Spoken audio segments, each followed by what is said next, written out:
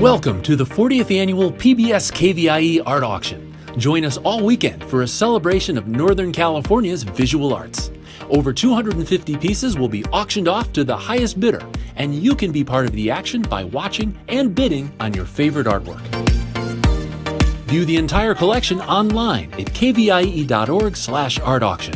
Then, when your favorite item appears, call 1-844-KVIE-ART to place your bid. Auction proceeds benefit the programs and services of your PBS station, KVIE. So thank you for watching and bidding. And now, let the auction begin.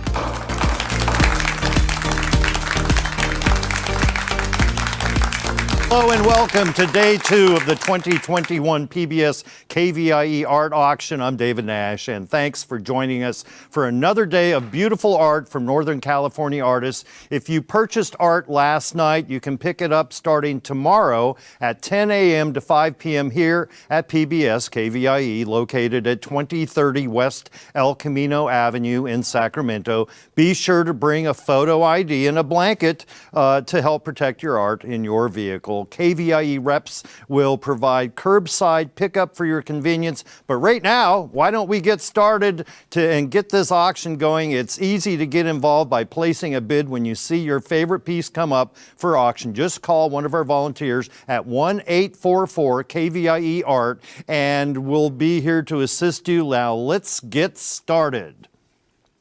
Okay, so coming up next is, is artwork from the Short Center. Founded in 1978, this arts-based program for adults with developmental disabilities offers a place to build life skills, form meaningful friendships, and become more involved in the community. View all of the art featured in this year's auction at kvie.org/art auction. Thank you for joining us for this Short Center break. This portion of the art auction is sponsored by Nick Sadik, Sotheby's International Realty, and we would love to thank them for their commitment to supporting the arts right here on PBS KVIE. They're here on the phones this afternoon, so thank them when you call in your high bid for your art. And now here's an overview of the art that will be up for bid during the next half hour. And let's start off with item 7A. It's called Sacramento by Annie Rosa. This is acrylic on board, measuring 16 by 30 inches. Retail value is $175. Item 7B is Byzantine Quilt by Doug Clayton. This is mixed media, measuring 17 by 24 inches. Artist framed, retail value is $100. And item 7C is Untitled by Robin Marshall. This is mixed media, measuring 18 by 25 inches. Retail value is $110. Item 7D is Untitled by Mike Klepper. This is ceramic, measuring 15 inches round. Retail value is $200. Item 70 is New Shirt by Dawn Franklin. This is acrylic on board, measuring 10 by 21 inches. Retail value is $100. And item 7F is Tulips by Jose Bodas. This is acrylic on canvas, measuring 20 by 20 inches. Retail value is $180. And let's head over now to see the art with our auctioneers and art expert Kelly Rains and Paul Basie. Hi there, I'm Kelly Rains, and thank you for joining us for the Short Center category. During this break, I am pleased to be joined by Paul Basie. Paul is an artist and art educator here to discuss the work presented by the Short Center. Thanks for being here, Paul. It's an honor. Thank you. Thanks for having me back. This is the 6th year I've done this, and I'm just happy. I love it. Yeah, it's a lot of fun. It's really fun. So this is item 7A. It is Sacramento by Annie Rosa. It is acrylic on board, measuring 16 by 30. Retail value is $175. Paul, what can you share with us about this painting? Well, first I'd like to point out it has a very extreme horizontal kind of format. It's a little different from a lot of other pieces or that are more square, rectangular. And I think it gives it a really nice kind of a narrative. Like you can read it from left to right or right to left. And these beautiful buildings, we just called it Sacramento. What else can you think of? You know, I love the sun beating down on this beautiful cityscape or whatever. The sky is great. Just so many color variations in there. There's kind of a sundown going on over here. Very exciting, charming people in it, populating this piece. It's just a lot of fun. It's everything I like to see in a short center piece. It's just, it's, finished. It has, presence. It's very good, and it's fun, and I think it's going to work fabulously in somebody's house, no doubt, absolutely, no doubt. It's something everyone would love to see in a painting, just like you see something you love on PBS KVIE all the time. So call the number on your screen right now. Look at the bid we're looking for on the screen right now. This is a fun, energetic, you mentioned it's a very long horizontal piece. It's a great scale for a painting. Yeah, it is. It's a little different, and I'm kind of jealous of it, actually, because this was here. I've only been at the Short Center for a couple of years. And so this was there when I got there, and I saw it right off the bat and said, man, I'm jealous. Whoever helped Annie Rosa, I'm jealous of her, make this, it's everything. And so I just strive to make stuff that's at least this good, and help the guys. But it's very successful, and it's these great rain clouds up here, which I hope we can run into soon. And the houses, the colors, it's a nice palette, it's not all over the place. Tell us more about those colors in that palette specifically, because they're so wonderful. Yes, I mean, like I said, it was fully done when I got there, so I didn't see anybody, I didn't watch Annie work on it, though I've seen Annie work on a lot of other stuff. And but it looks to me like she did a really good job of starting with that sky and then putting that cityscape over there, and the transition from that sort of sunrise or sunset, on the at the right side. Over here to the with this great sun. There's just a lot of activity, and it's beautiful. It's so beautiful. It really tells a story. Please ring the phones right now, call in your bids, and support PBS KVIE, where you find all of the stories that you love 24 hours a day, 7 days a week, on air and online, wherever you want to watch PBS KVIE. And this is a great break for the Short Center. Tell us more. What can you share with us about the composition of this painting? Well, apart from the fact that it's quite long, which sets it apart, I think that the buildings sit in there in that nice kind of regular pattern, and it gives it a good feel. It's just a really nice aesthetic. That sort of regular buildings, also rectangular and kind of long. So there's like a lot of, aspects of the composition kind of getting tied together there. Great expressions if you can get a close-up. And then if you're a car person, some of these vehicles down here are really, really fanciful. This looks like a train, maybe.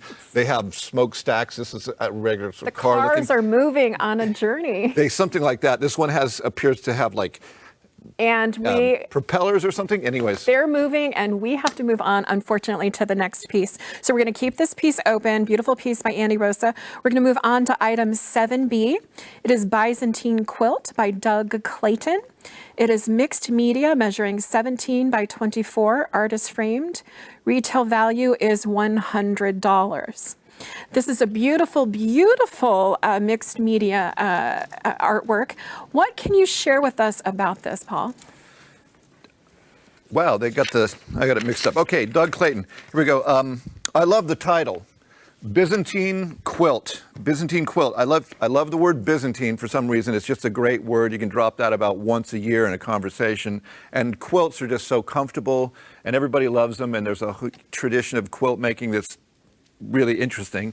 And then this thing kind of fits into there. Again, this piece it came in here a little differently. I'm not that familiar with this piece, but I know Doug Clayton and I know his work, and this fits right in with it. Again, this is an abstract piece, obviously, and a lot of fun colors going on here. This looks like this strange cryptic writing down here, and then it's beautifully framed, and it just says everything that, see if I have any other notes here about there, but yeah, it's a really successful piece, and I'm happy it's here at the auction, and so good on Doug. We're happy it's here. We're happy you're here. We're even happier when you ring the phones and call the number on your screen right now.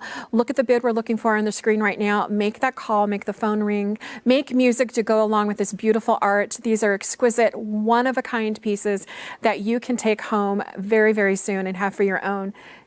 And he's depicting a quilt here. What kind of materials? It's mixed media. What kind of materials did he use? Well, it's a drawing on paper, obviously, and then framed, but I would say mixed media in that there's a variety of pencils, pens, inks, and crayons in there. So it's, it's all drawn, obviously. You can see that it's, hand drawn, but it's probably a variety of different types of pencils and crayons and stuff like that. So it gives it kind of a more of a active sort of a look to it. There's really a lot of fun stuff going on over here in particular, I think. And so yeah, that's mixed media. Is this typical of Doug's work that he's done in the past? Yes, and he's also very active with clay. He likes to use the ceramics, which is fun to watch because his name is Clayton, which actually means Claytown. I looked it up, and anyways, so he's pretty active with the ceramics, but also with the more two-dimensional paintings and drawing stuff, but always in this kind of like abstract kind of area. It's such a fun piece. Thank you, Doug. And we love you being here right now. This is supporting all of our region by supporting PBS KVIE when you call in the number on your screen right now. Be a part of the story, be a part of art. Go beyond the broadcast and bring some art into your home when you call the number on your screen. And there are lots of bids for this piece. It's artist framed. Again, it's mixed media, measuring 17 by 24. Retail value is $100. Call now to place the bid that we're looking for on the screen.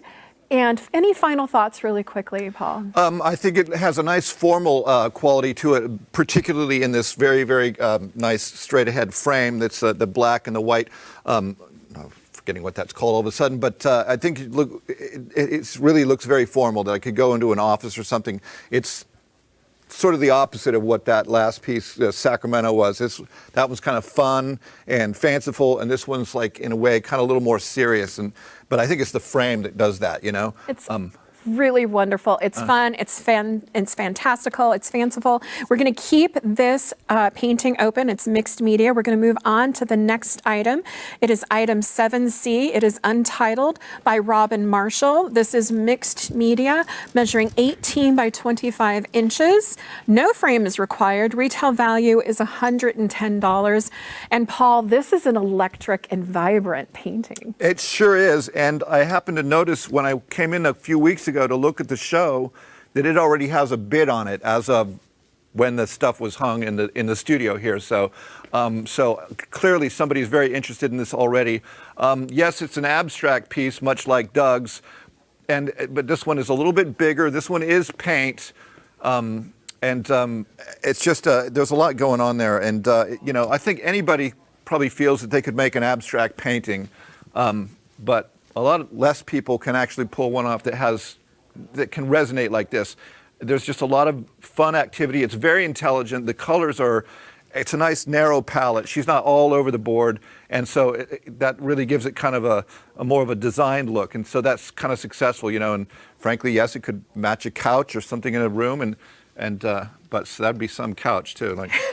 There's something for everyone in this painting that could resonate with everyone, just like there's something for everyone on PBS KVIE that resonates with you, whether it's our nature shows, our science shows, our arts shows, masterpiece shows. So call in that number right now. You're not only getting a beautiful piece of art from a wonderful artist, but you're also supporting the art and the mission of PBS KVIE, providing great programs for everyone in our region. There's something to look at, like I mentioned, for everyone. What's one thing that stands out to you just off the... That's a good question. I mean, that red and the black is just it just so stands out. And I love the way the black dots here. And then it looks like she kind of maybe messed up a little bit, but we won't call it messing up. It just gives it a nice energy there. I mean, that's part of making art like this. And then the way some of these other colors poke out, and then there's like this, cross up here, almost like a symbol all of a sudden. And so these things are poking out, and really there's a lot of fun. And that's why I picked it for this year. And it has a beautiful shiny coat on it, so that protects it. And yes, you could dust it off if anything, And it's on a panel, so that gives it a nice presence, It's on a panel rather than, say, just paper or canvas, so it brings a little bit of a different energy to it. And I just love it. Yeah, I must have been there when she made it in our, at the Short Center in my classroom, but it was probably like 2 or 3 years ago now, and so So I don't specifically remember a lot of the details about that, but Robin's a really active part of our the Short Center family, and she just does a great job, and we love it. Well, thank you, Robin, and thank you for all of you who are tuning in right now, and especially thank you to all of you who are calling and making the phones ring. The number is on your screen. Bid now. These pieces, these beautiful artworks don't stay open for very long. Time is always of the essence, and you call in right now so you can keep this timeless art in your home. The number is on your screen. This is item 7C, Untitled, by Robin Marshall. It's a substantial sized piece. It's very vibrant, saturated colors. There's something new to look at every time I look at it, Paul. Mm-hmm. And much like the Doug's, this mixed media, you can see this kind of a pencil or crayon crept in over here that gives it a completely different look. So you have the paints and then these more drawn sort of marks, and it just gives it a lot of contrast and energy like that. It's so beautiful. And there's a lot of energy in here right now. And we are well halfway through the break, which means we're going to keep this piece open and check in over at the recap station for bidding updates while you call in and place your bids. All right, thanks, Kelly. All right, we're off to a great start with this Short Center break. Let's go through our opening pieces, and let's start off with item 7A. It's titled Sacramento.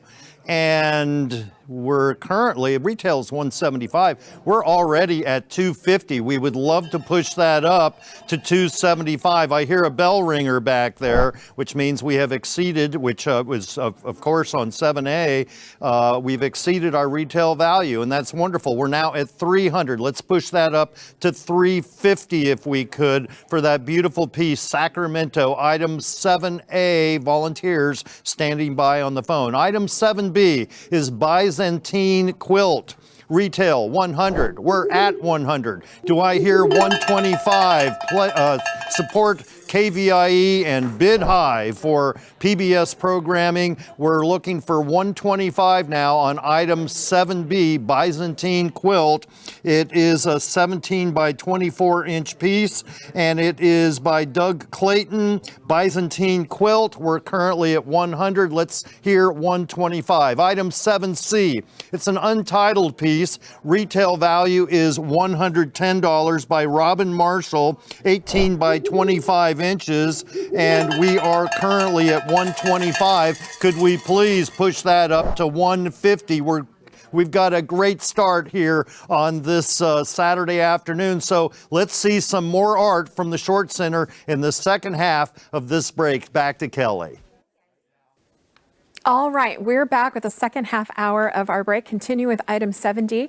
This is an untitled work by Mike Klepper. Paul, lots to talk about here. I hope so. Yeah, this piece is ceramics, and it is by an artist named Mike Klepper.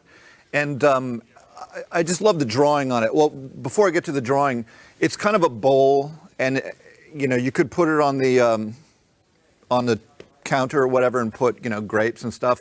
But it also looks good as a piece of wall art, you know, and I love the drawing. I don't know if there was some source material that he looked at to get this picture, but it's really, really strong.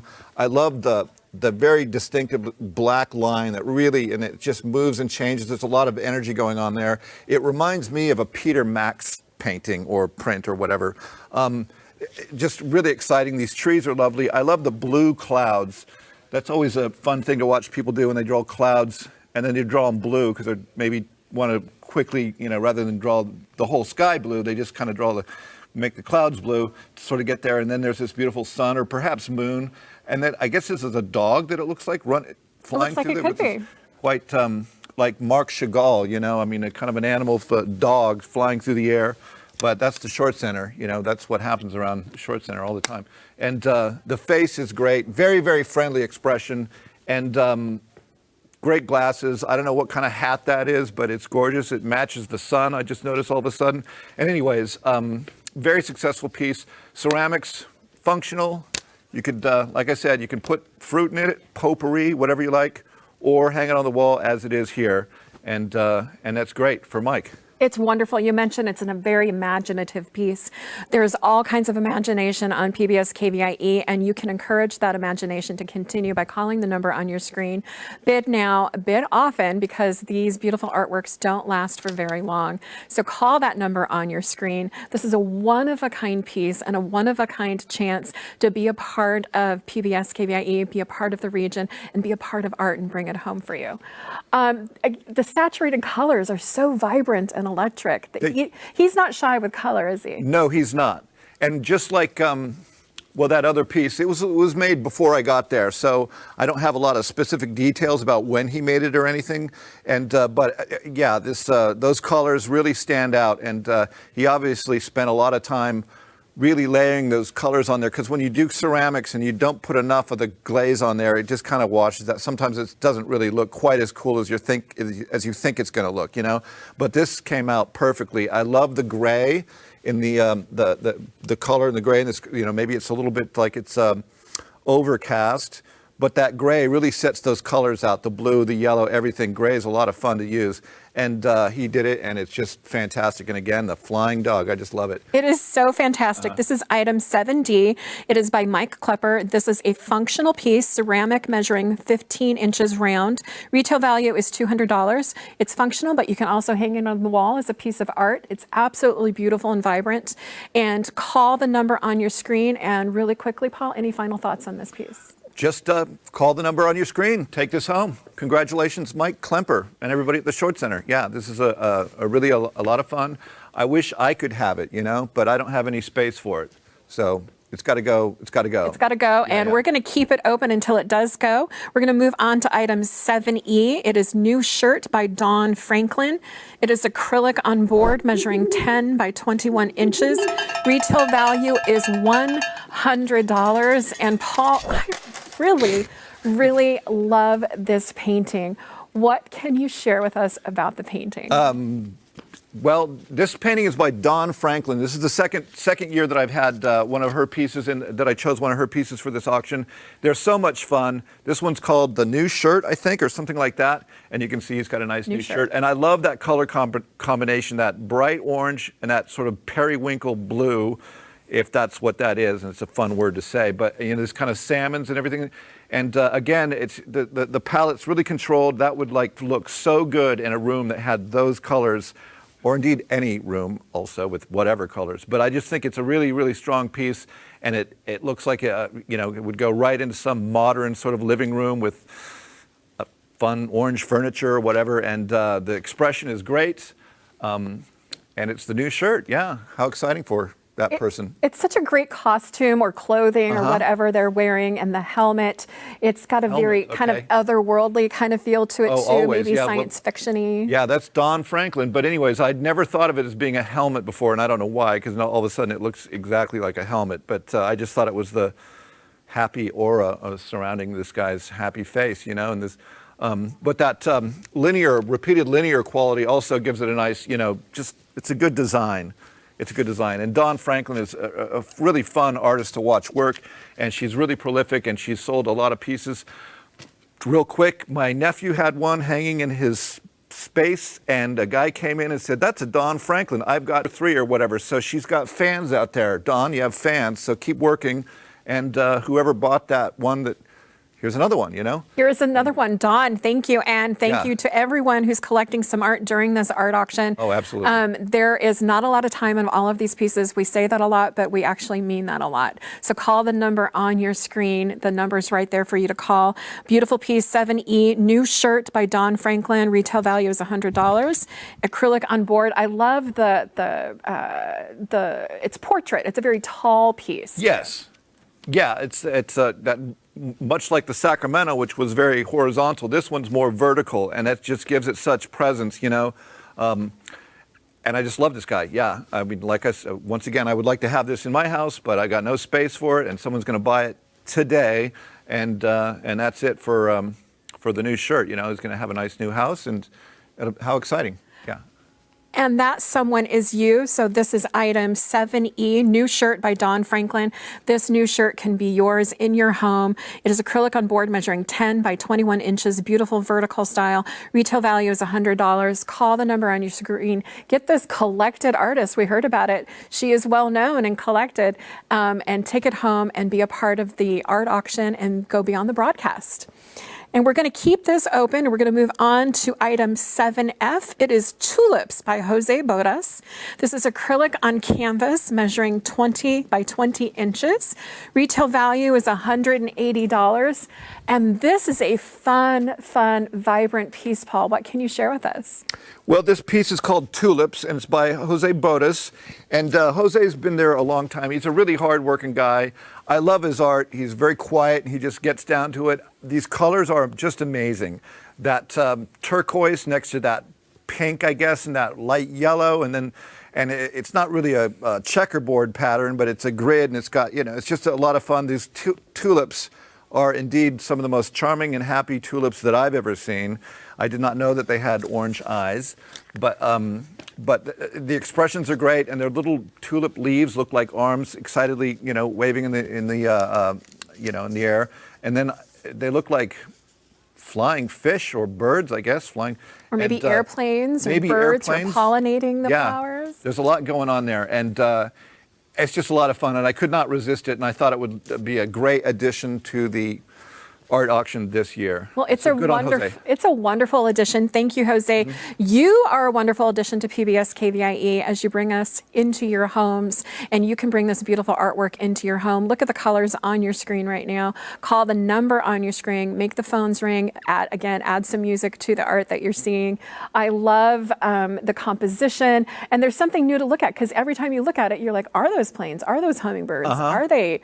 What are they? And the happy dancing tulips. Happy Dancing Tulips, which should have been the title, but it's just Tulips, so you missed out on that great title. But yeah, it's a very fun piece, and you can put this in any room in your house, I think, maybe not the garage, but go good in the living room or a kid's room, even the kitchen. I think it would just make every meal a little bit better, don't you think? Anywhere you want some happy dancing tulips.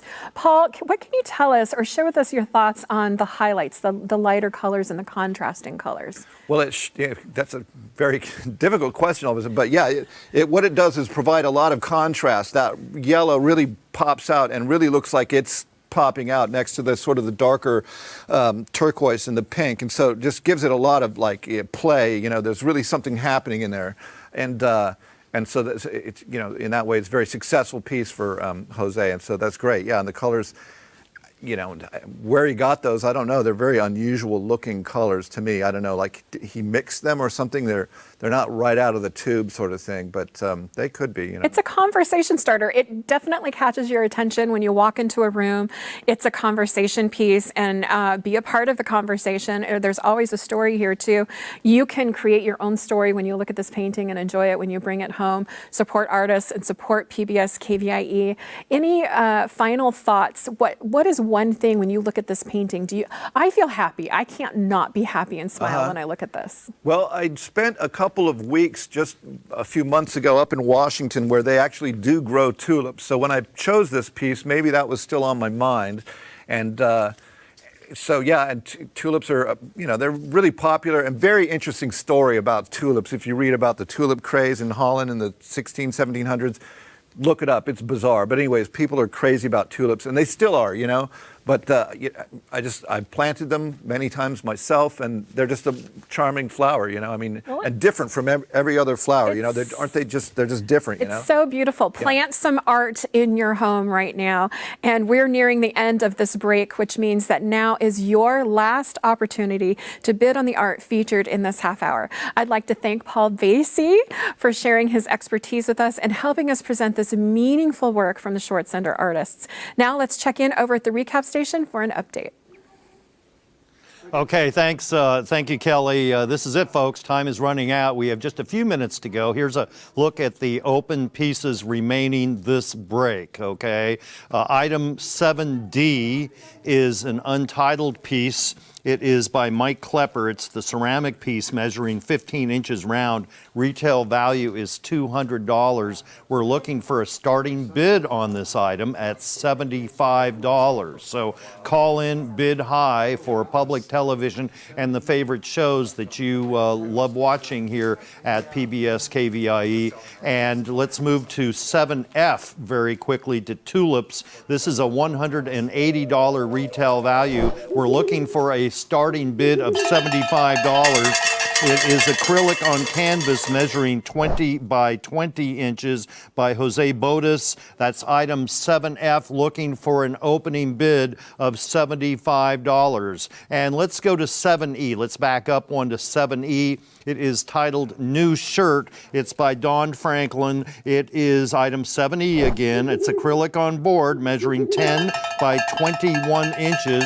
Retail value is $100. We are currently, this is popular, $375. Let's push it up to $400, bidding high for public television KVIE. Stay with us. There's more art coming up in the next half hour of the PBS KVIE art auction.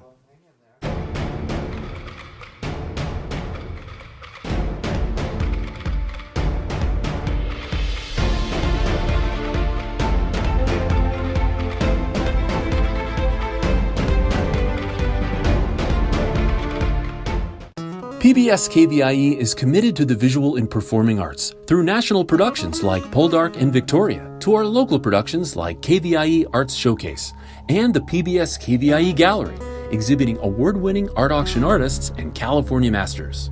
PBS KVIE's commitment to the arts stays strong because of your participation as a donor and art buyer.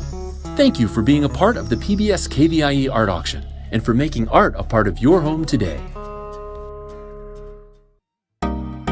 Coming up next is Birds of a Feather. This category features representations of our feathered friends in a variety of media. View all of the art featured in this year's auction at kvie.org/art auction.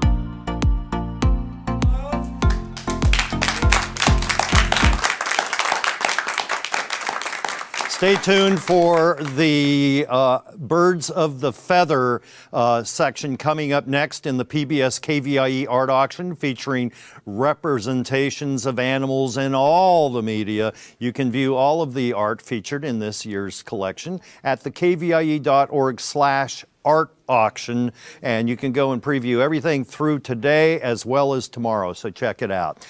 Okay, so let us we have more amazing artwork for you. So just waiting for a new home. Here's an overview of the art in the Birds of a Feather break up for the bid during the next half hour. Let's start off with item 8A. It's The Last Rufous Hummingbird by Michio Watanabe. This is photography measuring 16 by 20 inches. Retail value is $550. Item 8B is Bogey Birdie by Doreen Irwin.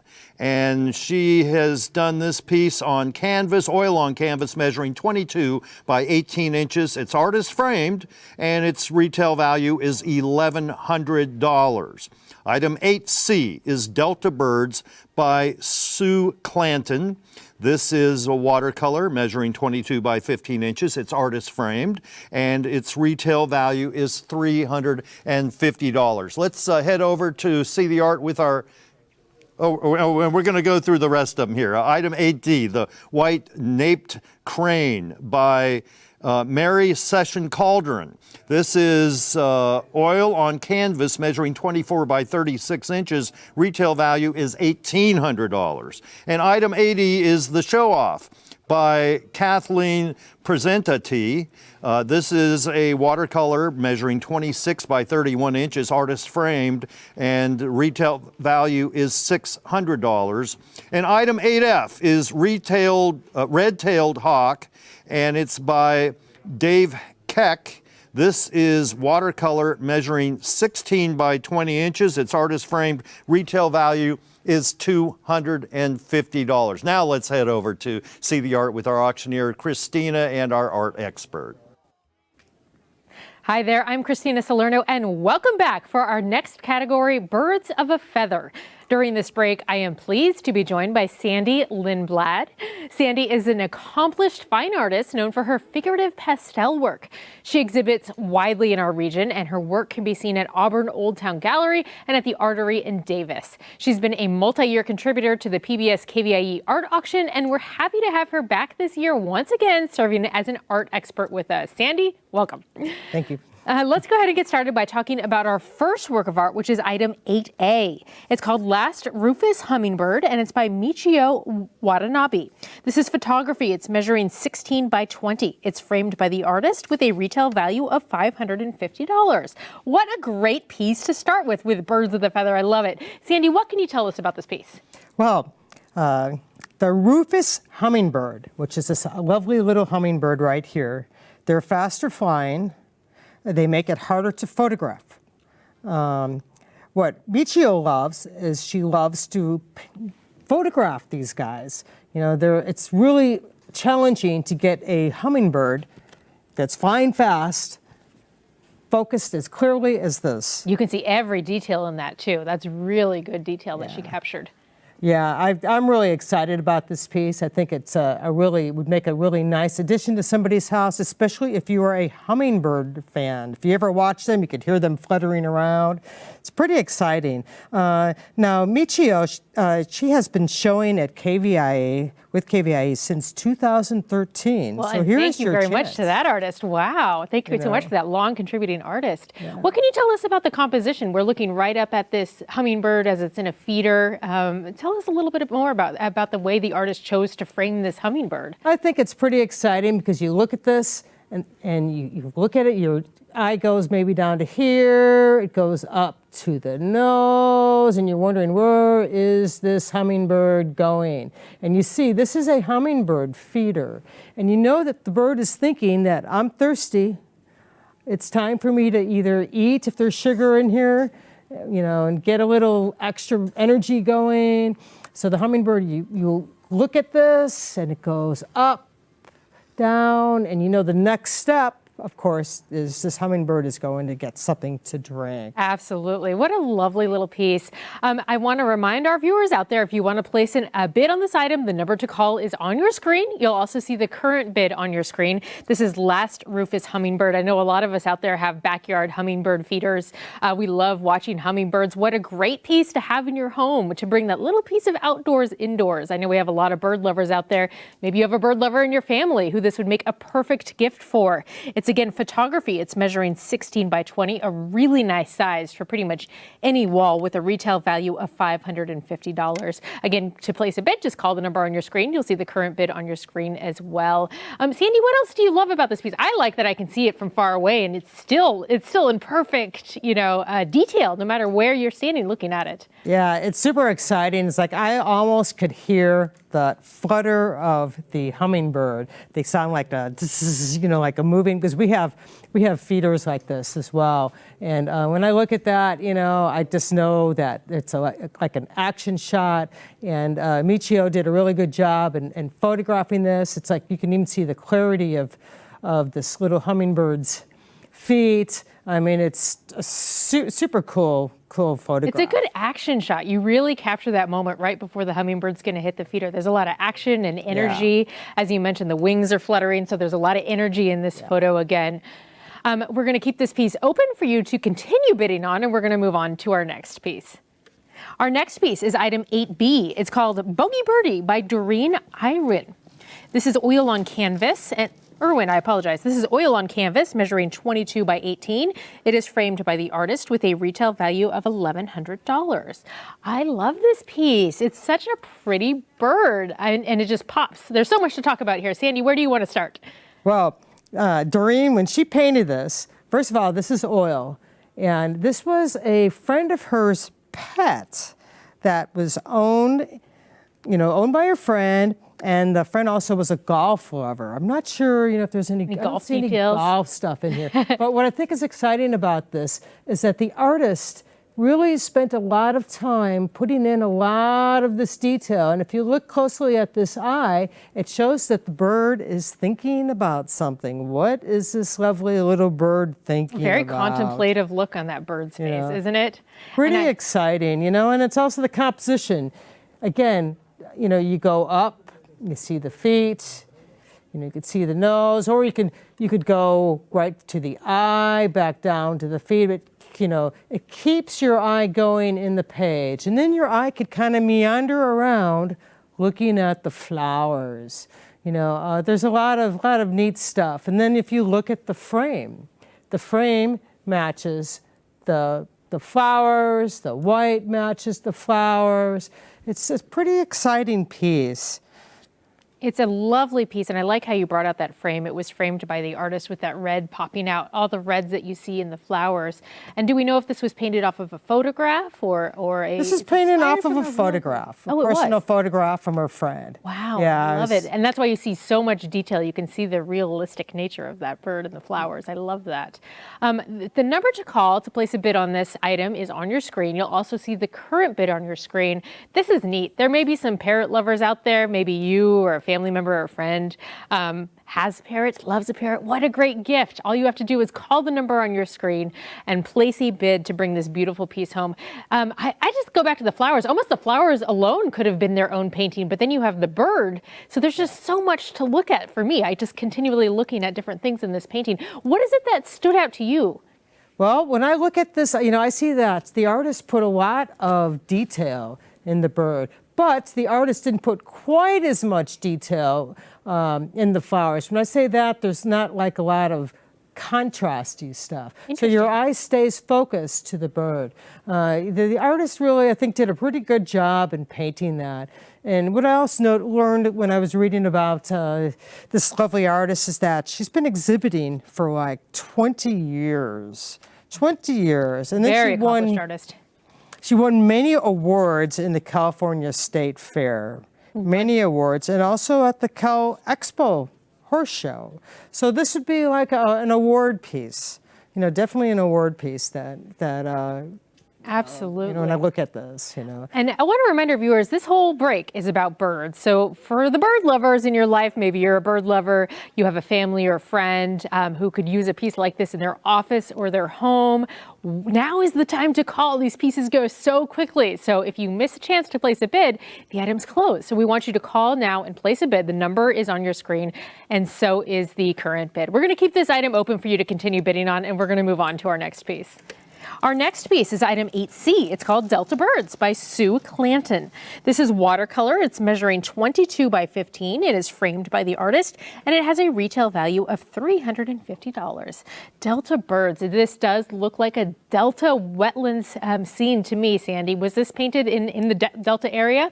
Yeah, this particular painting, it's a combination of several photos and years of observation. Wow. She lived and played in the Sacramento-San Joaquin Delta system for the last 45 years. So this artist, from what I could see, has had a lot of experience seeing these birds and knowing what will make the bird look like a bird, or have the green heron's nest in a tree. You know, she would see that happening every year. It's a pretty exciting piece. And if you look at this, you know, when she painted this using transparent watercolors, painted on arches, 140 pounds on cold pressed paper, for all of you guys that understand about watercolor. You know, it's a pretty exciting piece. And the way she handled painting the sky, it looks like a wet on wet technique. The way she did the grass, the reeds in the water, it's, you know, she used like crisp edges. She might have done, you know, some sort of masking to get this bird so white. When I say masking, you put mask stuff on it, and then you could paint around it, and you don't have to worry about the reeds bleeding into the the bird. I mean, there's a lot of different techniques that she did when she painted this. It's pretty exciting piece. Really exciting, especially knowing how difficult watercolor can be to get those fine details that you're talking about. Yeah. And I love the composition of the different birds that you mentioned. And the Delta is such an iconic location for those who live in the Sacramento, the Central Valley region. What a fantastic piece to bring home to be representative of this area that we live in. Perhaps you or your family love to go walking out on the wetlands, or there's a birder on your family. What a perfect painting to bring home to represent that. The number to call is on your screen, and also the current bid is on your screen for, again, item 8C, which is called Delta Birds by Sue Clanton. Sue just did such a lovely job with this. She also framed it herself, and I think it really makes it pop. Yeah, it truly does. You know, it's like I see this frame, and then I look at the mat to see how the mat works with the painting. When I look at the frame again, I look at the composition, and you have it going in, you have it going to this bird. You know, you see this one, this goes in to keep your eye in the page. It's a pretty exciting piece. Very, very, very fun. You see some little, looks like water lilies, little flowers. Great piece to have for your house. Really, really kind of a window onto the world, onto the Delta, onto this place that we all love so much. And very calming feeling. What kind of emotions? For me, I have a very calm feeling. I'm out hiking in the Delta. What kind of feeling does this evoke for you? Very serene, very relaxing. It'd be a great piece in my house. You know, I love the colors. It gives you a nice mood. It'd be a great piece for those people that love deltas. And even if you don't live in the Delta and you want to, this would be perfect for you. Absolutely. I 100% agree. All right. Well, we're halfway through the break, which means that we're going to keep this piece open and check in over at the recap station for bidding updates while you call in right now. Okay, wow, some really amazing art this break. Let's recap the pieces we've looked at so far. Let's start off with 7F. It's Tulips. It is from Michio Watanabe, and it is 16 by 20 inches. Retail value $550, and we're looking for. Let's see here. I'm off on a page here. Where are we? How did Tulips show up here? Okay, Bogey Birdie, $1,100 is our retail. We're looking for a high bid of $750. And this is 22 by 18 inches. And again, it is oil on canvas. And then item 8C is Delta Birds by Sue Clanton. This is watercolor measuring 22 by 15 inches, artist framed.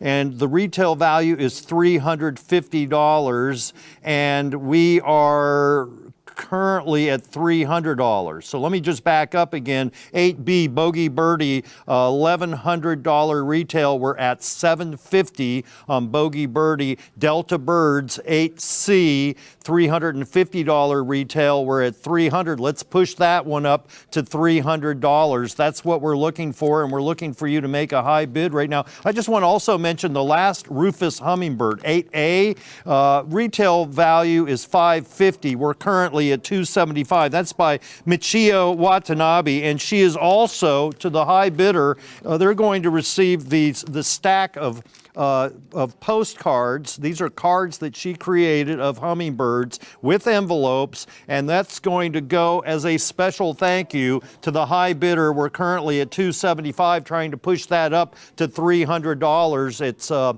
retail value of $550. All right, more art to come this break. Let's head back for more birds. Christina.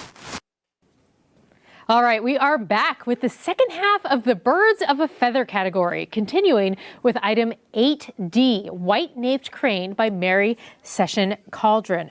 This is a oil on canvas measuring 24 by 36 inches, and it has a retail value of $1,800. Sandy, what is it that strikes you right away about this work? And it's an exciting one. It's a big, exciting piece. I love this one. Yeah, it really, really is. When I look at it, I'm wondering, what does this crane see? I really wonder, it's like, or is she going to see like a little mouse somewhere that she's ready to go after? I'm not really sure, but it's pretty darn exciting. I look at this, again, a lot of these artists that we've talked about have been paying attention to their composition. Again, you go into here, you look at these lovely little feathers, big feathers, and I go up to the nape of the neck. I see the little beak, and it goes down, and it's pretty exciting. And there's a lot of interesting little textures going on in this painting. A very dynamic painting, as you mentioned. It looks like this bird is in the middle of flight. Something caught its eye. Our camera was just panning up closely under the eye that's kind of looking over to the side, but there's a lot of movement and energy in this painting, which I really love.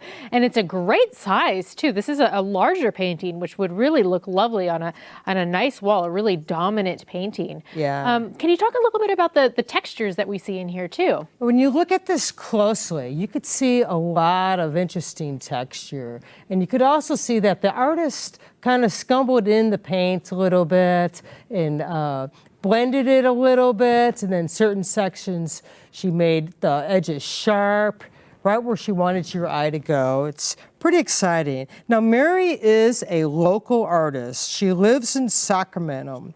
She's exhibited in many galleries over the years. This is your chance to get a local painting by a local artist in this area. She's a reminder that all of these works of art are original works of art by artists who have donated to PBS KVIE to support the mission of PBS KVIE. Yeah. So thank you very much for mentioning that, and thank you to the artist for donating such an amazing piece of art to the art auction. To place a bid on this item, all you have to do is call the number on your screen. You'll also see the current bid on your screen for this really dynamic, lovely painting. It's white naped crane, so it's a crane, and it's obviously in the middle of some action. So maybe for the bird lover or outdoors lover in your life, this would be a fantastic painting to take home. Again, it's an oil on canvas measuring 24 by 36, that really lovely large size, with a retail value of $1,800. Sandy, what else is it about this painting that kind of drew you in? Well, again, the composition. And I love the scumbling of the paint. I love the softness of this paint. You don't see a lot of little harsh brush strokes for this. But where she wanted you to look at some of these feathers in the little bird, the big bird, she made the edges sharp.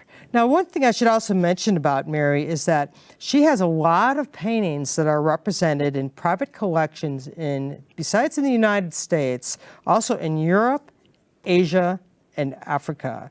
And she also has some paintings that are included at the National Air and Space Museum. She's an internationally known artist, and this is your chance to have an internationally known artist in your home. What a great conversation piece this would be, because it's such a bold bird. You walk into your home and this is something that you see. It's going to grab your attention. It's going to grab the attention of your guests. What a fantastic conversation piece. We are going to keep this piece open so you can continue to bid on it, and we're going to move on to our next piece. Our next piece is item 8E. It's called The Show Off by Kathleen Presentate. This is watercolor measuring 26 by 31. It is artist framed with a retail value of $600. Now, Sandy, this item has some really unusual textures in it. Can you tell us a little bit about that? Yeah, this is an exciting piece. This is very exciting. If you were to look at this really closely, what she used was this jinwashi paper. She put watercolor on jinwashi paper. And it's pretty darn exciting, because what she also did was, Kathleen was using the batik method of wax resist with watercolor on various papers. And it's fairly recent, and it's relatively uncommon. And you look at this, and she's got like such, neat colors, it's neat textures. It's a super exciting piece. It's really unique. As our camera zooms in closer, you can really see that texture detail that's so unique. We actually don't have any other pieces in the art auction that are like this one. It's kind of that unusual of a technique, but I love it because it's kind of a modern, fresh take on something that you would normally see, a painting of a bird, but it's a little bit different. It's a little bit more unusual. It makes you want to come closer to the painting to take a look at what's happening here. Yeah, this is super exciting. A little bit more about her process. What she did was her process, it's much like fabric batik, where it requires melted wax to be applied to the paper in order to preserve the whites and the watercolors in layers. When completed, the wax is melted off with a hot iron. The painting is mounted on archival mat board and then framed. It's a super exciting piece. You can look at this, you could see a lot of stuff going on. What's cool about art is that if things are not all spelled out, you can continue to look at that painting, continue to see that it's exciting. Your eyes can continue to visualize different things about it. Absolutely. We always learn new things in the art auction, which is just one thing I love about this because, it's a learning experience for everybody, for our viewers at home, for us learning more about art and these unusual techniques. What I love about this one too, it's called the show off, and you see the birds kind of showing off for the other one to the side. There's just so many different things. Every time you look at this painting, there's new details. And if this is a painting you're interested in having in your home, all you have to do is call the number on your screen. You'll see the current bid on your screen as well. Again, it's called the show off with that really interesting, neat, unique technique. It's a watercolor with those kind of great techniques framed by the artist with a retail value of $600. Sandy, what are your final thoughts about this piece? A couple other things I'd like to say is that this painting was inspired by a documentary that Kathleen saw on PBS years ago, and it presented the life and habits of whooping cranes. Wow. So it's pretty cool. What I would suspect, I'm not really familiar with the whooping cranes, but I would suspect that this is probably the male bird showing off to the female bird saying, hey man, look at me, you want me, And that's what viewers in your home will do when they see this piece. They will say, wow, look at me. And this will be your chance to take it home and bring this piece home. Well, we're going to keep this item open for you to continue bidding on, and we're going to move on to our next piece. Our next piece is item 8F. It's called Red-Tailed Hawk by Dave Keck. This is watercolor. It's measuring 16 by 20. It's framed by the artist with a retail value of $250. I love this. We're continuing our birds of the feather, and this is such a great bird. I love red-tailed hawks. Every time I see one flying around, I have to stop and point it out. What is it that you love about this painting? Well, I like hawks. I think hawks are pretty cool.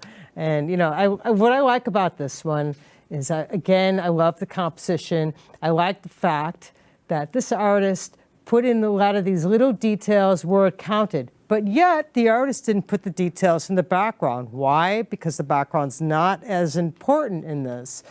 And the other thing the artist did is the artist had this offset, the bird offset, so that you can look at it, so you kind of go around here, you go back. And then you look at the framing. The artist did a really good job at framing it. He's got like double mats, really beautiful frame here. Great piece. It's really neat. The detail on this piece, as we're taking a closer look at it, is just stunning because it's almost like photographic quality, but it's a watercolor measuring 16 by 20 red-tailed hawk. This could be a great piece for the birder in your family, the nature lover in your family or in your home. It's kind of got that natural kind of rustic cabin feeling to it, bringing the outdoors indoors. Just call the number on your screen to place a bid. You'll also see the current bid on your screen. The retail value, again, of this piece is $250.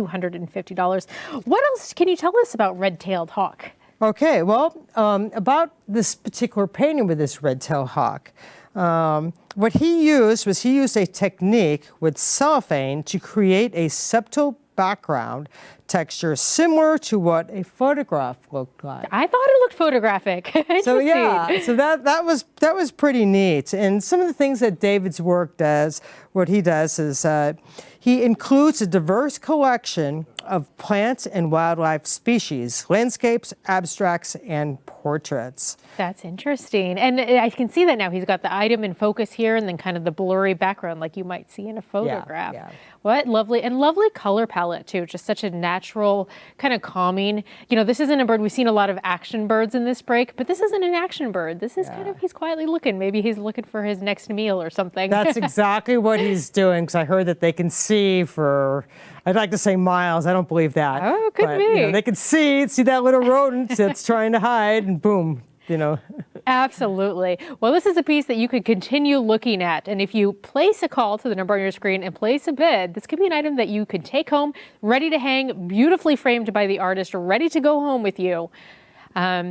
Once again, it's item 8F, Red-Tailed Hawk by Dave Keck. It's a watercolor measuring 16 by 20, framed beautifully by the artist with a retail value of $250. Such a great piece for you to take home. So such a great representation of birds in the feather, which has been what we've been talking about here. Super, super excited. If you like hawks, this is your opportunity to have this for your home. Absolutely. For all our hawk lovers out there. Yeah. All right. Well, we're nearing the end of this break, which means that now is your last opportunity to bid on the art featured in this half an hour. Let's check in over at the recap station for an update.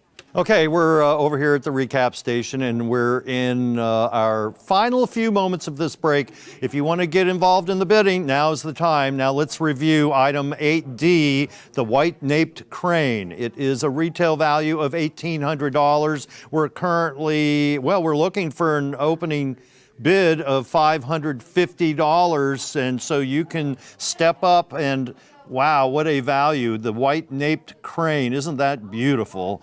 And that is, again, retail value $1,800. We're looking for an opening bid of $550. Item 8E, the show-off, $600 retail value. We have a high bid of $200. Would like to push that up to $250. Bid high for public television. Item 8F, Red-Tailed Hawk. We have a bell ringer here. We are $100 over the retail value. We're at $350. Would like to push up that. There, you hear the bell ringer. We would like to push that up to $400. Bid high. Let's go back to item 8A. The last Rufus hummingbird, we're currently at $350.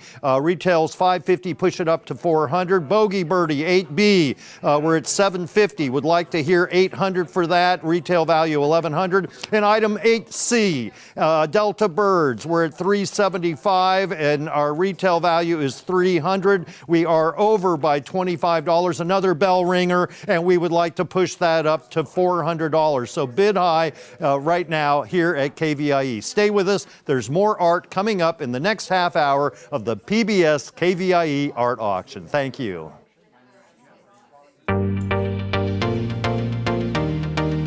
Welcome to the 40th annual PBS KVIE Art Auction. Join us all weekend for a celebration of Northern California's visual arts. Over 250 pieces will be auctioned off to the highest bidder, and you can be part of the action by watching and bidding on your favorite artwork. View the entire collection online at kvie.org/art auction. Then, when your favorite item appears, call 1-844-KVIE-ART to place your bid. Auction proceeds benefit the programs and services of your PBS station, KVIE. So thank you for watching and bidding. And now, let the auction begin.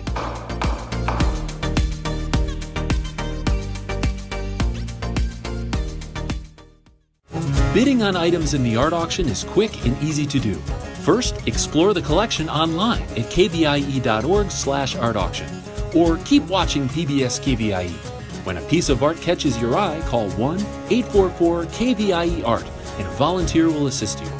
KVIE accepts all major credit cards for your art purchase, and a member of our accounting team will confirm your payment within 5 minutes of item sale. Thank you for being a part of the PBS KVIE Art Auction and for making art a part of your home today. Coming up next is the Waterscapes category, exploring seaside vistas, rivers, and more. View all of the art featured in this year's auction at kvie.org/art auction.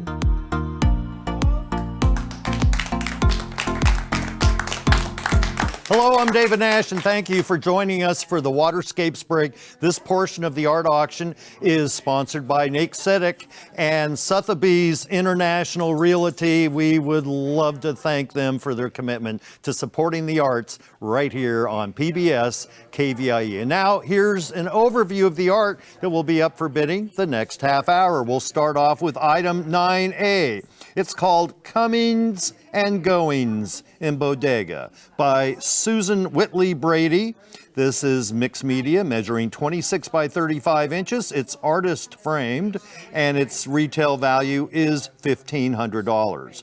Item 9B is Hopeful Waters by Kathy Frevert Levinson. This is oil on board, measuring 25 by 30 inches. It's also artist framed, and its retail value is $450. Item 9C is Autumn Waterfall by Rebecca Jaggers. This is watercolor measuring 22 by 18 inches. It's artist framed, and its retail value is $400. Item 9D is Fresh Morning by Ina Rankin. This is acrylic on canvas, measuring 24 by 30 inches. Its artist framed, retail value is $350. Item 9E is Morning Reflection at Sutter Buttes by Sue Grau. This is photography, measuring 16 by 24 inches, printed on metal. This is a retail value of $380. And item 9F is Peaceful Day at the River by Jackie Pope. And this is oil on canvas, 18 by 24 inches, artist framed, retail value of $350. Now it's time to see the art with our auctioneer and art expert. Let's go to them, Ray.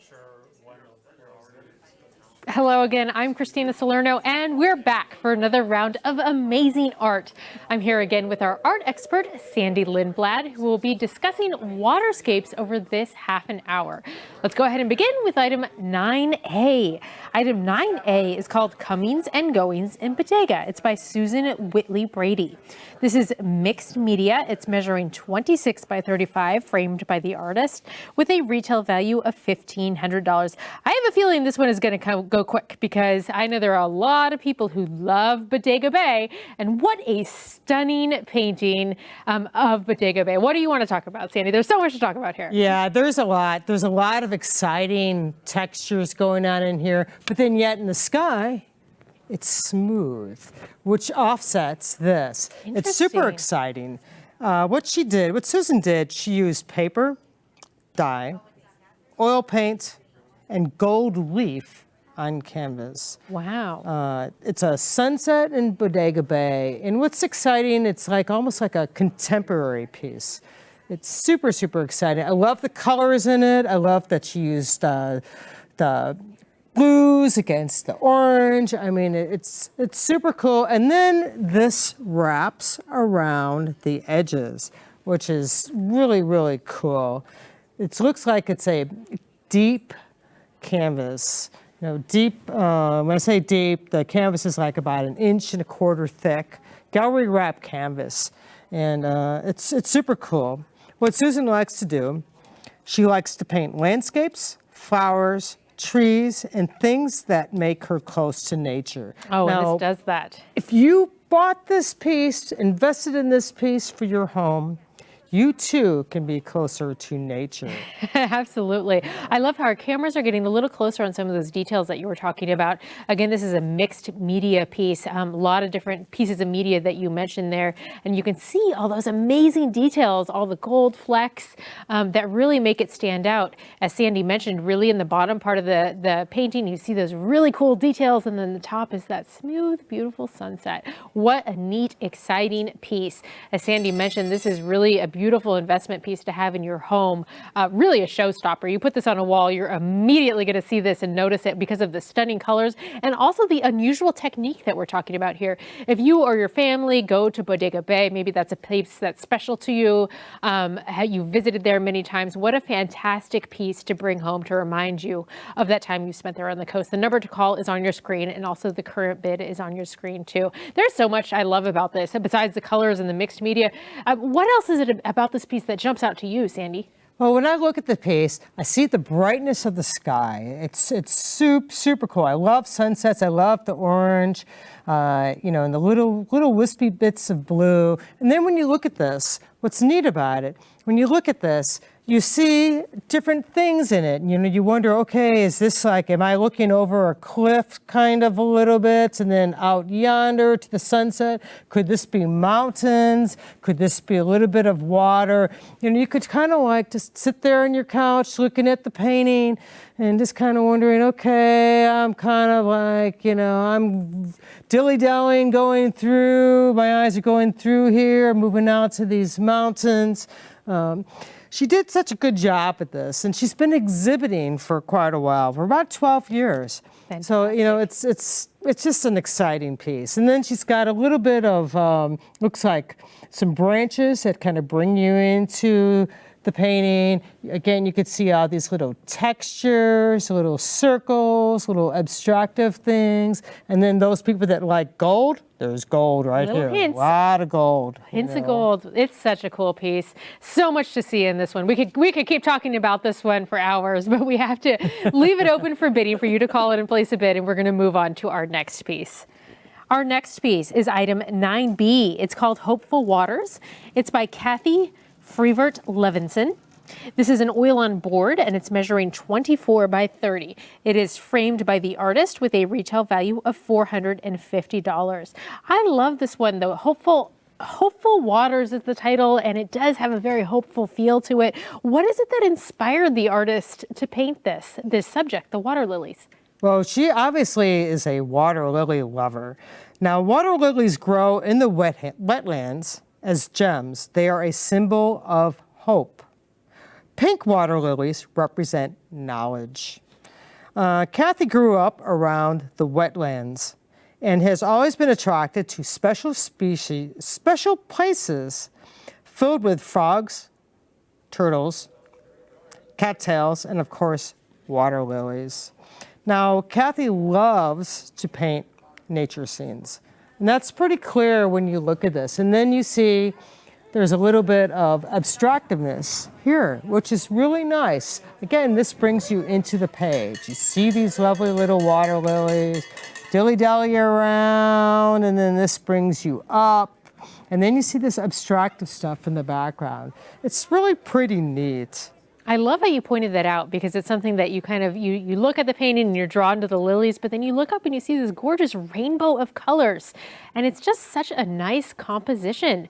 Really draws the eye, and beautifully framed as well. Really a stunning piece. Yeah. What else is it about this piece? And I love the colors too, the colors that the artist chose. Is that something that spoke to you as well? Yeah, it does. It really does. And again, this is also another calming piece. Very serene, yes. You know, you could have it in your living room or your family room and just kind of look at that. You know, it doesn't get old. It stays exciting. And the other thing, too, I'd like to mention is that what Kathy did was she painted on linen. This is oil on primed canvas made by Centurion. Okay. The frame, this nice frame, you can see engraving right in here, a little bit of gold in the inside. The frame is from La Tourette's Gallery in Los Angeles. It's black with gold band on the inside of the frame and a thin carved band on the edge.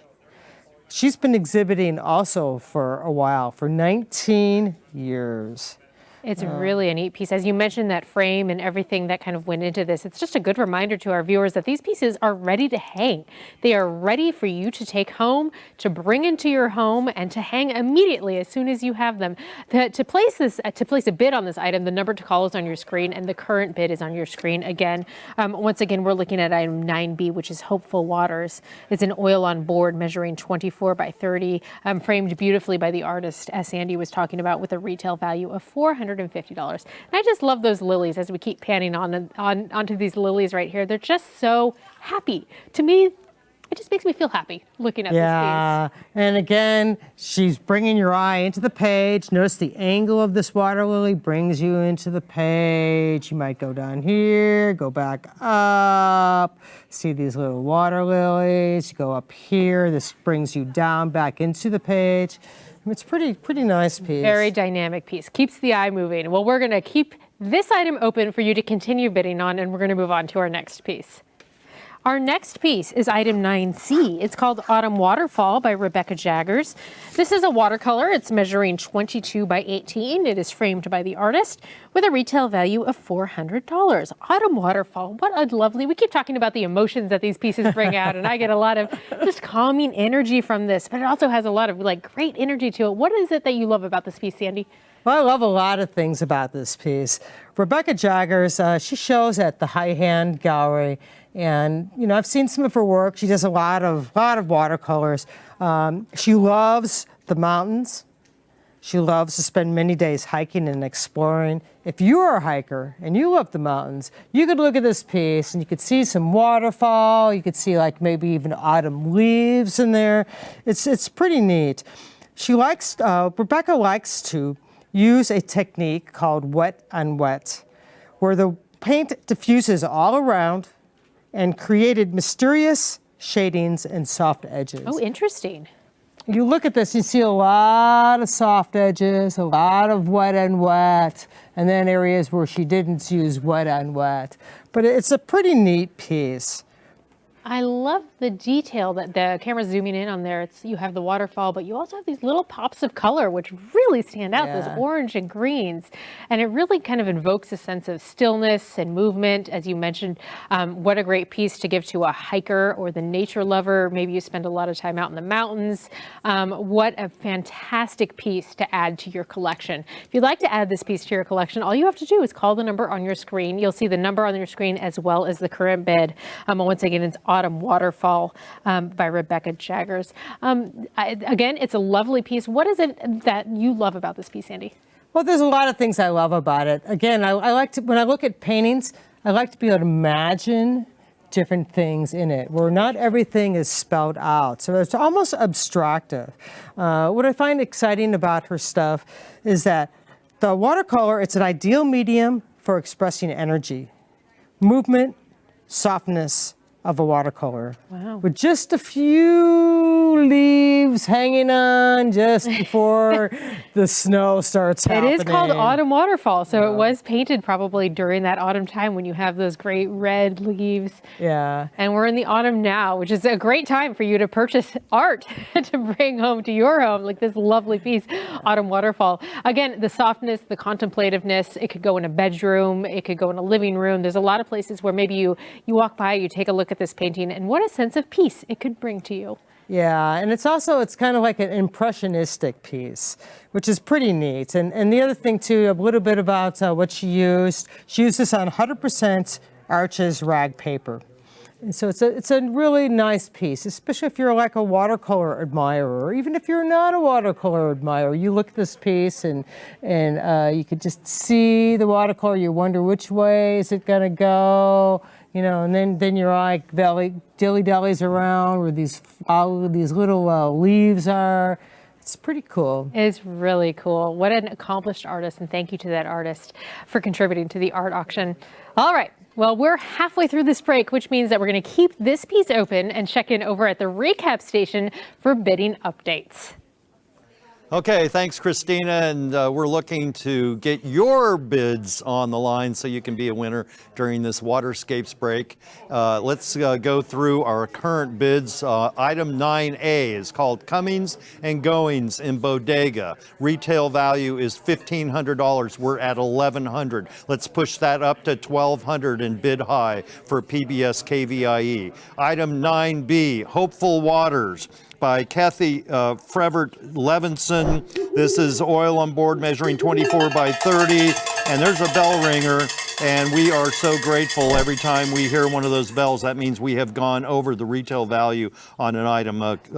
Hopeful Waters, we're currently at $650. Let's see if we can push that up to $700. Item 9C is Autumn Waterfall. We're currently a bell ringer on that one too, $450. We're looking to raise that bid to $500. That's item 9C, the Autumn Waterfall that we just saw, trying to push that up to $500. We're currently at $400. We're at $500. Do I hear $550? And let's go to 8D. Now this is still open. It's from our last break. It's called White Naped Crane, and its retail value is $1,800. We're looking for we just got a bid of $400. We would like to push that up to $500. This is an $1,800 retail piece. We're currently at $400. Would like to hear $500. That's the news from the recap station. Let's check out more of the great art. Back to you, Christine. The current bid is on your screen, as well as the number to call to place your bid. All right, we're continuing on with item 9D, Fresh Morning by Ina Rankin. This is an acrylic on canvas measuring 24 by 30 inches, and it has a retail value of $350. Sandy, what a vibrant scene of the coast here. I love this one. It really pops out. What can you tell us about it? Well, I look at this lovely painting and I see all this incredible detail. This artist must have spent a ton of time doing this. And when you look at oceans, oceans are constantly moving, which what she did a good job at doing. It's pretty exciting. This is an acrylic painting, which lends itself well to painting the ocean. It is on canvas and a deep frame, 1.25" frame, nice frame. She put a lot of detail in it. There's a lot of color in that. Lots of variations of blue that she did. It's pretty exciting. There's a really neat composition in this. As our camera's kind of zooming in, we have some rocks down here at the bottom, and then we move into the waves that are kind of cresting, and then your eye moves to the sky. It's almost like there's so much going on here. What are your thoughts about the way the artist composed this painting? Well, I think she did a good job. You know, I love the detail in the foreground.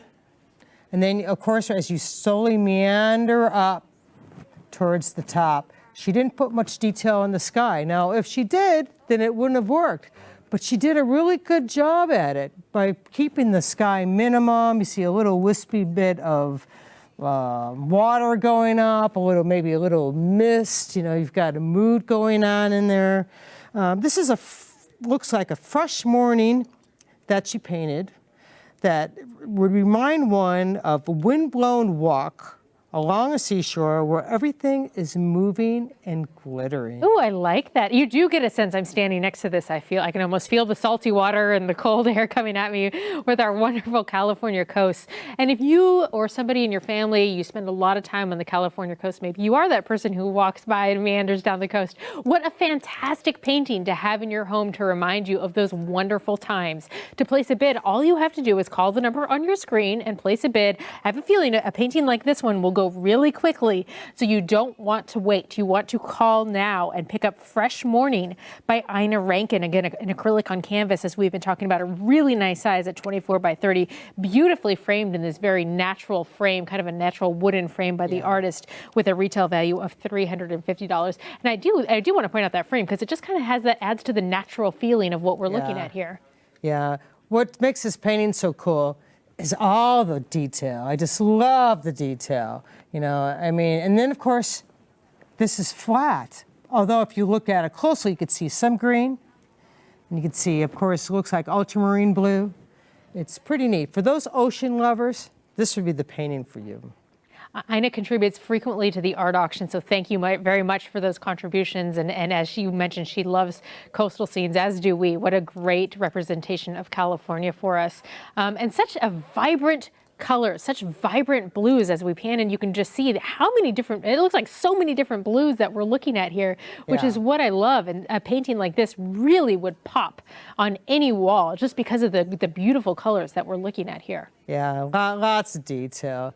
This lady, she's been exhibiting since 2013 for quite a while, and this would be great for your home. You know, I mean, you know, as I said, if you like the, you know, oceans and you like detail, this would be the painting for you. It would be. Well, we're going to keep that piece open for you to continue to bid on, and we're going to move on to our next piece. Our next piece is item 9E. It's called Morning Reflection Cedar Buttes by Sue Grau. This is photography. It's measuring 16 by 24 with a retail value of $380. Now, Sandy, when I looked at this one, the first thing that caught my eye was the reflection, because it's so stark, it's so stunning. Yeah. What is it that you love about this? Well, when I look at this, you know, it shows me a little bit of serenity and also things in motion. You look at this crop duster and you see the reflection. You see this great reflection going on. It's an early morning sky in the water of the Sutter Buttes, of course, with a crop duster, and it's cool. Her photography records the natural world and what's happening in the moments.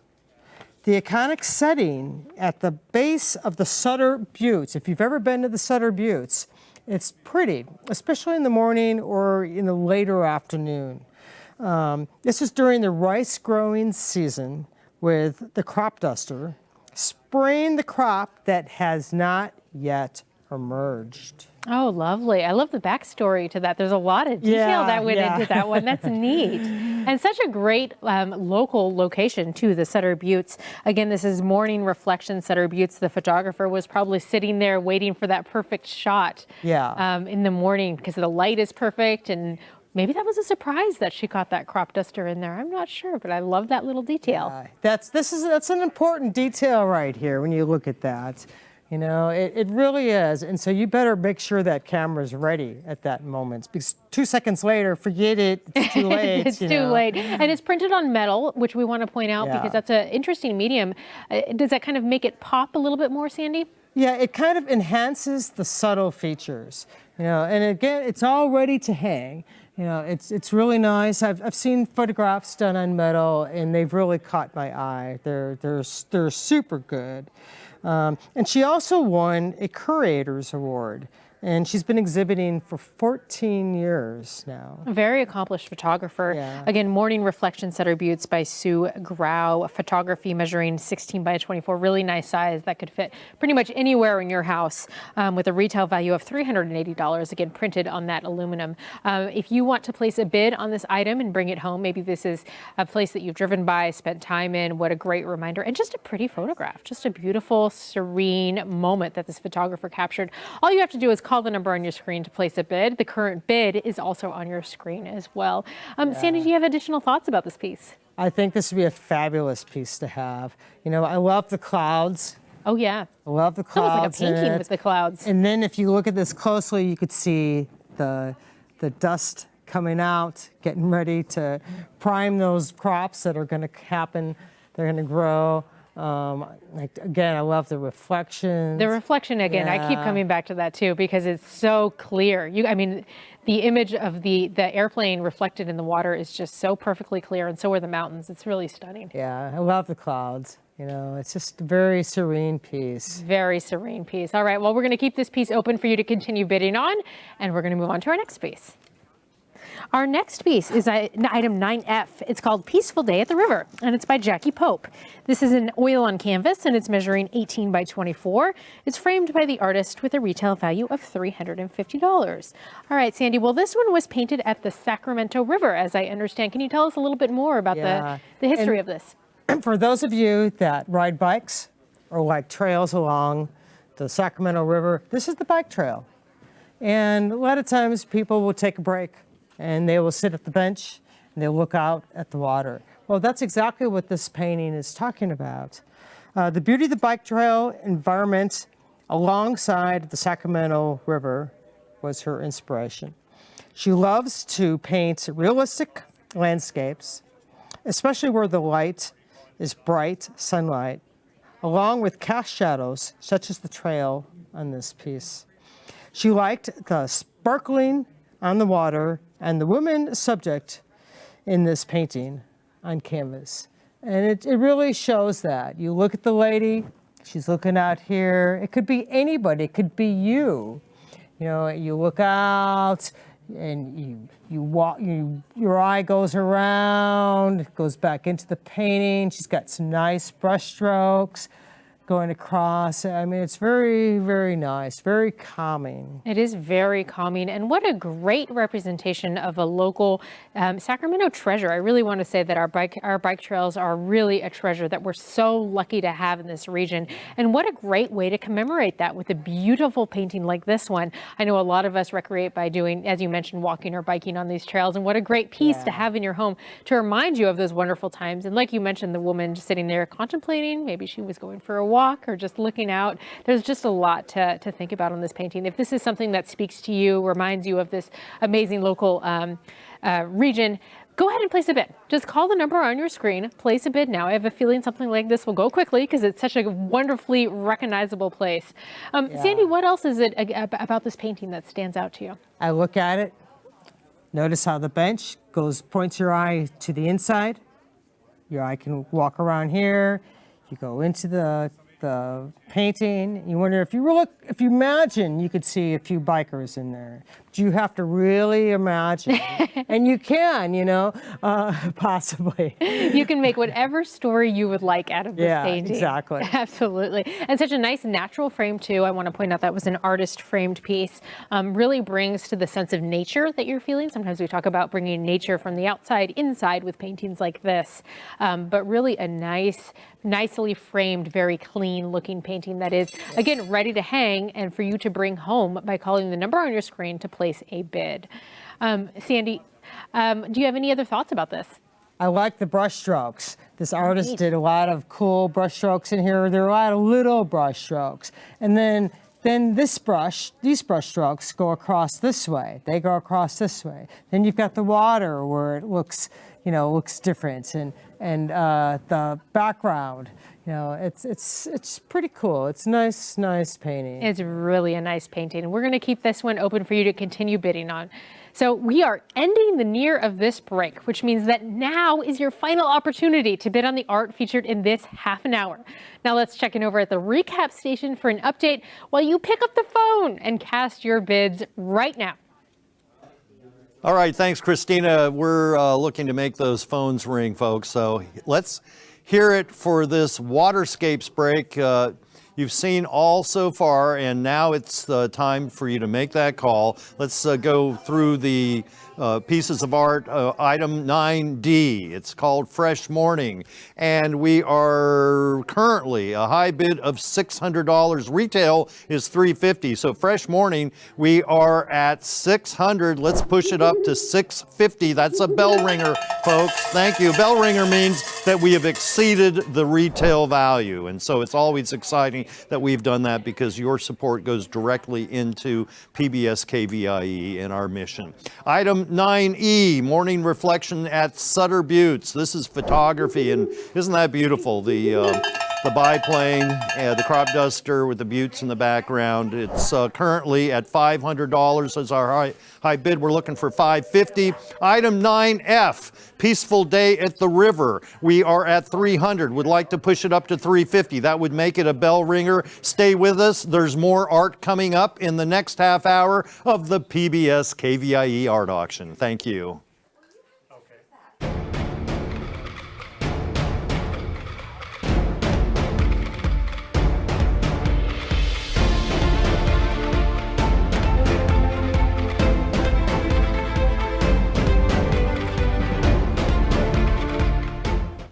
Picking up your purchased artwork is quick and easy to do. Visit PBS KVIE Studios Sunday through Tuesday during these posted hours for this year's curbside pickup. For your convenience, PBS KVIE representatives will carry your artwork to your vehicle when you arrive. All purchased art must be claimed within 30 days of auction closure. For questions, location, and hours, visit kvie.org/art auction. Thank you for being a part of the PBS KVIE art auction and for making art a part of your home today. Coming up next is the Landscapes category. Awards juried by Miles Herman, Landscapes celebrate the natural beauty throughout our region and beyond. View all of the art featured in this year's collection at kvie.org/art auction.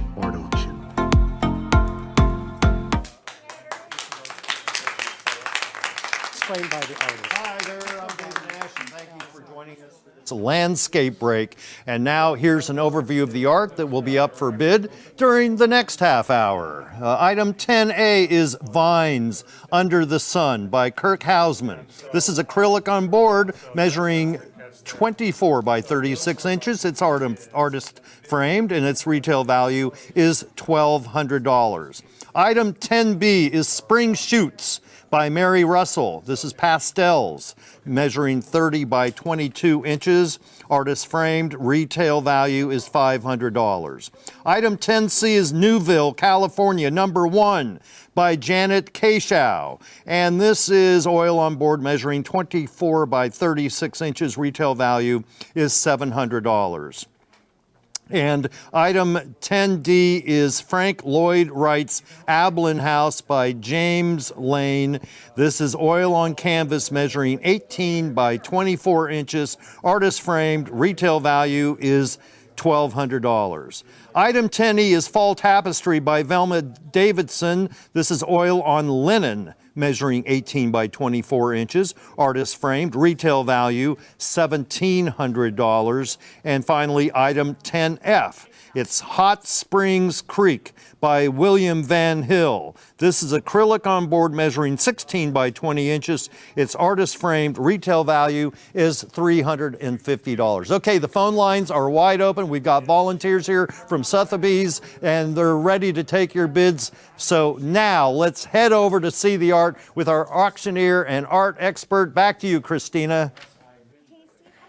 Hello again, I'm Christina Salerno, and we're back for another round of amazing art. I'm here again with art expert Sandy Lindblad, who will be discussing landscapes over the next half an hour.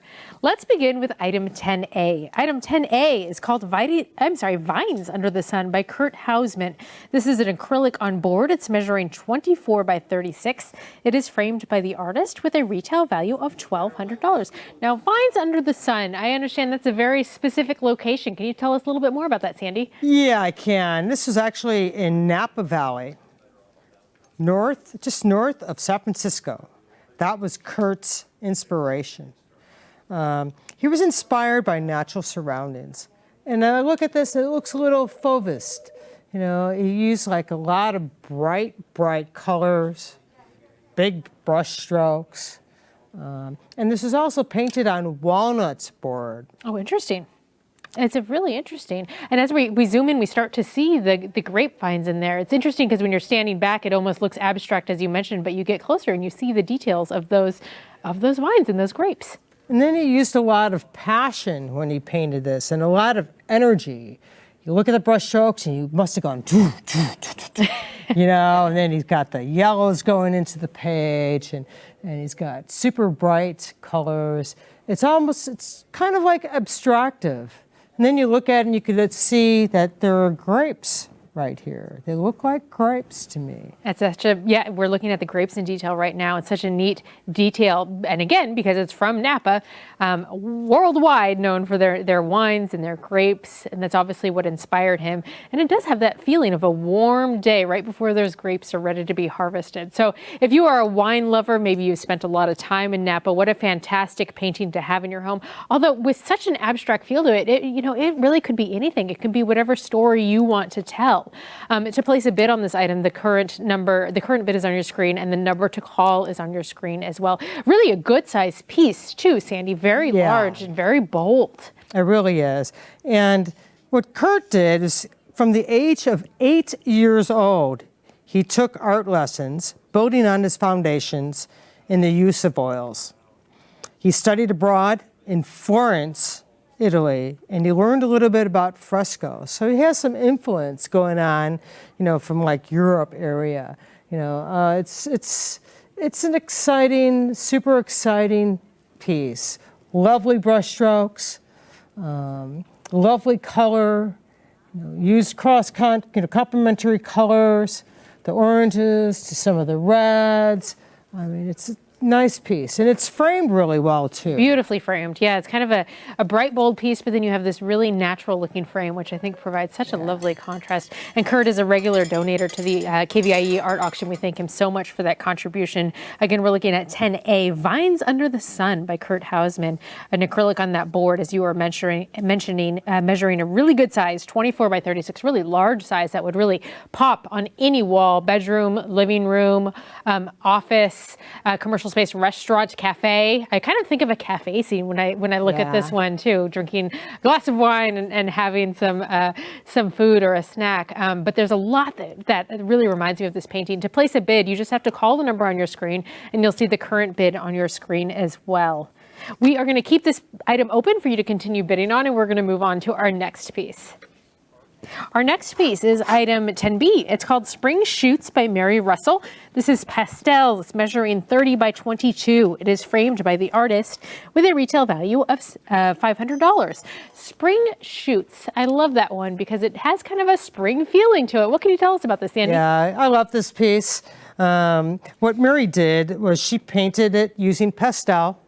Pastel is a very difficult medium, and it comes from the great masters years and years ago. I like to paint with pastel myself, and I understand some of the stuff where she painted on sanded paper, which when you paint on sanded paper, which is what she did, she put lots of layers of color. And you put on 2 colors to make your 3rd color. This is a really colorful, impressionistic piece that she did.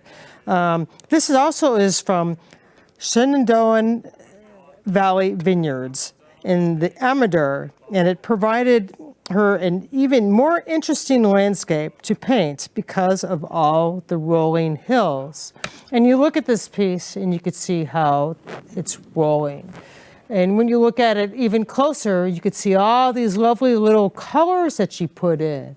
You know, the yellow ochre with some of the greens. I mean, it's just super exciting. The purples with the oranges.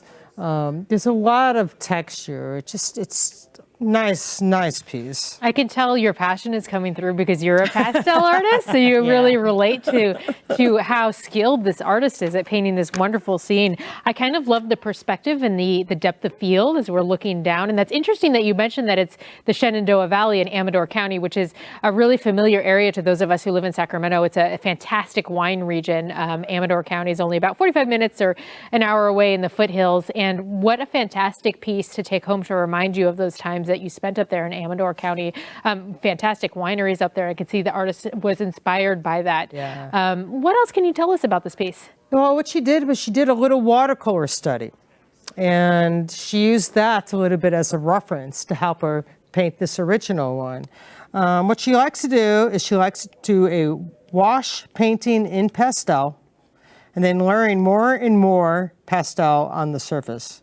She uses archival sturdy sanded paper that can hold up to the layer. She exhibits at the 48 Gallery Natoma in Folsom, Gallery 48.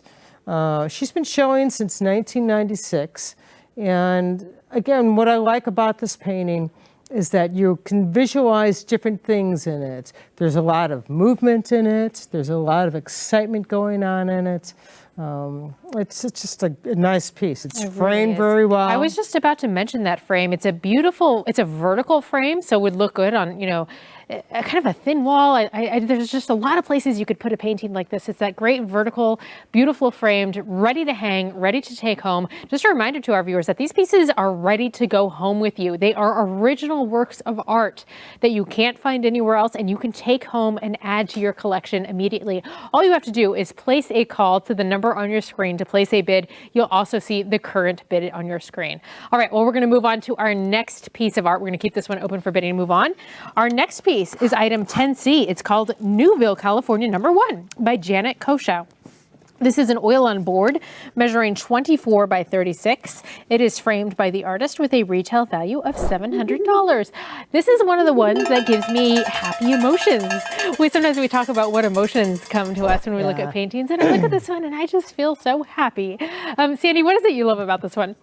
I love the thickness of the paint. Oh, yeah. I love the fact that this artist took her brush and just, you could see the brush strokes. You could see the liveliness of the lemon yellow and the cadmiums that she used. This is an oil painting of the roads that lead to the land that her grandfather, her grandparents, grandmother, they owned this. And they also had a cattle ranch there. They would take these cattle along the fields, and they would go in these long cattle drives to where the grass was still green. So there's some history here.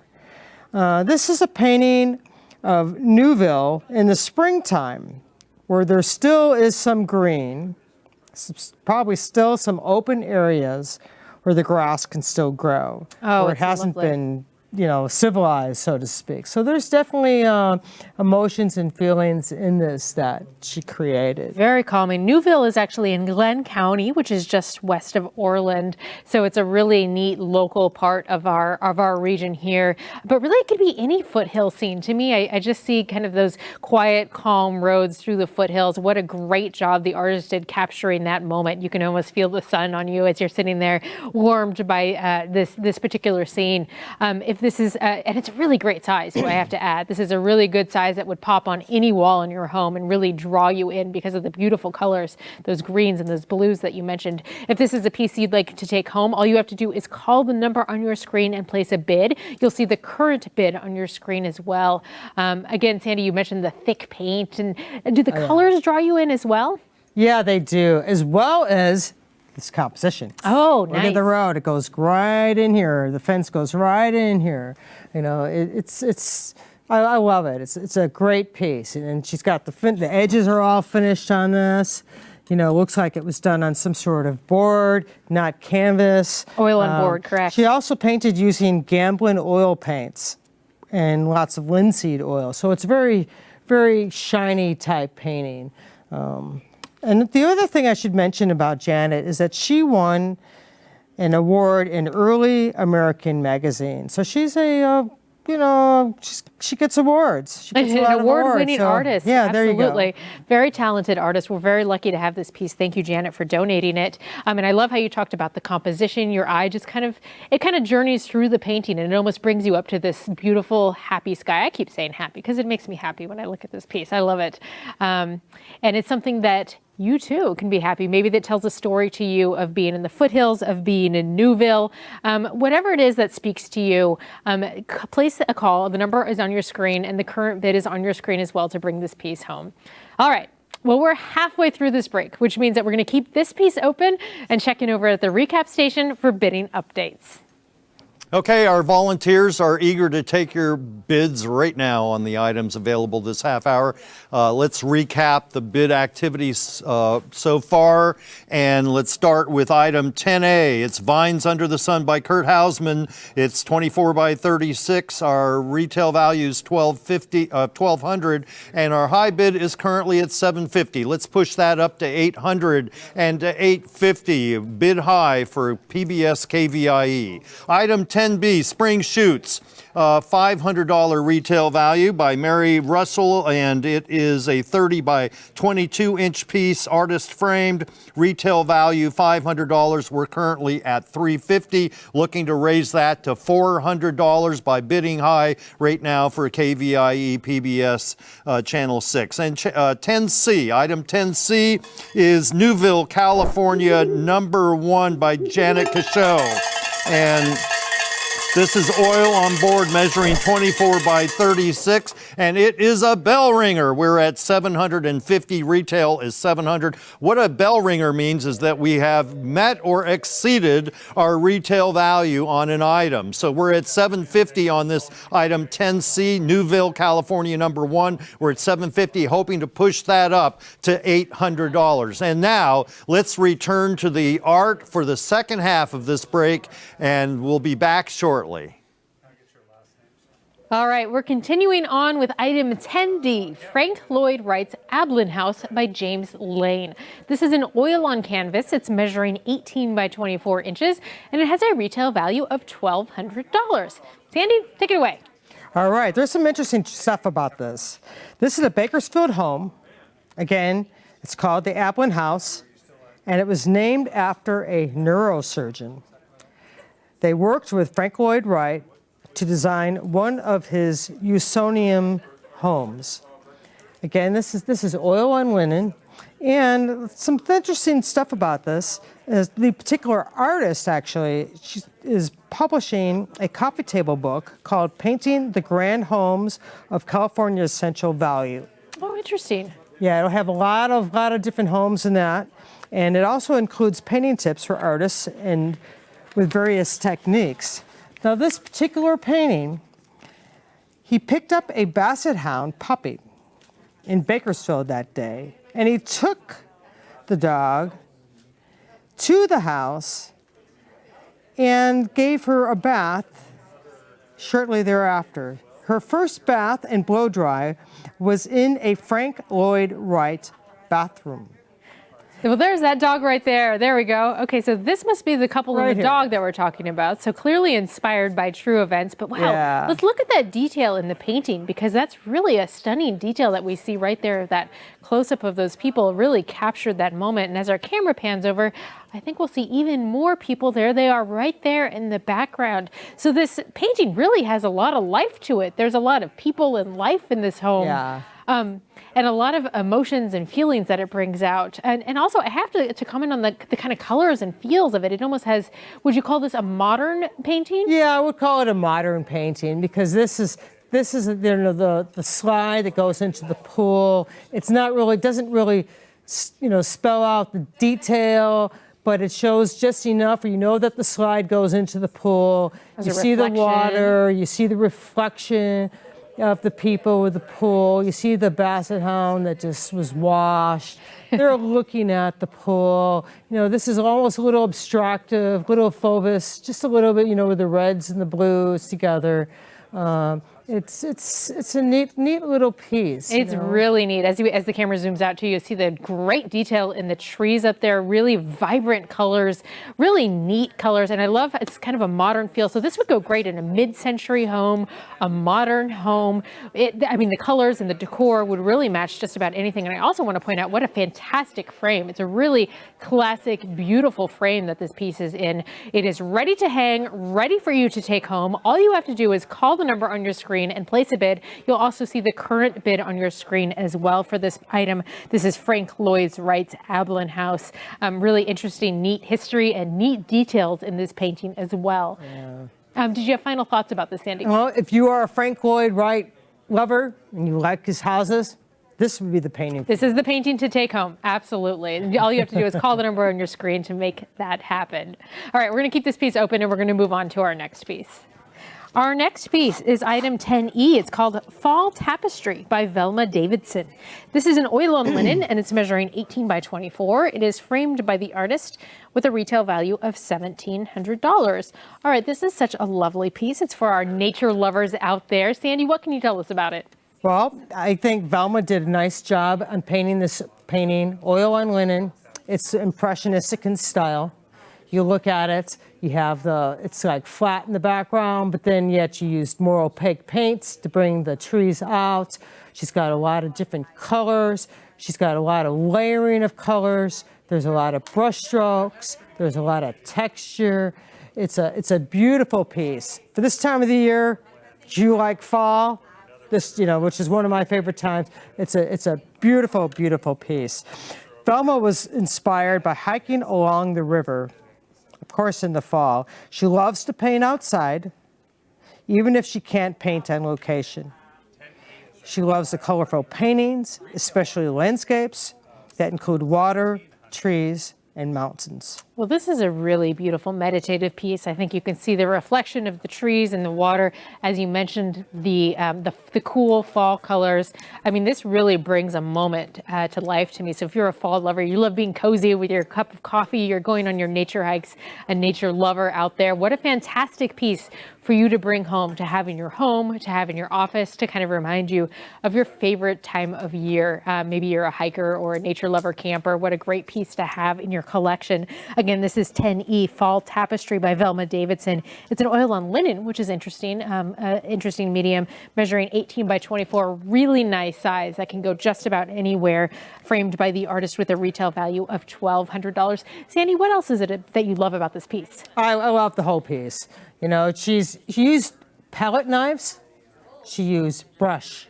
So you have areas where it's smooth, you have areas where it's rough. Your eye can visualize different things in it. It's full of life. I think she did a fabulous job. As you mentioned, it's kind of a fall. For me, it evokes kind of a calm feeling, kind of a contemplative nature feeling. What kind of feelings does this evoke in you? All the above. Everything. I look at all this water. I admire this is a piece I could have. I admire. That says a lot. An artist says that she would take this piece home, so that means something out there, folks. I would. I definitely would. But if I brought another painting home with all the paintings I have already that are mine, right. it wouldn't work. But the other half would be complaining. But seriously, you look at the painting, you look at this water, how she's got the brush strokes going horizontal. You look at the reeds in the background, how the brush strokes go up.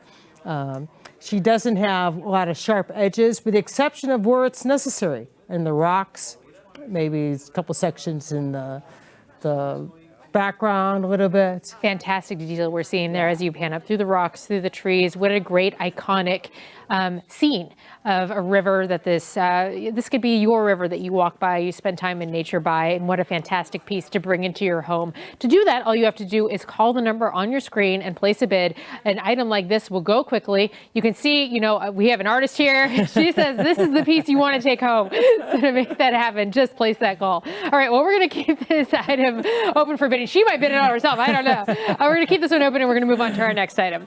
Our next item is item 10F. It's called Hot Springs Creek, and it's by William Van Hill. This is an acrylic on board, and it's measuring 16 by 20. It is framed by the artist with a retail value of $350. Now, can you tell us, Sandy, where is Hot Springs Creek? Lassen National Park. Lovely. He traveled there. He thought this would be a great view for a painting, and sure enough, it is. You look at it. He was right. You can hike down in these logs. Looks like, well, maybe not. Maybe not. The person loved detail. You look at this, you have a little bit of fall happening. It's a neat picture. When he traveled there, he thought this would just be perfect.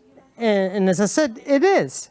He was inspired by going to this location, and he typically paints landscapes as he did in his 20s. He took breaks during his career, and now in his 80s, he completes a painting every 2 months. Wow. In his 80s, he's completing a painting every 2 months. Yes. Wow. Makes some of us feel like we're not working hard enough. So there's still hope. What a fantastic location, too. I want to bring it back to the fact that this is Lassen National Park. I mean, what a great location, really important to our region. And if this is a place that's meaningful to you, that you've spent time with, you've drove through, you've spent time camping or visited with your family, what a great way to commemorate that with this original painting in your home. Kind of has a great cabin, rustic feeling to it, especially with this very natural frame that we're looking at. And as you mentioned, you talk a lot about your eye and the composition. What does this river do for your eye and for the composition of this painting? Well, when I look at it, this keeps me in. This brings me up. I see the trees. My eye meanders back down. Maybe it's time to go swimming. I look at hit this tree. This brings me back in. And this artist is 86. That's so impressive. Very talented artist, and we thank him for his contributions to the art auction. Again, this is item 10F, Hot Springs Creek by William Van Hill. Thank you for your contribution, William. It's an acrylic on board measuring 16 by 20, framed beautifully by the artist in this very natural frame with a retail value of $350. Again, set in Lassen National Park. Such a lovely piece. Sandy, there's a lot of texture, a lot of details that you keep mentioning because there's a lot to look at, the different trees and rocks. And what is it that all kind of brings together for you? Mother Nature. Mother Nature makes me want to go hiking. And I love the little clouds that he has where he didn't stipple it as much, but he did with the pine needles and the trees and whatnot. It's an exciting piece. It really is. And William is a relatively new contributor to the KVIE art auction. He's been giving for the past couple of years, and we very much appreciate that. Just a reminder to our viewers out there that these are all original pieces of art that the artists have donated to benefit the mission of KVIE, of PBS KVIE, and all of the programming that you love.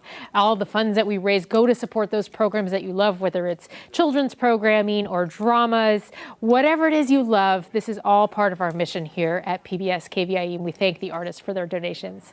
All right, well, we're ending the end of this break, which means that now is your final opportunity to bid on the art featured in this half an hour.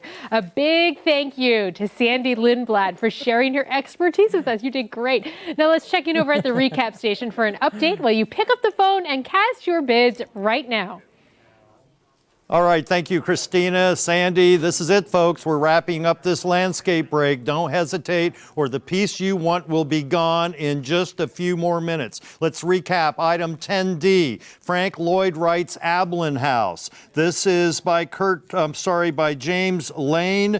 Oil on canvas, 18 by 24 inches. Retail value $1,200. We're at $375. Let's push that up to $400. Item 10E, Fall Tapestry by Velma Davidson. Oil on linen, measuring 18 by 24 inches, artist framed. Retail value is $1,700. We're at $1,250. Could we please push that? We're at $1,300. Let's push that up to $1,400 and get near our $1,700 retail, which will make it a bell ringer. 13 is where we're at. Let's hear $1,400 on this item. Item 10F, Hot Springs Creek, $350 retail. We're at $500. Let's hear $550 on that item by William Van Hill. Hot Springs Creek acrylic on board, 16 by 20 inches, artist frame. Again, we're at $500. Would love to hear $550. This is how we do it, folks. Annually, one of our main fundraising events here at KVIE. This is how we support the favorite programs you watch throughout the year. So go over to your phone right now and make a high bid. Again, 10D, we're at $375. Would like to push that up to $400. Item 10E, we're at $1,500. We would like to get to $1,700 and match that retail value. We're at $1,550. Let's hear $1,600. Hot Springs Creek, item 10F, we're at $500. Let's hear $550. That's a $350 retail value, and we're encouraging you to bid high during this 40th annual KVIE PBS art auction. This is how we do it. This is how we keep your favorite programs. Masterpiece, Huell Hauser, all your favorite programs. This is how we keep them on the air. Is your fund. You're going over to your phone and bidding high. We're going to be here through tomorrow night, having some of the most beautiful art in Northern California, and we are in great gratitude to you for your support of KVIE. Stay with us. There's more art coming up in the next half hour of PBS KVIE Art Auction. Thank you.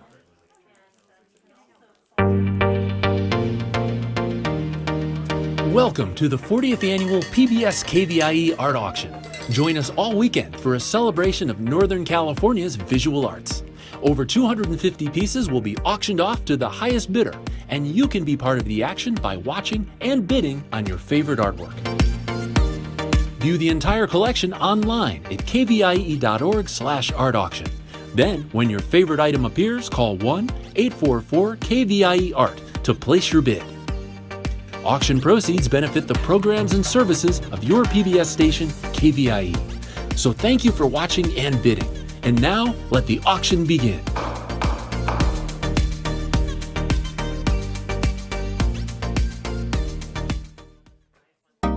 Coming up next is the Artist Collaborative Gallery. Located in Old Sacramento, the Artist Collaborative Gallery has been in existence for over 40 years and exhibits over 30 local artists in a variety of media. View all of the art featured in this year's auction at kvie.org/art auction. Hi, I'm Clayton Whitehead, and thanks for joining us for the Artist Collaborative Gallery Break. This portion of the art auction is sponsored by Nick Sadik of Sotheby's International Realty, and we would like to thank them for their commitment to supporting the arts on PBS KVIE. And now, here's an overview of the art that will be up for bid during the next half hour. Item 11A is Girl in a Straw Hat by Melvin Rose. This is a photography measuring 16 by 20, and the retail value is $150. Next at 11B, Twisted Grove by David Dietrich. It's mixed media, measuring 30 by 27 by 3, and the retail value is $1,800. 11C is Spring in Novato by Grant Kreinberg. This is photography, measuring 16 by 20 with a retail value of $400. 11D is Patio Chair by Naomi Baptista. This oil on canvas measures 14 by 18. It was framed by Midtown Framing and it has a retail value of $450. Item 11E is Peaceful Afternoon on Monterey Bay by Thomas Ford. This is acrylic on canvas, measuring 16 by 20. It was artist framed and has a retail value of $350. And finally in this section, 11F is Listening for the Sound by Marcy Bombola. It's mixed media, measuring 16 by 27 round, and it has a retail value of $600. And friends, this took first place in our sculpture category this year. These are the pieces available to bid on this half hour. Now let's head over to see the art with our auctioneer and art expert. Hi there, I'm Rob Stewart, and we're back for another 30 minutes of auction excitement with artwork from the Artists Collaborative Gallery. During this break, we're pleased to be joined by Marcy Bombola. So nice to have you. This is her 4th year as an art expert for the art auction and 5th year as participating artist. Marcy has been a member of the Artists Collaborative Gallery in Old Sacramento for over 10 years, where she continues to show her work. Her artwork has been displayed at Sacramento City Hall, the office of the California State Treasurer. In addition, she's illustrated the covers of 10 books. That is fascinating to me. Welcome, Marcy. We're so glad you're here. Hi, thank you. It's wonderful to be here again. I always love working with you. Look forward to it every year. The first item is 11A, Girl in Straw Hat by Melvin Rose. This is photography measuring 16 by 20. Retail value is $150. What do you think? Right. Well, when I first saw this, I thought, oh my gosh, how lovely and serene. It's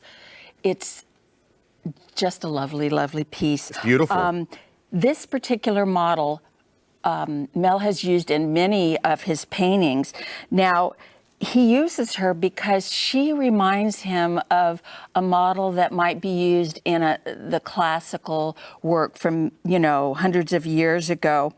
And his specialty in this painting is his use of light. His use of light. Okay, so all of that is in the actual photograph. And if this piece is connecting with you, pick up the number and call on the screen. There you see the number and the bid as well. You were going to say something about the light? Oh, I was going to say, actually, this is Mel taught Photoshop for 20 years, and he actually created the light in this painting. Oh, nice. So he took the original photograph in his loft studio, and then he created the light so you can see this light, this diagonal. Everything is coming toward the center of the work. You can see the light reflected on her cheek, the top of her lips. So Mel created that, and he normally uses really, really almost fluorescent paint in his works. And this time he decided to do something completely different and use really a soft focus, almost kind of a romantic feel to it. So that is very deliberate. It's very deliberate. This fading into the hat, the fade into all of these, this is created by him. And it almost reminds me of a photo painting because he is not just taking a picture, he's created this softness that you see. Wow, fantastic. But it is photography. But and it is photography. It is spectacular. If you are connecting with this fantastic piece by Melvin Rose, pick up the phone, call the number on the screen. There you see the bid as well right now. Retail value is $150. What else do you have on this spectacular Girl in Straw Hat? Well, I can tell you that when he works on the computer on this, he doesn't just do one little piece. He starts here and here, and he goes through, and it takes him about 3 weeks to create the piece. Oh, wow. Yes. And also, you'll notice these subtle greens. All of this was created by him, by his imagination. it wasn't in the original photo. And then he had to anticipate how it would look printed on this medium. Exactly. He's very, very versed and has so much experience in this, and he loves to do it. We have about 10 seconds left on this piece. What are your final thoughts?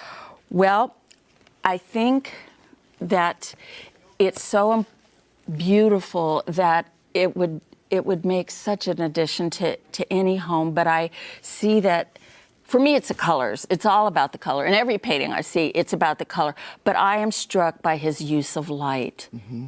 Spectacular and piece. what is not there, the negative space, and it lets your imagination create the rest of it. And the I light think. brings you right into Yes. it. We're going to keep this piece open. So glad that this is here for you, this beautiful piece by Meldon Rose. Pick up the phone and call the number on the screen, and we will keep this piece open as we move to the next piece in this half hour. Item 11B is Twisted Grove by David Dietrich. This is mixed media measuring 30 by 27 by 3. The retail value is $1,800. Wow, what a cool piece, Marcy. You know, David's work is absolutely, to me, mesmerizing.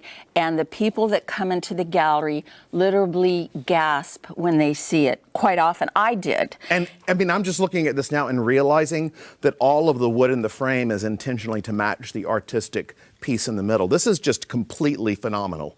Correct, yes. And there are 3 kinds of wood in there. But David has been a member of our gallery for about 4 years, and this is called 3-dimensional wire sculpture, and it is suspended between 2 etched pieces of glass. And oh, wow. I'll tell you how he does this. 2 etched pieces of glass. I see them, yes. So he begins with the tree trunk, and he says, so this is the ground line. The roots are already part of the wire. The wire he uses is 3 feet long, and he uses about 300 of them. Wow. 300 of them. I bet his hands I know. must just be so either torn up or tough. So what he does is he twists and turns this wire to get it so tight. And he said that is the most challenging part, but it's so textural. And working with wire, he says, gives him that freedom of creating texture. And how creative is this? So he comes up, he forms the branches, and then these individual tiny leaves. And if you look, a lot of wire sculptors, they will turn the wire and it will be a circle. But these are individual leaves that he has created, thousands of them. Every single turn is an actual shape of a leaf. Has such a sense of awe to this. I look at this and am blown away because when you see the etched glass and then you see the art in front of it and then the other glass in front, it is truly phenomenal. Pick up the phone, you call the number on your screen. This piece moves fast. They all move fast. And if they connect with you, please don't wait long. Call the number on your screen because they go so fast. Again, I want to tell everyone this is Twisted Grove by David Dietrich, mixed media measuring 30 by 27 by 3. The retail value is $1,800, and you can clearly see the mastery of this artist. Yes, you can. One more thing real quickly. Say it, absolutely. After he does the tree, he was influenced by Frank Lloyd Wright, and so he adds different elements for the angles of the wood, because he wants to create detail everywhere. And then finally, the 3 woods are, the 3 different colors of wood. This is poplar, I know this. And I think there's some oak, and I'm not sure what the 3rd one is. I'm sorry. It almost looks like it's olive, but it is absolutely beautiful. We're going to keep this piece open because it's going so fast. People are connecting with these pieces like that. We have so much to say, but this can be yours by picking up the number and calling the number on your screen, and we will keep this open. We'll move to the next piece, and thank you so much, David, for this wonderful piece of art. Let's move to the next piece, which is 11C, Spring in Novato. This is Grant Kreinberg, photography measuring 16 by 20. Take a look at that. Artist framed, retail value is $400. Another artist that you know well. I know, another member of the Artist Collaborative Gallery. So when I first saw this, I thought, look at the blue in this sky and the shadows here that he has created. And it's almost if he leads your eye around in this to me. But what is interesting, it is a photograph. However, Grant and his fiancée were having lunch at a cafe in Novato. And they were having such a good time, but it must have been a kind of an outdoor thing because there were plastic windows. So they looked out the window, and he looked out the window, and he thought, oh my gosh, look at that. And so he thought, Impressionism. It is an impressionistic painting, and he knew he had to photograph this. Oh, because he was looking through that window. Because he was looking through the plastic, and that's what he saw. How beautiful. Yes. And there's no telling what exactly you specifically see, because art tells a story to each person that sees it. Whatever that is that's connecting with you, the only way to get it is by calling the number on the screen. And there you see your minimum bid. What else? Well, this is actually a giclée rather than a print. And a giclée is almost printed on a watercolor paper. And instead of all of the ink laying on top of the paper like it does in a print, it is actually embedded into the canvas. Wow. So you can see that this has watercolor paper. It's not just a regular photograph. That is a spectacular photograph and piece of art. Yes, yes. I love the flowers in this, and I love how it takes you on that journey you're talking about, the circular journey. What else do you see? Well, Impressionism is my very favorite style of painting, and he has such a lovely fiancée. And I think of romance when I look at this, that all is right with the world when I look up and see that tree and those clouds. And it's more than one tree, but he has a little few oranges in there too. So it's not boring. It says a lot, yes. Yeah. And it's not really detailed as much as it is looks like broad strokes. He's fantastic Beautiful artist. piece of art. I love that you brought up the romance feeling of it with the fiancé and with the artist. And if you love this piece, this is your chance to pick up the phone and take this piece home. If you are the winning bidder, we are going to tell you right now, we're about halfway through the break. They go by so fast, which means we're going to keep this piece open, and we're going to head back over to the recap station for bidding updates. Some beautiful works of art from the Artist Collaborative Gallery. Excuse me, I forgot to take my mask off. Let's take a look at the bids so far. Let's see. For 11A, Girl in a Straw Hat by Melvin Rose, we are currently at $150, which is a bell ringer. Ring those bells, yeah. But friends, there's room for more, so go to your phones. The retail value is $150, and our current bid is $150. For Twisted Grove by David Dietrich, we have a bit of, and we have another bell ringer. This is awesome. A retail value of $1,800, and we have reached that. We have 2 people who want to take it home at least, so keep those bids coming in. 11C, Spring in Novato by Grant Kreinberg, a G-clay measuring 16 by 20, a retail value of $400. We're only at $120, and friends, this is an extraordinary piece. So now it's time to head over and to your telephones, make these phones ring, and keep calling in and pledging your support for great art in our community and your public television station, PBS KVIE. As a reminder, 11A, Girl in a Straw Hat by Melvin Rose, $150, and we have reached that. It is a bell ringer. Thank you. 11B, Twisted Grove by David Dietrich. It's also at its retail value. Another bell ringer for us at $1,800. And it just jumped up $1,900. Thank you. We do have a bid war going on that one. And friends, as I often say, An auction is a verb. We need a lot of people participating. We need people calling. We need people bidding, and it all goes to the great cause of public television here throughout the Central Valley. 11C, we need to feel some love on that one, friends. This is an extraordinary photographic G-clay piece measuring 16 by 20 by Grant Kreinberg. Has a retail value of $400, and we're only at $125. So Sacramento, Central Valley, I want you to feel the love on this piece. Go to the phones and give us a call now. Now we're going to head over to the art for the second half of this break. Stay tuned. All right, we're back and continuing with item 11D, Patio Chair by Naomi Bautista. This is oil on canvas, measuring 14 by 18 inches, and it has a retail price of $450. Marcy, this is a spectacular place. What a piece, what a place to rest and relax. Exactly. When you walk into our gallery, people see her paintings and they just gravitate toward them. They all give you a sense of peace and wonderment, actually. And this is a patio chair. And yet, don't you just want to walk right down into that scene? Yeah, it pulls you in. All of her paintings pull you in, and they create emotion in the viewer. And I asked her, actually several times, how she was able to capture our emotion.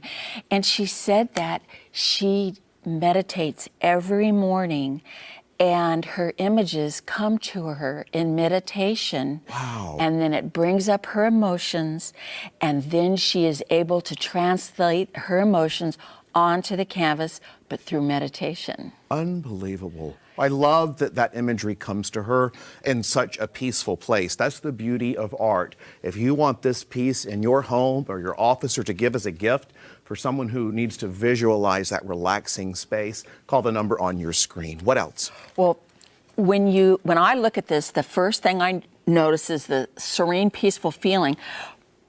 But your eye is drawn in to these pillows on the recliner, and she has got I'm into diagonal lines. She's got everything in this piece leading, so your eye is here.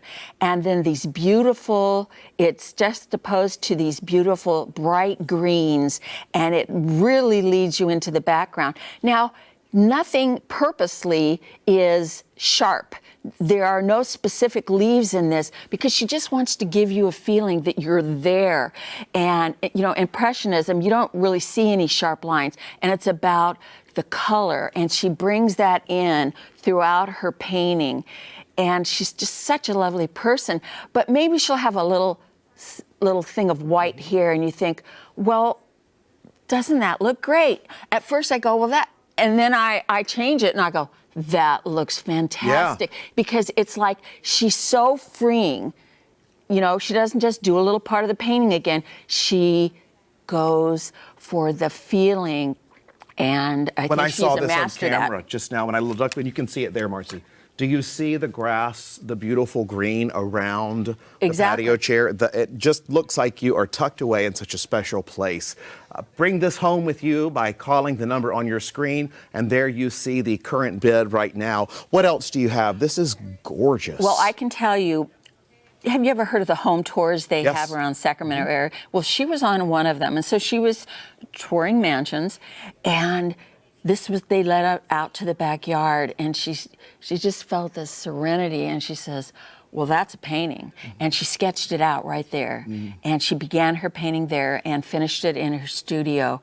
But I think the free spirit that is in her, she is able to capture her inner being, honestly, to a chair, to the background. She's just phenomenal. And she's able to translate and transcend that gift onto canvas. Exactly. Beautiful piece. This is Patio Chair by Naomi Bautista. Oil on canvas. 14 by 18 is the size. Framed by Midtown Framing. And there you see the current bid on your screen. A fantastic piece. Retail values at $450. Our time is up on this one. We're going to move to the next piece. Thank you, by the way, for that beautiful piece, Naomi. The next piece is 11E, Peaceful Afternoon on Monterey Bay by Thomas Ford. That is a peaceful afternoon on Monterey Bay. Acrylic on canvas measuring 16 by 20, artist framed. Retail value is $350. What a piece of art. Doesn't it just make you want to be there? Yes, it does. It really does. We have a very relaxing break Yeah. here for you, half hour for sure. Yes. Now, when when Thomas first came into the gallery, his paintings were absolutely super realistic, and people would come in and they say, "Oh, that's a photograph," and I said, "No, that's not a photograph. That's a painting." In some cases, he almost does hyperrealism, but in this one, he was telling me how he creates this. So he starts at this line right here, and he begins, that's in the middle. Mm-hmm. He starts with the skies. Okay. And the deeper blues. He repeats his colors. And then he begins to get the details in. Look at these tiny little birds. And they are actually very detailed, if you can see that. So are the shadows on the little birds. Yes, very, very detailed. And this is typical of his work in that he wants to create art from recreational activities, from nature. I think he wants people to really want to be in nature. I want to be in nature. Yeah, it works. Definitely wants us to be there. It makes me want to go. We've seen this spot, and I'm telling you, he has captured it beautifully. This is Peaceful Afternoon on Monterey Bay by Thomas Ford. Acrylic on canvas, 16 by 20 is the size. Retail value, $350. What else do you have here? Okay. I love your explanation about the blues. Yes. Well, and again, it's really interesting that a lot of artists choose complementary color schemes on the color wheel because it gives painting so much interest. But Thomas doesn't just paint a painting. He thinks a long time about the angle of the sun, the time of year, the weather conditions. And a lot of his paintings are also on the Sacramento River, and people, maybe he'll have a cyclist on the pathway. He has people often, and in this case, it's birds. Mm-hmm. Some other little interest instead of just the landscape. And one more thing that I think is so cool, I don't think you can tell it quite as much, but if you look at this painting straight on, it's acrylic, but if you look at it sideways, it's very shiny. And he puts an acrylic glaze on this like no other I've seen. And a lot of his paintings come unframed because they don't need to be, because they're wraparound frames. So that's not glass. That's not glass. Wow. That is this wonderful glaze that he puts over all of his paintings at the end. I just thought it was glass on top of it. That is fantastic. Right. I love hearing the stories to these artists' creation, including in the final delivery of the piece. This is going to stay open for you. Call the number on the screen. If you would like to take this piece home, you have to be the winning bidder and pick up the phone and call. There you see the current bid. We'll keep this piece open as we move on to the next piece. Thank you, Thomas Ford, for that gorgeous art. Very beautiful. And wait until you see this. This piece gave me chill bumps, and I'm not just saying that because the creator of it is right here with me. This is spectacular. This is 11F, Listening for the Sound, by Marcy Bombola, who is right here in the studio with me. Mixed media measuring 26 by 27 round, and retail value is $600. You are looking at your first place for the Sculpture Award. First place winner right here. Congratulations and thank you. So wonderful. What a beautiful piece of art. Tell me about it. Thank you. Okay. I have been fortunate enough, my husband and I, to go on 3 whitewater rafting trips throughout our life. And we go with a wonderful guide, our friend Stu Patrignani and his wife Paula. So 2 years ago, we were going on another trip, and the weather was spectacular. The water was calm. And I was thinking back to that first time we went on the river with them. So it's a clear glass water. And then there was this, and it sounded like, an earthquake. It was such a big sound. And I said, Stu, what is that? He goes, That's troublemaker.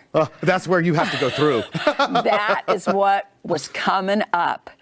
And I've never seen something before where I heard it before I saw it. And I was scared and I was exhilarated. And I thought, I have to do a vase that reminds me of that special first moment when he said, troublemaker. That is phenomenal, because I don't know how many people could bring art out of something that sounds like such a major moment coming toward you. And you have created out of that a spectacular piece. How did you make this? Well, I can tell you, this is unusual. My husband's been bringing me glass vases our whole marriage because I like to give flowers to friends. And so we have this huge, clear glass vase. Oh. I said, I want to do something with that, but there's no way I can. I want to make it like a canvas. So he built a bead blasting machine. And what it does, you put your hands in it, and it blasts glass onto glass. Wow. And it changed the whole texture of the glass. So instead of clear, it becomes opaque and rough. And it allows me to adhere anything to the glass. So I'm repurposing existing glass. And then creating on it. So you had to do all that work to get your quote unquote canvas, so to speak. Exactly. Which was glass. Yes. And look what you created. What does it feel like? Well, I'm not going to touch it, but what does it feel like? It feels like rocks. To me, that's what I wanted it to feel like. I wanted it to feel like when you were stepping out of the water, that texture that you feel. But the way I do this is I begin with layering acrylic paint. It's warm on the inside. It's gold on the inside. And these little flecks of gold. Oh, it's completely gold on the inside. That is gorgeous. And little flecks of gold are my nod to the California gold rush. How cool is that? I layer texture, and then I add sand, and then the fun part comes, and I take India ink, all different kinds of India ink. 10 seconds. And I start squirting it with water and make these things kind of cave in so you can see what the texture of water rushing over rocks would be. I have to tell you, you have done something I've not seen, and you have created what nature can do. That is spectacular. That is art. Thank you for this piece, and congratulations on your award, by the way. Thank you. If you want this, and clearly it is a hot piece, you need to pick up the phone and call the number on the screen. We're nearing the end of this break, which means that now is your last opportunity to bid on the art featured in this half hour. Let's head back to the recap station for an update. Just a few minutes left in the break, and we want to hear from you. We've now seen all of the arts from Arts Collaborative Gallery. Let's do a recap of those bids and get the phones ringing right now. Here we go. On 11D, Patio Chair by Naomi Bautista, oil on canvas measuring 14 by 18. Friends, right now we have a bid of $450. Excuse me, $300. We're looking for $450. So go to those phones and make them ring. For number 11E, Peaceful Afternoon on Monterey Bay by Thomas Ford, acrylic on canvas, 16 by 20. Artist framed, a value of $350. Friends, thank you for your calls of support. We are up to $500. We've got a bell ringer on this one. Congratulations. And on 11F, Listening to the Sound by Marcy Bambola. She's our artist expert. She's a contributor and, friends, an award winner, first place in the sculpture category. We have another bell ringer here. It's already up to $900. Stay with us. There's more art coming up in the next half hour of the PBS KVIE Art Auction.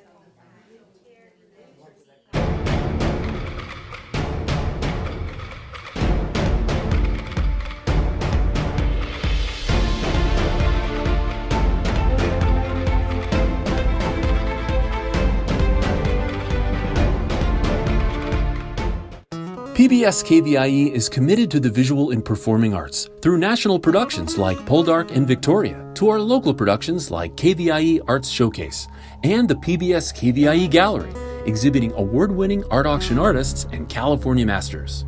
PBS KVIE's commitment to the arts stays strong because of your participation as a donor and art buyer. Thank you for being a part of the PBS KVIE Art Auction and for making art a part of your home today.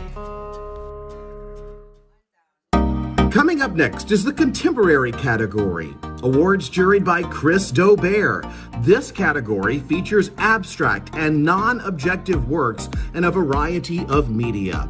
View all of the art featured in this year's auction at kvie.org/artauction.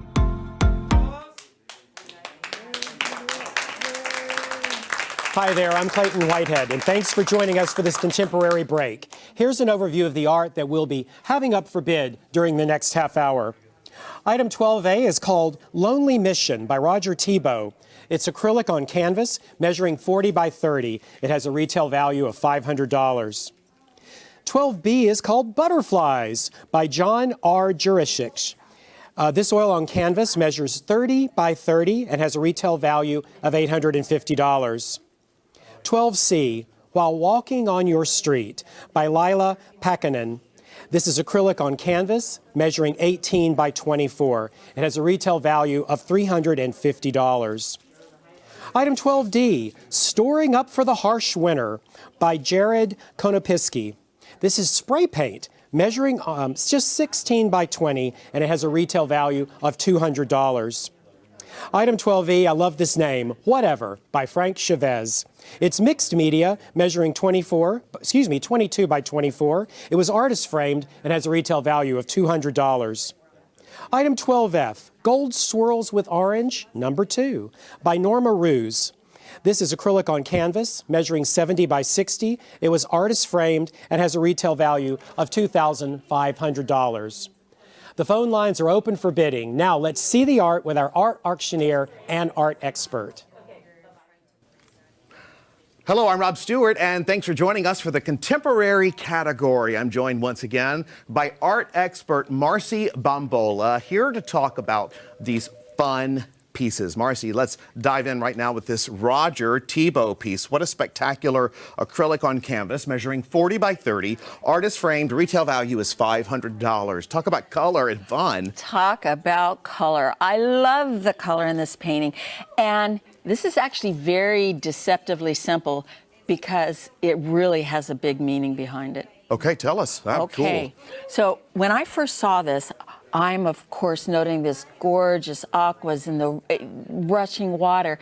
You've got a California mission. And as a matter of fact, Roger was inspired to do this painting from his visits to the Southwest. And he has a big interest in California missions.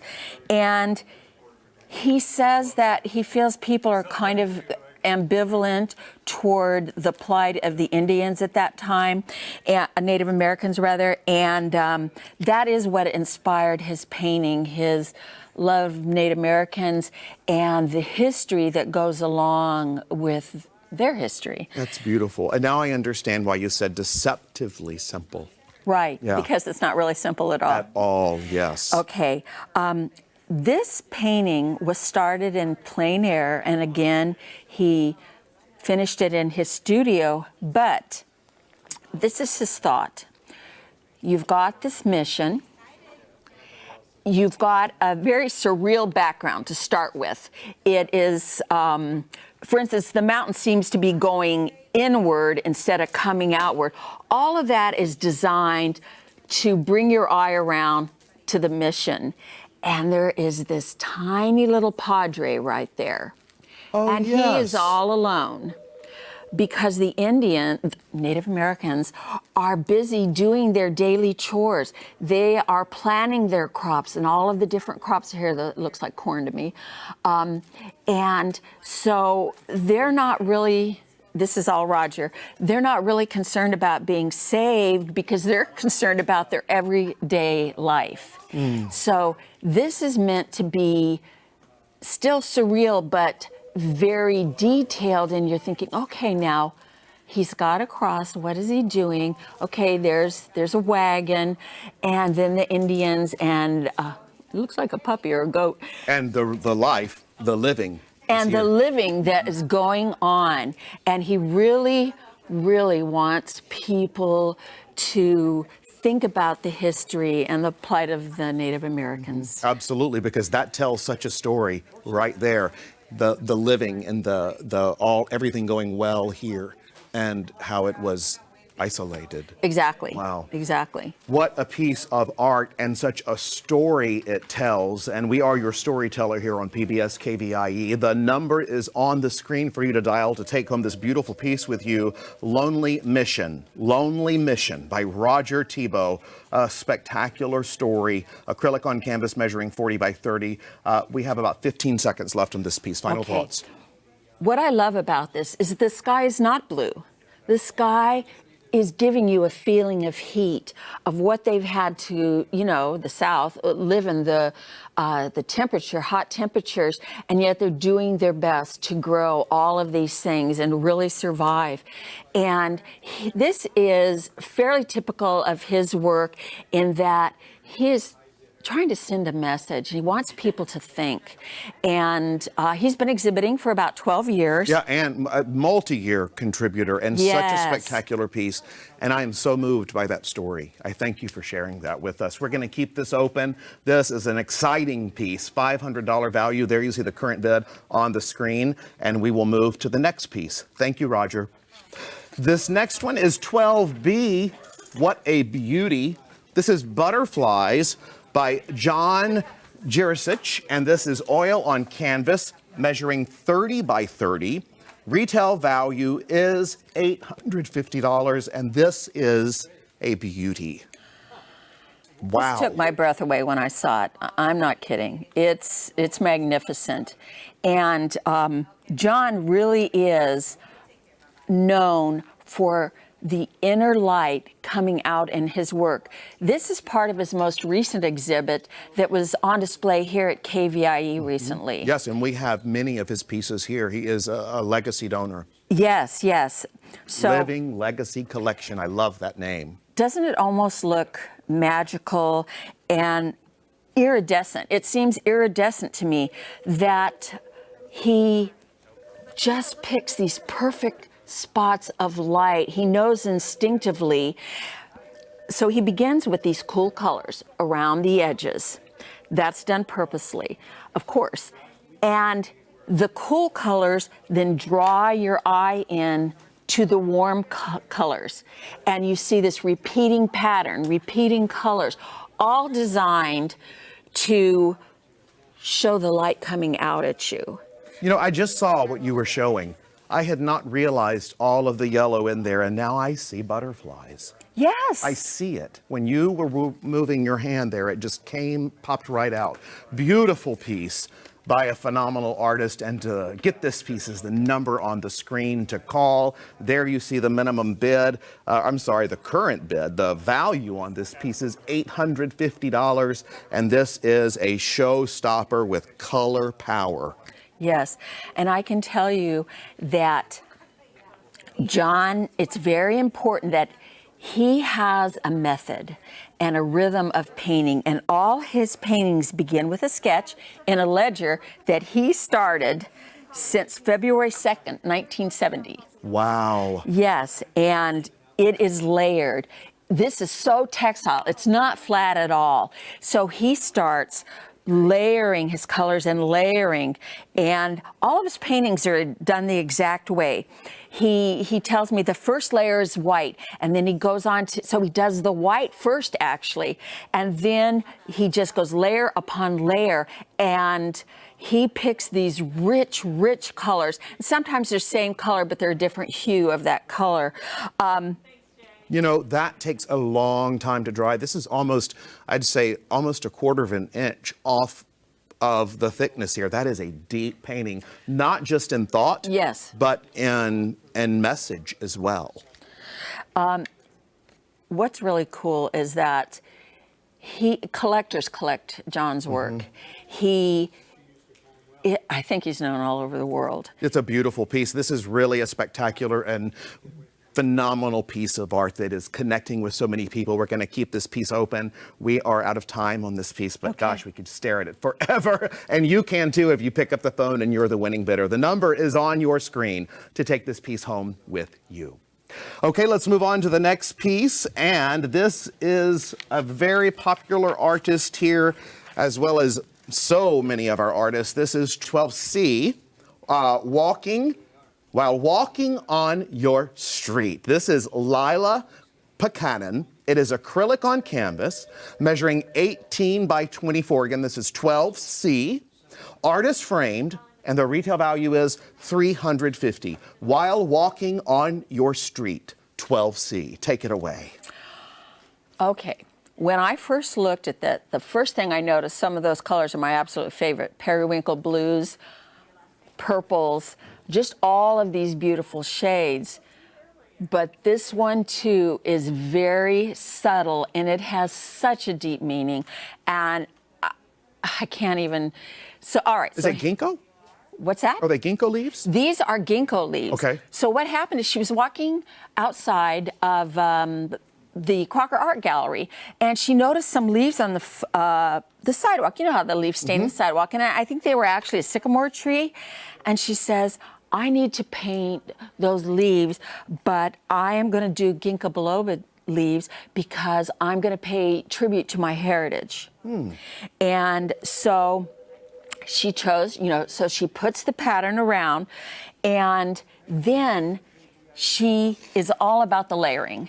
And this one is very tactile too. She can scratch, add layer upon layer. You see all of these little points that pop out. They really do pop out. They're beautiful. They really do. And scratching and these hints of white are just beautiful, and they draw your eye in right here. Well, that's the surprise. What is it? This is her parents. Oh, wow. They were in the snow. They have heavy jackets on, and this is their tribute to them. But even more than that, this painting is seen differently at nighttime than it is during the daytime, because the first layer of this is luminescent paint, and it can only be seen at night. Unbelievable. Wow. So it's like two paintings in one. That, and I also love that it is the acknowledgement of the soul and the spirit in there. Pick up the phone and call the number on your screen. There you see the bid for 12C while walking on your street. So much depth in such a straightforward name. There was so much found just while walking on the street. Final thoughts on this piece? Well, I want to say that she has been painting for a very long time, and the fact that she chose, it's luminescent powder, and I've never heard of a painting that looks different at night than it does during the day, and that's why I think the originality of this painting is spectacular. And there's such a surprise awaiting it. And when you know, yes, that this painting was so important to her because that's her parents. How beautiful is that? And then passed here to PBS KVIE to come to you. There you see the current bid, and we're going to tell you that we're halfway through the break, which means we're going to check in over at the recap station and keep this piece open as we continue to get bids on this lovely art. Rob and Marcy have told you about the contemporary work featured in this break. Now let's take a look at the bids on our open pieces while you call now and get involved. For 12A, Lonely Mission, and we have a bell ringer by Roger Tebow. Our current bid is $1,300. Thank you so much for that. 12B, Butterflies by John Jurisic.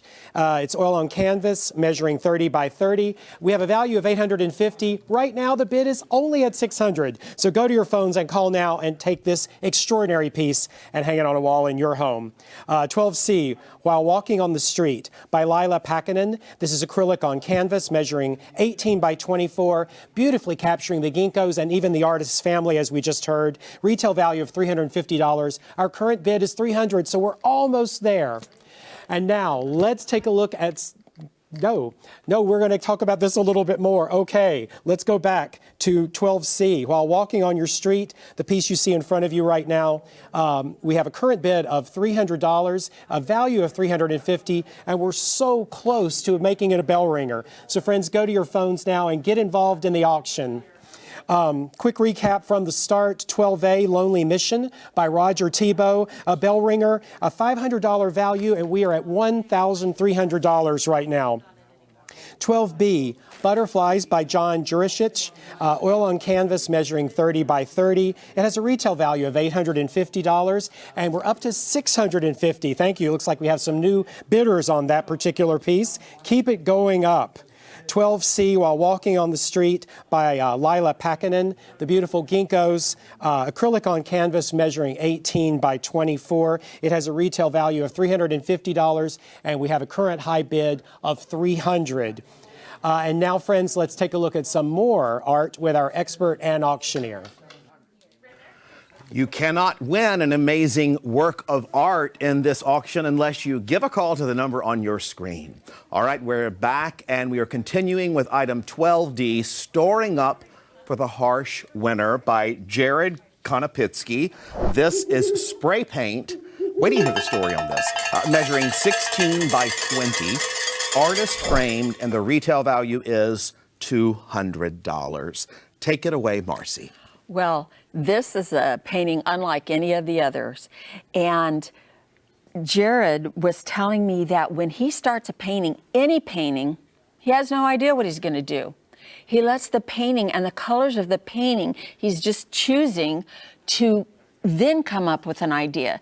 So he starts with the background, and this is spray paint. The background is spray paint, and he blends and blends and blends. And this is very textural if you see it from the side. It's not as smooth as it might appear.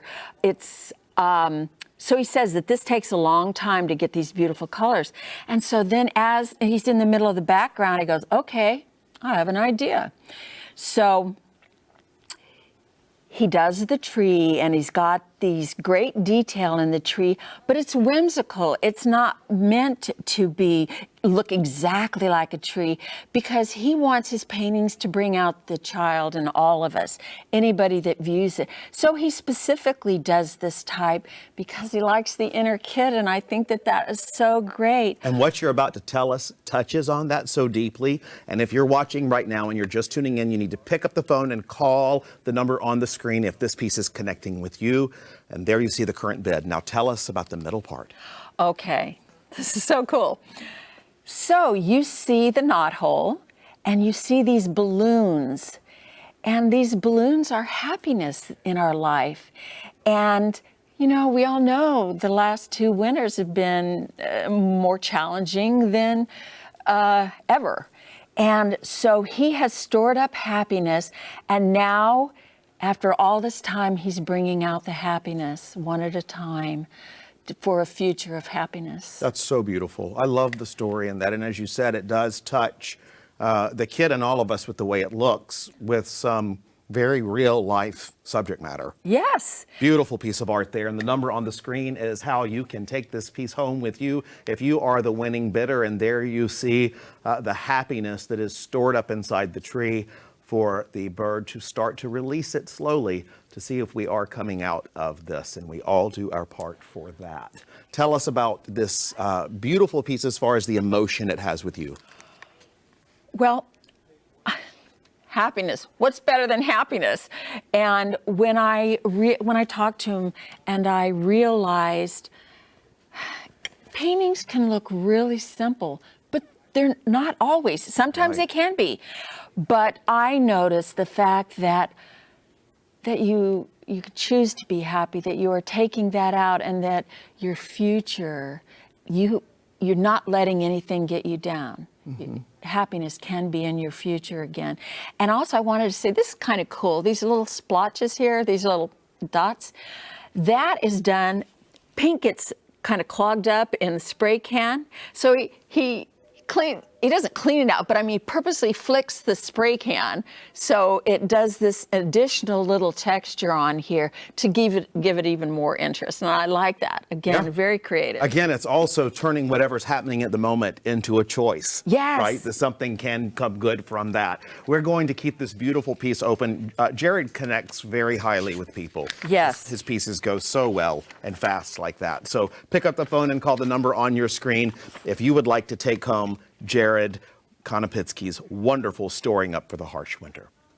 Let's move on to our next piece, which is 12E. It's called Whatever by Frank Chavez. It is mixed media, measuring 22 by 24. Artist framed, and the retail value is $200. Tell us about this piece. Well, It's fun. it's really fun. And you think, well, does it have a meaning? And I'm going to tell you about this. It's so interesting, I think. I got to actually speak to Frank in person. Okay, good. And very, very interesting, very original thinking fellow. So he's been a contributor to the KVIE Art Gallery several times, and he's won many awards over the years Yes, here. absolutely. Yes. So the thing about Frank is that he does not want any piece to look remotely like anything else he has ever done. So sometimes his thought process will go a month and he's just ruminating and ruminating. What can I do? But that is so unlike anything else. And does it have to have a deep meaning? So this piece is his intention that there doesn't always have to be a deep meaning behind something. Sometimes something can just look pleasant. And what I like about I like a lot of things about this, but I love the colors. I love that this is just scissors, cardboard paper, and pencil. And so what he does is he will, and none of these items relate to each other whatsoever. I was trying to figure out how scissors and fire extinguisher and then keys and all of that went together. And you know what? It doesn't have to. It doesn't It's have just to. whatever. You know? Exactly.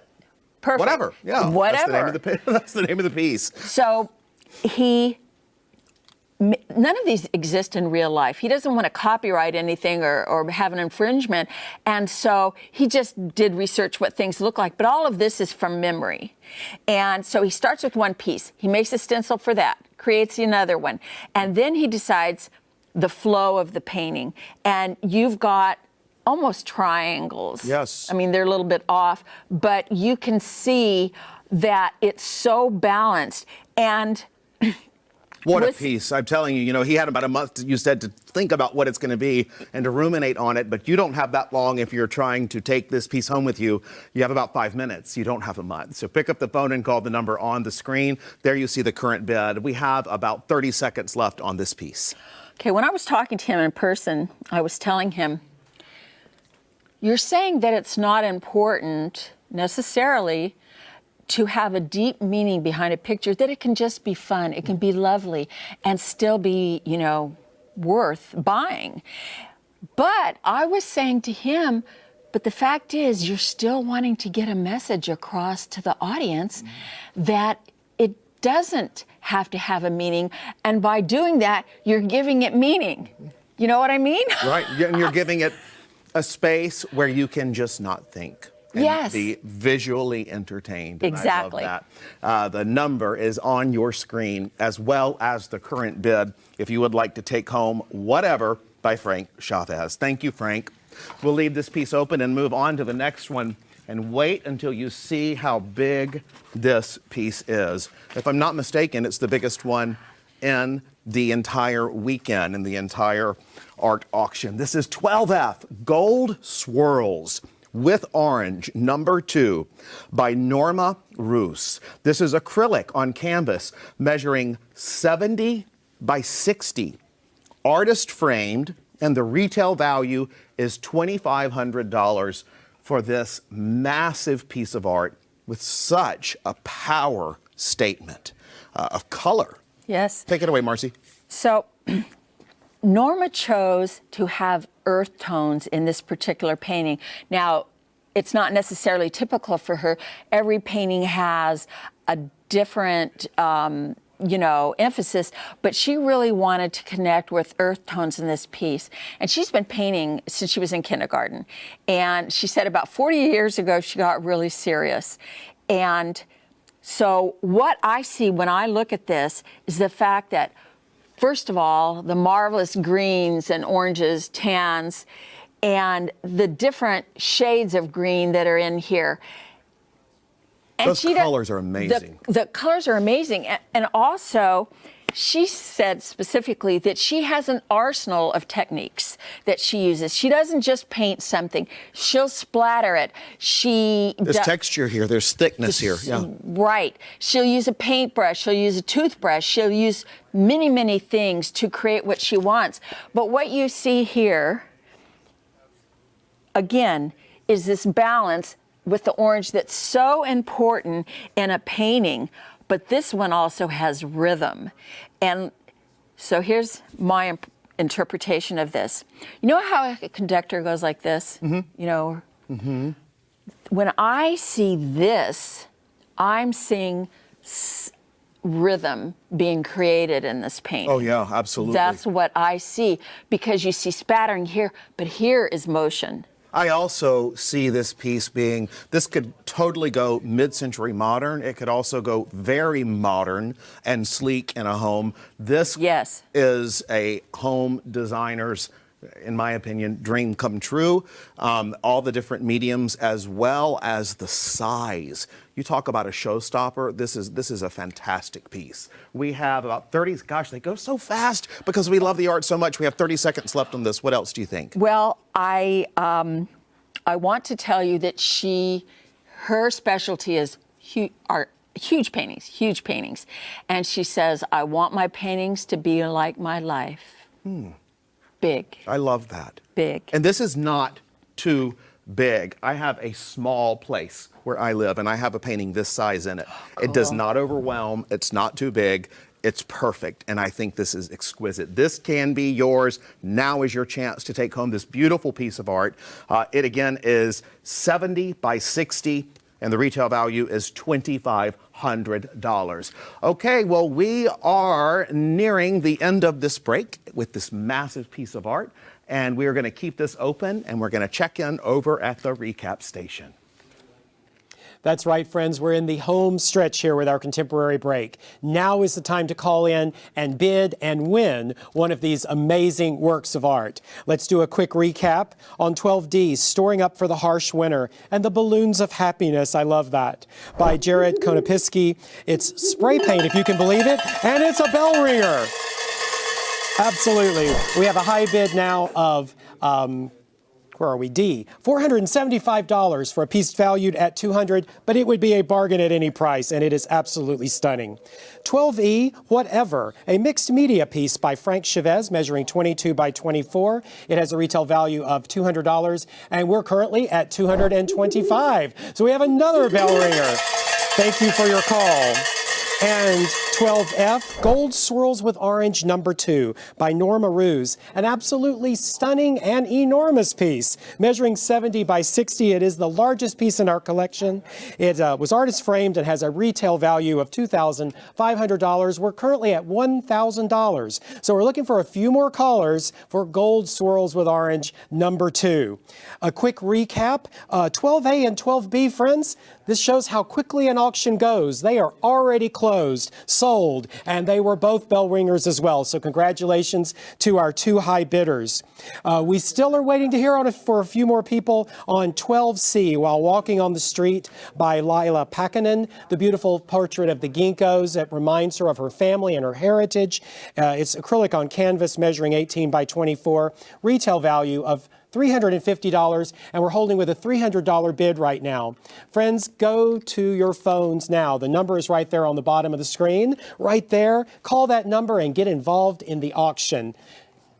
Quick recap on D, E, and F. Storing Up for the Harsh Winter. 12D is currently at $12D, yes, it's at $475, so it's a bell ringer.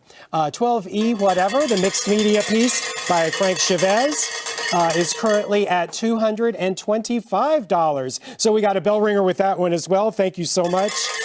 And 12F, Gold Swirls with Orange number 2.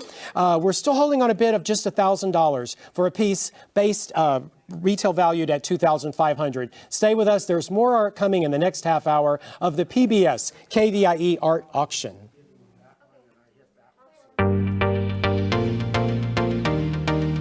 Welcome to the 40th annual PBS KVIE Art Auction. Join us all weekend for a celebration of Northern California's visual arts. Over 250 pieces will be auctioned off to the highest bidder, and you can be part of the action by watching and bidding on your favorite artwork. View the entire collection online at kvie.org/art auction. Then, when your favorite item appears, call 1-844-KVIE-ART to place your bid. Auction proceeds benefit the programs and services of your PBS station, KVIE. So thank you for watching and bidding. And now, let the auction begin.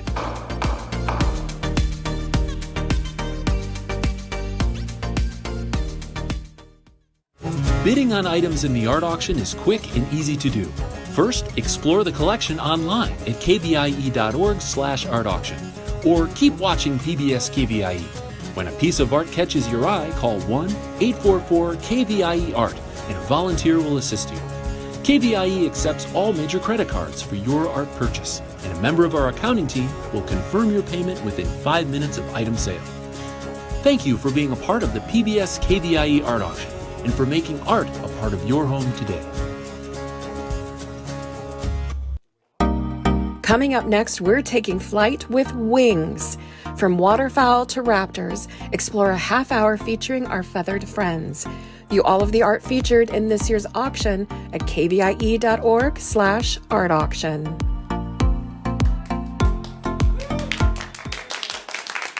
Hi, I'm Clayton Whitehead, and thanks for joining us for the Wings Break. And now, here's an overview of the art that will be up for bid during the next half hour. Item number 13A, Gone Fishing by Nancy Lee Woody. This is photography measuring 20 by 30. It's printed on metal and has a retail value of $450. 13B is Hummingbird with Chicks by Michelle McCormick.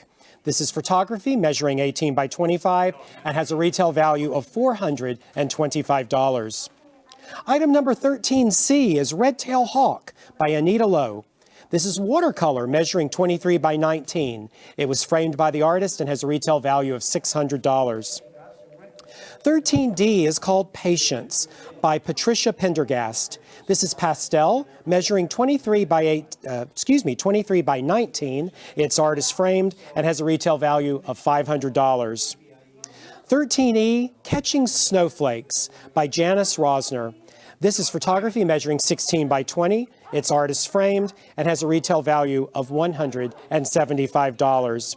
And finally in this set, 13F, Flamingo Dance by Christine Springer. This is oil on canvas measuring 24 by 36 and has a retail value of $850. The phone lines are open for bidding. Now let's head over to our art expert and auctioneer and see what they can tell us about these pieces.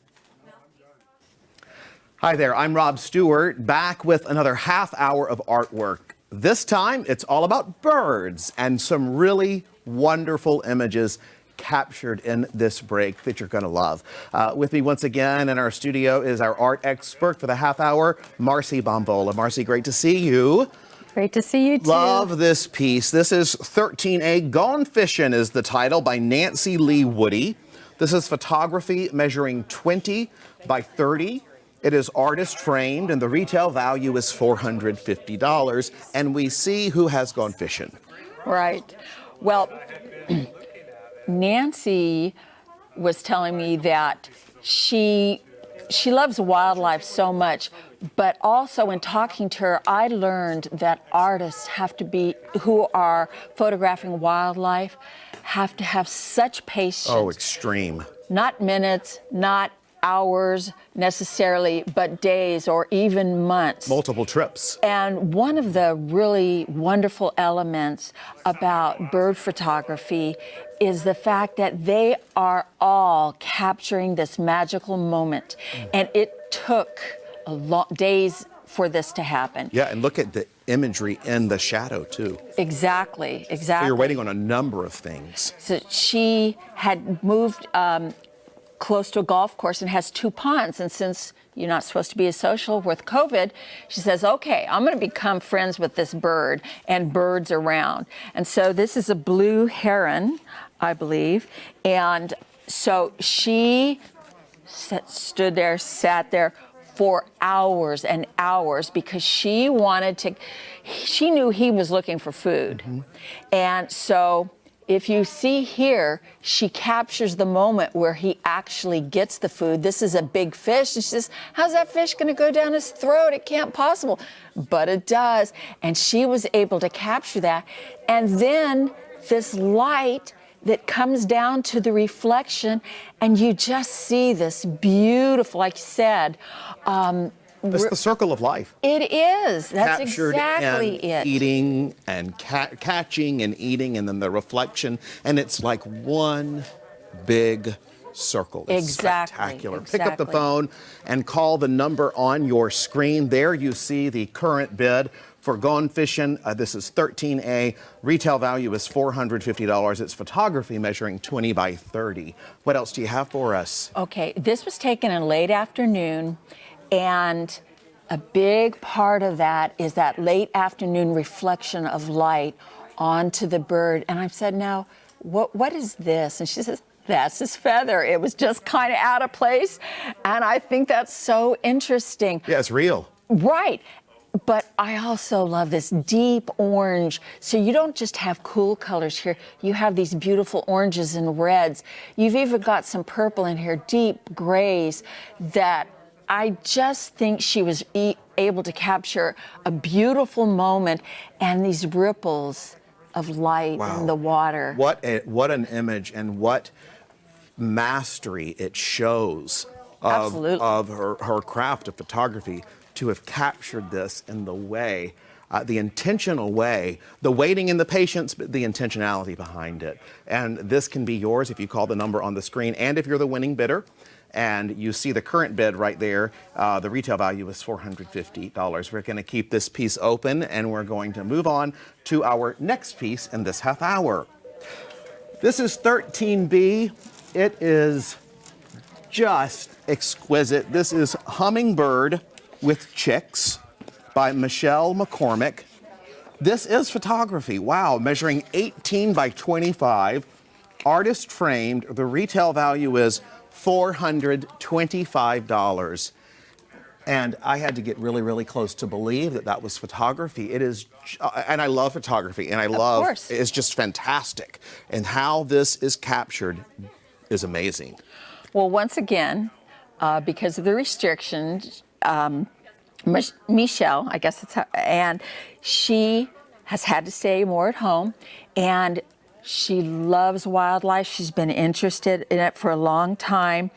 And she talked to her neighbor, and her neighbor said, oh my gosh, a hummingbird is building its nest on my back wall, on my patio you've got. She says, I want to film the first moment when the chicks come up and the mother is feeding them.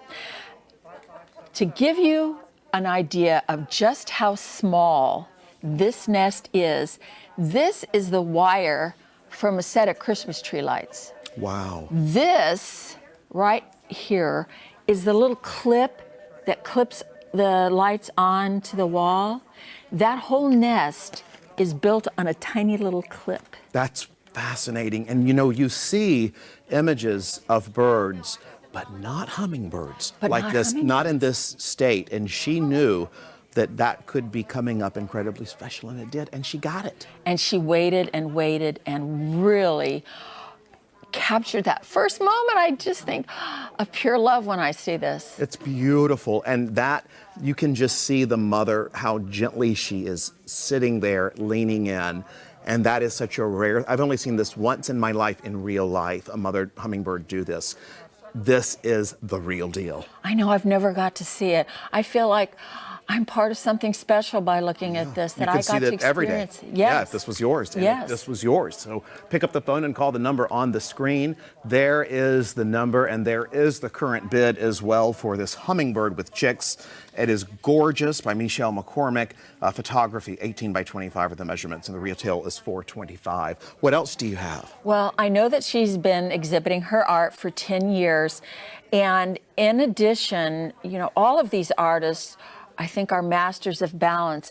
There's always line, color that's repeating. And look at the they're so young. Look at the transparency of those necks. And this beautiful she captures all of this detail in these wings, and they're gorgeous aquas down here, and there's spots of deep red, and I've never got to see that close of a hummingbird. We have hummingbird feeders, but I don't get to see that, and so I feel that this is special. Isn't it pretty? Oh my It's gosh. just right there, you can see it so vividly. It's just makes you feel special when you look at Yeah, it. it does, and you can see in this this photograph the peace.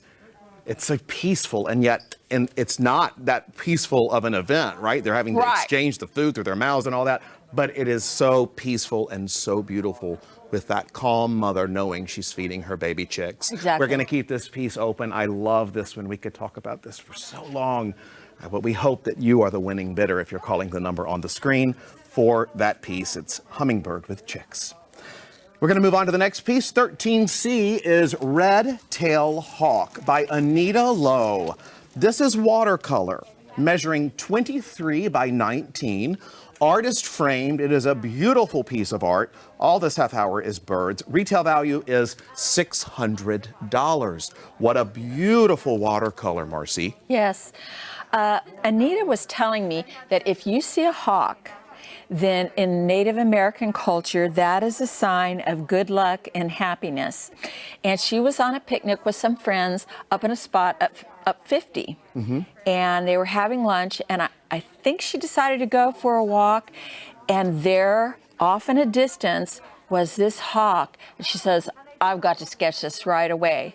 And she did, and she was kind of mesmerized by it because it wasn't in flight, which often you see, but she knew that it was scouring its terrain for 20 seconds for prey. Wow. And so to begin this painting, she starts with the bird, but this watercolor is really, really layered. And, you know, sometimes watercolor is translucent, but this bird, she really wants to capture the delicacy of these wings and the deep burnt orange kind of umber, I guess. And the talons, look at that. Yes. How beautiful. Look pick at up that. the number on, or pick up the phone, call the number on your screen, and you could possibly be the winning bidder if you place the highest bid. You may be the one to take this beautiful hawk home, and there you see it so well. It's Red Tail Hawk by Anita Lowe. Watercolor measuring 23 by 19, artist framed, retail $600. What else, Marcy? Okay, this is realism, but this is impressionism, and she specifically did not want to get any detail in the background, which allows your focus to continue to go to the hawk, and that's how that's designed. And that's a difficult medium, being watercolor. And I love that you mentioned that she used impressionism and realism in there. That the hawk is so beautiful, and you can see that it is just either landing or just taking off or something. Right, that is absolutely the focus. Even the bark, you can see that it's bark, but it's done really, really softly, and the shadows are too, because everything leads back to the bird, and that's what's important in the painting. So beautiful. Pick up the phone and call PBS KVIE. We have people standing by to talk to you. If you would like to be the winning bidder on this piece, the number is on your screen right now, and so is the current bid. This piece is worth $600. We have about 15 seconds left. What are your final thoughts? Okay. She absolutely loves nature. She loves painting birds, and she wanted to convey a bird in its absolute natural surroundings and kind of have people think about birds and keeping them safe. And I think she's done that beautifully, but most of all, she wanted to convey the majesty of a hawk. Well, she did it And very I well. think she did And that. she did it for you. Hopefully, we have the winning bidder on the phone. If we don't pick up the phone right now and call, you could still get in on this piece, but you only have a couple of minutes right now to call. We're halfway through the break, which means it's time to check in over at the recap station. We're going to keep the lines open and check in over there. We have ourselves an auction, friends, and you can take away a beautiful piece of art when you're the winning bidder. Let's quickly recap the pieces that are part of our Wings segment. 13A, Gone Fishing by Nancy Lee Woody. Photography measuring 20 by 30. It's printed on metal and it has a retail value of $450. We currently have a high bid of $275. Next, 13B is Hummingbird with Chicks by Michelle McCormick, photography measuring 18 by 25. A retail value of $425. Currently our high bid is $250. And finally, 13C, Red-Tailed Hawk by Anita Lowe. I love how she said this was a sign of good luck and happiness in the Native American culture. We will all have good luck if you're the high bidder. This is watercolor measuring 23 by 19, artist framed, retail value of $600, and we are up to $200 right now. We have ourselves an auction, friends.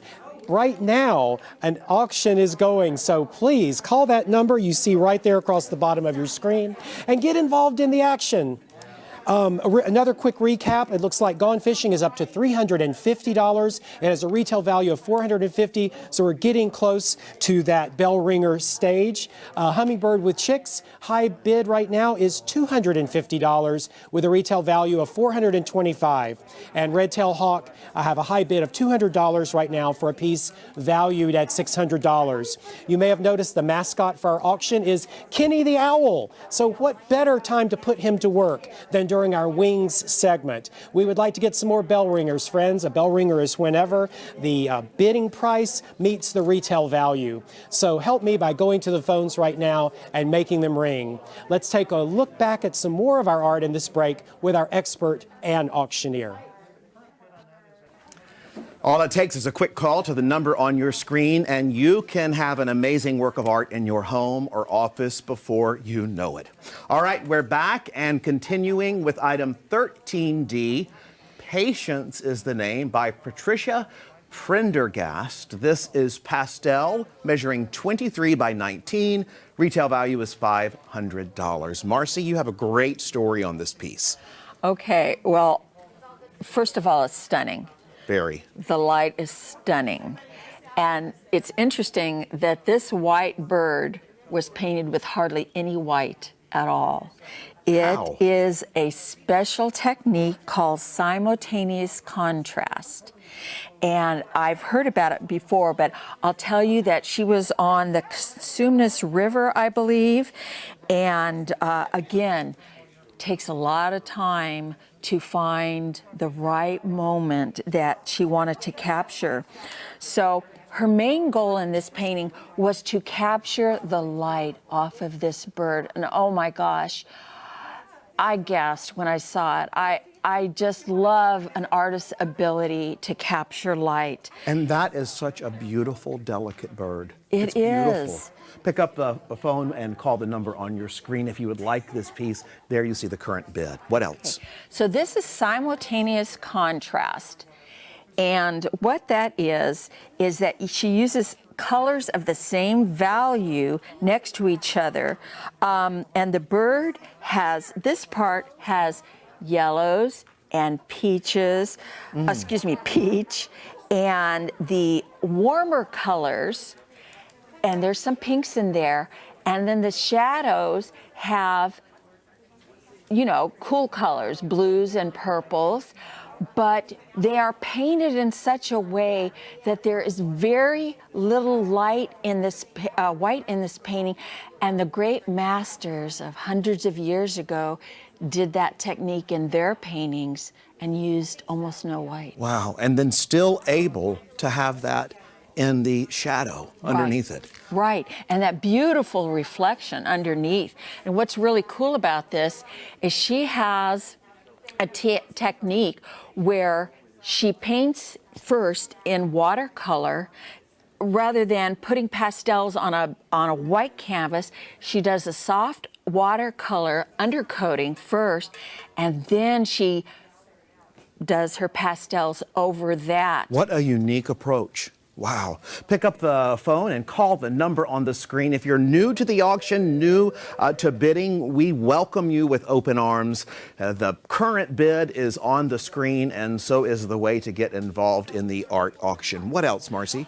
Well, this I think is really neat. She wanted to challenge herself to do a background that is implied. So you can't really see any trees. You're not sure what this is, but you know I think the mind wants to create a pattern or see something, and so it's called implied. And she has done that absolutely beautifully with both the golds, rusts, and blues, and she's got these beautiful strokes going upward. This is one of the most dramatic paintings to me that I've seen. Wow, that's quite a compliment. Yes, I love this painting. And again, these yellows are so crisp that she's got in here, and this beautiful, beautiful reflection. What a beautiful piece. This is pastels on here. This is Patient by Patricia Prendergast. We're going to keep this piece open. You see the current bid there on your screen. Thank you, Patricia. And we're going to move on to the next piece in this half hour. That piece is 13E. It's Catching Snowflakes. This is fun. Look at the feathers around the neck. That'd be a great outfit. Catching Snowflakes by Janice Rosner. Photography measuring 16 by 20. Artist framed, and the retail value is $175. We have something for everybody in the KVIE art auction. Tell us about Catching Snowflakes. Well, I think this is an absolutely wonderful story. First of all, this is called a red crown crane, which I haven't heard of before, but isn't it spectacular? It's gorgeous. She went all the way to the north of Japan to get this picture. Wow. Wow. That's right. That's impressive. She wants to give the owner or even viewer a sense of the world, something that they might never have been able to see in their lives. And she is giving that to them through this beautiful photograph that she has taken. Boy, she did it too. She knocked it out of the park. This is Catching Snowflakes and by Janice Rosner. Photography 16 by 20 is the size. And the size that it gives me in feeling is you cannot measure. It's beautiful. Right. Well, she sat there for hours looking at the red crown cranes, and then finally a snowstorm came. And she said, this is perfect. This is absolutely perfect. And finally, she got this bird reaching upward, and you can see these magnificent, detailed black feathers with grays, and it just reaching toward the sky. It makes me think that it's trying to go for the snowflakes. But I doubt that that's what it's I doing. actually thought that is what it is, because she said it's catching snowflakes. Yes, and it looks, yes, and the I'm sense sorry. of focus on this is really, really spectacular too. Right, and this is so detailed, and this is so soft focus. You're not sure what the background is, but photographers are just amazing. They just know, it's not in the center, it's just a little bit to the right, and these beautiful snowflakes, and it's a little bit light over here, and your eye is just pulled to that beautiful beak and wide of the bird's head. So spectacular. This can be yours by picking up the phone and calling the number on your screen. And I also would like to say that you can view the art auction happening this weekend anywhere. Make sure you spread that message with a friend and give them the website as well, so that they too can follow along, and then pick up the phone and call to place a bid on this. Final thoughts. We have about 15 seconds. I can tell you that this won the Green Eagle Award for the Photographic Society of America. That's fantastic. I believe it. Right, and she's won several awards for this piece, and it has been displayed at the Nevada County Camera Association. But I think it's so spectacular that she is really giving people another part of the world. Beautiful. I love that too. I love that she's carrying that otherworldly, outer worldly experience to you, just like we do at PBS KVIE through our programming from all over the world. And you can help keep that programming going by being a part of this auction. We'll keep this piece open and move on to the next piece. Thank you, Janice. The next piece is 13F. It is a beauty. Wow, look at those flamingos. This is called Flamingo Dance by Christine Springer. Oil on canvas measuring 24 by 36. Artist framed, and the retail value is $850. What a beautiful painting. When I first saw this painting, I really stepped back. Oh, look at this. The colors are so magnificent in this painting, and I love color. But this painting is designed to have the focal point on the light of this bird, particularly. And I want to tell you first that Christine was at the Sacramento Zoo. Okay. With her little grandchildren. And so the flamingos were just like dancing around. She thought, oh my gosh, they're dancing. And they were moving very quickly. So she was with her little grandkids. So she went home and she composed a composition that she saw from all of the, all the time that she was there. So she actually created the composition from many photos, but her single interest was this flamingo. And then when you see this light, my eyes naturally then kind of come up. No, well, let me see. Actually, I think this is a stork. So it's coming around, but her emphasis is on trying to create that beautiful light in the birds. And look at this reflection of It's that gorgeous. beautiful aqua sky. Yeah, this one is the stork, and the rest are the flamingos. Right. And they sleep with one foot up like this. They make a cooing noise at night, which is so beautiful. And there's just so many stories that you can find in flamingos or at the zoo, seen here or in the auction. Every piece tells a story. And you can take this piece home with you by picking up the phone and calling the number on the screen. I love the use of purple that you see there on those beautiful flamingos. And there you see that centerpiece flamingo. Wow, beautiful. What else, Marcy? We have about 15 seconds. Okay. She has been, she is affiliated with several places, but she is on Art on the Divide in Georgetown, California. And she has been featured on the KVIE art auction before as well. And again, she's an impressionistic artist, but there is a bit of realism work because these are more detailed once again for the background, although you can see some specific representation of branches and stalks, but it's all designed to be filtered back to here. What a beautiful piece of art. I love this piece. I do too. And I hope you do too at home. Pick up your phone and call the number on the screen. You see the current bid there. We are nearing the end of this break, which means it's your last opportunity to bid on the art featured in this half hour. I would like to thank our friend and our art expert and our first place sculpture winner, Marcy Bombola, for being here to share her expertise with us. Thank you so much. A pleasure. And we'll head back across the way to the recap station for an update. Just a few minutes to go here in our wings break, which means if you want one of these stunning works, you've got to call now before the time runs out. A quick recap of the last three pieces that Marcy and Rob told us about. 13D, Patience by Patricia Prendergast. It's pastels, artist framed, measuring 23 by 19. It has a retail value of $500, and we're currently at a high bid of $300. So please go to your phones and give us a call. 13D, Catching Snowflakes by Janet Rosner. Photography, 16 by 20. Artist framed, a value of $175. And friends, I'm happy to say we have a bell ringer on this one. But the phone bank isn't ringing the bells because they're all so busy. There we are.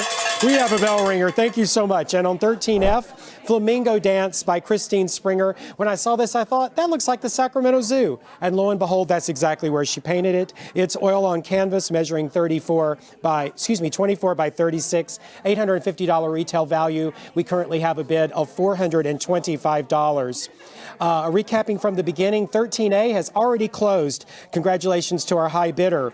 Hummingbird with Chicks, 13B. We have a bell ringer there.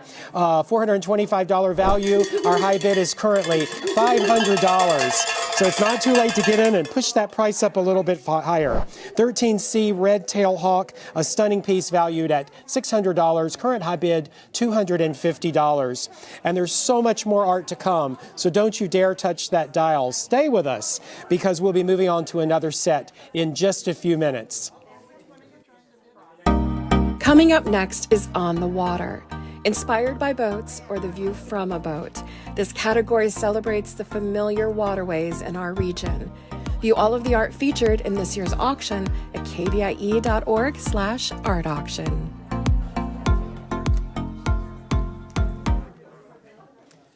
Coming up next is On the Water. Hi, I'm Clayton Whitehead, and thank you for joining us again. On the Water is our next break, and here's an overview of the art that will be up for bid during the next half hour. Number 14A is called Moonlight Cruise by Barbara Gill. This is a watercolor measuring 16 by 20. It's artist framed and has a retail value of $500.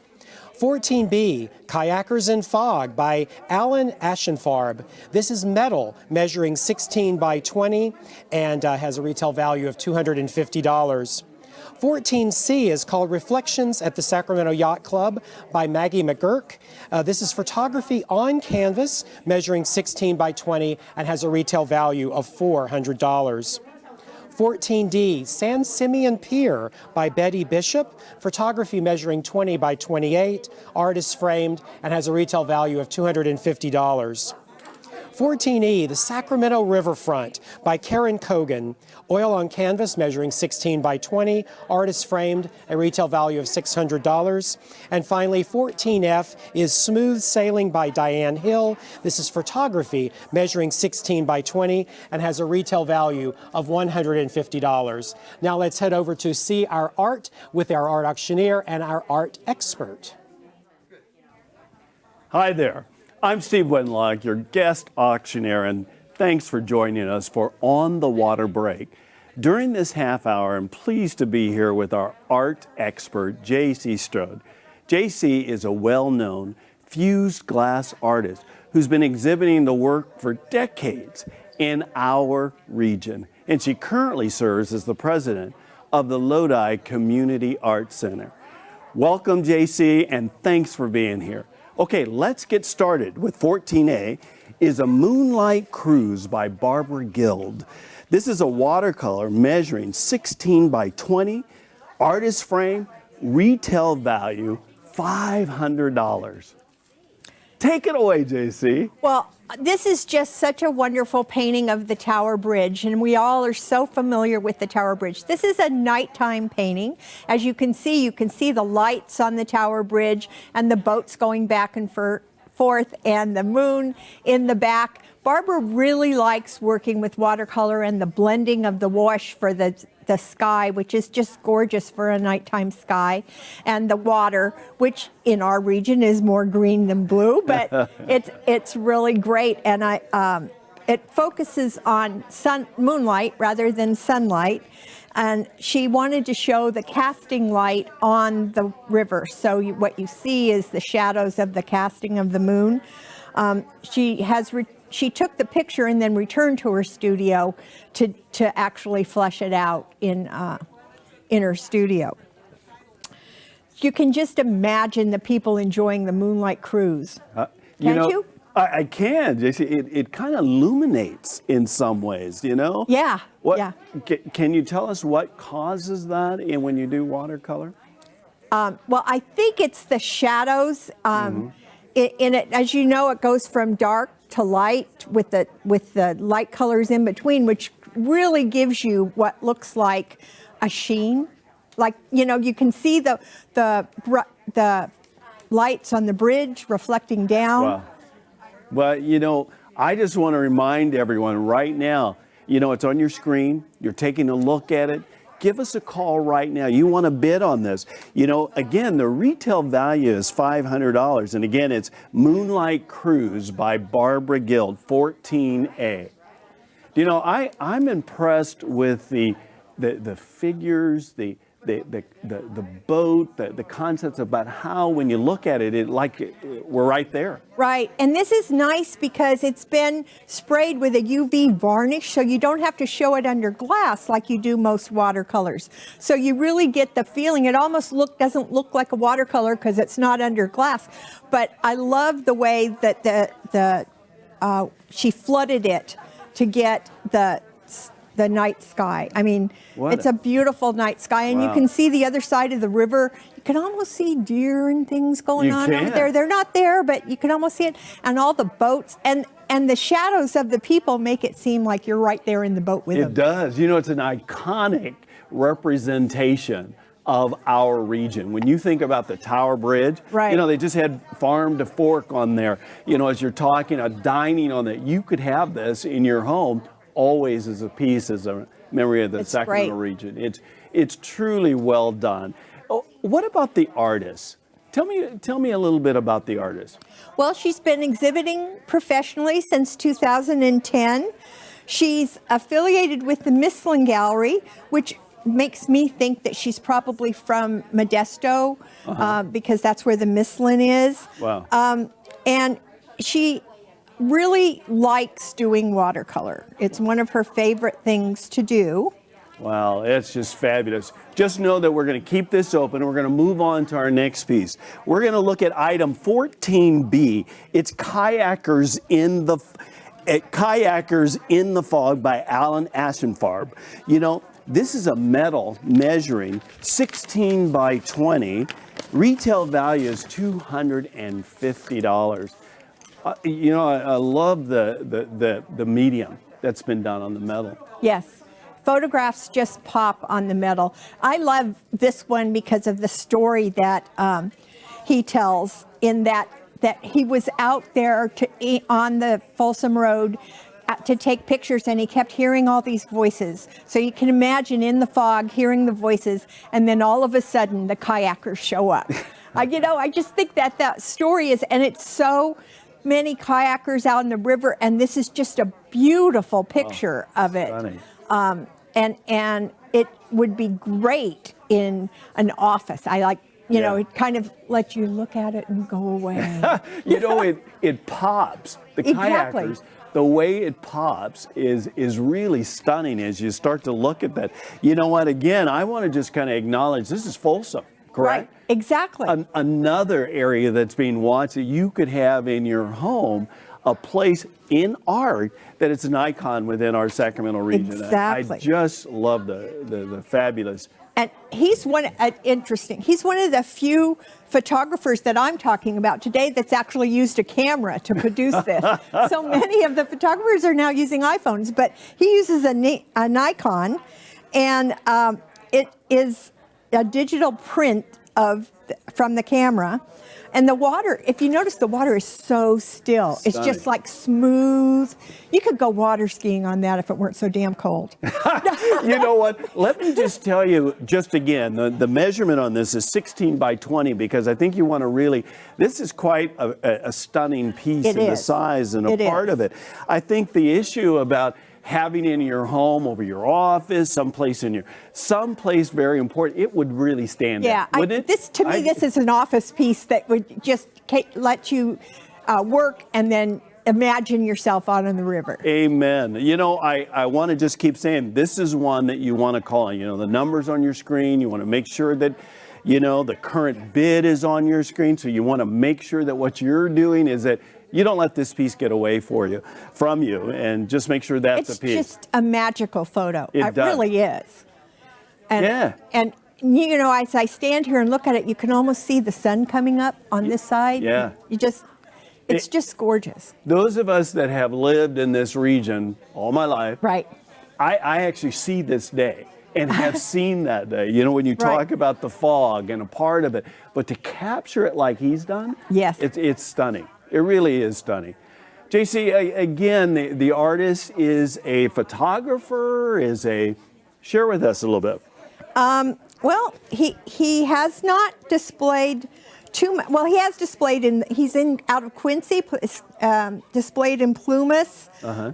He's been doing this professionally for about 14 years. And he shows at Main Street Artist in Plumas, if you're down there or up there. And he loves to take photos in the fog. Wow. It is one of his favorite things to do.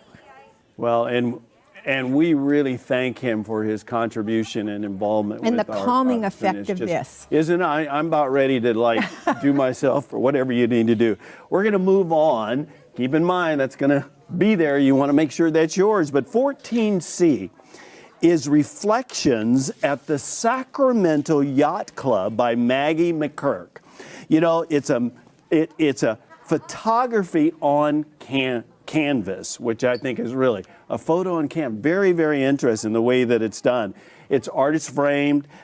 It's retail value at $400. And it's just at the Yacht Club here in Sacramento. Yes. And the nice thing about it is that she's enhanced it with digitally. So that's why she's calling it a mixed media piece. And don't you just love how this reflection comes down on the water and you can see it, and the boats seem to pick up. I don't know whether she changed the colors of the boats, but they seem to kind of flow together and color wise, and you can see off in the background the levee, and it's a gorgeous picture, and the reflections on the water, this and you can see, and then the pink in the sky, it kind of reflects back down. I was just thinking she's gotten the perfect time of day to do this too. Yes. You know, when do you think this was taken? I would say that it's like in the morning. That's what I think it's coming up. Yeah, because that's when you get those pink skies like that. In the afternoon, they're more red. Yeah. But she also it picks up the colors of autumn, so this would be great. Oh, wow. For an autumn painting, and it kind of to me says goodbye to summer. Yeah, it's does. like everything's parked. Oh wow! Look at the foliage around it. It's the fall. It's a park. Yeah. You know, I was just thinking that I'm sure that there's some members that are out there of the Yacht Club. Right. Wouldn't this be great to have in your home of the Yacht Club? That's just one group that might want to think about that. It could be your yacht. That's how real it is. Yeah, exactly. It's right here of those that are here. It's just fantastic. And the colors pop. The colors do pop. And I just want to remind people, again, it's photography on canvas, which is really great. And it's called The Reflections at the Sacramento Yacht Club. And again, by Maggie McKirk, which I think is really fascinating. Again, the retail value of this is $400. So you want to make sure, you know, the numbers on your screen, it's there. You want to make sure that you call in and make this one of your iconic pictures that you will have in your home to represent. And I'm just going to throw a note out there. If you're in the Sacramento Yacht Club, get it. We want to hear from you. Exactly. That's great. Look, you know, when you talk to us about the point of focus on this. Well, one of the points on this one is that you can pick out a focal point almost anywhere on the picture. I mean, you know, to me, it draws you to this red boat. Yeah, it does. The color. But on the other hand, the pier poles that come up and they reflect down. This one here also draws you. So there's like multiple focal points. When I was talking to another artist about this one, it was like, well, I want to pick out the focal point, but to me, it's the red boat. Yeah. You know what? For me, I look at the tree. Yep. And I then look down from all of the different boats and how they're lined up. And the tree draws me first to look at that like pinnacle piece that's a part of it. And then I see all these beautiful boats that are lined up around. It's stunning. It is really stunning. All right, well, we're halfway through. That means the break, which means we're going to keep this piece open and check in over at the recap station for bidding updates while you call in right now. All right, we have some exciting artwork available in this On the Water break. Let's take a look at the current bids on these items. 14A Moonlight Cruise by Barbara Gill, which is a painting of the Tower Bridge at night, something all of us Sacramentoans know and love. It's a bell ringer, friends. We have a value of $500 and we already have a bid of $575. So thank you so much for that.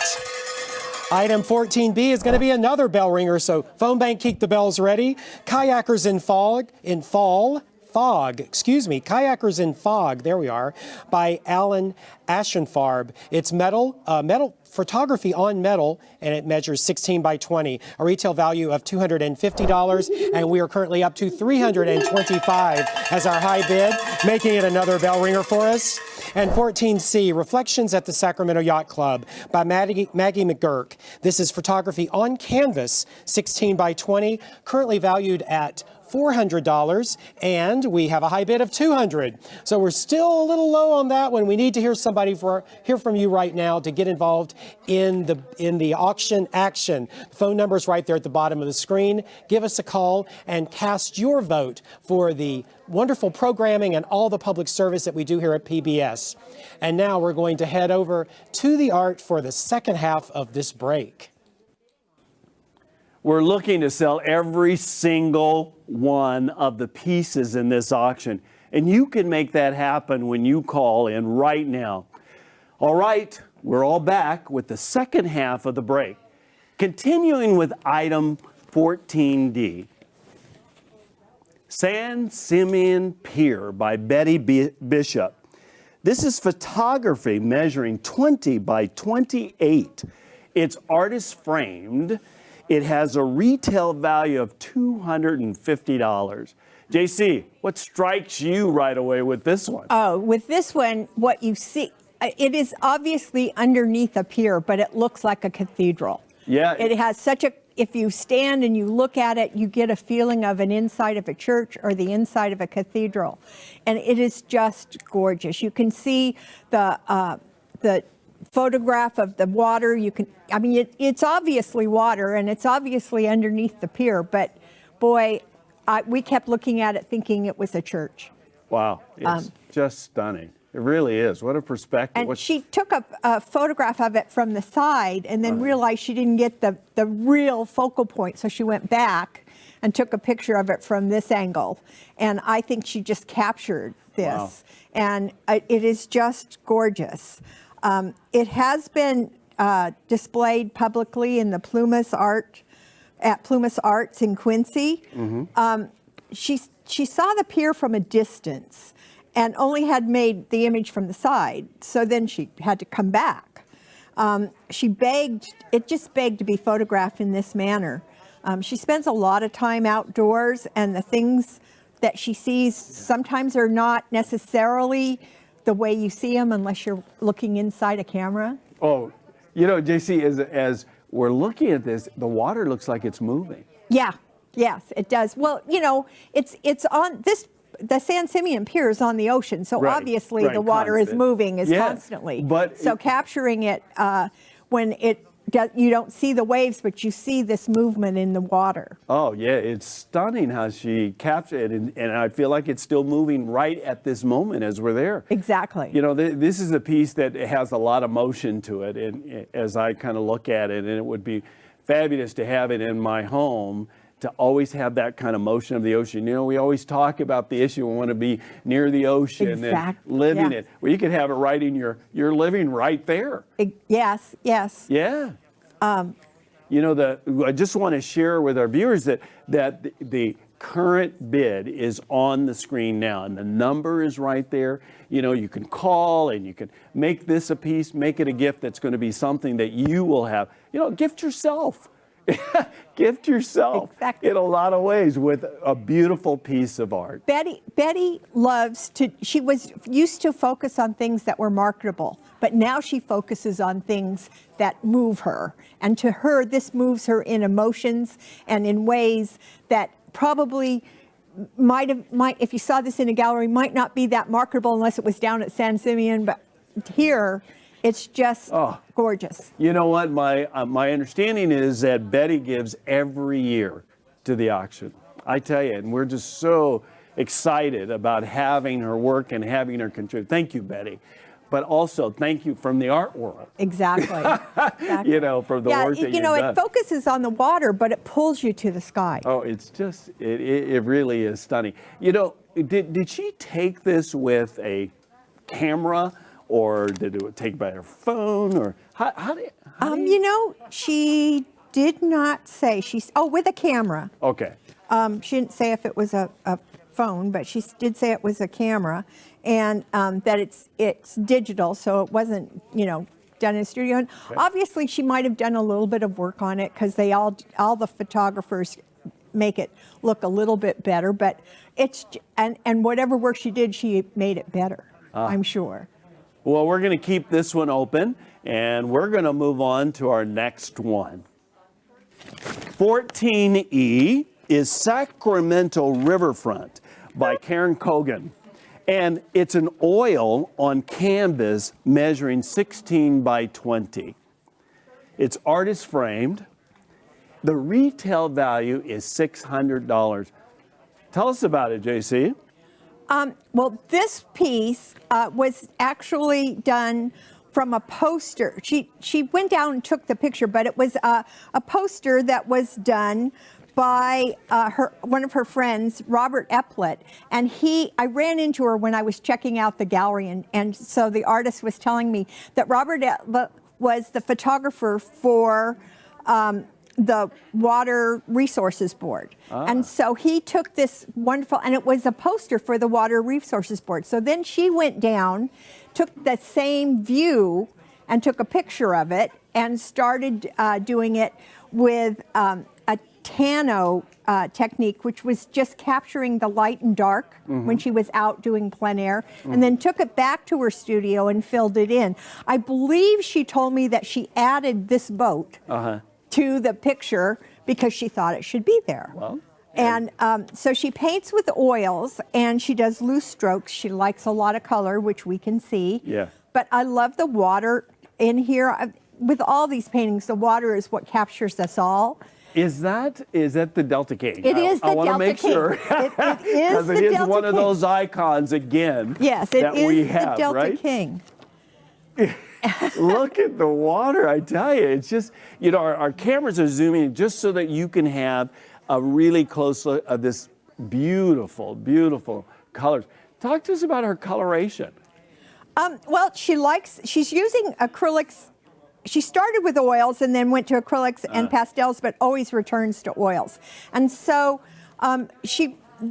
with oils, you can just keep adding layers and layers, and then you can see that's what she's done here.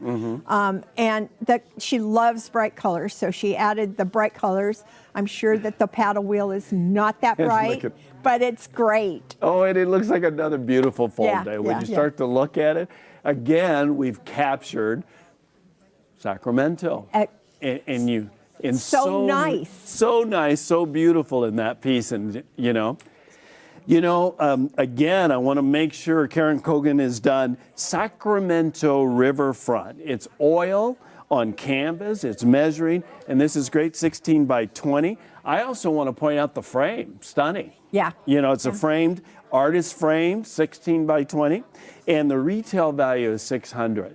And it's a little bit impressionistic, so it's not distinct, so it gives you the illusion of kind of a whispery day. It does. And I just want to highlight the frame because I'm impressed with it when the frame adds to the work. Right. And that's exactly what I see here in a lot of ways. That's just terrific. JC, any final thoughts about this piece that will bring someone right here or right to the phone and the numbers on your screen? She wanted to keep the memory elusive, so that's why it is. She does loose strokes, and she wants you to be able to escape mentally to the location. And can't we all escape mentally to the Sacramento River and down by the Delta King? I just love this. Art has a way of doing that for us, letting us escape. And so, we're going to keep this open. We're going to make sure that you call in the numbers on your screen. It's time to make this piece yours, right? Right. It's great. All right, we're going to move on. 14F is Smooth Sailing by Diane Hill. And what I see is this is a photography measuring 16 by 20, retail value $150. What a piece. Yes. She went with her husband. They were celebrating their anniversary, and this was down in Southern California, and she was visiting her in-laws, and so they were out for an evening walk, and they saw this, and they just captured it because it reminded her so much of she grew up on the East Coast, so it reminded her of Long Island. But again, this is another one where the colors just pop, and especially with the Black Knight. And you can just, that yacht club looks like it goes on forever. It does. Doesn't it? Yeah, it does. You know what pops for me is the color. When you look at this, the yellow or the gold, it's kind of throughout a little bit. That's what I keep focusing on and seeing that, and it's stunning. Yeah, and this looks like the dock. I was going to say it almost looks like one of those neat Chris Craft boats, but I guess that's the dock. But I just love the look of this, and I have not been to this yacht harbor, but it must be huge. And it's just gorgeous. I mean, the whole thing is gorgeous. And again, this is something that will light up your room. It does. It does. It does. It just is great in terms of color. You know, she calls this smooth sailing, and you can also see the sailing being very smooth. I mean, it's like right there. It's a great name for this. And, you know, as you're looking at the yellow and as the camera's, it's a lot of the lights that are on the boats that are a part of that just kind of illuminate and bring it more to life, and that's great. So just want to remind people that this is a 16 by 20 inch piece, and the retail value is $150. This has got to be a bell ring. It does. And the other piece of it, I want to note the frame. Again, the framing that adds to it. You know, what I see is this frame that's dark and evening looking. That's exactly what the picture is. It's kind of drawn itself into that. It does. Yeah, yeah. So I just, again, I imagine walking down the pier and getting this view of the yacht harbor. You know, I'm looking at the mask and the lines that it does within there. You know, how do you think that affected, I mean, this visually for you? Well, I think that the reflection of the masts in the sea, it just, again, draws, you look down here and it just draws you up. Yeah. Yeah. Draws you up and then takes you all the way back because they just keep going on. I'm just impressed about how she captured this moment in time, which is what photography does, is capture and then freezes it and then let us enjoy it forever. Yes. Right? Yes. I just love that. Yes, definitely. This is just smooth sailing. You know, when we talk about this, we get a name that is so fabulous to the picture. Smooth Sailing by Diane Hill. It's photography measuring 16 by 20, and it retails again at $150. And she doesn't display a lot, so getting this one is something that you'll be able to keep because she doesn't display in too many art No, she galleries. doesn't. Well, we're nearing the end of this break, which means that now is your last opportunity to build on the art featured in this half hour. Let's check in over at the recap station for an update on the bids while you call right now. And Steve, I'm happy to give you that update. Just a few minutes left in this break, friends. Let's look at the open bids on this item's featured, on this half hour's featured items. Item 14D is the San Simeon Pier.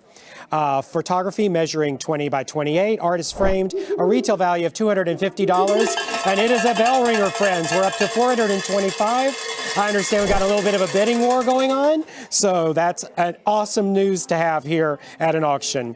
Item 14E is the Sacramento Riverfront by Karen Cogan, oil on canvas with our beloved Delta King prominently displayed there, and it's another another bell ringer, retail value of $600, and our current high bid is $650. Item 14F, Smooth Sailing by Diane Hill, photography measuring 16 by 20, retail value of $150. And friends, we have another bell ringer. We're up to $175. Thank you all so much for your valuable bids and your contributions to KVIE today. Recap from the top of this section on the water. 14A has already closed, Moonlight Cruise, and that was a bell ringer. 14B, Kayakers in Fog. Oh, we'd love to hear from somebody else on that, though we already have a bell ringer there. $250 value, current high bid of $325.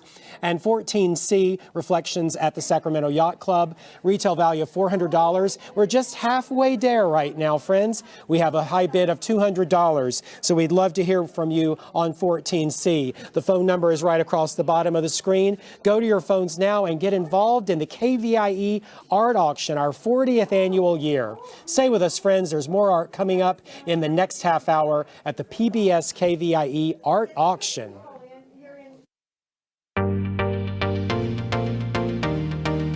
Welcome to the 40th annual PBS KVIE art auction. Join us all weekend for a celebration of Northern California's visual arts.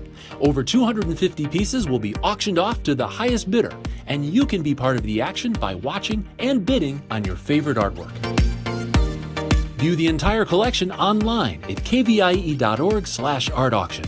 Then, when your favorite item appears, call 1-844-KVIE-ART to place your bid. Auction proceeds benefit the programs and services of your PBS station, KVIE.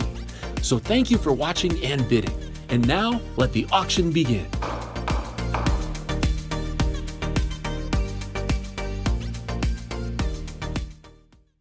Bidding on items in the art auction is quick and easy to do. First, explore the collection online at kvie.org/art auction, or keep watching PBS KVIE. When a piece of art catches your eye, call 1-844-KVIE-ART and a volunteer will assist you.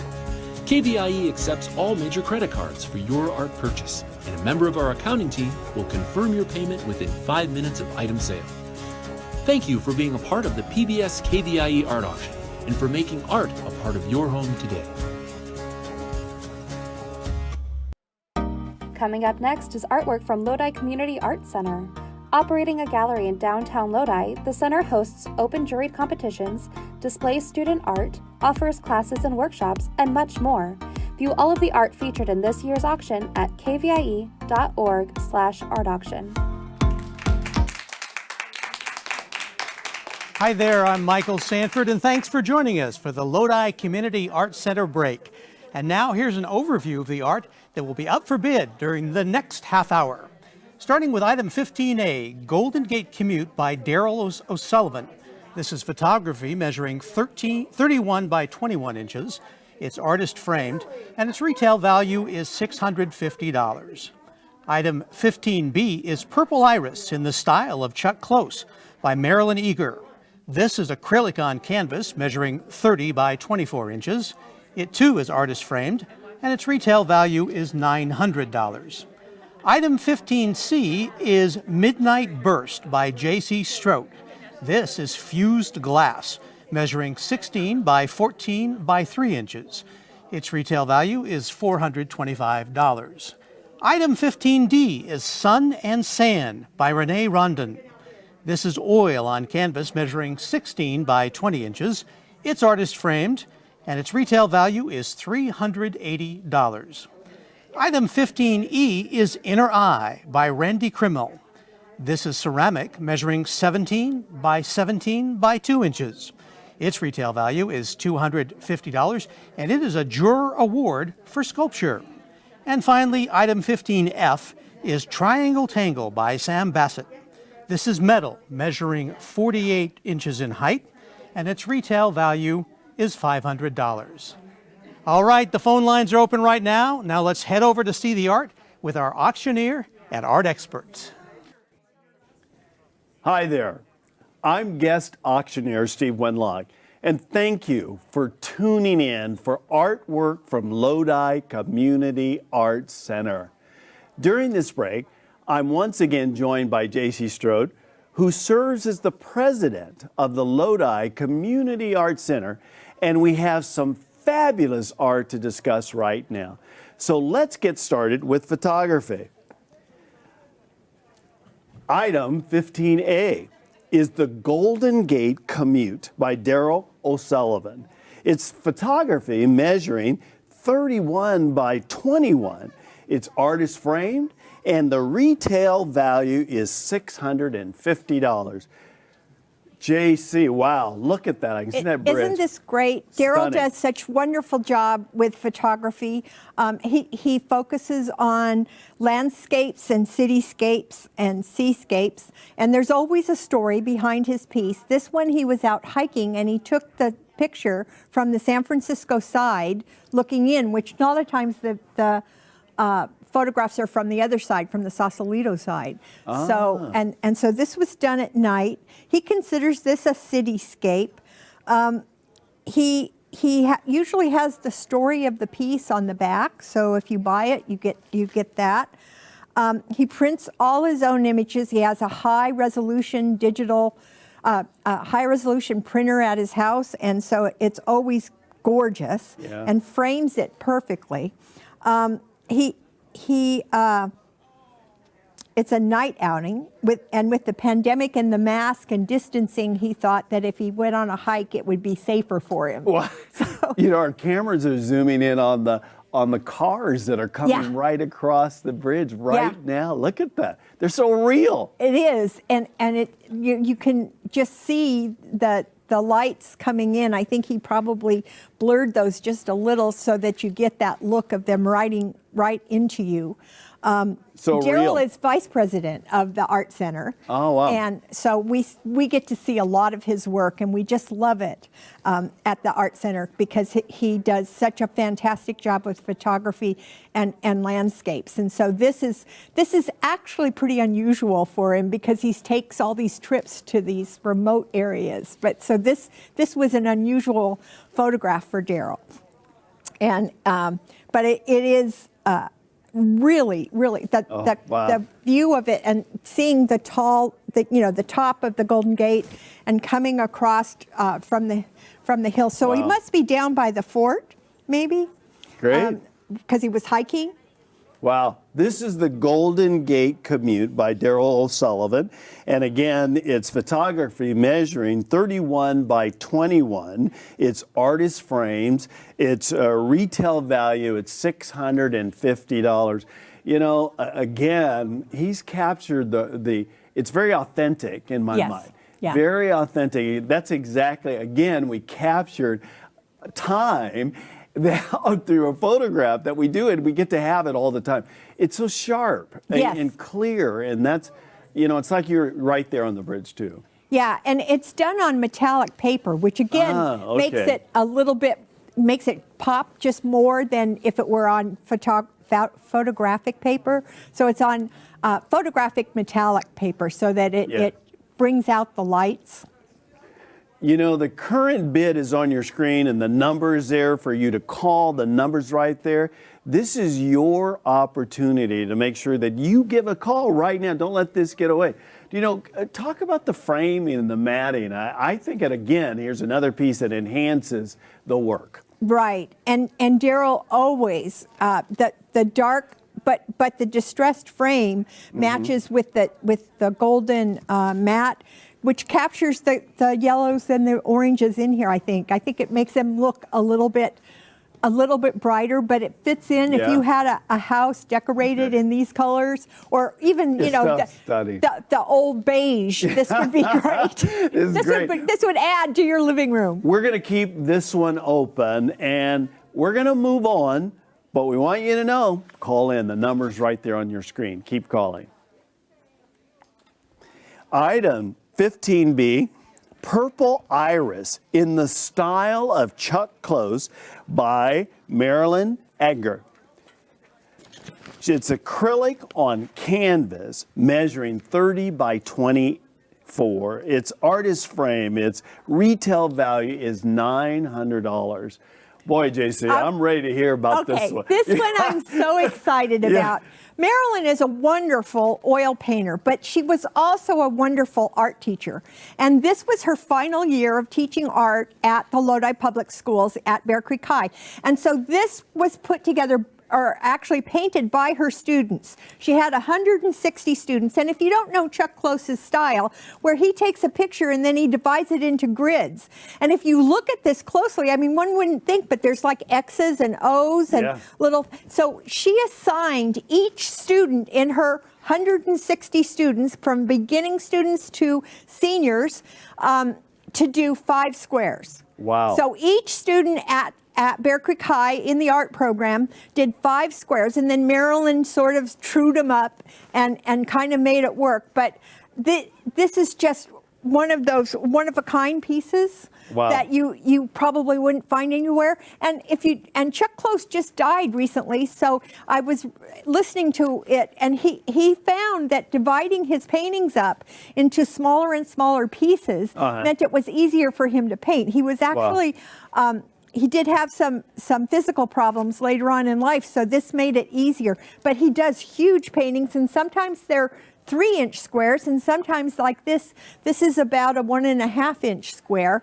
And when you look at it close, you can see all the different squares, but when you look at it far away, what you see is the iris. Yeah, and you really, I love those dimensions that you get with this, what you're seeing. You know, Marilyn has been involved with your Lodi Community Arts Center for a number of years. And she's been at our art center for a good, except for a short stint where she was committed to not showing at any other art gallery in Lodi. But when she retired, she became our art curator. Wow. And she hangs our shows. And I know I work with her. And you go in there and it's like a mess. And then you come in and it's a beautifully hung show at the gallery. She's just wonderful. But she is such a great teacher. And you know what? And a teacher that gives back. Exactly. That to me is, and she gives classes at the art center. That's a part of your mission, isn't it? It working is. with the Community Arts Center. You know, the current bid is on your screen. It's the purple iris in the style of Chuck Close. Just to make sure, acrylic on canvas, measuring 30 by 24. It's artist framed, and it's also retail value at $900. And if you were a student in 2015 and 16, bid on this one. That's great. You know, we're going to move on. We're going to keep this one open. So we'll move on to the next one.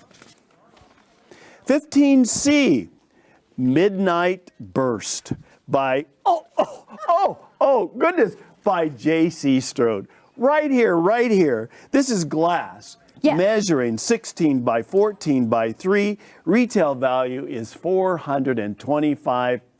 Talk to us about this one. Well, Do you know anything about it? Yeah, I think I know a little bit. This is a fused glass piece, and this is textured Dichro. And my story behind the Dichro is I bought a piece of Dichro on an auction, and it was like a full piece, a nice circle. I was going to make this wonderful piece, and they shipped it to me, and it came in pieces. Oh, no. And so I had to do something with it, and I found this wonderful navy blue glass, and it's actually more of a Caribbean blue glass, and I put this on there, and it just pops the colors. But I was I know they can't show this because I didn't tell them until just before we got here, but if you have this in your window, what you see is all these champagne bubbles that shine through if you have a light shining behind it. Wow. So it's got a kind of iridescent, sparkly look to it, and it's done in fused glass, which is warm glass, and it's done in a kiln. Yeah. Look at there. Our cameras are looking at that and trying to show those champagne bubbles that are there. This is great. You got to shine it from the back to get those, but I wrote something really good about it. So to me, it is good. Yeah, but no, sometimes when I'm writing, I think it looks like the midnight sky. Wow. You know, behind it. JC, share with us a little bit about your background and as an artist and your training and your involvement. Well, I have been working in glass for about 25 to 30 years. I wanted to make jewelry, and I started out taking classes up here in Sacramento, which I recommend. If you want to learn more about glass, you can come up to Sacramento to Rainbow Glass, and I took the classes to make jewelry. And then I found, although I liked making the glass, I did not like making the jewelry, and I started making bigger pieces. I do functional pieces. I do pieces like this that are strictly decorational, but I do love doing these bigger pieces. Wow, wow, and with your abilities, this is an incredible piece. I just want to share that. Thank you. I hope somebody will really value it. But again, I tell you, put it in front of your window. I don't think it should go outside, although I have had people put them outside. And you could put it, I had a friend who put a piece like this out on a pedestal in his garden, and as long as he took it in when it wasn't a thunderstorm, it worked. JC, I'm really looking at the stand and how much it complements the piece. Well, this stand is from a guy in Maine, and I don't usually order them from him, but he does these wonderful pieces that sort of, he just does it for glass artists. So they make the glass pop out, and he has the different designs, but you can see the swirl here that goes back and forth that stabilizes it. That's why I'm saying you could put it outside. JC, this is a one-of-a-kind piece. Definitely. That you want to make sure that you have in your home. You know what? Already, all right, well, we're halfway through the break, which means we're going to keep this piece open and check in over at the recap station for the bidding updates. All right, thank you, Steve and JC. Some great works from Lodi Community Arts Center in this break. We're looking to hear from you right now to place your bid and win some art. Quick recap of the bidding activity. Here we go. Item 15A, Golden Gate Commute by Daryl O'Sullivan. Photography 31 by 21, artist frame, retail value of $650. We have a current bid of $300. This is one of the most brilliant photographs I think many of us have ever seen of the Golden Gate Bridge, and imagine what it would look like in your home or office. So let's get the bid up for that. 844 KVIE Art to bid on Golden Gate Commute by Daryl O'Sullivan. Item 15B, Purple Iris in the style of Chuck Close by Marilyn Eager. Again, acrylic on canvas measuring 30 by 24, artist framed, retail value of $900. We have a current bid of $350. What an amazing collaborative effort between the students at Bear Creek High and this very talented artist. One of a kind. What a great thing that would make in your home. So beautifully brilliant. Again, the bid on that one is $350. Let's get that bid higher. Item 15C is Midnight Burst by J.C. Strout. J.C. Strout, the art auction that you just heard from. What a beautiful piece of fused glass measuring 16 by 14 by 3 inches. It has a retail value of $425. Imagine what this will look like in your window. Really a beautiful piece of work. Call that number on your screen and make it yours. And now let's head back to the art to see some more from Lodi Community Arts Center. The current bid is on your screen, as well as the number to call in to place your bid. All right, we're going to continue with the item 15D, Sun and Sand by Renee Rondon. This is oil on canvas measuring 16 by 20 inches. It has a retail value of $380. JC, take it away. Well, this is, Renee tells me this is the end of the day. So it's like they're kind of moving a little bit slower and taking their time. The feeling of the waves kind of pull you in, but you can see they're not facing outward, they're facing inward to some extent. But you can, it's the beach scene captured in the afternoon light. Yeah. The varied colors and the movement in the waters, like our water pieces, again, it's the water that draws us in, and the beach. It's done on archival canvas. Oil painting is her passion. Yeah. Although she does she does watercolor and she does pastel, and she teaches alcohol ink painting at the gallery. Wow. So a lot of mediums. She's ventured in a lot, but she focuses on oils. And she lives in Valley Springs and loves camping. You know, I'm most impressed about how it pops by the colors that she's chosen. Yeah, yeah. And the interaction of the kids on the beach. She is always amazed at the one look or glance that portrays the body, you know, where the body's pointing, what they're doing. You can see the older boy checking on his sisters. It's, Yeah. you know. Yeah, from the shadows and everything, and how she's placed it is really stunning. Yes. Really yeah. stunning. Really is. And Yeah. again, she is an oil painter primarily. Yeah. Loves to do plein air. Yeah. So this is probably started off Yeah. as a photograph, but so she said she didn't do plein air on this one, but she has lots of plein air pieces at the gallery. You know, I was just thinking about how this reminds you, if you've been on vacation, about the area about, oh, that was like what I did on vacation. Again, another piece that will allow you to capture memories that you've had Exactly. and keep them in time. Beautifully done. And even if you they're know. not your children, this is a No. gorgeous painting to have in your house to Yeah. remind you of of your past vacations. Oh, I just love it. I really do. I like that. Again, you know, the piece that, like the red swimsuit, how it makes it pop, you know, in that sense with on the back. That to me is kind of what you're calling a focal point, It is. right? It is definitely the focal point. Yeah.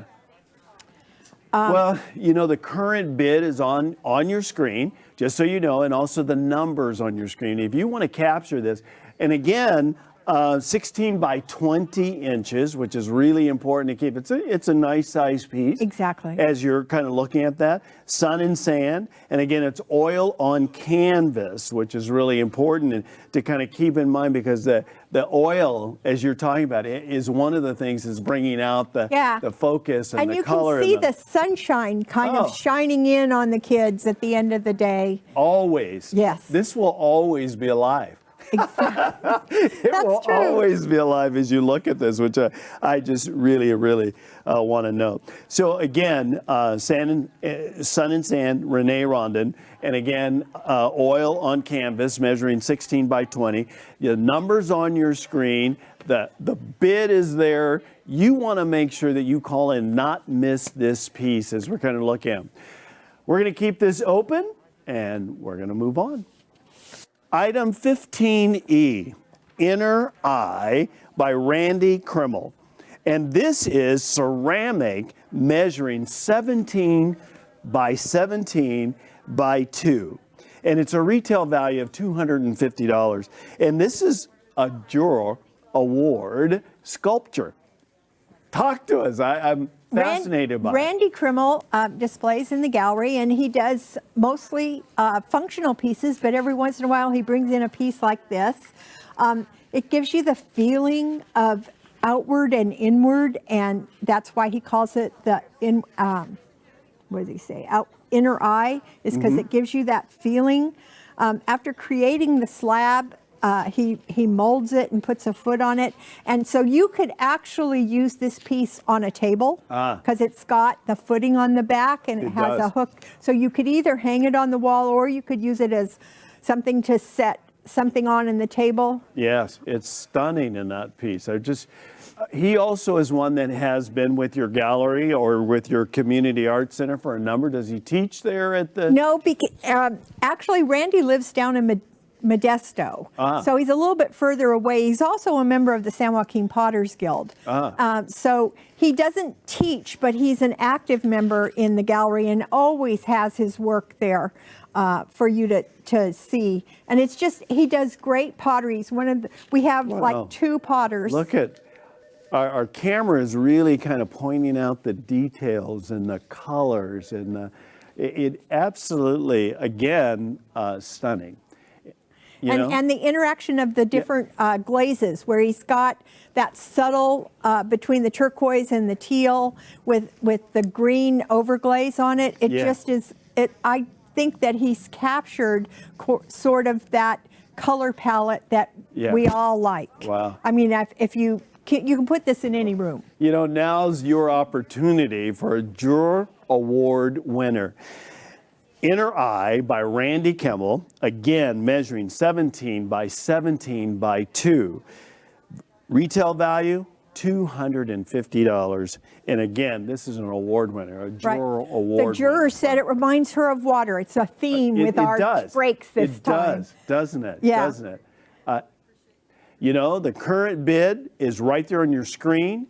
The number is right there, so you call in and say, you don't want this piece you don't want to miss out on this piece. I want to also acknowledge that what you said, the versatility of the art living in your home, whether it be in your and you could put this out on your patio. I mean, this would look great outside, and it would hold up. So it is something that you could use as garden art, like on a gazebo or something like that. It's great. You know, I believe we got to live with our art. Yes. This is a piece that allows you to really live with your art in a lot of different ways as it's moving through, and I'm just impressed, very much so. And Randy just retired. He taught at Modesto Junior College for a few years, taught pottery. Oh, wow. So, you know, this, as I said, it can go inside, it can go outside, it can be on a table. You can, you know, there are so many ways that you can make this art alive in your home and live with it. We're going to keep this one open, and we're going to move to our next piece. Item 15F is a triangle tangle by Sam Bassett. Actually, Sam Bassett was a longtime member of the Lodi Art Center. He passed away in early 2020.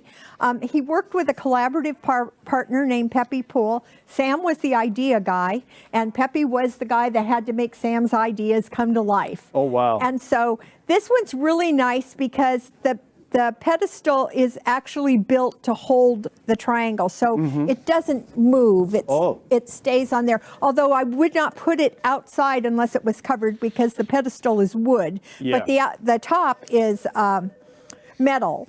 And the nice thing about the interesting thing about Sam's work that he showed in galleries was this was a marquette. His pieces were like huge that he would sell to go out into yard art or inside a foyer, a big piece. So this was just his small sample that he would have. And it's pretty good size too. I want to make sure that we know that this is a metal piece measuring 48 inches high, and it has a retail value of $500. And again, this is Triangle Tango, and again by Sam Bassett. And Sam worked out of Sambo Studios. Every year, 20 years he reinvented himself, and so the last 20 he was an artist. Before that he was like president of a college down in Santa Rosa. So he had lots of things, but he had so many ideas, and he was just a wonderful man. And his estate gave us so many of his pieces. You know, I was just thinking, can this be separated or changed or placed in a different way of kind of, or is it? I think that you could turn it upside down. And put it the other way. You could actually kind of put it on its pedestal, on this side of the pedestal, and lean the piece up against it. Well, maybe you could, but again, the pedestal is made to fit the piece. So this is indented. Right. And so it really is meant to go that way, although I don't know if maybe we have it upside down or not. So it could go the other direction. Oh my goodness, we could have fun with this piece. Exactly. And the art, you could become an artist yourself with just this piece. Yeah, but really. I had to ask them what it was named, and Pepe told me he didn't remember, so we made it Triangle Tangle, but we don't know what Sam would have called it. Oftentimes he called it things that we wouldn't have recognized. So he was a metal sculptor, you would call, in the most part. Well, he was a sculptor. He did not work primarily in metal. In fact, he started off working in cement, and I have like 3 of his cement sculptures from his house after he passed away. But he has so many different ones, but he worked in the 3D genre, all different kinds. You know, it feels very contemporary to me. Yes. As you although it is probably 5 years old or more. In the design, it would be great someplace if you wanted, if you're into contemporary, you know, modeling and things in homes and furniture. But this would be a great foyer piece if you have a law office and put it in there. And you could actually set it up higher and have it on a big square table and have it be a talking point for your office. Another piece that we could live with. Exactly. And live with. That's great. We are nearing the end of this break, which means that now is your final opportunity to build on the art featured in this half hour. Now let's check in over at the recap station for an update while you're picking up your place on doing your bid. Call in now. Thank you, Steve and JC, and he is correct. We're wrapping up this break, which means time is running out. Lots of calls coming in, which we love. Thank you for your support of local artists and of local public television. Let's go over these three items here. 15D, Sun and Sand by Renee Rondon. It's oil on canvas, 16 by 20. Artist framed, retail value of $380. We have a current bid of $200, so let's keep those bids coming in. She has captured a moment here that I think we've all experienced in our lives, and what a great way to memorialize that than with this beautiful piece of oil on canvas. Item 15E, Inner Eye by Randy Krimmel. This is a bell ringer. Yay! Ceramic, measuring 17 by 17 by 2. What a functional and beautiful piece of art. It had a retail value of $250. We have a bid of $750. We're really pleased about that. Item 15F, Triangle Tangle by Sam Bassett, metal measuring 48 inches in height, retail value. Another bell ringer, $525. This is the kind of great art that deserves a place in your home, and you folks have responded with your generous bids. We're very grateful for that, but keep the bidding going for those other items. Stay with us. There's more art coming up in the next half hour of the PBS KVIE Art Auction. PBS KVIE is committed to the visual and performing arts through national productions like Poldark and Victoria, to our local productions like KVIE Arts Showcase and the PBS KVIE Gallery, exhibiting award-winning art auction artists and California masters. PBS KVIE's commitment to the arts stays strong because of your participation as a donor and art buyer. Thank you for being a part of the PBS KVIE Art Auction and for making art a part of your home today. Coming up next is the sculpture category. Awards juried by Joya Fonda. Sculpture features three-dimensional artwork in a variety of media. View all of the art featured in this year's auction at kvie.org/art-auction. Hi there, I'm Michael Sanford, and thank you for joining us for this sculpture break. Here's an overview of the art that will be up for bid during this next half hour. We start with item 16A, Homage to WT by Douglas Zawadny. This is glass measuring 11 round by 3 inches. Its retail value is $400. Item 16B is Untitled by Robert Mandelson. This is steel measuring 47 inches by 15 by 7 inches. Its retail value is $300. Item 16C is Mother Figures by Craig Tippett. This is photography measuring 24 by 18 inches. Its retail value is $350. It's a photography of sculpture. Isn't that interesting? Item 16D is Untitled number 7 by Elizabeth Dolbeck Oliveras. This is mixed media measuring 16 by 16 inches. It's artist framed and its retail value is $325. Item 16E is Table 2021 by Tracy Oots. This is mixed media measuring 25 by 22 by 22 inches. Its retail value is $100. And finally, item 16F is Beethoven's Fifth by Cynthia Bowes. This is ceramic measuring 10 by 16 inches round, and its retail value is $225. Lots of great art, lots of great sculpture this break. Now let's head over to see the art with our auctioneer and art expert. Hi there, I'm guest auctioneer Steve Wenlock, and thank you for joining us for this sculpture category. During this break, I'm pleased to be back with our art expert, JC Strode. JC, let's get started with 16A. 16A is Homage to WT by Douglas Zawadny, and it's glass measuring 11 round by 3.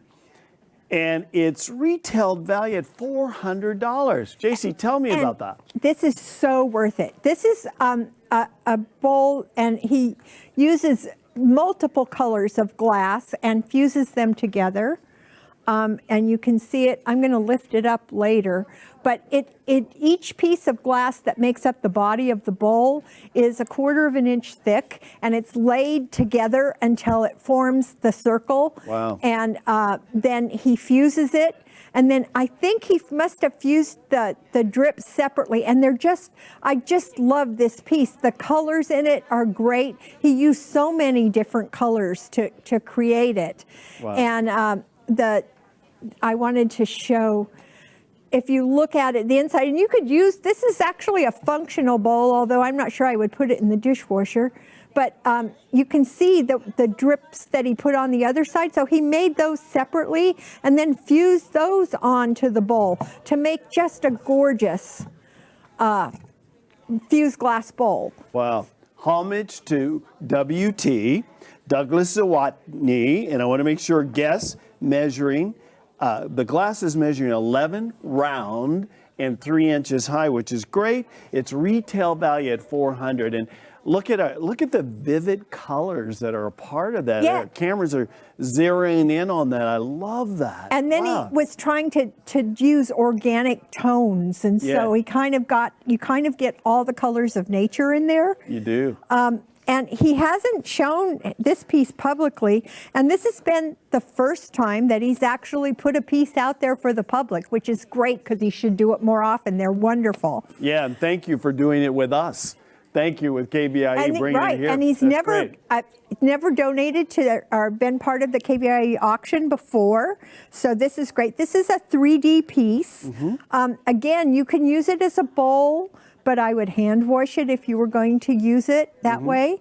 And it's fused glass, which in the glass world is called warm glass, unlike hot glass. So this is all done in a kiln, but it's melted together. Wow. You know, another piece that you could live with your art. Exactly. You could use it, as you're saying, or have it displayed, or have it someplace that, like you're putting fruit in it or things that are part of it. But I wouldn't cover it up to put fruit in it. But it's a great display piece. Yeah. It's like a focal point for your coffee table. It is. It's stunning. So tell us about the artist again, if you would, just a little bit. Well, he was inspired. Now, I'm not quite sure how, but he was inspired by the Wayne Thiebaud exhibit at the Crocker, and got this. And he also kind of got ideas like lots of our artists do on Pinterest, and gets like a technique that you want to copy. I love the way he has taken the strip cutting technique and then added his pieces into those drips, and the drips just make this piece. Wow. And when I say drips, I'm talking about these strips of glass that looks like something just dripped into the bowl. Well, we're going to keep this open. We're going to move to our next piece, but remember the numbers on the screen. The bid is on the screen. Give us a call and make this one yours. 16B, Untitled, by Robert Mandelson. Thank you. And this is steel measuring 47 by 15 by 7. And the retail value is $300. Wow. JC. This is just such a cool piece. I don't know how to describe it. And it works in metal. You can see that it's shiny on one side. It's got that granite gray look on the curved pieces, but the circle is a shiny polished piece. And the circle on the outside is another piece that is in the granite gray. This would be great out in your yard, but it would be great think of it on your porch as you come in, and a piece for people to see that you just really appreciate art. He's currently working with metal and wood, so this doesn't incorporate wood, but he enjoys working with both materials. The circular shape and the interdependence on it looks good. It looks like something that you can see, but the curves, don't you just I just love the way that it looks. I know you're going to be bidding for it, I think. I love the way that it floats. It's just unbelievable.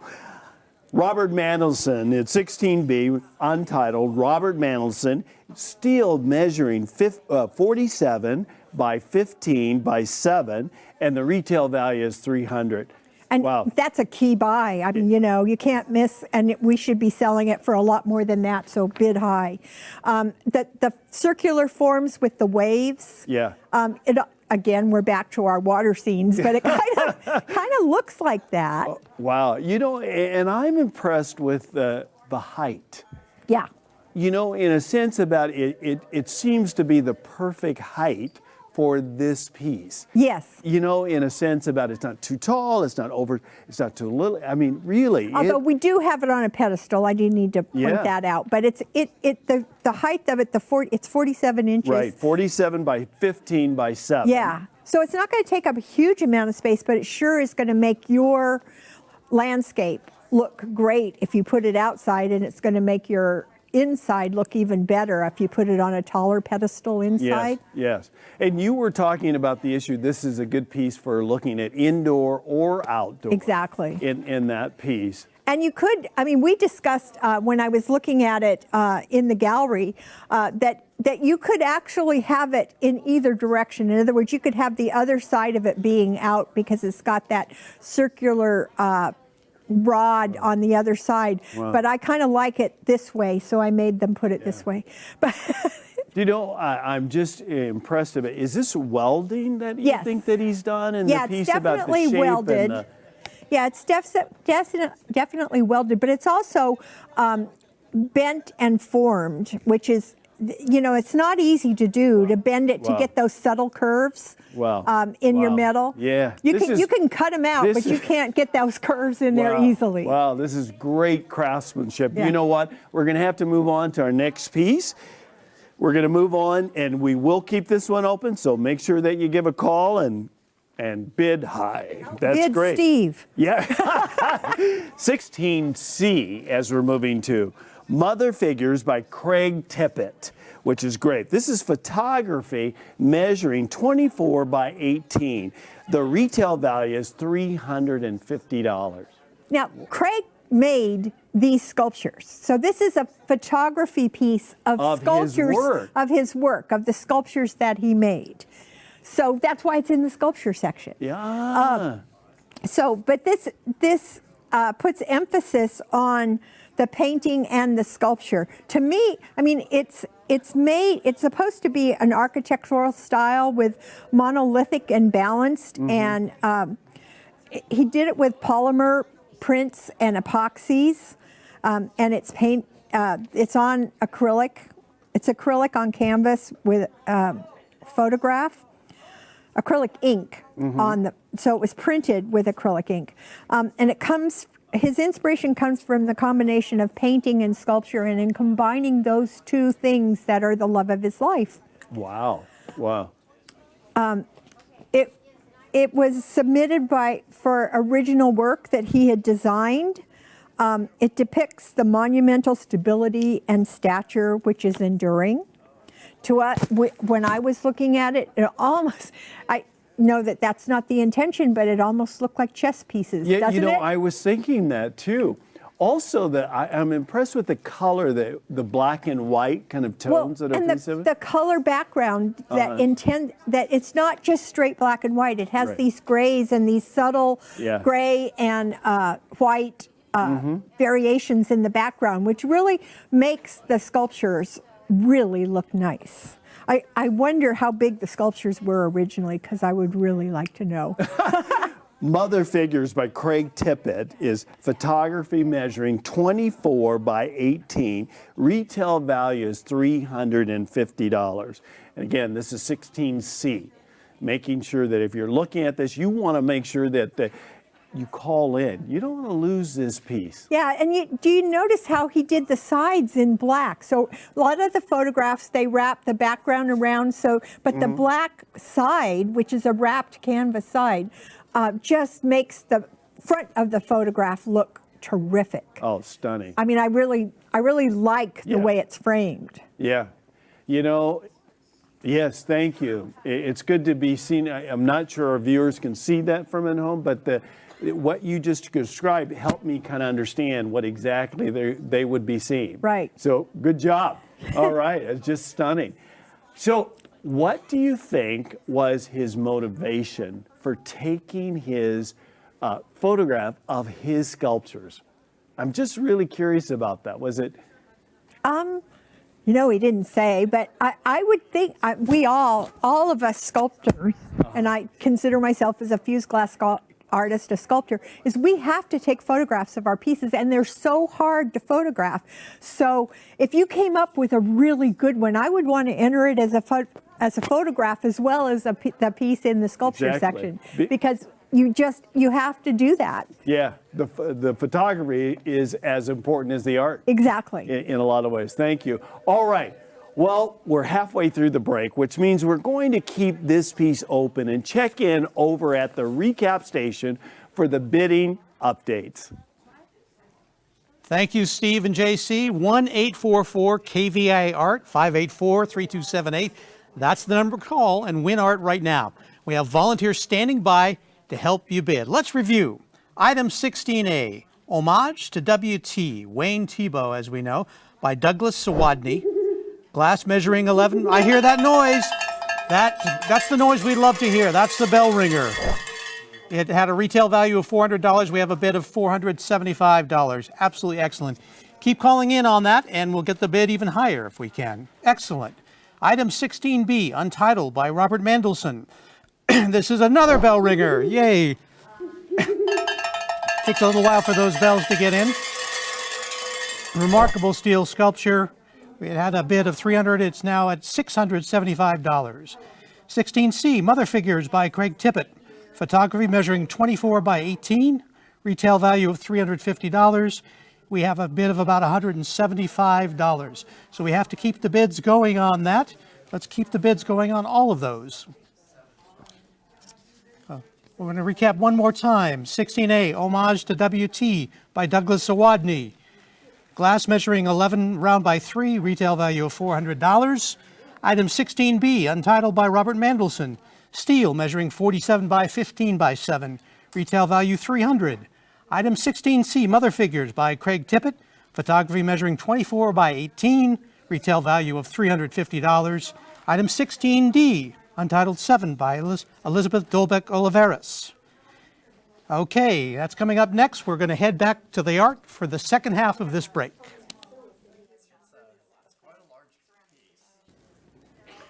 That's right. The number to call in is on your screen. Take home a beautiful piece of artwork in this auction. Okay, we're moving on now to item 16D, Untitled, number 7 by Elizabeth Dolbeck Oliveras.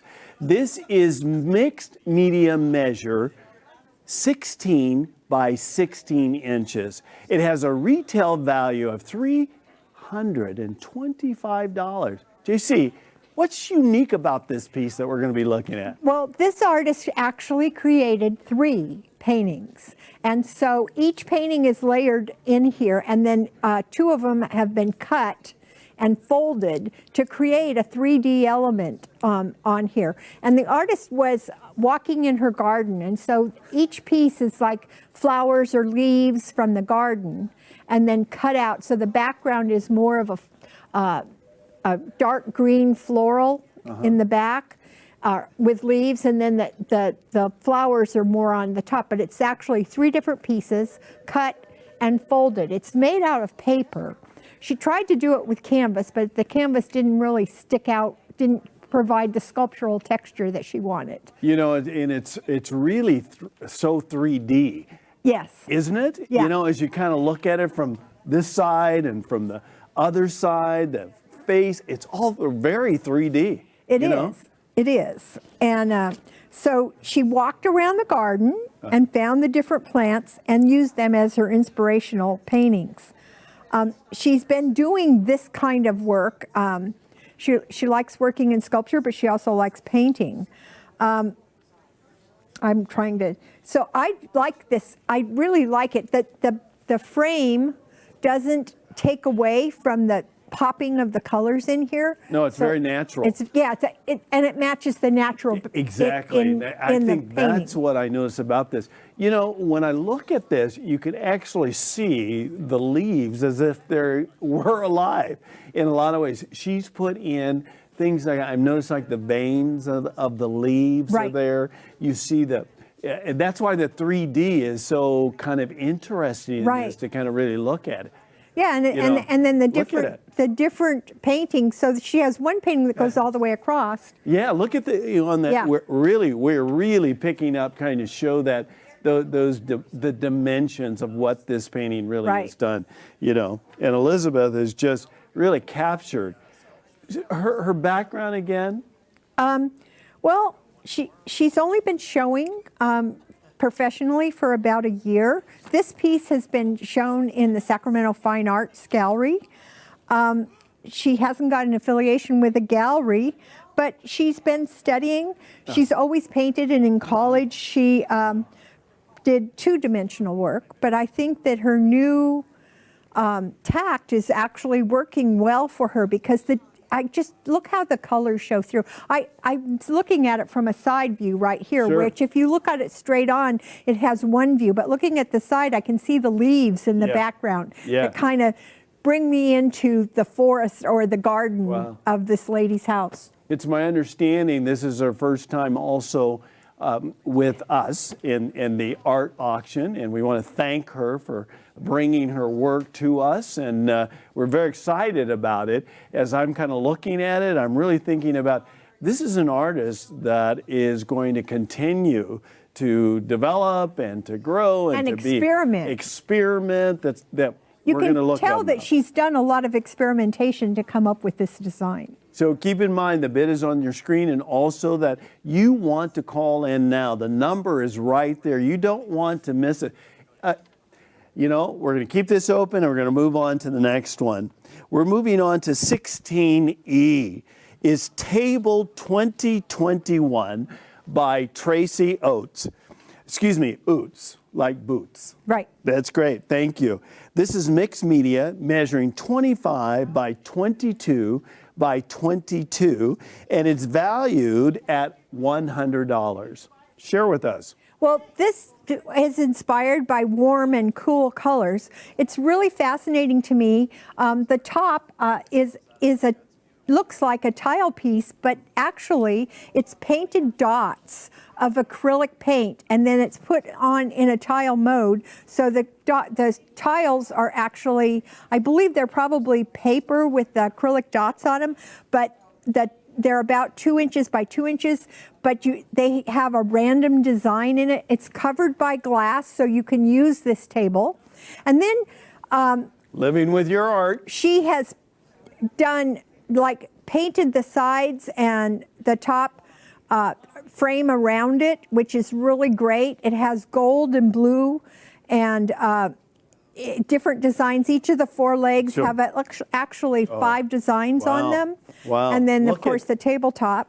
But she hasn't missed a surface on this No, to and the paint. detail is, as you can see, we're picking that up right now about showing the detail that's been involved in the details on the legs, but the interior of the legs are all painted in a different design than the exterior. That's true. And the meticulousness of doing those acrylic tiles. I have never seen that technique before, and I just think it's beautiful. And it's a great table. I would put it in a bedroom, I think, because it would make a great end table. It has those cool colors, too. Cool, fresh, all those kinds of. I also want to make sure that our viewers, we have it on a pedestal right now, so we can make sure that, just to let you know, that the height of this is 25 inches tall, just a little over 2 feet. And the table itself is 16 by 16, so it's a really nice size table. Oh, yeah. To put a lamp on and have next to your bed, or to just have a little table to share. I was trying to see if she said it could go outside. It's paper, so she thinks it's better for interior, but you could put it outside, like have company come over and use it for a tea You know, I see it in a kid's room. Yeah. You know, because it's so colorful, it's got creative, it's fun.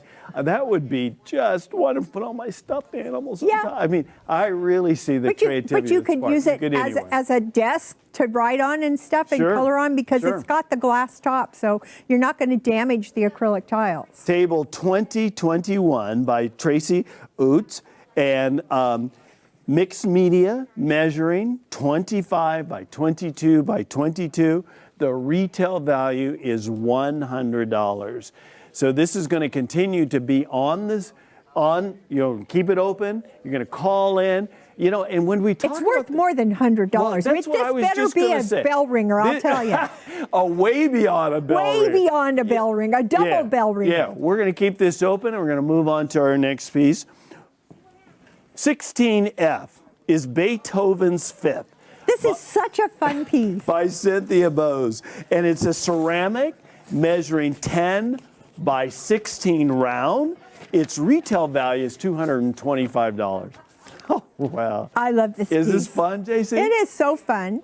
So I'm going to turn it a little bit so you can see it. So it has Beethoven on it, and he's conducting an orchestra. And in the orchestra is a cool cat playing the violin, a rabbit that's playing the drums, a dog that's playing the cello, and a little tiny mouse with the flute. And of course this cool Beethoven doing it all. And it comes attached to this Lazy Susan. So I just think it's so adorable. I do too. And anyone, what a gift this would be to anyway in the music field, the animal lovers. I mean, it has a lot of people that you could really excite their lives because of what this art is. I just love it. This came to KVIE through a private donation and was accepted. And here it is right now in our art auction. We thank them, and we want to let you know this is a piece that you may want to make sure that you donate to someone by giving it as a gift and as it's a by part of it. Cynthia Bose, who is a great local artist.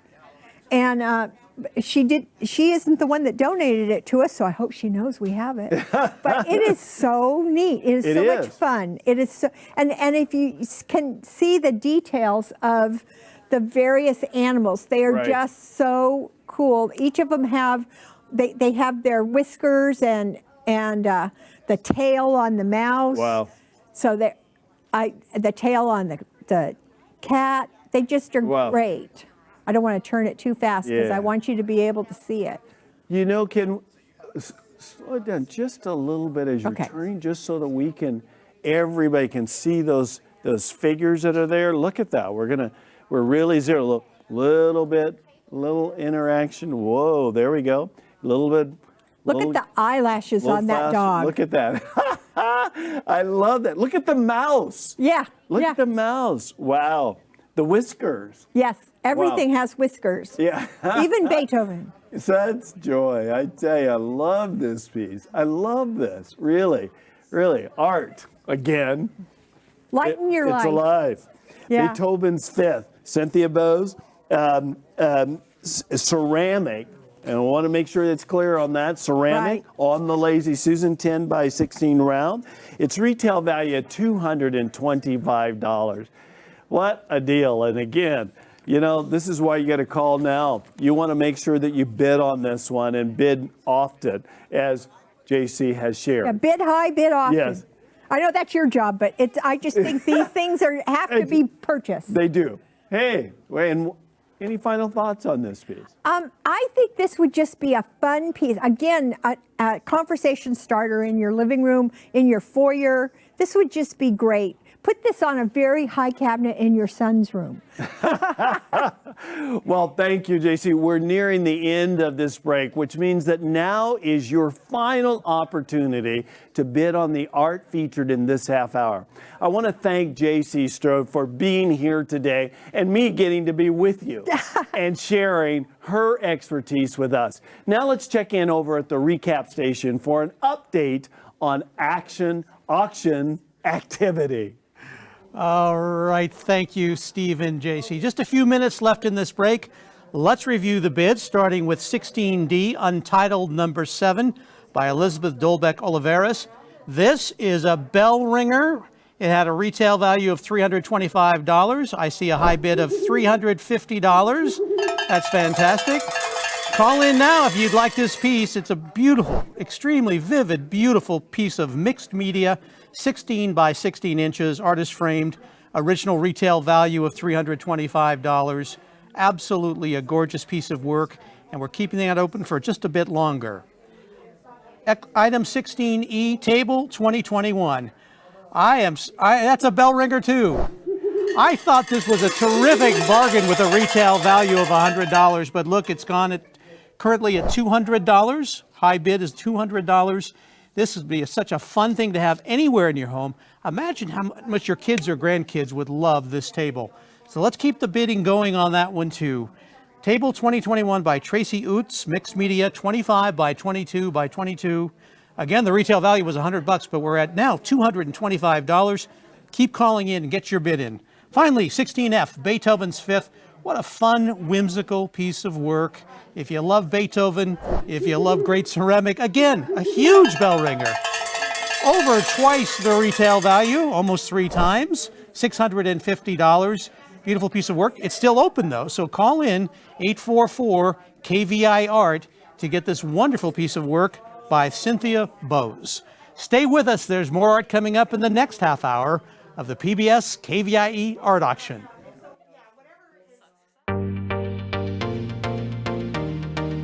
Welcome to the 40th annual PBS KVIE Art Auction. Join us all weekend for a celebration of Northern California's visual arts. Over 250 pieces will be auctioned off to the highest bidder, and you can be part of the action by watching and bidding on your favorite artwork. View the entire collection online at kvie.org/art auction. Then, when your favorite item appears, call 1-844-KVIE-ART to place your bid. Auction proceeds benefit the programs and services of your PBS station, KVIE. So thank you for watching and bidding. And now, let the auction begin.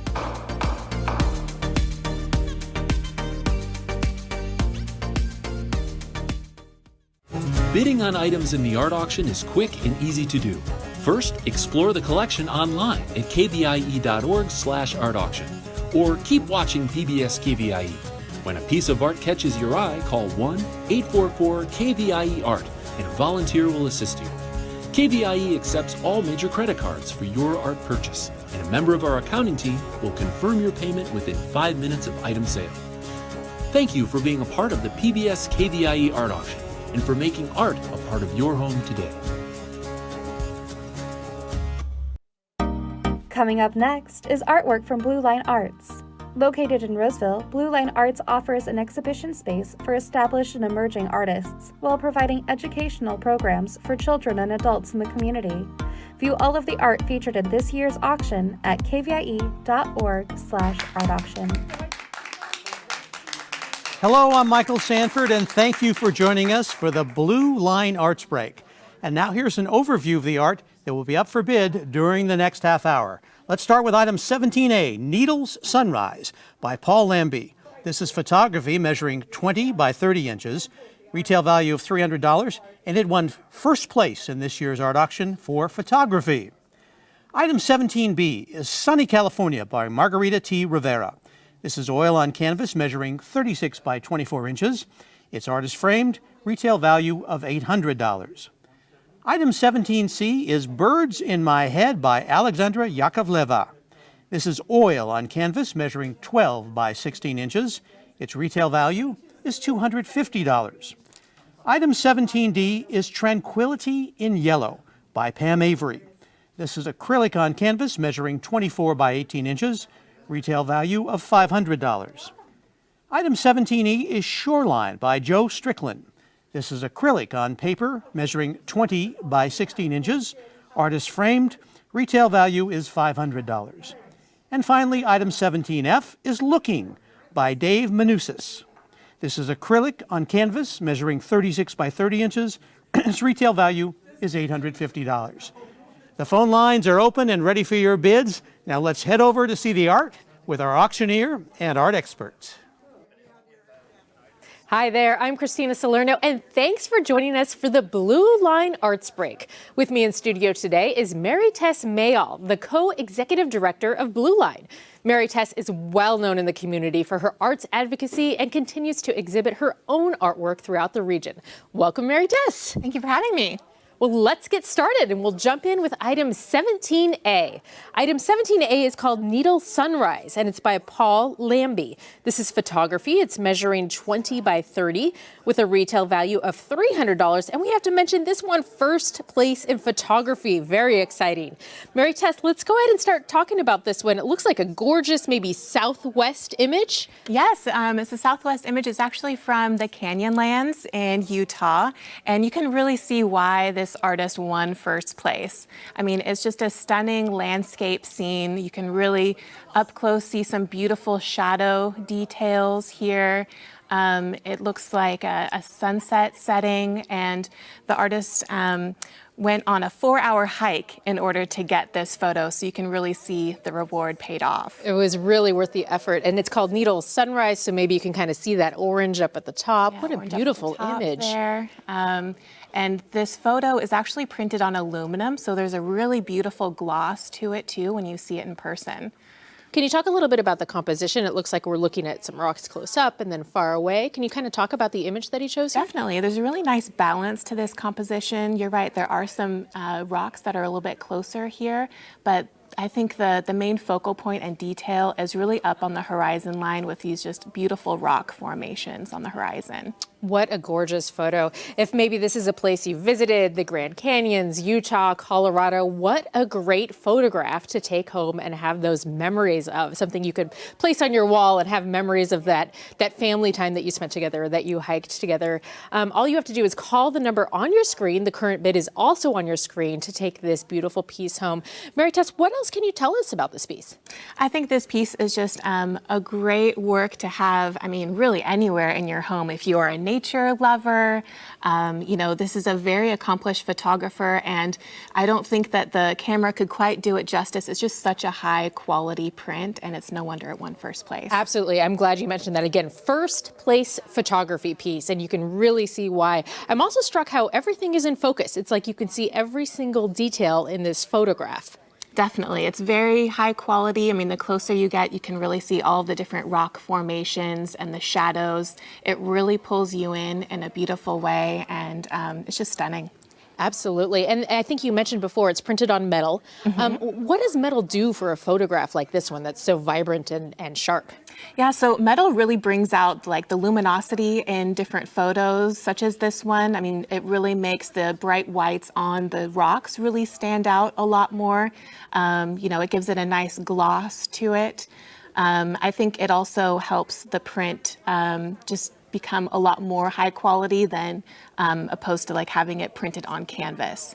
So I think that was a really great choice by the photographer. And you can see why. This is, again, a first place photography award winner, Needle Sunrise by Paul Lambie.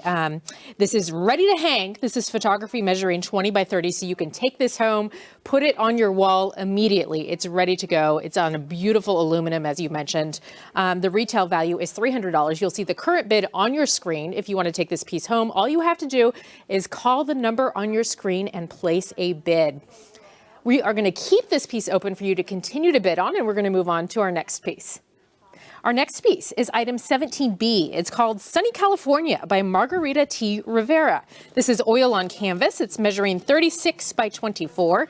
It's framed by the artist with a retail value of $800. This is such a lovely treat. It is called Sunny California, and it just reminds me of California. What was her inspiration for this painting? Yeah, so Margarita Tavera is a really well-known Impressionism landscape artist to the area, and her inspiration from this was her backyard. She just recently moved into a new home, and this is one of 3 trees in her backyard, and she just said that throughout the day the light hits it in different ways, and she's just been very inspired by it. And you can see just the colors here. She has some beautiful purples and pinks. and blues. Even in the shadows of the palms here, there's a really beautiful deep blue. So you can just tell that she really had a lot of fun bringing this painting to life. I love it. I love the colors and I love the size. It's a really good piece that would just pop on any wall in your house. I think it would just absolutely draw the eye to it. Like you mentioned, the colors, and the frame is gorgeous too. It really brings out kind of the natural look to me. Yeah, a really beautiful wood frame here. And it just gives off a really fun tropical vibe. I mean, California sun, that's just the perfect, embodiment of what she's created here. And it's intriguing too. There's a beautiful texture to the paint that she built up with a couple of different layers here in the middle. And just some beautiful shadows. It gets a little bit abstract in the background here, but she did a wonderful job. Absolutely. It's almost got a pastel look to it. But as you mentioned, this is an oil on canvas framed by the artist. Sunny California. So if you're from California, you love California, what a beautiful piece to add to your collection, to have in your home. As we mentioned, it's a really good size. The current bid is on your screen. This has a retail value of $800. You'll see the current bid on your screen and the number on your screen to call to place a bid.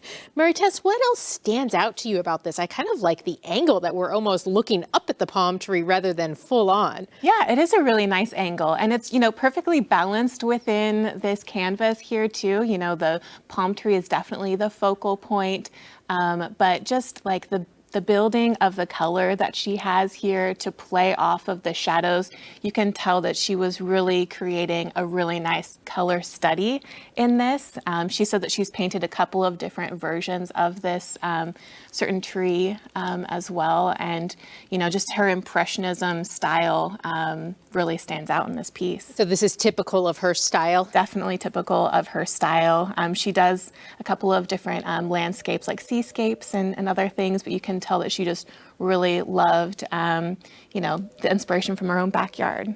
Well, it's an artist who's donated multiple times to KVIE, and we thank her very much for contributing that art. And this is your chance to have a well-known artist, a beautiful piece of art by this artist, in your home. All you have to do is call the number on your screen. The current bid is also on your screen. And I want to remind you, these pieces go so fast. Once they're closed, you can't place a bid on it anymore. So if you are interested in this piece, if this is something you're interested in taking home, please give a call to the number on your screen and place a bid. All right, we're going to keep this piece open and we're going to move on to our next piece. Our next piece is item 17C. It's called Birds in My Head by Alexandra Yakovleva. This is oil on canvas measuring 12 by 16 with a retail value of $250. Mary Tess, I love the colors in this one, and it kind of has a moody feel to it. What kind of emotions does it bring out for you? Yeah, right off the bat, I mean, the bold colors in this really stand out. You can tell that the artist is really inspired by surrealism. So, that dream-like quality of different paintings. Alexandra goes by Sasha, and she has been a long time a Blue Line artist member, has shown her work locally for years, and this really does embody the beautiful style that she has. She works in a couple of different mediums, but mainly oil, which we see here.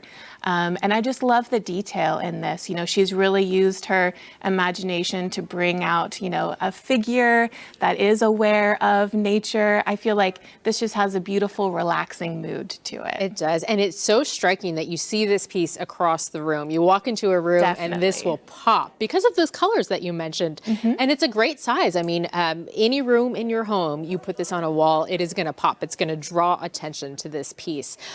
It's called Birds in My Head. Is this a self-portrait of her? Is this? It might be a self-portrait of her. She didn't quite specify. It could be. But I also love how she's added just the tiniest details of the birds here too. Yeah, it just gives a really nice dreamlike quality to the piece. And you're right, it is such a nice size. It really is. It could fit on almost any wall in your home. And look at the detail as our camera pans up. We get to see those little birds that Mary Tess was talking about. They're so gorgeous, so I just love the sunset feel. You've got the sun, you've got the grass. Can you talk a little bit about the kind of sunset colors that she chose here? Yeah, the sunset colors are absolutely beautiful. And, you know, the closer you see it in person, you can see the beautiful texture that she's created with the oil paint. She's known for adding linseed oil into her pieces to add a little bit of gloss. So when you see this in person, it does have a little bit of that gloss effect here and also at the top. I also love how she highlighted the figure with white. It really makes it bring pop. out a nice contrast with the bold colors, the blues and the reds here. You can really see that as our camera's holding on that piece. You can see how the face almost pops. It almost looks like it's standing out from the canvas. Definitely. What a gorgeous painting. Again, this is Birds in My Head, and it's oil on canvas. As we mentioned, a really great size with really bold colors. So this is a great little piece that'll have a really big impact anywhere that you place it in your home. Any room, a bedroom, a living room, kitchen. This is going to draw attention to that wall. If you'd like to place a bid on this piece, all you have to do is call the number on your screen. The current bid is also on your screen as well. What final thoughts do you have about this piece, Mary Tess? So final thoughts, Sasha is a well-known artist in the area. She's shown her work numerous times at Blue Line Arts. She has developed so many different styles over the years, but this one really does embody her love of oil paint and how she really creates a fun surrealism style. So I think it would be great for anyone to have in their home. Absolutely. I 100% agree. All right. Well, we're halfway through this break, which means that we're going to keep this piece open and check in over at the recap station for bidding updates. Thank you, Christina and Mary Tess. Hey, if you're looking to get involved in the bidding right now, the number is on your screen. Volunteers are standing by and eager to help you win art right now. Let's look at the bidding activity for this break, starting with 17A Needle Sunrise by Paul Lambie. This is photography measuring 20 by 30 inches, retail value of $300, and I think we have just hit a bell ringer on that. I see $300 as the high bid. Excellent. I'm glad somebody is. I'm glad a lot of people are bidding on this wonderful piece of photography. Item 17B, Sunny, California, by Margarita T. Rivera. Oil on canvas, measuring 36 by 24 inches, artist framed, retail value of $800. We have a current bid of $350. So let's get the bidding going and increasing and accelerating on this beautiful oil on canvas painting by Margarita T. Rivera. We had item 17C, another bell ringer, Birds in My Head by Alexandra Yakovleva. Ring those bells, folks. Oil on canvas, 12 by 16. It had a retail value of $250. We have hit that number, but the bidding is still open on that one. Okay, one more time. Item 17A, Needle Sunrise by Paul Lambie. Item 17B, Sunny, California by Margarita T. Rivera. And item 17C, Birds in My Head by Alexandra Yakovleva. Now let's see some more art with our expert and auctioneer. All it takes is a quick call to the number on your screen to place your bid and get involved in this exciting auction. All right, we are back with the second half of this photography break, continuing with item 17D, Tranquility in Yellow by Pam Avery. This is acrylic on canvas. It's measuring 24 by 18 inches, and it has a retail value of $500. Mary Tess, I love the colors in this one. That's what really stood out to me. Can you give me your thoughts about it? Yeah, right off the bat, I mean, these colors just evoke a really happy, fun mood. Pam Avery is a local Sacramento artist. She's been creating work like this for over 12 years. This perfectly embodies her style, and I really love how she develops a beautiful balance with the colors that she has here. There's some beautiful greens and blues, and what is so interesting about her work is how she experiments with all of these different ways of applying the paint, whether it be with a palette knife or a brush. She just does a great job of mark making as well. You can see a couple of marks kind of at the bottom here. It just adds a beautiful texture to the piece, and it just really keeps moving your eye around the piece. yeah, I think I she love did a that you wonderful point job that with out this as our one. cameras get closer to see that detail. It's kind of a thick looking kind of markings, and she does that with a knife. What an interesting technique. Yes, with a palette knife in some different aspects. That's probably how she gets this really nice kind of like indent detail here, building up the paint and then taking it away. That's just a masterful way of her creating her own abstract work. It's a beautiful piece. It's called Tranquility in Yellow, and it does kind of have that tranquil feeling to it. Yeah, that's what a kind of perfect title emotions for does this it? Yeah, what piece. kind of emotions does it evoke in you when you look at something the like yellow this? definitely makes you feel that, happy, fun feeling. The pinks bring another element of joy as well.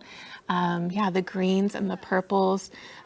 All of these colors are just beautifully in balance, but in a very fun and unusual way. It's not a perfectly symmetrical piece, right? Yeah, but it's perfectly balanced because you have a little bit of, the darker colors and the purple here with more energy and color on the right-hand side. And even though the yellow is taking over in the top left-hand corner, it feels in balance and it feels really interesting. That's a really great point. Your eye kind of does move in a circle. It just kind of keeps looking at this piece. What a fun, lovely piece. If this piece, Tranquility in Yellow, brings you feelings of tranquility, all you have to do is call the number on your screen to place a bid right now and bring this beautiful piece into your home. Really, with that color, it can fit in any room in the home and just brighten it up immediately. Whether you feel happiness, whether you feel tranquility when you look at it, whatever emotions this evokes in you, all you have to do is call the number on your screen to place a bid for this gorgeous piece. Again, it is acrylic on canvas with that really unique technique that you were talking about.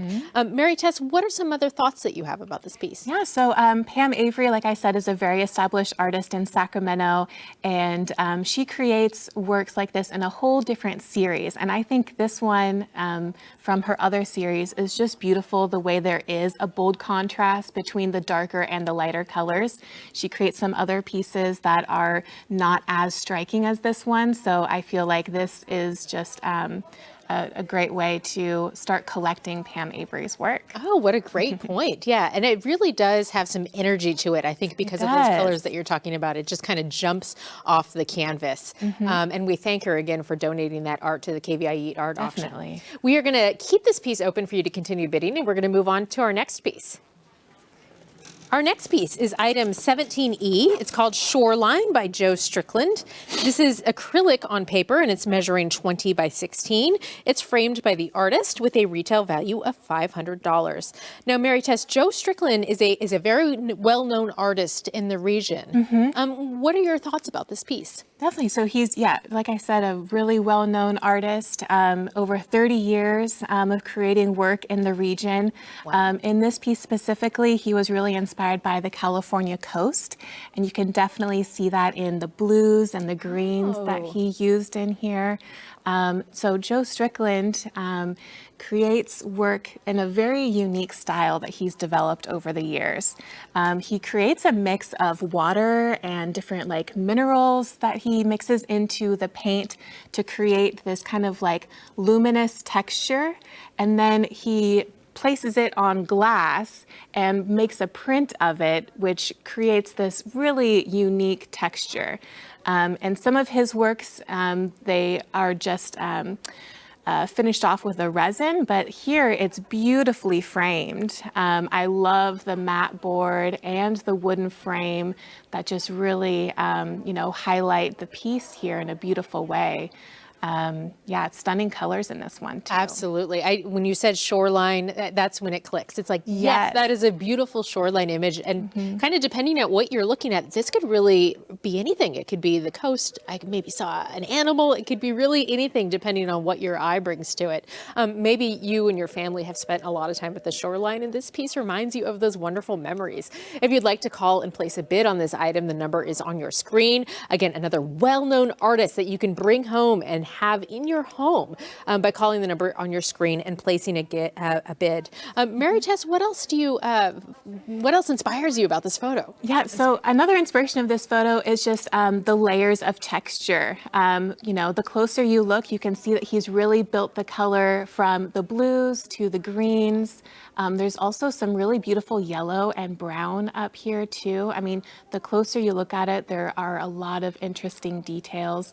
And, Joe Strickland is a very established artist. He has his work in several different collections at local hospitals here too in the Sacramento area. So I feel like having a work by Joe Strickland in your collection or just in your own home, I mean, you are really supporting a local artist that's, very established in his career. Absolutely. And I accidentally called it a photo, but it is not a photo. It's acrylic on paper, which is interesting. You normally see that on canvas, and this one's done on paper. And again, it's measuring 20 by 16. It's framed by the artist beautifully, as you mentioned. Definitely. With kind of the frame really bringing out some of the colors in this piece. Yes, it really complements, the brown color of the frame with some of these brown colors in here. There's also a little hint of red here. It's just really beautifully balanced with the different, like black and blue in here.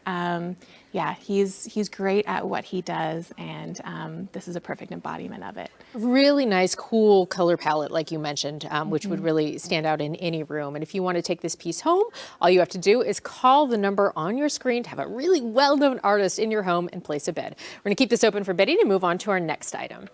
Our next item is item 17F. It's called Looking by Dave Manisus. This is acrylic on canvas. It's measuring 36 by 30. It is framed by the artist with a retail value of $850.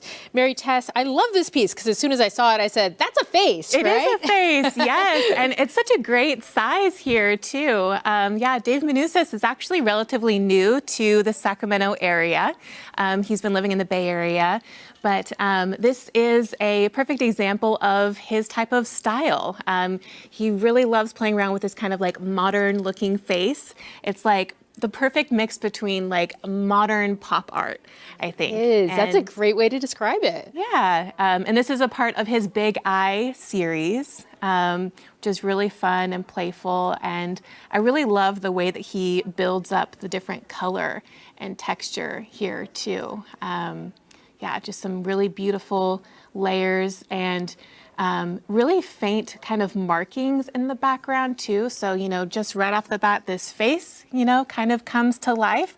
But the closer you look, there's just a really beautiful build of texture and color that I think is so interesting. You mentioned the size, and I definitely want to bring that out to our viewers. What a great size this piece is, because it would really stand out on any wall in your home, a small wall, a large wall. No matter where you place this item in your home, it's going to have a big, big impact. To take this piece home, all you have to do is call the number on your screen and place a bid. The current bid is also on your screen. As we mentioned, I think the eyes, the first thing that draws you in, and then you kind of start looking all around. But what is it about the eye and the composition of this that really draws you in, Mary Tess? I think it's just the contrast of the eye, like it's so perfect that he calls it the Big Eye series, because that just, is the main focal point of the piece. But then I think it's kind of fun and playful that you have this really big eye that's focusing on you, and then kind of like the moody eye that's kind of off to the side. And, just the way that he applies the paint, he uses a palette knife and a couple of different ways of scraping the paint away and then building it back up. So, I just think it's really interesting. There's like some greens in here too, and blues in the background. Just really fun and playful, and I feel like this would go really well in a home. In any home, really, whether your style is modern, whether your style is mid-century, even rustic or country, because it's got that great kind of barn feel to it. Yeah, it would be the perfect complement to kind of mix up a style. Absolutely, and maybe exactly. Maybe you want to bring some new styles into your home. This is really your chance. Again, it's called Looking, playing on that eyes and the face. That's the title of it, by Dave Manisus. It's acrylic on canvas, measuring 36 by 30, that really big size that we're talking about, really great, powerful size, framed by the artist. And I should say it's actually kind of wrapped around, so the painting continues. Yes, it is gallery wrapped canvas here, so it's not necessarily framed, but I feel like that also complements kind of like the modern twist to it too. Absolutely, yeah. Everywhere you look, you have a great view of this. It's got a retail value of $850. You'll see the current bid on your screen, as well as the number to call to place a bid. Just a reminder, once these pieces are gone, they're gone. So if you are thinking about taking this piece home, now is the time to call. Don't wait. Get on the phone and call the number on your screen and place a bid. Well, we are nearing the end of this break, which means that now is your last opportunity to bid on the art featured in this half an hour.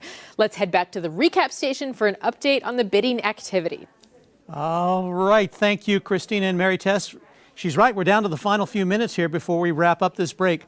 Lots of great pieces this break. Let's review what's going on right now. Item 17D, Tranquility in Yellow, retail value of $500. We're almost to the bell ringer status where we meet that retail value. The high bid currently is $450. What a beautiful, colorful piece, something that would enhance any home. Let's get those bids up, hit that retail value, and go beyond if we can. Item 17E, Shoreline by Joe Strickland. That, my friends, is a bell ringer. High bid currently is actually $700. We're going to keep it open, so call in your bid right now if you can. Item 17F, Looking by Dave Manousis. That's the one that Christina and Mary Tess were just talking about. What an interesting, beautiful piece of work. Acrylic on canvas measuring 36 by 30. Retail value is $850. We're only at $350 now. So let's go ahead and get the bids in. Call that number, 1-844-KVIE Art. We can get that up to $850. Everybody will be happy, and you'll have a beautiful piece of art to take home. All right, one more time. Item 17D, Tranquility in Yellow by Pam Avery. Acrylic on canvas, measuring 24 by 18 inches. Shoreline by Joe Strickland. Acrylic on paper, 20 by 16 inches. And item F, Looking by Dave Manousis. Acrylic on canvas, measuring 36 by 30 inches. All wonderful pieces of art. Bring them home to your house or to your office. One more time, 844-584-3278. All right, stay with us. There's still more art coming up in the next half hour of the PBS KVIE Art Auction. Picking up your purchased artwork is quick and easy to do. Visit PBS KVIE Studios Sunday through Tuesday during these posted hours for this year's curbside pickup. For your convenience, PBS KVIE representatives will carry your artwork to your vehicle when you arrive. All purchased art must be claimed within 30 days of auction closure. For questions, location, and hours, visit kvie.org/art auction. Thank you for being a part of the PBS KVIE Art Auction and for making art a part of your home today. Coming up next is the Contemporary category. Awards juried by Chris Dobert. This category features abstract and non-objective works in a variety of media. View all of the art featured in this year's auction at kvie.org/art auction. Hi there, I'm Michael Sanford, and thank you for joining us for this contemporary break. And now here's an overview of the art that will be up for bid during this next half hour. We start with 18A, Interbeing in Blue by Chris Volker. This is mixed media measuring 18 by 24 inches, retail value of $600. Item 18B is S = K log W by Gregory Latrail. Oil on canvas, measuring 16 by 20 inches, retail value of $300. Item 18C is A Bird Named Ruby Delight by Annie Hughes. This is mixed media measuring 60 by 30 inches, retail value is $3,000. Item 18D is 2 for 1 by Eleanor Rosen. This is acrylic on canvas measuring 21 by 17 inches. Retail value is $350. Item 18E is No Waldo by Patrick Prager. This is mixed media measuring 36 by 36 inches. Artist framed. Retail value is $1,250. And item F is Pleasant Dream by John Titus Krempel. This is oil on canvas measuring 24 by 24 inches. Its retail value is $475. The phone lines are open and ready to take your bids. Now let's head over to see the art with our auctioneer and art expert. Hi there, I'm Christina Salerno, and thanks for joining us for the contemporary category. With me once again is Mary Tess Mail, and we're going to get started with item 18A. Item 18A is called Interbeing in Blue by Chris Volker. This is mixed media. It's measuring 18 by 24 with a retail value of $600.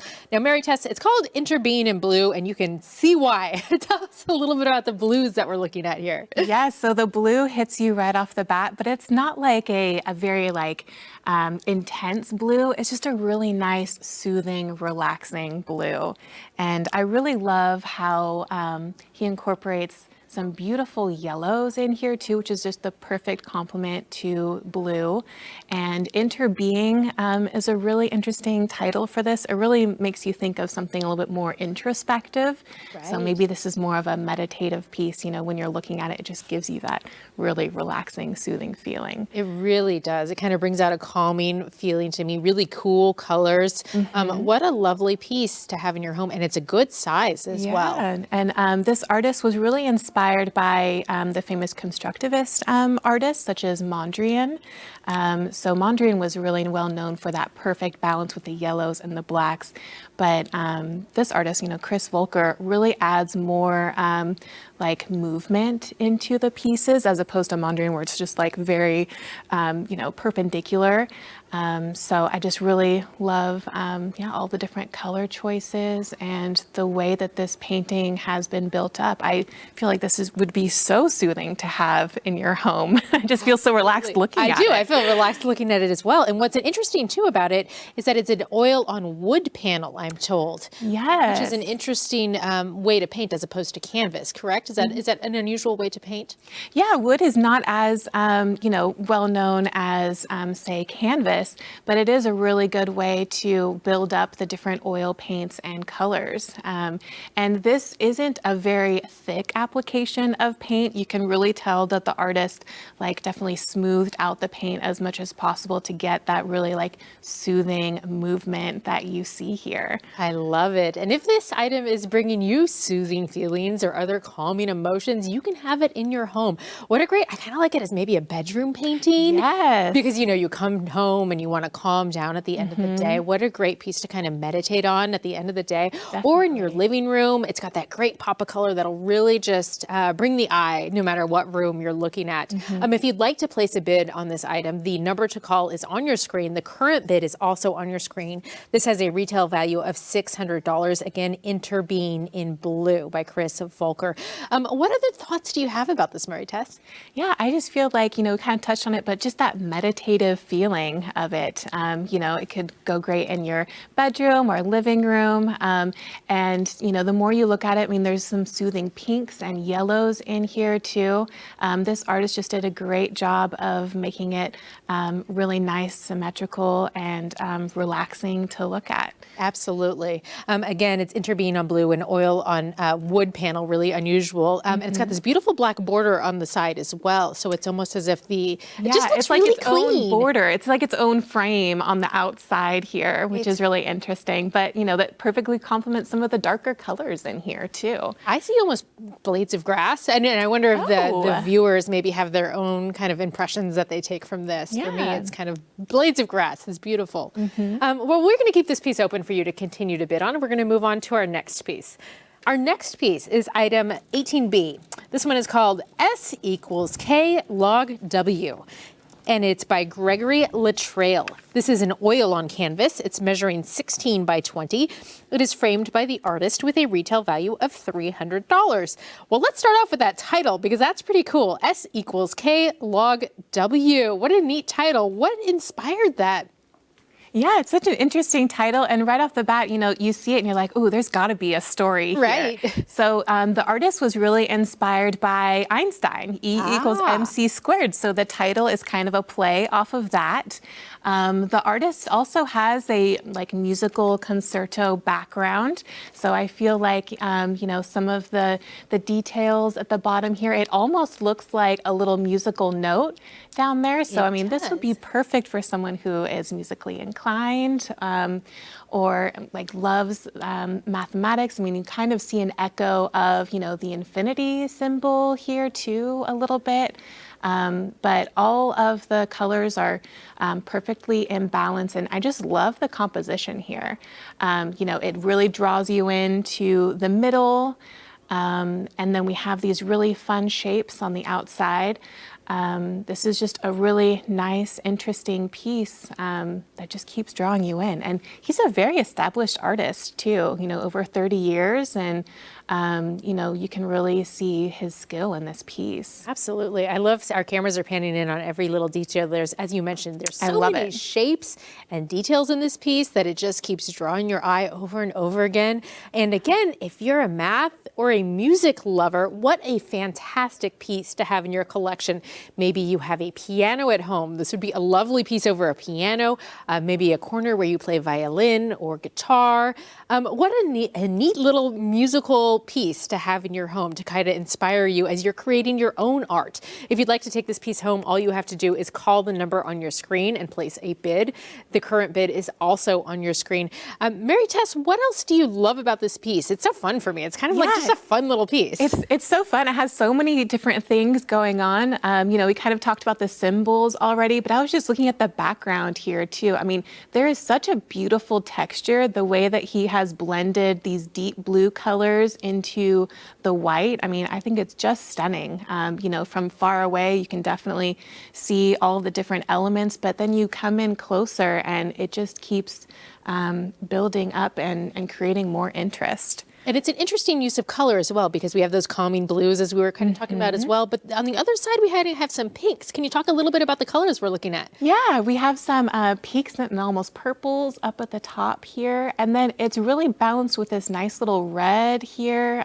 Some of the circular elements that are being repeated are just really nicely in balance. Actually, the more I see, there's circles here, and then there's like echoes of circles even on the right-hand side. It's a neat piece that you keep seeing different details every time you take a look at it.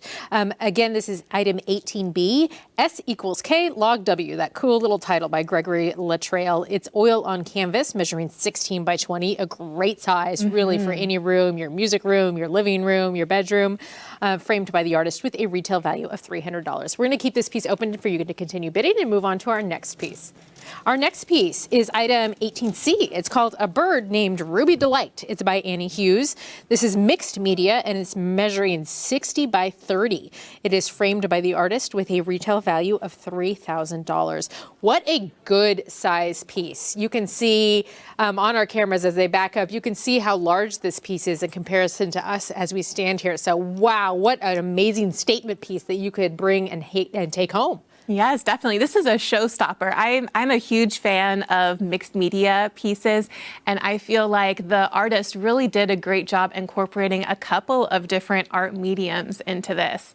I can see there are some elements of oil pastel at the bottom, and then up top, kind of like you have two focal points here. Up top, my eye is drawn to this kind of like moon shape up at the top here, and it's actually a little bit of like a 3D form. I think the artist used some type of like gesso board to create that circle, which is so interesting. And then down below here too, it almost looks like an abstract like cat cuddling up or something that the artist was inspired by. But right when you look at it, just the energy and the color of it is so striking, and yeah, it's lovely. I love the words striking and showstopper. Those absolutely describe this for me as well. Delight is in the title, A Bird Named Ruby Delight. It brings a lot of delight. Wow, what an amazing piece to have in your home or your office perhaps, because it really is a showstopper. It really brings your attention to this. And there's so many details as our camera pans. There's textures and there's colors to look at. Can you talk a little bit about some of the details that we're looking at here? Yeah, there are so many fun details. There's some beautiful patterns down here, just the dot elements that she's added. It gives a really nice balance, the pinks and the blues. I also love how she decided to layer, on top of this really vibrant blue, complementary red element. There's even some purple. This kind of looks like an abstract bird to me too, which is really fun. And maybe this is another, purple critter over here too, which is just great. When you look at it, you can tell that there might be a story in this abstract piece, which is really fun. And it can be your story. It can be a piece that you bring home, and your own story is reflected in this. Again, the retail value is $3,000. The current bid you'll see on your screen to have this beautiful piece, a bird named Ruby Delight by Annie Hughes, mixed media measuring that really large, stunning 60 by 30 framed by the artist.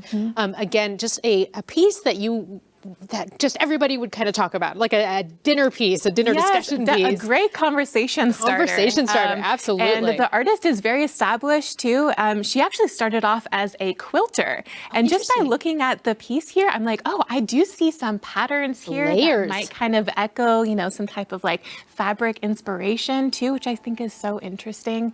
But yeah, maybe we have some quilters out there, some art collecting quilters who this piece speaks to, because I see that's a really great point. It's almost like little layered designs out there. Yeah, and little layered patterns. I mean, the dot elements and other little shapes that she's added here. I mean, the more you look at it, the more interesting it becomes. Absolutely, and it's a piece that you can have by calling the number on your screen right now.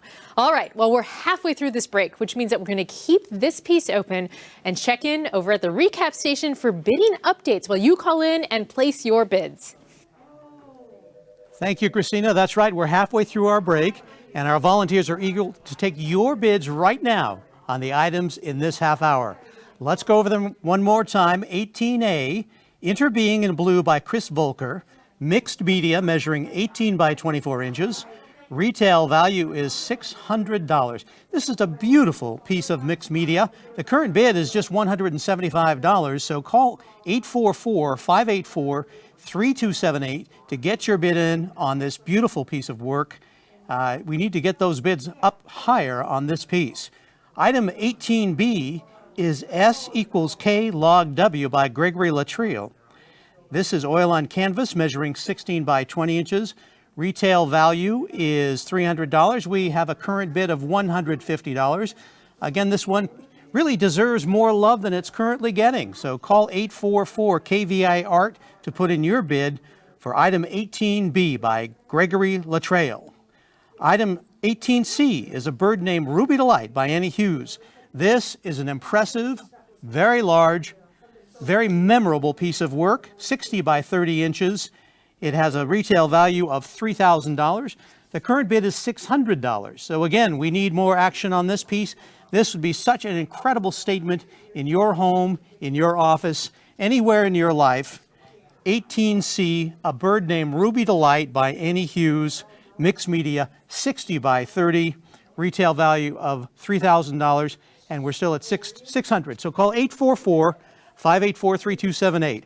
And now we're going to head over to the art for the second half of this break. When you see an art piece that you want, don't hesitate. These pieces sell so quickly. Some great work this half an hour. All right, we are back with the second half of the contemporary category with item 18D, 2 for 1 by Eleanor Rosen. This is an acrylic on canvas. It's measuring 21 by 17 inches. It has a retail value of $350. Mary Tess, that title, 2 for 1, what does that mean? So 2 for 1, I feel like this artist is so clever because they have actually wired it to hang vertically like it is right now or horizontally. Nice. So 2 for 1, you can definitely bring it home and see which one would work best. But right off the bat, I mean, I love the vivid colors in here. I am a huge sucker for this just French ultramarine blue that we see in these corners. I like that word, yes. I love that so much. And, the different elements of orange that they're bringing in here too is just a really nice balance. So yeah, it just really draws you in right off the bat. The colors are very strong, very bold, and it really draws your attention across the room.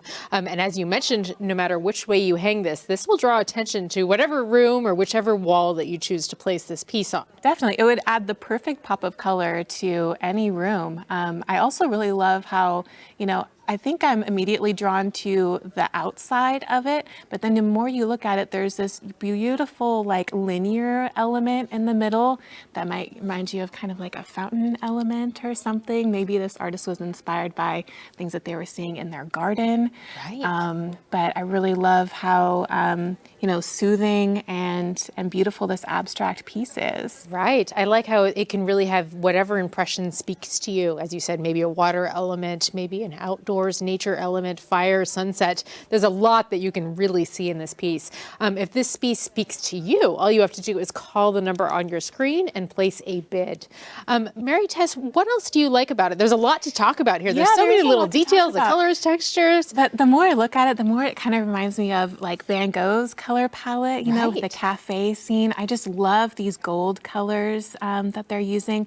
And there is a really nice buildup of paint here, but not too much. Like it's not overly textured. I just think it's really nicely in balance. And the way that the piece is framed with this black frame too, I think complements it in a great way, adds a little bit more dimension, you know, because it's going outside of the piece. And yeah, I just think it's really interesting, and it would be a really nice complement in like a bold modern room. A modern, absolutely. Again, 2 for 1 by Eleanor Rosen, who I believe you were saying was a docent at the Crocker Museum, surrounded by the masters. Yeah, for over 10 years. I mean, that's absolutely wonderful, you know, that she had that connection, and you can tell she was probably inspired by some of the pieces in their contemporary section. Absolutely. Again, it's 2 for 1, as I want to remind you. You can turn it any way you want. You can turn it vertical, you can turn it horizontal to fit in that perfect spot in your home. And to bring this home, all you have to do is call the number on your screen. The current bid is also on your screen. This has a retail value of $350. Whatever inspiration or mood this brings out to you, it's really going to bring that out on your wall because of these bright, stunning colors and this nice, clean black frame too. It's framed by the artist, I believe, and it really makes a clean look for this piece. Yeah, it's a really nice, sleek presentation here, and yeah, I just love the colors and the way it pops right out at you. I mean, you could see this from across the room and it would just catch your eye immediately. Absolutely. Well, we're going to keep this piece open for you to continue bidding on, and we're going to move on to our next piece. Our next piece is item 18E. It's called No Waldo. It's by Patrick Prager. This is mixed media. It's measuring 36 by 36. It is framed by the artist with a retail value of $12.50. No Waldo. Okay, let's talk about that title. Are we looking for a Waldo in here? Just because the title says No Waldo, now I want to look for the Waldo. But I can definitely tell that they were inspired by the Waldo comic books, because, you know, the colors, the pops of blues and reds definitely give you that, you know, recall to the Where's Waldo books. I loved those books as a kid. Absolutely. I also love how, I mean, the artist, you can tell, was inspired by Jackson Pollock, you know, just like an action painting type of style. But it's pretty remarkable how consistent the artist is with these different color droplet formations here. It's just the perfect pattern. It's beautifully in balance. And the closer you look too, there's some beautiful gold paint in here. I think the artist used a couple of different types of paint, which is just wonderful. It's, you know, kind of like a Monet. The closer you get to it, it really becomes more interesting. But even far away, you know, what a striking painting to have in your home. And I love the float frame that the artist chose here too. Oh, I'm glad that you pointed that out. It really makes the piece pop. And as our cameras, we're zooming in on all those little details. As you get closer, you see more and more. And what a great pop of a painting. This artist, Patrick Prager, it's his first time in the art auction. Thank you so much for this amazing piece. That's wonderful. Wow, what a showstopper too. Because this is a piece you walk in your home, you see this. This is going to stop you, and you're going to want to take a closer look at it. Yeah, and the artist too. Really fun fact that he's actually the executive chef at the Sawyer Hotel here in Sacramento. Wow. very talented person. Very then. talented. Like, oh my goodness, what a creative outlet to create paintings like this and to be, really accomplished in your professional life too. Absolutely. And I love the colors. You mentioned the Where's Waldo. It has almost like a childish, fun look to me too. I love that, but it has this very mature frame to it. I mean, there's just so much that you can personally take from this, from the colors or the framing. And if this is a piece that is really drawing your attention, all you have to do is call the number on your screen and place a bid. Again, it's called No Waldo by Patrick Prager. It is a mixed media, which is interesting because it might have different types of paint in there. Yes, definitely some different types of paint. And I just love the surprise of gold. I didn't realize that, right, when I first saw this painting, but it really does draw you in. And, there is a nice, like, kind of gloss sheen to it, too. So, I mean, in person, it's just striking. It's interesting that you keep mentioning that gold because it's kind of unexpected color. Yeah, it's a nice little surprise in there. Right, I love that. Again, it has a retail value of $1,250. You'll see the current bid on your screen as well as the number to call on your screen to take this piece home. It's stunning. It's a great size. It is a great size. I was just about to mention that. I mean, and it's perfectly symmetrical too. I feel like this would be perfect complement for any room, whether it's modern or rustic. I mean, this would just be great. And such a variety of color. Absolutely. Too, It really fit any kind of decor. Well, we're going to keep this item open for you to continue bidding on and move on to our next item. Item 18F is called Pleasant Dream. It's by John Titus Krempel.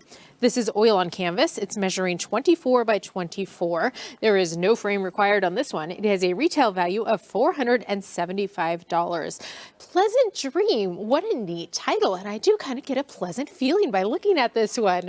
What are your initial impressions, Mary Tess? Yeah, I really love this one. My initial impression, I kind of get like a street art feel to it a little bit because I don't think that the artist necessarily used spray paint, but there's just like this really nice drip quality, especially in the right-hand corner here too. So the artist must have used an interesting technique where they're rotating the canvas while they're painting it. But and looking at it more, I kind of feel like the artist might have been inspired by Mondrian too, with just the really symmetrical way that they're adding the yellow and the red to it. Just has a beautiful balance, and it is a little bit more geometric. It's shapes. You're talking about geometric. I see shapes, the rectangles and the lines. And the squares. And that really kind of draws your eye to different places. And I love how the artist is doing that. Yeah, definitely. And, I feel like there is a beautiful dream-like quality to this too. There's just a beautiful mood that is created by this white that's just kind of like building in to the middle here. And, you can see a little bit of the fade of the colors of the reds here too, but just really stunning, really interesting, and I just love layered paintings. It's really interesting, as you said, it's layered, interesting painting, and one that you can take home by calling the number on your screen and placing a bid. What an interesting kind of modern street art feel to really bring a pop of color to whatever room that you put in, because even though we have these whites, I'm still drawn to all the colors on this side. Can you talk a little bit about the composition of that? Definitely. The composition is really balanced, and I just love this bright, like neon yellow color in the corner too. Really fun detail, and I think that kind of like surprise of color is what reminds me of like street art a little bit too, which is just really fun. Absolutely. And the artist wrapped it around the side. You can see he actually signed his name over here on this side, but I like that wrapped as well because you can kind of walk from any side and take a look. Yeah, and even on this side too, I mean, the color and the texture just goes all the way against the painting. As a reminder, all of these pieces are ready to hang. They're ready for you to take home. To take them home and have this piece in your home, all you have to do is call the number on your screen and place a bid. Again, we're here at Pleasant Dream by John Titus Krempel. It is an oil on canvas measuring a really nice 24 by 24 size. Really great size for pretty much any wall. There's no room in your house that this wouldn't fit on. It's a great size with a retail value of $475. Mary Tess, do you have any additional thoughts about this piece? Yeah, I was just looking at it even more and I'm like, wow, he used so many different ways of applying the paint. He must have covered different areas. because this area right here looks like, he used almost like an impasto style of painting, where he's adding the paint and then, covering up different parts of it to create that layer. Just really unique. You don't see that often. So, just really beautifully done. It really is. It's a really stunning piece. Well, we are nearing the end of this break, which means that now is your last opportunity to bid on the art featured in this half an hour. A big thank you to Mary Tess Mayall for sharing her expertise with us. Thank you for having me. Thank you. It was so much fun. It was. Let's go ahead and check in at the recap station for an update. All right, and thank you to Mary Tess and Christina. And Christina is correct. We're wrapping up this contemporary break. So let's review the bids as they stand right now. Item 18A, Interbeing in Blue by Chris Volker. Mixed media measuring 18 by 24 inches, retail value of $600. The current bid on this is $225. So we have some progress to still make on this one. A beautiful piece of work. Oh, it looks like we have a bell ringer on this. Oh, okay, I jumped ahead of myself here. We were talking about 18D, 2 for 1 by Eleanor Rosen. And that one is acrylic on canvas, 21 by 17. And you heard those bells ringing. That's because it's got a current bid of $425. Now we're keeping it open, so please call in and get your bid in for that beautiful piece of work. Acrylic on canvas, 21 by 17 inches. Item 18E, No Waldo by Patrick Prager. Mixed media measuring 36 by 36.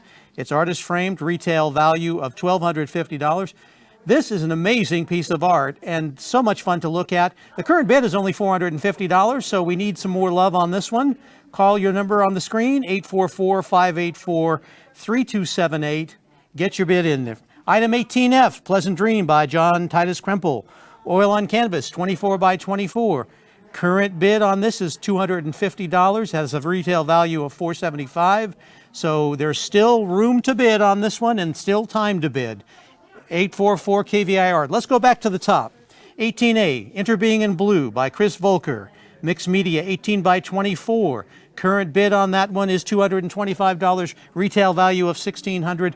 Call the number on your screen to get this gorgeous blue piece of mixed media measuring 18 by 24. 18B, interesting title, S equals K, Log W by Gregory Latriel. Oil on canvas measuring 16 by 20.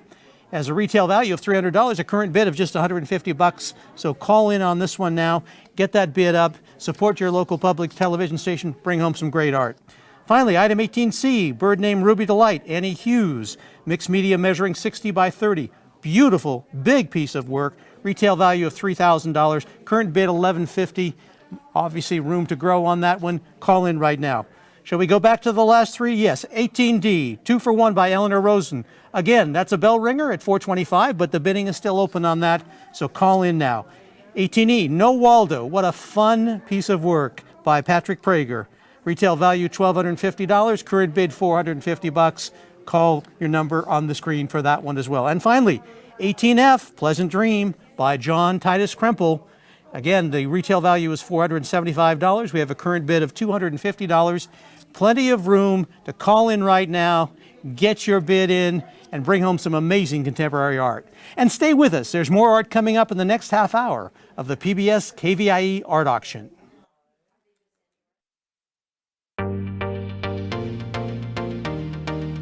Welcome to the 40th Annual PBS KVIE Art Auction. Join us all weekend for a celebration of Northern California's visual arts. Over 250 pieces will be auctioned off to the highest bidder, and you can be part of the action by watching and bidding on your favorite artwork. View the entire collection online at kvie.org/art auction. Then, when your favorite item appears, call 1-844-KVIE-ART to place your bid. Auction proceeds benefit the programs and services of your PBS station, KVIE. So thank you for watching and bidding. And now, let the auction begin.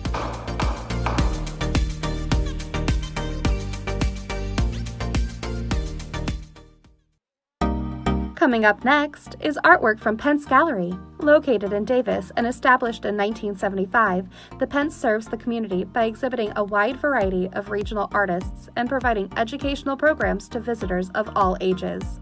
View all of the art featured in this year's auction at kvie.org/artauction. Well, hi there. I'm Rob Stewart, and thank you for joining us for the Pence Gallery break. And now here's an overview of the art that will be up for bid during the next half hour. Got a great half hour for you.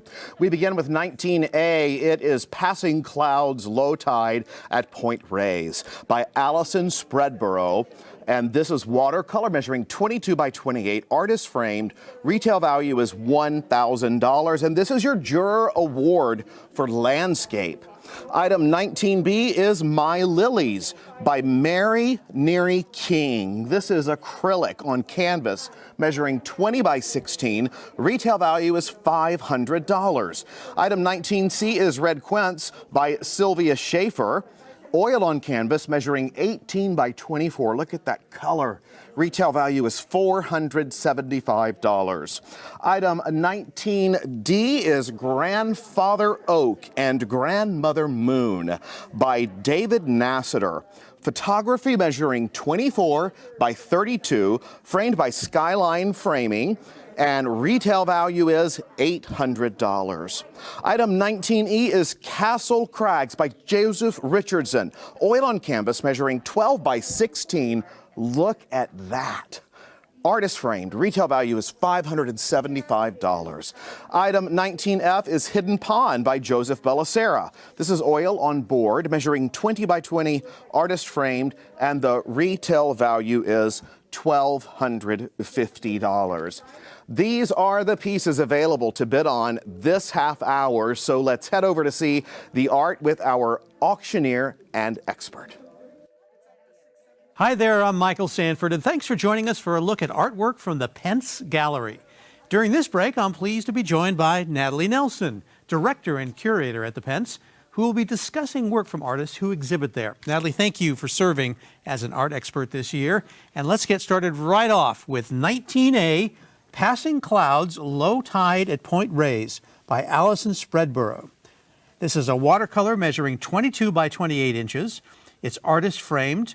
Its retail value is $1,000, and it won a Juror Award. It did. For landscape. Tell us about that. Absolutely. The juror just loved the way she did the technique for the sky, and then he was contrasting it with the way that the artist has done the foreground, so all of those bushes. They're two different watercolor techniques. They're both hard to master. One is wet on wet, one is dry brush, basically. And she captures these hills from Point Reyes, and I just think she does a really lovely job. Yes, I think obviously Point Reyes is one of the many treasures that we enjoy in Northern California. It's always an ever-changing landscape. And absolutely. Some days you'll go, it's incredibly foggy and kind of obscure. Here it's brilliant color, brilliant light, and she captures the natural beauty of the place just so well. And one detail I wanted to point out that I think is really interesting is how she does the reflection down here. So you actually see the clouds reflected in this little pool of water. She said that it's at low tide, so you can just imagine all the sights and smells. She really sets the stage for you walking into that landscape. It seems like watercolor, the brilliancy of this particular watercolor really stands out for me. What are your thoughts on that? I think her contrast, you're absolutely right. The way she does her sky is so brilliant. It just reminds me of one of those beautiful California days where it clears up and, like you said, all of this atmosphere is out and you just want to be in this landscape. Allison is actually a hiker. She loves showing places like this out in nature. I was going to ask you to tell us a little bit more about Allison, but obviously hiking out in Northern California offers an artist endless opportunities to capture the natural beauty of our region and the diversity of that beauty. It does, absolutely. And Allison has been doing watercolor for years. She's a member of a group of watercolor artists. She loves to go out and sketch and do short little watercolor sketches on site, and then she'll finish them back in her studio. You can capture the beauty of Northern California, obviously by going out and hiking, but when you're not hiking, what a better way to enjoy it than with a piece of artwork like this. Again, this is 19A, Passing Clouds, Low Tide at Point Reyes by Allison Spreadborough. Watercolor 22 by 28 inches. It's just the perfect size, I think, for any place in the home or office. It is, absolutely. We always like to say art doesn't have to match your couch.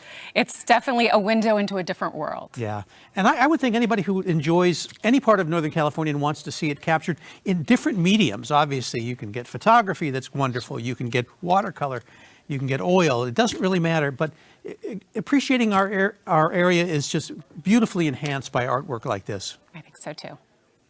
The current bid is on your screen for Passing Clouds, and the number is on there as well. We really would like to see this go quickly, and we think that it will, because obviously a beautiful watercolor of a beautiful part of our region has got to be incredibly popular. One final thoughts on this before we move on, Natalie? I think Allison is just such a master at capturing that sky. I keep going back to that, and just you want to be enveloped kind of by those clouds. So it's a wonderful, wonderful landscape. Yes, it certainly is. We'll keep the bidding going on that. We'll go to our next item, which is 19B, My Lilies by Mary Neary King. This is acrylic on canvas measuring 20 inches by 16 inches. It's artist framed, and its retail value is $500. Lilies are often a popular topic for artists, a popular subject, I should say. Absolutely. And clearly, Mary has done a wonderful job with this. Yes, and these are actually lilies from her garden. And she said during the COVID shutdown, she was gardening quite a bit, and she really wanted to choose a subject close at hand. And those lilies are so beautifully captured. You can see all of those purple details behind the lilies really make them stand out and really make them kind of almost jump out into the space. What does it mean to you, Natalie, when an artist decides to do the framing themselves? And what choice do you think was made here? You know, with this one, she's actually wrapped the canvas around and painted the edges, which is a very contemporary look. I think it's very clean. So you don't have to worry, oh, the frame doesn't match X or Y. It's just very, very simple. So I prefer canvases like this, just very simple. Yeah, the great thing that we want to remind you about is that all of the pieces in the PBS art auction are ready to hang. Obviously, this is one, as you suggested, doesn't really need an external frame. It stands alone. It tends to draw your eye even more towards the beautiful painting right there in the middle of the lilies. Yes, and I love it that you said calla lilies are such an artistic subject because so many different artists have done them over time. And the way she crops the leaves, so it's almost like a photograph, really brings you further into that painting and makes you want to, again, touch that flower. And obviously the stamen, the middle of the lily stands out so beautifully. The bright yellow color against the purple background, it just makes it even more distinctive. It's a great artist choice, and I think you're right. It makes it stand out even more. Yeah. Is this typical of her work? You know, Mary does a lot of birds and still lifes. So she loves animals. She currently has a show in Davis of birds. But for right now, she has been doing a lot of flowers and still lifes. If you like still life, if you like beautifully done art by really highly professional artists, this is one you should strongly consider. This is really something, I'm sorry? Yes, this is something we should really have you consider more strongly. Tell us a couple more facts about this. Yeah, one thing I really like about Mary is she knows how to really capture a subject and really almost draw a portrait of it.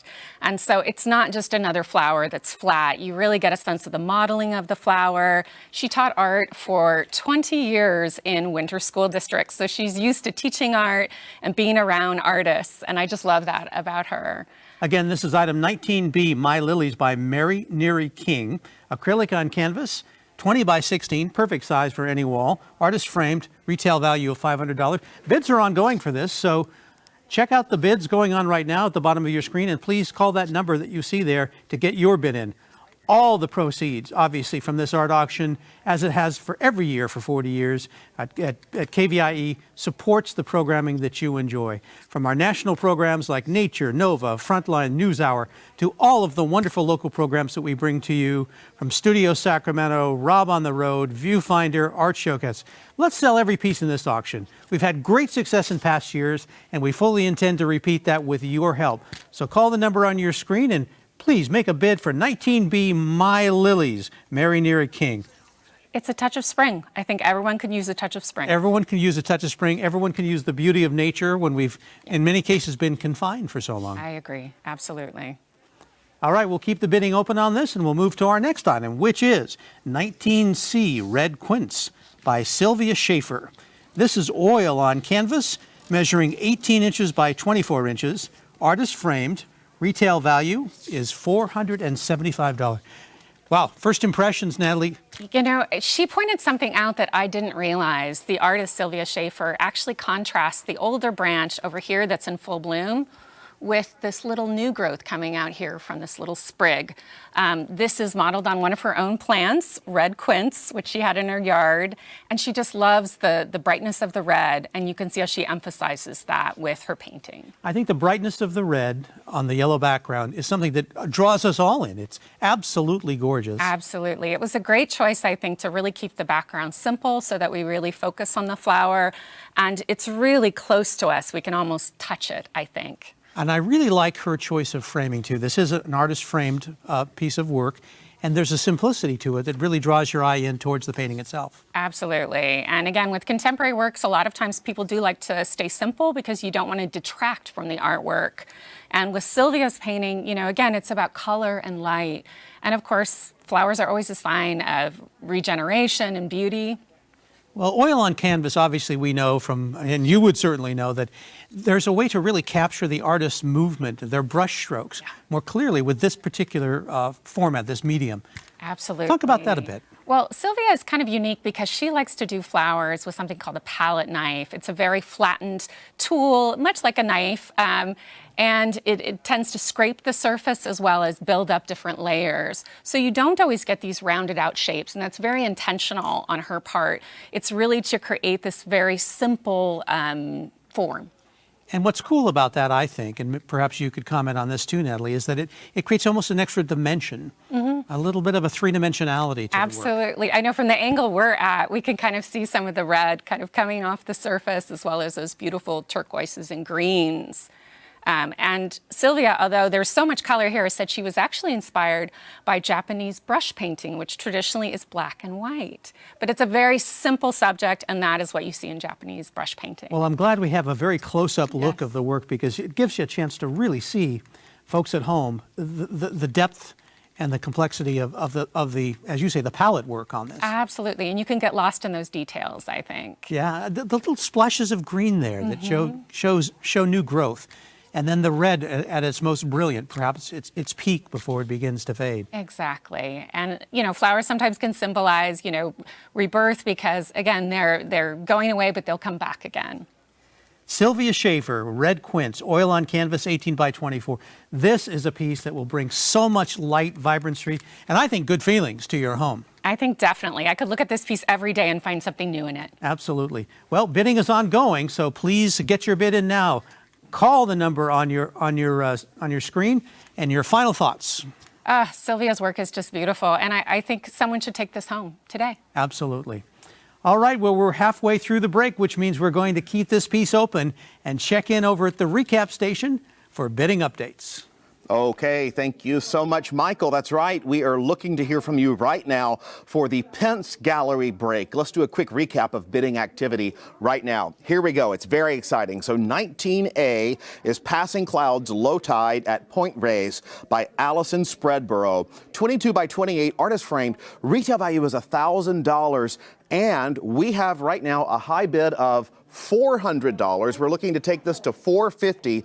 I hear the phone lines behind me. People are anxious to talk to you. Pick up the phone and call the number on the screen. That is how you get involved in the PBS KVIE art auction. All the money goes to support programming.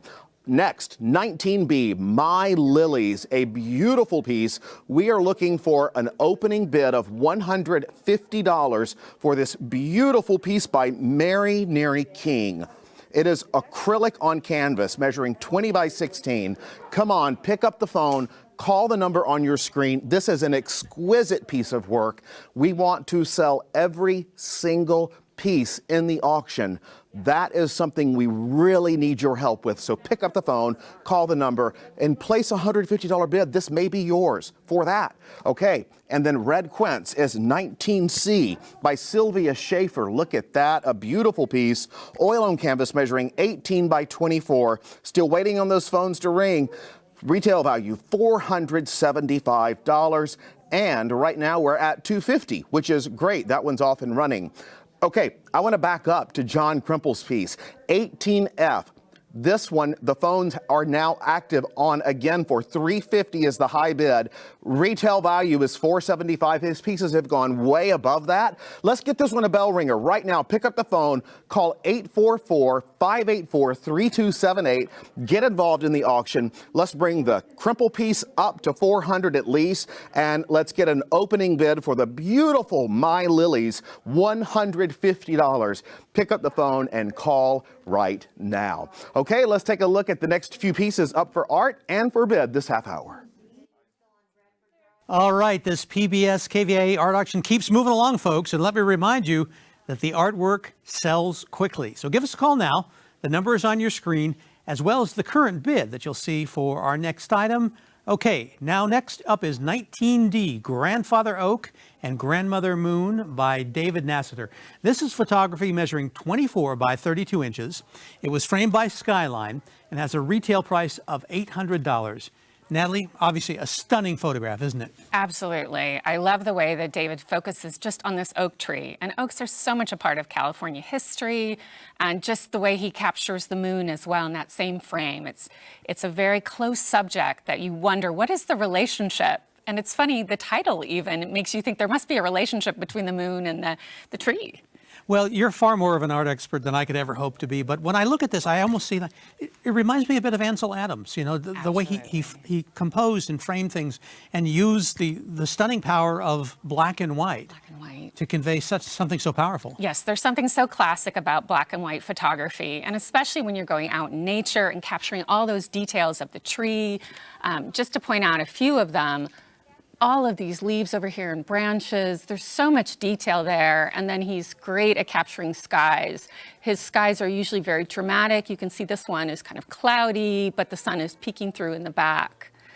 So just the contrast between the darkness of the skies and kind of the white around the tree is really interesting. Yeah, the luminescence from behind the tree is just remarkable. And I wondered what was behind there. Was it a ton of moonlight, or was the sun up there at the same time as the moon? I wonder that as well, because photography is so much about light. And there is this sense of kind of fog or mist behind that tree. And it makes you think of, you know, when you're driving up to the mountains on Highway 50 and you see all those beautiful oak trees, you know, you just want to go out there. Yeah, and of course, professional photographers, artistic photographers, some of us don't realize that it may take hundreds of snaps to capture just that one perfect photograph. And this clearly is close to perfection.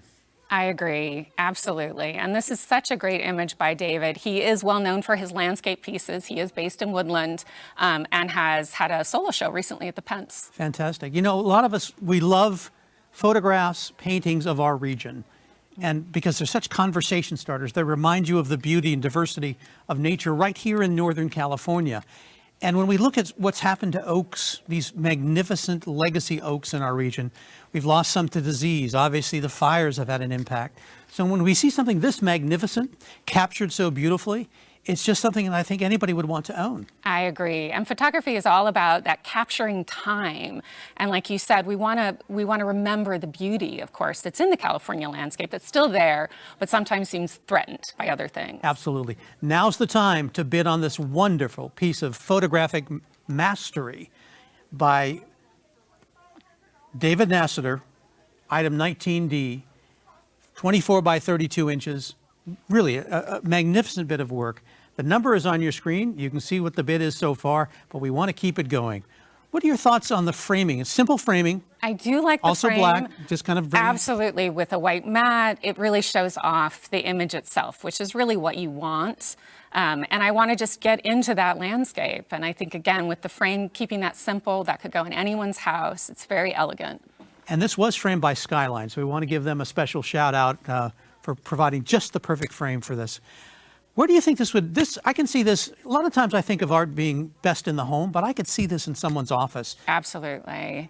Yeah, I think it could be anywhere. It is a great conversation piece, like you said, and it's a very calm piece. I think it'd be great in a room where you could have coffee or dining table kind of situation. Contemplative, but also something that would spark a great deal of very positive conversation. I think so, especially with that title. Yes, absolutely. All right, the bidding is going to continue on Grandfather Oak and Grandmother Moon. Let's move on to the next one, which is 19E, Castle Crags by Joseph Richardson. This is oil on canvas measuring 12 inches by 16 inches. It's artist framed, and the retail value is $575. Castle Craig's obviously another part, probably of our greater Northern California region, and the light and the beauty of the colors just really stands out. Isn't that extraordinary? I had to ask him, where did you do this? And of course, he did it on site in Castle Crags State Park. He was camping, he did a sketch and took some photos and then went back in his home studio and completed it. And you can see it must have been fall because look at the colors on that tree. It's just extraordinary right here. Now, I'm assuming that's an aspen. I don't know for sure, but certainly it is the beautiful autumn colors that we enjoy so much in Northern California. Actually, coming up, we have a viewfinder program on the colors of California, in which an independent producer captured all 4 seasons in the state. And it was just a reminder, as you will watch it in November, it's a reminder of the beauty of the state, all 4 seasons. And certainly this was captured in fall. Absolutely. And I just wanted to point out one more detail people may not be able to see is this little stream right here. It looks like it's kind of a quiet stream going through the landscape. And sometimes artists do this in order to lead your eye through the landscape. It's really kind of an artist's trick, and it's a great way of getting you involved in the composition. Now, this work by Joseph Richardson, again, it's 12 by 16 inches. It's not a huge painting, but there's such a level of detail in there, too. Is that characteristic of his work? It is. We had a solo show of Richardson's recently, and all of his work is so detailed, and really his focus is light. And so the way the light hits on Castle Crags, you can really see how it's coming through here at the back. It's just really lovely. Well, I would think it would take an artist who's very serious about their work, as clearly he is, a lot of time out there in the field, perhaps in inclement weather, waiting for the right light, waiting for the right moment. He certainly has here. Absolutely. I always think I should give them an award just for being outside and trying to do this outside. Yeah. Well, the bidding is continuing on this. We hope you get your bid in. Call the number on your screen. Again, Castle Crags by Joseph Richardson, oil on canvas. Beautiful detail, beautiful colors. What an addition to the home that would be. I agree. This is a lovely painting. Like you said, it's not huge. It's a very intimate size, and I think it's just perfect for a home. The frame is rather large. What do you think the thinking is there? I did ask Joseph about his frames, and this is a little bit more of a traditional choice, which has the gold leaf and the heavy wood, and that is traditionally what plein air painters have gone for. So you'll still see a lot of paintings like this. It's very classic. Again, if you have a home that likes a little bit more of a classic look, I'd say this is a great picture. Well, in a way, the painting itself is classic in its style. It is. I mean, I think of 18th century views, 19th century views of California landscapes. Yeah, this would certainly be at home in any of the higher end galleries or museums that we would see anywhere in California or beyond. I could see this at the Crocker, quite honestly. Absolutely. And I love it that there's no real sense of time. You don't see people, you don't see cars, so you can almost imagine, it's this timeless space. Castle Crags by Joseph Richardson. Let's leave the bidding open on this and go on to our next item, which is item 19F, Hidden Pond by Joseph Bellicera. This is oil on board, measuring 20 inches by 20 inches. It's artist framed, and its retail value is $1,250. Oh, the colors here, once again, are absolutely brilliant.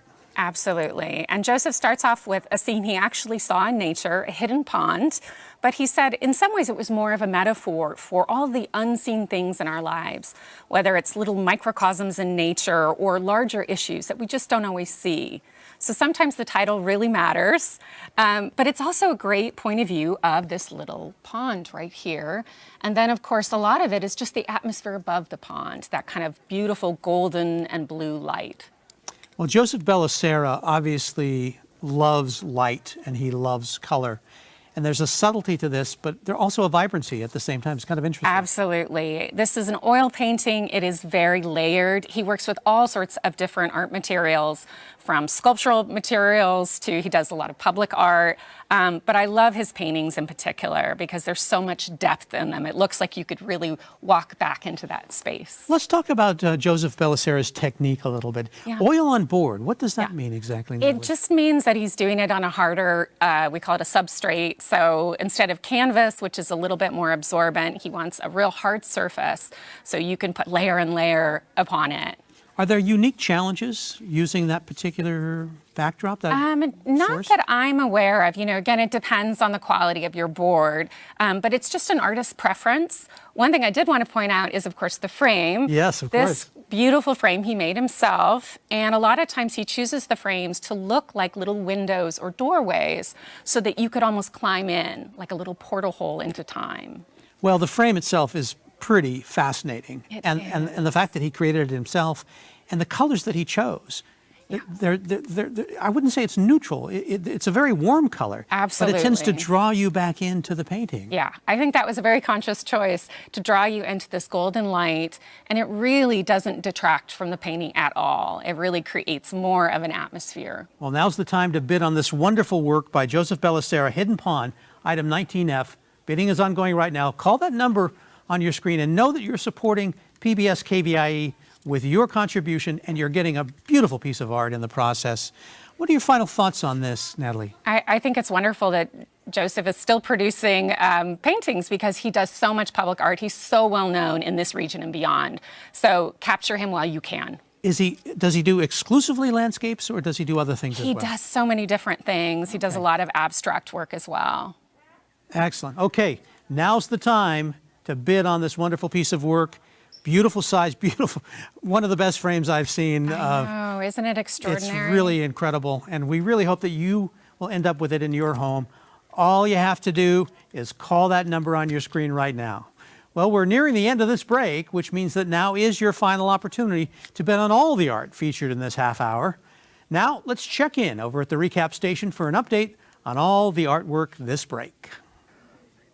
Thank you, Michael and Natalie. We are wrapping up the Pence Gallery break in a few minutes, which means time is running out if you want to get in on your bids. So here's what is open. A great half hour. Check out 19D, Grandfather Oak, and Grandmother Moon by David Nassiter. This is fantastic. It's at $700. We are looking to take this up to $800 to get us to the retail amount, which is what the artist set for KVIE to receive. $700 right now. We're looking for $100 more to bring this up to a bell ringer status. The next one is Castle Crags by Joseph Richardson, oil on canvas. This is a spectacular piece of art. $12.16, artist framed. The retail value is $575, and we are climbing. We're at $400 for this piece right now. That one has gone from $275 to $4. We're trying to get to $575. Hidden Pond is 19F by Joseph Bellicera. This is exquisite. Oil on board measuring 20 by 20. Right now we have a $700 bid. Now we have a $750 bid. And now we have an $800 bid. Yes. Can we take that up to $850? Let's keep this climbing and get this all the way up to the retail value of $1250. Okay, now we're going to zip through this whole half hour. Passing Clouds Low Tide at Point Reyes right now is at $500. That has a retail of $1,000. Let's get that number up. 19B, My Lilies, is at $200. A gorgeous piece, retails $500, and that is Mary Nary King's piece. Let's have calls on the phone number on your screen, 844-584-3278. 19C, Red Quince, is at $300, retail value at $475. 19D is Grandfather Oak and Grandmother Moon by David Nassiter. We are right now at $700. We're trying to get that one up to $800. Castle Crags is at $400. I'm watching the next piece climb, by the way. This one's at $400, a retail of $475. And Hidden Pond retails at $1250, and right now it is at $850. Let's take it to $900. Stay with us. There's so much art coming up in the next half hour of the PBS KVIE Art Auction.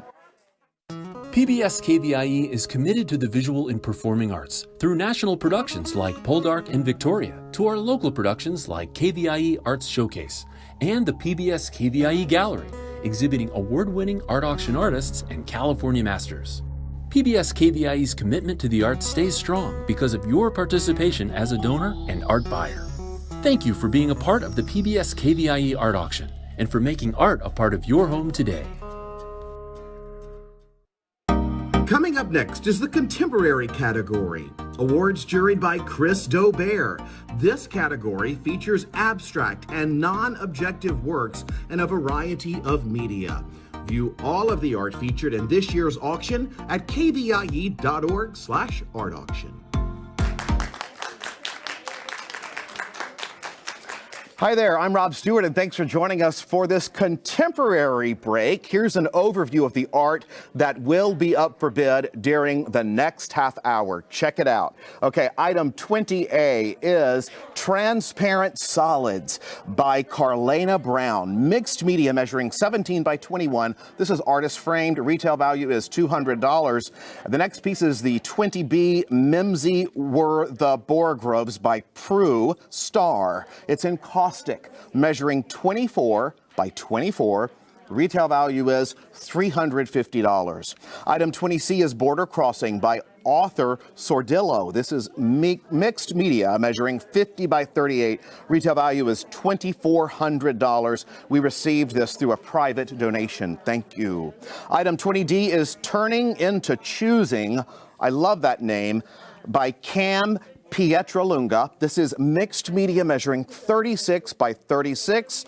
Artist framed. Retail value is $850. Item 20E is Unseen Things by George Lambert. Isn't this gorgeous? Mixed media measuring 30 by 24. Retail value is $1,500, and you are looking at your Juror Award for Contemporary Classics. And item 20F is Garden in Yellow by Lori Franz. It's acrylic on canvas measuring 40 by 30, artist framed. Retail value is $500. Wow, what a great half hour. This is your opportunity to bid on these great pieces. So let's head over to see the art with our auctioneer and our expert.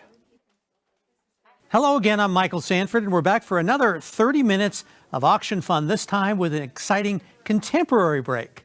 I'd like to welcome back Natalie Nelson, director and curator of the Pence Gallery in Davis, who serves as our art expert this half hour to discuss some really beautiful artwork. Natalie, let's get started with 20A, Transparent Solids by Carlena Brown. Mixed media measuring 17 by 21 inches, artist framed, retail value of $200. A couple of things always jump out. The title. Yes. It'd be interesting to find out what's behind the title.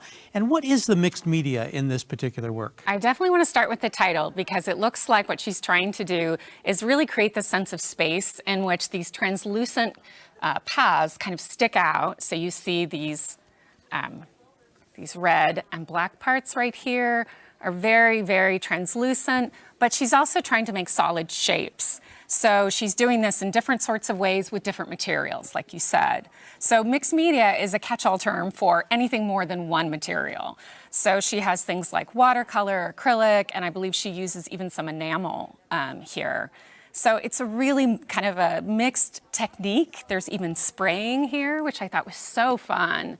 It adds a lot of visual interest and texture to the piece. It really is a lot to contemplate as you look at this, and it's a lot to talk about. And I'm always fascinated at the thinking behind the artist who takes different media and puts it all together. And that really works beautifully here. The colors are incredible. It really does. I think she's great at exploring. You know, sometimes artists do art because they love the way materials interact. And they want to see, how does a yellow interact with a red? And you can see that she's really great at controlling that, but also being kind of spontaneous. Yeah, there's a real spontaneity. It's reflected in many ways, but even that, of course, that yellow streak to kind of top things off. That's so much fun. I notice also, Natalie, that she doesn't there's no glass on this. Absolutely. And I think that's great because obviously it makes you feel closer to the piece. Someone could choose later to put glass on that if they wanted. But for me, I really prefer it like this. You can see it much better. And she framed it herself. So she chose a simple frame, which certainly makes sense when you're really engaged by the piece itself. Absolutely. I love, again, the simplicity of the framing is great. All right. You want to bring color, spontaneity, something completely unique to your home. Get your bid in now. Call that number on your screen for 20A, Transparent Solids by Carlena Brown, mixed media. Nice size. Could fit anywhere. It's such a joyful piece. I keep coming back to that yellow, like what you pointed out. Yeah, it's really nice. Now, you talked about the different media being used. There's also different shapes that are quite interesting. You've got, like you say, the horizontal lines. Right, and organic shapes. And then some circles in the middle, beneath and above. It's really complicated. People think abstract art is easy. You just throw stuff on a canvas, but you have to plan it out. You have to layer things. So yes, she's got some organic shapes as well as some more geometric shapes. Here's her kind of geometry. And it just creates this interesting sense of space. And if you look at the close-up there, as we're showing you now, you can see where the spray paint part comes in, Oh my too. gosh. And did that come before, middle, after? It's hard to tell. I think it's probably after, just to lend it that sense of texture and kind of pixelization. Yeah, and again, there's a depth to it that I think the different media creates. Absolutely. Topped by the fact that the yellow streak really is distinct and standing above the rest of the painting. Absolutely. So there's so much going on here. Again, it's one of those pieces you could look at over and over again and just find interesting little details in terms of the colors and the shapes. Thanks for donating this piece, Carlena Brown, to the art auction. We really think it's going to sell quickly. Get your bid in now, call the number on your screen, and let's move to the next item, which is 20B. Mimsy Where the Boar Grows by Prue Starr. This is in caustic, measuring 24 by 24 inches. It's artist framed. Its retail value is $350. Again, the colors just jump out, don't they, Natalie? They really do. It's a great combination of purples and yellows, and all of this is done with resin, which is a really time-consuming process where you layer not only resin, but also wax on top of it. And encaustic, is that what you just described? Yes, thank you so much for filling in. It's called encaustic, and it's a very ancient technique of using wax and resin. And you can get some great depth with it, too. Absolutely. It creates a three-dimensionality to it, but I'm sure, as you suggest, it's quite time-consuming and It precise. is very time-consuming. There's many, many layers, and you have to let it dry. And then she's gone back in and carved certain areas out. So that's also part of the depth. When I read the title, Mimsy Where the Boar Grows, something flashed back to my childhood, and I thought, where did I hear that from? But you did the research, so where's this from? I did. It's a quote from a poem by Lewis Carroll, his Jabberwocky poem that he talks about in Alice in Wonderland. And it's really about this kind of fantasy world. She's using it a little bit more to refer to Victorian ladies and imagining them in their gardens. So there's actually hidden in this small little images of ladies, and you could kind of see them underneath. Oh, that's fascinating. Yeah. As we look at it very close up, we see not only the depth of color and the different things atop it, obviously part of the resin effort is really reflected there. Up there is one of the ladies. That's quite amazing. Two ladies. Aren't they wonderful? And then so behind, much fun to look at. Yeah, there's so much going on in terms of the shapes and the colors, and it's kind of garden-like, but it's also very, very abstract. Now, Prue decided to frame this herself, and obviously the canvas goes around the edges. How does that add, you think, to its appeal? I think it's great because there's so much going on the surface of this piece that you really don't even want a frame. I mean, you could, but what she's done is just keep the edges very simple and painted them the same kind of violet color that she has here. All art obviously is unique, but there is a extra component of uniqueness to this. I agree. It's just a fun piece, so much going on, and just beautiful colors. And what fun it would be to have this piece of artwork in your home. Why don't you bid now? Call the number on your screen. Put your bid in for this piece by Prue Starr, Mimsy Where the Boar Grows. If you remember your Lewis Carroll and Jabberwocky, as most of us do, what a great way to honor that artist with this artist's work. I agree. A great literary allusion and just a really fun piece. Yeah, it's excellent. Any other final thoughts in terms of how the circles, the straight lines, oh my gosh. I didn't texture, realize the color? Well, until I got here, I didn't realize it really does look like plants growing. And when you stand in front of it, you see these wonderful little green sprouts kind of growing up. So that's the reference she was saying to Victorian ladies in their garden. It's the kind of piece, don't you think, that you can make an immediate connection to, whether you're into the literary works of Lewis Carroll or not? Yes, it's a really unique piece.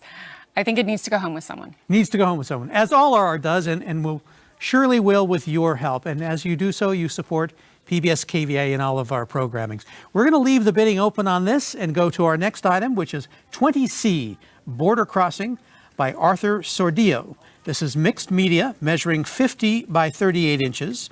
Its retail value is $2,400, and KVIE received this through a private donation. Absolutely. And I had to do a little bit of research on Arthur Sordillo. And I just love that he was interested in motorcycles and art. And I kept seeing these kind of little nails here or screws that he put in. It looks very machine-like. A lot of times his art is actually on metal. This piece is not. It's on canvas, it looks like. But it's got this great piece of plexiglass that you kind of look through, which makes it a little challenging to light here, but makes it really interesting in terms of the layering of his painting. And this work by Arthur Sodillo has figures in it. It does. And I don't know if people can see at home, there's a figure right here, and it looks like he's maybe got a feathered headdress on, and his body goes all the way down here. And then over by you, I think this is a jaguar. I'm not positive. It could be a jaguar. It could be a Chinese dragon. From Chinese New Year. But yeah, this is one of those pieces that the more you spend time looking at, the more is revealed to you, and the more complexity and quite frankly, fun as well as vibrancy comes to life. Absolutely. Look at the colors. I mean, he's got this red square here, and it almost looks like you're going into this little, he calls it a border crossing, this area where you're crossing from one world into the next. This really exemplifies mixed media, doesn't it, Natalie? And there's layers here. Obviously, we have the best vantage point right here, but even if you look at it closely on camera, you can see that there's several layers to this work. Right, absolutely. And it does look a little bit like it's cut paper, but it's not. It looks like it is actually paint on top of the plexiglass. So adding all of that just adds interest and texture to the piece. And underneath, we've got some really interesting abstract shapes going on, and it creates kind of this little doorway. Now, sadly, Arthur Sodillo is no longer with us, but we are really privileged here at KVIE to have his work and to be able to offer it to you. Now's the time to bid on this beautiful piece of work, something that would just absolutely bring alive any part of your house or office. You know what I just noticed too? For those of you who love fish, there's actually a fish behind here. Yes. All these great details. I noticed that. You look down here, you can see, gosh, that could be a surfboard there. Yeah. Again, this invites you to have conversations. It does. You can get a group of people around and have a glass of wine and say, let's look at this. There's so much here, and you could talk for hours about it. It's true. Now, it's a large piece, which can be a good thing for many people. I think so too. Again, for a good sized space, I think it would really fill that space. Yeah, it's a big, bold statement piece. Obviously, is this the kind of work that he had done throughout his career? You know, I only saw him do smaller pieces, so it's really great that this is a larger piece. But I did see that he did a lot of things with these kind of outline shapes that almost look like papel picado, but are actually painted on. So I don't know if he was inspired by that or not, the Mexican tradition of cut paper. But there's so many different things going on. Like you said, it could be different mythologies. We just don't know. And once again, we're grateful to the private donor who gave us this wonderful piece of work. And now it can be yours. Get your bid in right now. Call the number on your screen, and this magnificent, unique piece of work by Arthur Sodillo can be yours. All right, we're halfway through the break, which means we're going to keep this piece open and check in over at the recap station for bidding updates. All right, thank you, Michael. So much great art available for you this half hour. Let's have a look at the auction activity right now in this break. It's exciting. 20A Transparent Solids by Carlena Brown. This is great. Right now it's a bell ringer. That's fantastic. A high bid of $200 and retails for $200. That's fantastic. Item 20B, Mimsy Were the Borogroves by Prue Star and Caustic, measuring 24 by 24. Retail value is $350. And we are right now at $275. Let's get this one up to $300. As well as I want to remind you that Transparent Solids is still open. The $200 high bid right now makes it a bell ringer, but we are still open on that piece. I want to talk about Border Crossings, the beautiful piece you just saw Michael talking about in the very last piece of art that was displayed. This is by Arthur Sodillo. And also I want to let you know we're going to have the images coming back up of the art. We're just working on getting that fixed right now because we have so much action going on.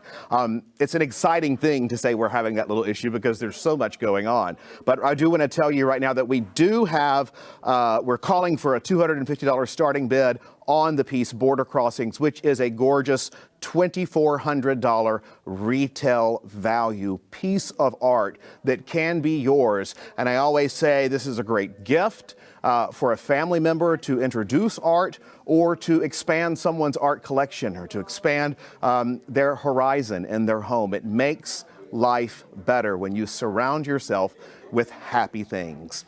All right, so the phone lines are open and we want to call right over to the rest of the arts and see what's happening with the next three pieces.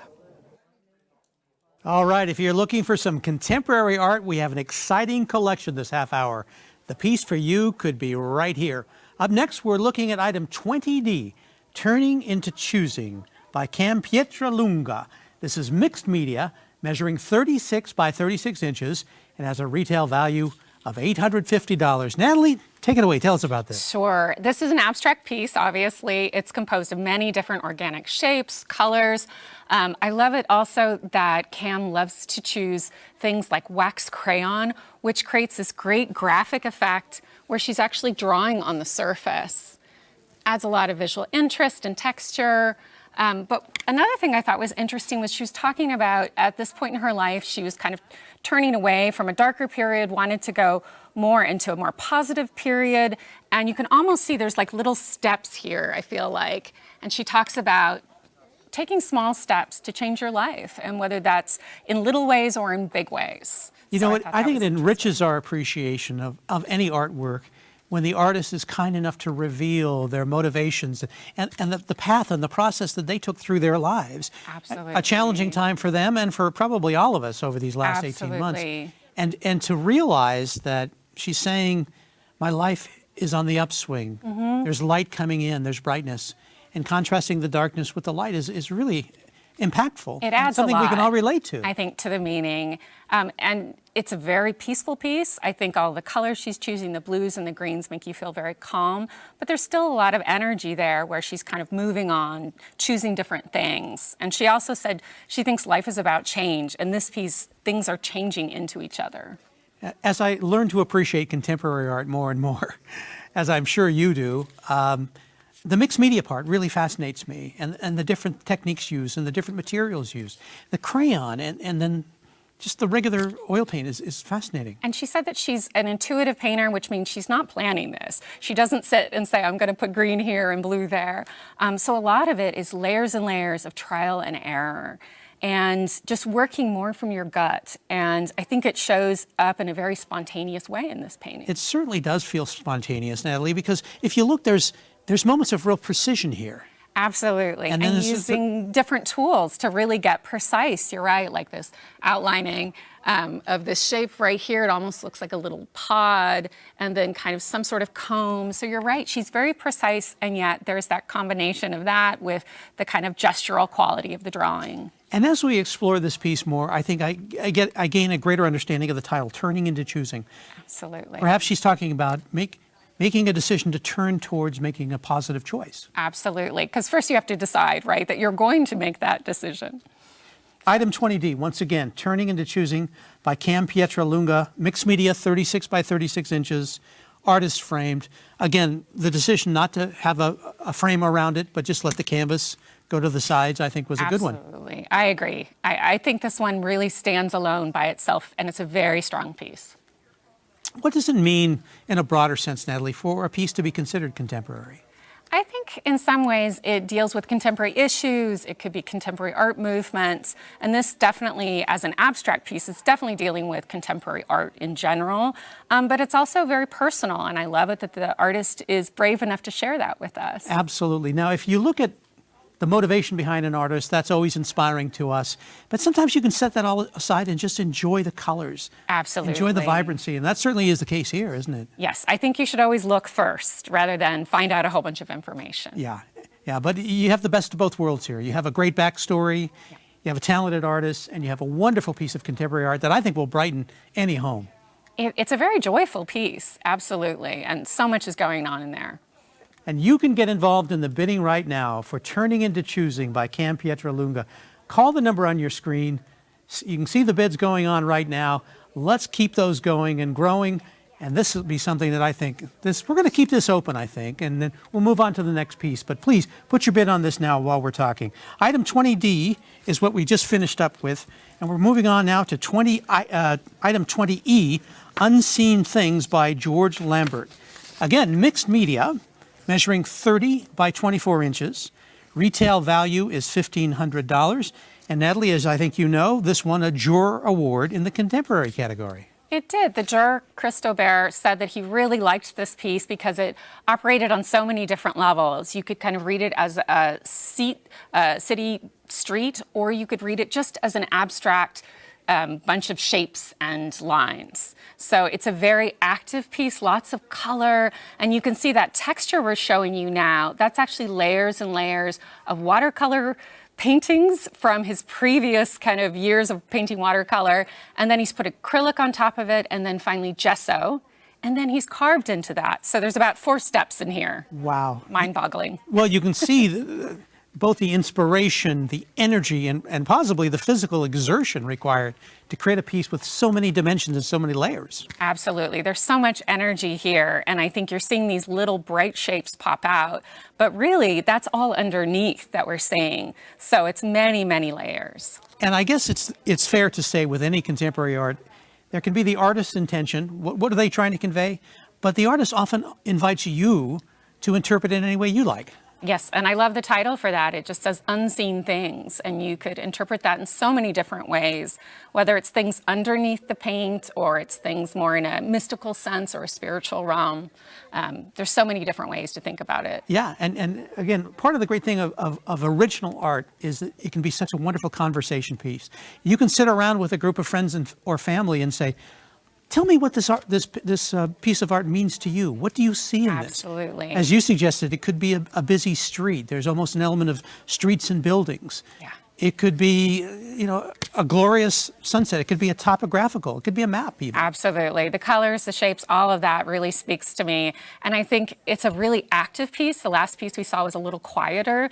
This one has so much energy and movement in it. If you like contemporary art, this is a piece that you should bid on by calling the number on your screen. Unseen Things by George Lambert, mixed media, 30 by 24, great size, an award winner, Juror Award for Contemporary, and you can see why this would be something that really stood out to the judges. It's a really unusual piece, and getting close to it, I love the texture on it. It's just interesting to me. And I think what you see in these close-ups really reflects the reality of this piece, and when you see it in your home, you're going to really enjoy it's almost three-dimensionality. I agree. It should be maybe in a different category even, between 2D and 3D. And again, this is artist framed, I assumed? Yes. And obviously, if you look around the edges, George didn't stop. No, he kept going with that gesso, and there's a lot of texture on the sides. He kept it very simple and white, but yes, it is covered in all capacity, yes. All right, get your bid in for Unseen Things by George Lambert. Let's go to our next item. That's item 20F, Garden in Yellow by Lori Franz. This is acrylic on canvas, measuring 40 by 30 inches. Again, artist framed. We love these artists that are framing these things themselves. Retail value is $500. First impressions, Natalie, obviously the colors just pop out. They're just glorious to observe. I think she's filling the canvas with something she loves, which is flowers. And she said she wasn't looking at any particular flower. It was after many walks outside. It happened to be spring. And she started a whole series on these flowers. She said this one is actually the most abstract one that she did. She did some more versions that are realistic, but look at those colors, the way she contrasts the green with the yellow, the cool and the warm colors. It's just a really interesting piece. Yeah, there's so much to see. You see what looks like grapes in the middle there, surrounded by perhaps flowers. Maybe it's, again, you can draw any conclusion you like. Maybe they're just artichokes. Maybe they're vegetables. But it's so imaginative. Yeah. They don't have to even be real plants necessarily. I agree. That kind of knits the whole piece together. These little purple circles that almost look, like you said, like grapes. They fill in these spaces and really give it a sense of interest and keep your eye moving around. Yeah, you can really spend a lot of time looking, and obviously how the colors kind of run down at the end, perhaps suggesting stalks or roots. Yeah. There's a joyfulness to this piece, isn't there? I agree. That was the one thing she said she wanted to convey was joy. And I think in her choice of colors, as well as her choice of subjects, flowers, those bring a lot of joy to people's lives. Yeah. You think about how this would brighten up a home or an office. You could put it there and it immediately would be something that drew everyone's attention in and sparked some very interesting conversations. I think so too. I think it stands alone. It doesn't need anything else in a room even. What do you think of her color choices, Natalie? Well, the purple and yellow is one of my favorite combinations because they're opposite on the color wheel and they're very, very interesting to contrast. And it makes you look at it. It really, really jumps out. And then the greens and the oranges, same kind of thing. It's very interesting to our eye. There's almost a science to what she's doing here, and there's a precision that you only appreciate the more you look at it. Absolutely. It's true. When you first look at it, it looks like a bunch of shapes, and then you start to tell, oh, these are flowers, and there's so much detail around the flowers. And she fills the entire canvas. There's no background in this, and there's no foreground. It's all flowers. All flowers, all beautiful. Something that you would love for your home, I'm sure. So put your bid in now. Please call the number on your screen for Garden in Yellow by Lori France. Again, 40 by 30 inches, something that will fill the space beautifully. It'll dominate that space, but that's a good thing. This is something that you want people to look at. It is a great thing. And I just noticed also the bottom of it really has a sense of space down here in the purple. So you really see almost back into a field. And once again, you have an artist who decided not to go with a frame, and I think that's a great decision. Absolutely. Those flowers, they just continue on the sides. They continue on to the side. More. Yeah. All right, we're going to leave this open. Garden in Yellow by Lori France, acrylic on canvas. Add it to your collection. Well, we're nearing the end of this break, which means that now is your final opportunity to bid on all the art featured in this half hour. A big thank you to Natalie Nelson for sharing her expertise with us. Thank you. Now, let's check in over at the recap station for an update on auction bidding. Okay, thank you so much, Michael. We're getting ready to close out the artwork in this break, and we want to hear from you. But let's review the art that is open right now for bid. It is exciting. I'm watching the numbers grow. We start with 20D. Turning into choosing. We have a high bid right now of $500 for this piece, has a retail value of $850. It is a fantastic piece of art. It is by Cam Pietralunga, and it's 36 by 36. I want to tell you again, we have right now $500 for that $850 retail value piece. There you see it. 20E is open. It's Unseen Things by George Lambert. It is measuring 30 at 24, retail value $1,500, and we are climbing. We're at $750 on this piece right now. 20F, Garden in Yellow, $500 retail value. We have a high bid right now of $300, and we're looking to take that one up to $350. Okay, let me zip through the open pieces. I'm going to go back to 20B. Mimsy were the Boergroves. That is right now at $275. You see it on your screen. It's gorgeous. A retail value of $350. I'm going to jump to 20D. Turning into choosing is at $500. Let's get that up to the retail of $850, as well as 20E, Unseen Things, $750 right now for this beautiful piece of art. You see it on your screen. Has a retail value of $1,500. And 20F, Garden in Yellow. We have $300 right now. Our phones are ringing. The retail is $500. If you want to get involved, pick up the phone, 844-584-3278. I want to tell you that you are part of the PBS KVIE family. You are part of us, and we are part of you. And when we bring you this auction, it is to continue to grow our commitment to the community. And you are a part of that. This is the programming that you depend and welcome. So pick up the phone and call the number on the screen and stay with us. When I go through real quick, everything that's open is 20B, Mimsy were the Boergroves. That piece is still open. $275 right now on that one for the retail of $350. 20D, Turning into Choosing. That piece is at $500 right now with a retail of $850. Unseen Things is still open, 20E if you're calling in. That one is at $750, retails for twice that much. And Garden in Yellow, we are at $300 with a retail of $500, okay? Stay with us. There's more art coming up in the next half hour of the PBS KVIE Art Auction.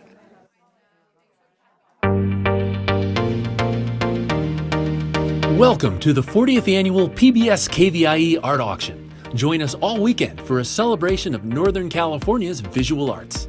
Over 250 pieces will be auctioned off to the highest bidder, and you can be part of the action by watching and bidding on your favorite artwork. View the entire collection online at kvie.org/art auction. Then, when your favorite item appears, call 1-844-KVIE-ART to place your bid. Auction proceeds benefit the programs and services of your PBS station, KVIE. So thank you for watching and bidding. And now, let the auction begin.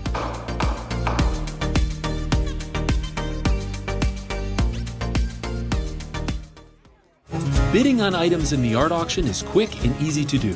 First, explore the collection online at kvie.org/art auction, or keep watching PBS KVIE. When a piece of art catches your eye, call 1-844-KVIE-ART and a volunteer will assist you. KVIE accepts all major credit cards for your art purchase, and a member of our accounting team will confirm your payment within 5 minutes of item sale. Thank you for being a part of the PBS KVIE Art Auction and for making art a part of your home today.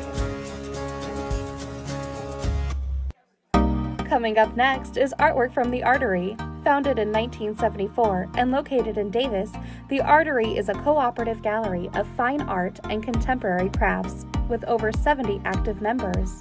View all of the art featured in this year's auction at kvie.org/art auction. Hi there, I'm Rob Stewart, and thank you for joining us for the Artery Break. This portion of the art auction is sponsored by Sutter Health, and we would like to thank Sutter Health for the commitment to supporting the arts right here on PBS KVIE. Thank you so much again to Sutter Health. And here is an overview of the art that'll be up for bid during the next half hour. If you're following along, this is an exciting half hour. We start with 21A. It is called Shimmer by David Martin. There you see it on your screen. The color is exquisite, oil on canvas, measuring 20 by 20. Artist framed, retail value was $850, and we already have an opening bid on this one for $250. Item 21B is Waiting by Emma Luna. This is a gorgeous piece of art measuring 20 by 20, artist framed, retail $600. Item 21C is Saber Squirrelfish Pear by Christopher DeWeese, mixed media, measuring 31 by 34. This is artist framed. Retail value is $900. We have an opening bid right now for $300 on that piece. And I also want to tell you about the next piece, which is 21D Backyard Table. Marie-Therese Brown. It's an oil on canvas measuring 16 by 20. Artist framed, retail value $900, and we have an opening bid right now of $375. And the phones are ringing and the numbers are climbing. Item 21E is Iris by Louise McGowan Bezark. Mixed media measuring 12 by 8 by 8. It is a beauty, retail value $400, and the bid right now is $175. And 21F is Jolie by Sandy Lindblad. Pastels measuring 18 by 24. Artist framed, and the retail value is $500. What a cute animal right there. Okay, the phone lines are open, and we would like to hear from you right now. Pick up the phone, call the number on the screen, and let's head in to see the art with our auctioneer and our expert. Hi there, I'm David Lowe, and thank you for joining us for a look at some amazing artwork from the Artery. During this break, I'm pleased to be here with Marie-Therese Brown, who is representing the Artery today. Marie-Therese is an art educator and accomplished fine artist with a passion for plein air painting. She's well known for capturing the beauty of the delta and foothills of the Sacramento Valley, as well as landscapes around the world. Welcome, Marie-Therese, and thank you for being here today. And let's get it started. This is item number 21A. It's Shimmer by David Martin, and it's framed by the artist. It's oil on canvas, and retail value of $850, and you're going to tell us a lot more about it. Thank you, David. Well, this is David Martin. He's such a great first name, don't you think? Well, I appreciate that, and I'm sure he does as well. His painting is, it's an acrylic on canvas, and David was inspired to do this painting by the whole lockdown and all of the months passing by, and it's the seasons in Sacramento. So when I look at it, I interpret the seasons according to the colors. So you've got the wintry feeling, even though there's no snow exactly down here, but it's this feeling of cool colors, like in the winter, the coldness. And so he has a deep, cool painting in the first layer, which you can see peeking through. And because it's acrylic, it dries fast, you can layer and layer and layer your painting. So then he has the summer and the fall coming, the warm colors of the fall and the summer.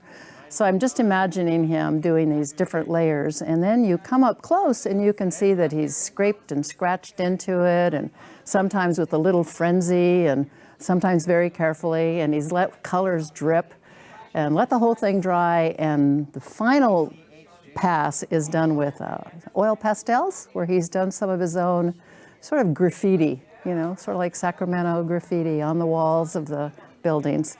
So this is David's take on, and the reason he calls it shimmer, maybe because when he was finished, he felt like there is a little shimmer. This looks like silver and gold, and so the shimmer of those colors. So this is your chance to get involved. You call the number on your screen. You can see the current bid, what it'll take for you to be the highest bidder right now. I'm a sucker for anything Sacramento, and like you said, he was inspired by the seasons, the lockdown in Sacramento, and it's a different look at Sacramento, and I think it's worthy of being in someone's home.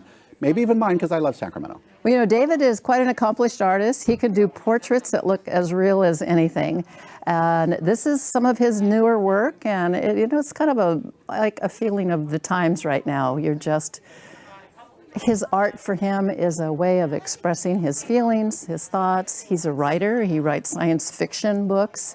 Guy is pretty talented. He also used to have his own hairdressing studio. So I see some of these lines like, this is like hair, you know, he's really into a lot of lines. Yeah, and I think the camera was just picking that up. We have the ability to see this kind of sideways right now, and you can see the texture and you can see the layers. This is a fabulous piece. It has a gallery wrapped canvas, and he's painted it a deep blue on the outside edges, which is probably the same color as the underpainting, which you can see peeking out. So I imagine that he painted all of it that deep blue color. And what's so great with oil paint, you can put light color on top, not like watercolor where you can't do that.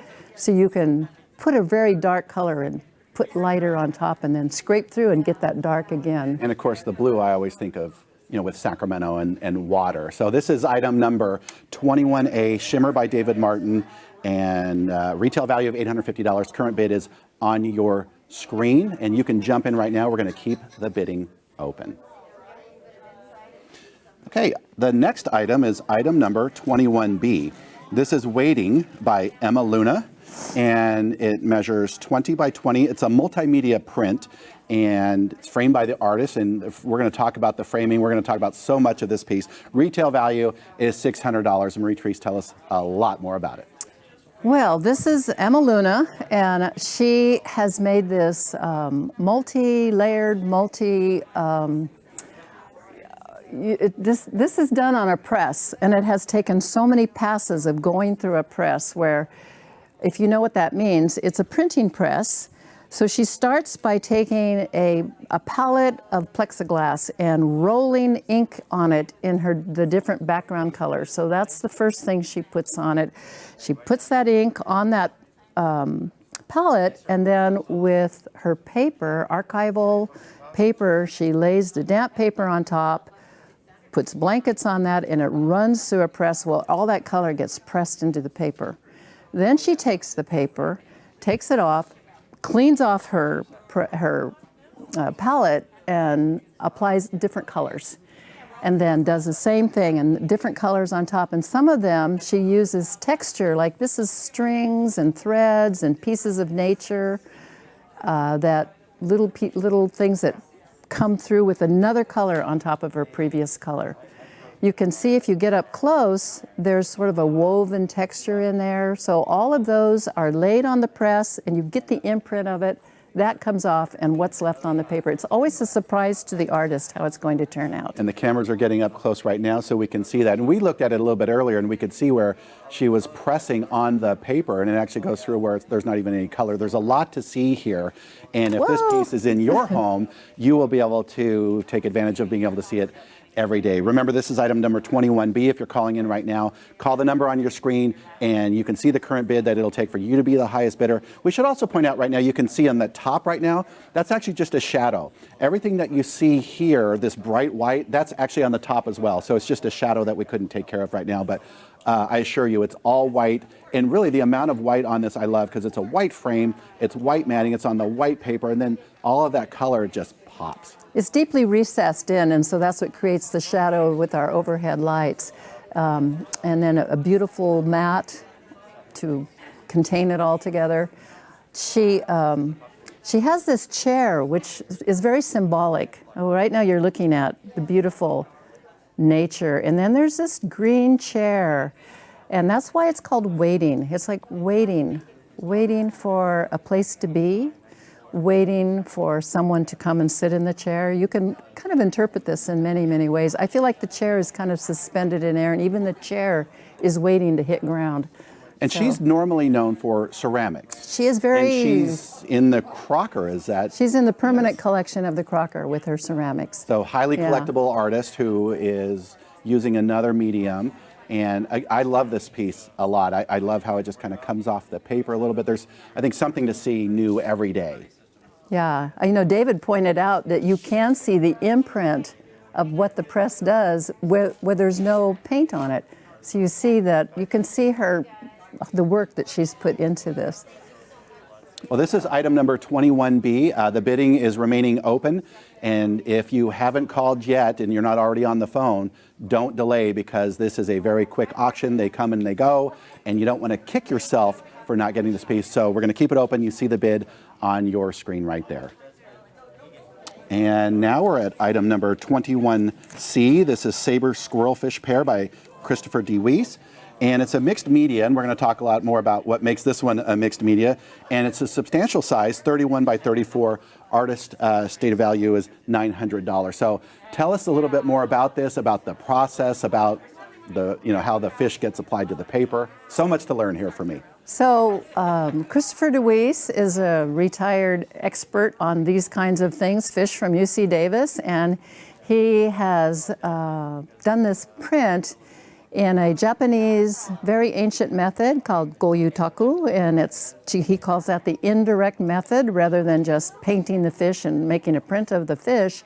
He's actually puts the fish, cleans the fish, takes silk, really fine silk, dampens it, puts it on the fish, pushes it down so he gets the texture of the fish coming through that.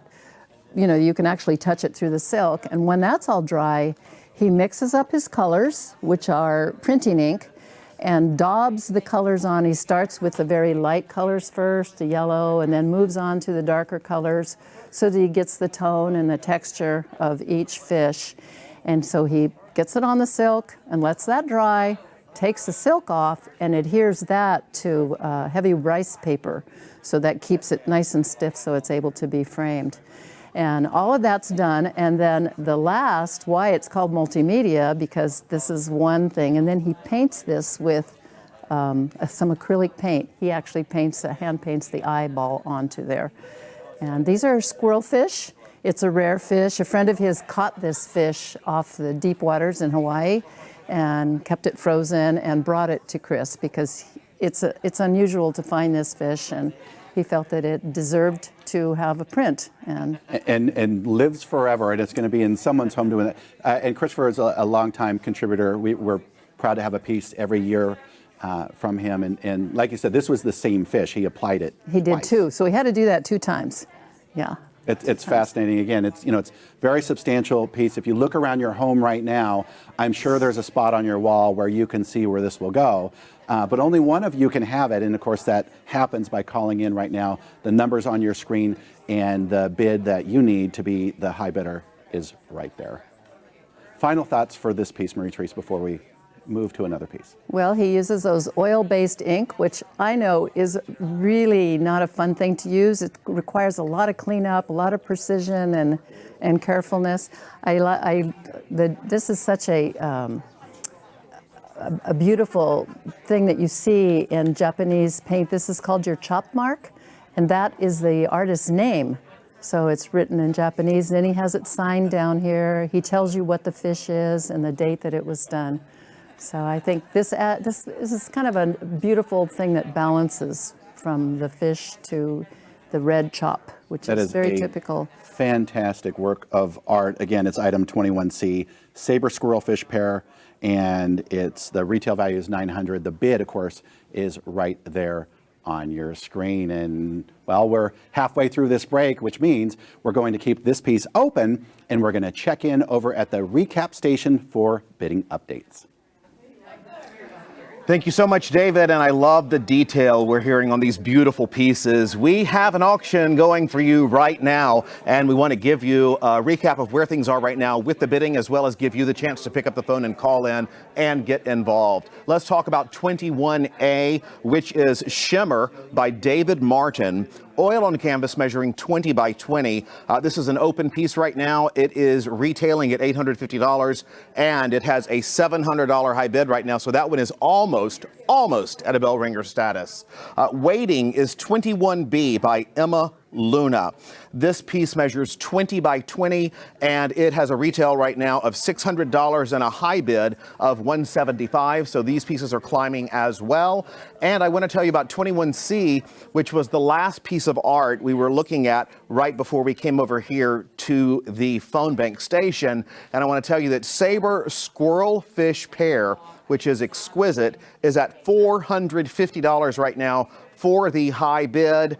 And we have a retail of saber squirrelfish pear at $900. The one you're looking at right now, that is Luna's piece. That's Waiting by Emma Luna.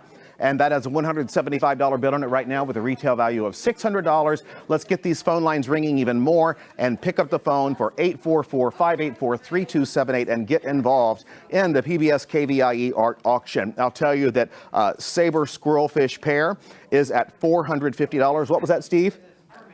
Cool, we'll go through all of them right now, which is great because we've got so much action going on right now. I am going to back up and just tell you that Garden in Yellow retailed $500. It went to $650. That's fantastic. That's a bell ringer. 21A Shimmer is $700 right now for $850 retail. Waiting, which is the beautiful piece by Emma Luna, is at $600 retail. Let's get this one going. $175 right now for the high bid.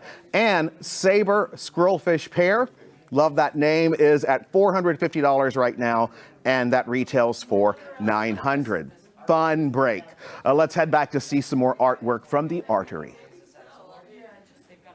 Yeah, all right, we are back with the second half of the Artery category, continuing with item 21D, Backyard Table by Marie-Therese Brown, she's right here with me in studio. This is oil on canvas measuring 16 by 20 inches, and it has a retail value of $900. And Marie-Therese, I can think of no one better to discuss this piece than you.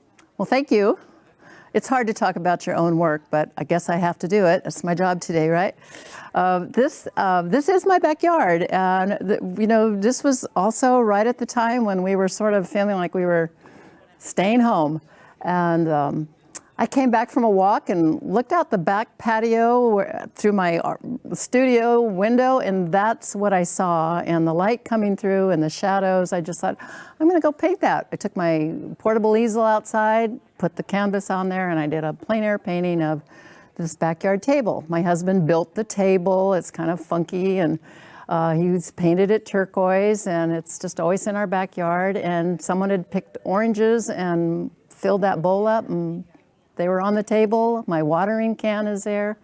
It was such a nice time of the year. It was in the spring, and so we had irises blooming, and the light was sort of the way our house is. It was coming over our house. There was a shadow here, and the light was just making these beautiful shadows that I don't know if I captured them or not, but that's what made me think I'm going to get out there and paint that. And we had some California poppies blooming. Right now our yard looks sort of like the Sahara Desert, but at that time it was pretty colorful, so I had fun painting it.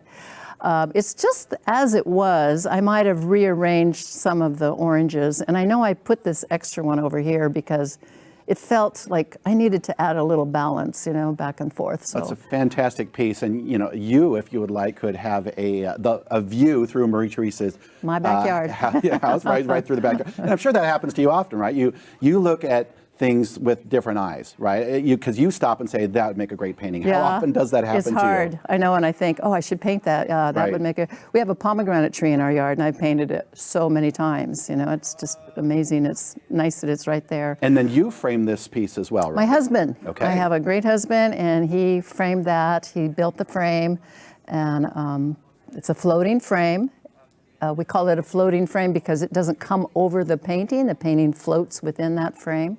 This is an oil on canvas, and that's what I can say about it. Well, it's great colors. You can see it on your screen. I don't need to tell you how amazing it is, but if you do want it, time is of the essence, of course, because this is an auction and we do close items, and you are going to want to call the number on your screen. The bid that you need to make is there. And we're going to talk, though, a little bit more about how hard is it to give up a piece of art that you make that was a part of you and a part of your home? Or is it just like you're just excited that it's going to go to someone else? Oh, I'm excited that it's going to go somewhere else. I really hope, you know, that someone appreciates it and wants something a little colorful, a little spot of my backyard in their backyard or their yard. They're not in their backyard, but in their home. So you could consider this right now, what we have right now. This is an art gallery. This is one of the largest art galleries in the region right now, but it's not the only art show going on right now. Is there something else going on? I have an art show at the Artery. I and 5 friends of mine that are not Artery members that I've invited to come and have a show at the Artery. So our show just opened yesterday, October 1st, and will go on for the month of October. Fantastic. So when you're done watching TV, which, you know, go ahead and watch the auction, but you can also then go to the Artery and see some of those pieces. Come to downtown thank you Davis. so much for donating this piece. We really appreciate it, and you can be the high bidder right now. Happy to do it. Our next piece is item number 21E. This is Iris, and it's by Louise McGowan Bezark, and it's mixed media, and we're going to talk a little bit more about why it's mixed media, and it's 12 by 8 by 8, and you can see, I'm going to move on to my mark back here, but you can see what size it is kind of compared to me and to Marie Therese. So tell us a little bit more about the piece, which, by the way, I thought was a sculpture. I guess it's still a sculpture in some sense, but I thought it was maybe ceramic when I first saw it. But you it's told not. me, yes. Yeah. What is it? It's a gourd. And Louise, that's what her art is at the Artery. She uses all different sizes and shapes of gourds and makes these beautiful vessels. And they have this spiritual feeling to them. On this gourd, she's inverted it. So you can imagine the gourd, she's cut off which this would have been the bottom of it, and she's cut the top. She has it set into a wooden stand, and then she has created this beautiful iris. The iris is done with a wood burning tool. So it's a hot pointed item that you plug in and press into the wood and draw with it. And as you're drawing, it makes an indentation into the wood and creates a carving. And she calls it pyrography. So you're working with fire. So she feels like her drawing is drawing with fire. And we have this on a Lazy Susan, so if you wanted to, you can turn kind it of around. You can see that it's just it does really look like a ceramic piece. She's painted it so beautifully. It's painted with inks. The iris is painted with ink and then gold leaf. So the leaves are the light colored chartreuse sort of colored ink. And then the flower itself is gold leaf. Has such an elegant, beautiful design to it. And it's usable art as well. That's, you know, you could put something in there. You could put flowers in there. You could put dry flowers. Yes, it I won't wouldn't hold suggest water. Yeah. Not with the gourd, but She feels like your spirit is something that she has this very spiritual quality about her art and herself, and has, you know, I think this feeling. It's a vessel, and it could, you know, I like to put things like, I have the last piece of yarn that my grandmother was crocheting when she died. I have it inside of a vessel. Oh. It not something I want out, but I want to have it, and I know right where it is. And of course, this is an inside piece. This is not for outdoors, but and I'm sure if you look around your home, you have a little nook or a little area where this would probably look fantastic in. So if you're envisioning that right now, all you'd have to do to be the highest bidder is call the number on your screen and make the bid that you see right there. Again, this is item 21E. It's Iris, and just a fantastic piece of art. We're going to keep this open, and we are going to move on to our next piece. This is item number 21F. It's Jolie by Sandy Lindblad, and it's pastels, measuring 18 by 24, framed by the artist, and you can see that big black frame that really just encompasses it there. Retail value of $500, and Marie-Therese, tell us a little bit more about this. Well, Sandy's great. We're so glad to have her as a member of the Artery. She's been a long-time contributor to KVIE, and she's actually one of the art experts that's going to be coming up pretty soon. This is one of her whimsical paintings of a dog that she knew. This was a friend's dog, and she took a photo, and she made this actual tiny little dog with a tiny little nose into a big, sweet dog with a big nose. It's a pastel, and we call pastels painting because they are just pure color formed into sticks. There's no really medium, only something that holds it together. So even though it looks like it's a drawing and the implement looks like a drawing, we always call a pastel a painting because you can blend it, you can put the pastel on top, you can rub into it. So it's more has features of like an oil painting. It always has to be framed under glass because of the fragility of the pastel, although the pastel is the one, it just never fades. The colors remain forever. Other mediums fade, but not pastels. I love the perspective of this because it's like, you're just right up on the dog's nose. When you have a dog and you're in love with a dog, that dog looks at you, it loves you so much. And I don't know this dog, but I feel like it loves me. His eyes are just so soulful. And that sweet big old nose of his. Sandy it has this whimsical nature about her, but yet there's this really deep feeling in it. Very well known. She's very well known for her figurative work. And if you don't have a Sandy Lindblad in your collection, there's a way to rectify that, of course. Call and become that high bidder. Yeah. And I love the blues on this pastel. It's almost, I don't want to say neon if that's not correct, but the colors just pop off that with the black. It's beautiful because this dog probably had black and white fur, but instead of just black, she's got all these beautiful nuances of the pastel. That's what pastel does so well, that it's very softly blended. This little tip of orange on the ear, the colors that contrast with the bright white.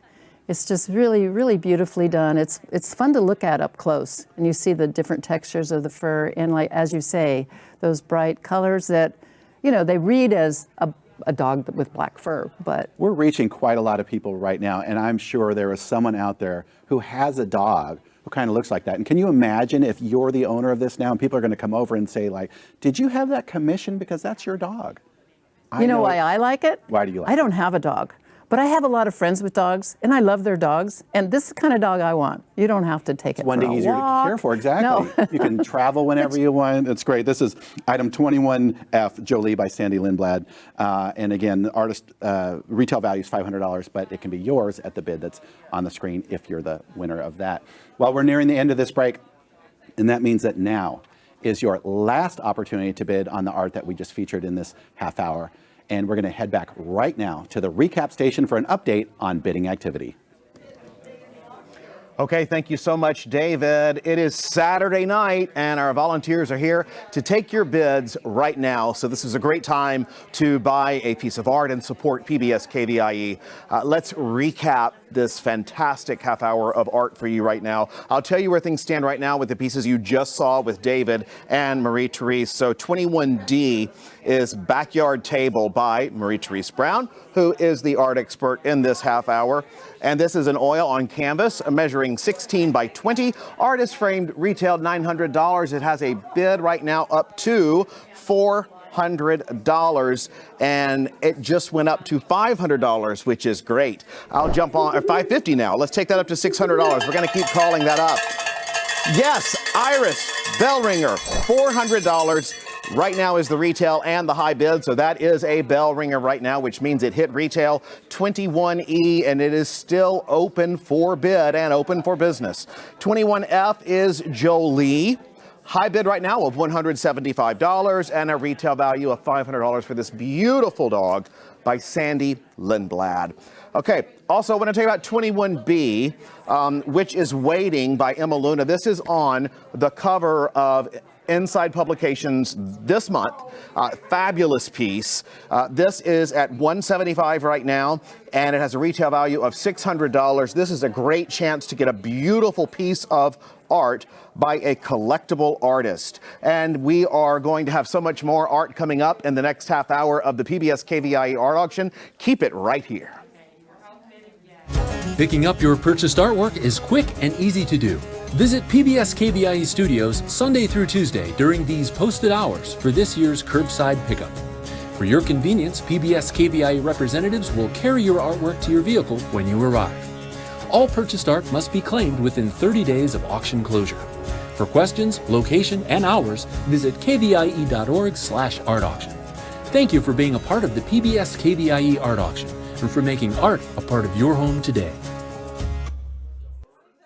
Coming up next is artwork from the Artery. Founded in 1974 and located in Davis, the Artery is a cooperative gallery of fine art and contemporary crafts with over 70 active members. View all of the art featured in this year's auction at kvie.org/art auction. Well, good evening. I'm Rob Stewart. Thanks for joining us for the Artery break. This portion of the art auction is sponsored by Sutter Health, and we would like to thank Sutter Health for their commitment to supporting the arts right here on PBS KVIE. Great to see you. I'm Rob Stewart here with you this evening, and thank you for joining us for another break. We're thrilled that you are here, and I'm going to showcase right now the art that is coming up in the next half hour here on PBS KVIE, our 40th anniversary art auction. We'll start with item 22A, Great Blue Heron, a beautiful piece of art by Linda Miller, acrylic on canvas measuring 16 by 20. Artist framed, retail value $500, and we've already got a current bid of $300. Item 22B is Journey by Linda Bird. This is glass, measuring 19 by 16, retail $750, current bid $250. Item 22C is Sweet Tooth by Thelma Weatherford. Hello, Thelma. This is mixed media, measuring 20 by 24. Retail value is $950. Let's get an opening bid on that one. Call the number on your screen right now for this spectacular piece of art. Item 22D is Up Close by Kathy James Robinson. This is acrylic on canvas, measuring 16 by 20. A gorgeous piece of art, artist framed, retail value $500. And while you're looking at it, I want to tell you that's your first place still life winner. Item 22E is Burned Horses by Regina Zavadovskaya. This is mixed media, measuring 18 by 22, artist framed, retail value $500. This is a Jurors Award for contemporary.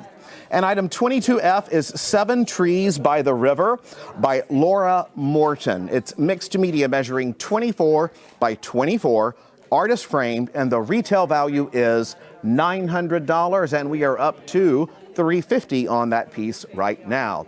The phone lines are open and ready to take your bid, so let's head over to see the art expert and the auctioneer with more. Hi there, I'm David Lowe, and welcome back for another round of artwork from the Artery in Davis. During this break, I'm pleased to be joined again by our art expert, Marie-Therese Brown, who is representing the Artery, and we're going to talk about some great work that is up for bid right now. So let's get it started. This is item 22A. It's Great Blue Heron by Linda Miller, and it's acrylic on canvas, measuring 16 by 20. Framed by the artist. It's a gallery wrap. We'll talk more about that. Retail value of $500. And Marie-Therese Brown, tell us a little bit more. Well, this is a absolutely beautiful painting, just so amazingly intricate and full of detail of a great blue heron, which is such a great bird that you see whenever you are out anywhere near water. in the Sacramento region. If you're lucky, you will see a great blue heron. Canoeing down the river, you see them fly off as you go by. They're just so beautiful. I almost feel like it should be like the bird of the valley. But so she's done this beautiful heron, and then along the edges, she's painted the habitat where you may see this heron. So there's actually the places and then other plants that you will see around the heron. Here's a nest. This could be the heron's nest. I think it must be. You can see the different places where you see water and the Sacramento Valley. This is done acrylic on canvas. She says she uses the tiniest brushes, and you can see she's done all these feathers, just beautifully done. This is something that looks like it belongs in a nature book or Audubon Society worthy. She's really almost like an illustrator, but it's also very artistic, her choice of colors, very beautiful. And this heron has an expression on its face. It just looks like it's happy to be there. It kind of has this little sparkle in its eye, and looks There's like definitely a love of life going on there. A love of life, yeah. It's been a lucky heron. Looks like it just caught a fish, and it's pretty happy. Let's talk a little bit about the gallery wrap, because what I can see here, of course, I can see the dark blue on the side, and then thankfully I'm 6'1", so on the top of it though, I can see it's actually not all dark blue on the top. The middle color actually is wrapped around there as well. So she's continued, see, I can't see up there. I didn't know that. So who's the art expert now, Marie-Therese? Yeah, you are, I guess. Go ahead. So the gallery wrap canvas, it's a wide canvas, so it doesn't need a frame. Actually, the way she's used this element of these little squares acts as a framing for the bird itself, but the frame on the entire painting is a continuation of the color all along. And as David says, only tall people know this, that the top up here is this color, I suppose, right? And what I love too is even though you said, yeah, what's on the bottom? And then I love how, like you said, it's framed in, but with the tail feathers, that's actually extending so it's standing beyond. out. Yeah, I think that's the painterly part of the whole thing. If you like this piece as much as we do, it actually can be yours. We can't bid on it because, you know, here we are in the studio, but you can. All you have to do is call the number on your screen and make the bid that you see. The high bid right now is showing, and all you have to do is call in right now and beat that bid. These birds are hard to get Marie-Therese, close there's to. 30 seconds left, so go ahead and tell us everything else you'd love to say that in 30 seconds. These birds are hard to get close to, and they don't stand still. And this was done from several photographs that she's taken while she's been out and about looking for herons. Well, like you said, it's definitely a bird of the valley. You would love to see it be called the bird of the valley, I but would. whether you're at the Cosumnes River Preserve or maybe in the the right. causeway, Right. these are the birds, like you said, of our region. So we're going to keep this open for the bidding, but we are moving on now to our next piece. And that next piece is item number 22B. This is Journey by Linda Bird, and it's glass measuring 19 by 16, retail value of $750. And at first, when you look at this, you just see, a very nice piece of art. But Marie-Therese, you're going to tell us a little bit more about what some of these symbols represent. All right, so this is she starts with a carbon fiber background, and then she uses fused glass, different kinds of glass. She has a variety of glass. Some of it is transparent, some of it is opaque, to make these symbols. And she was inspired by walking in the park, looking at, these are shadows that she felt she saw coming on the sidewalk, and it was a harvest, big giant moon out.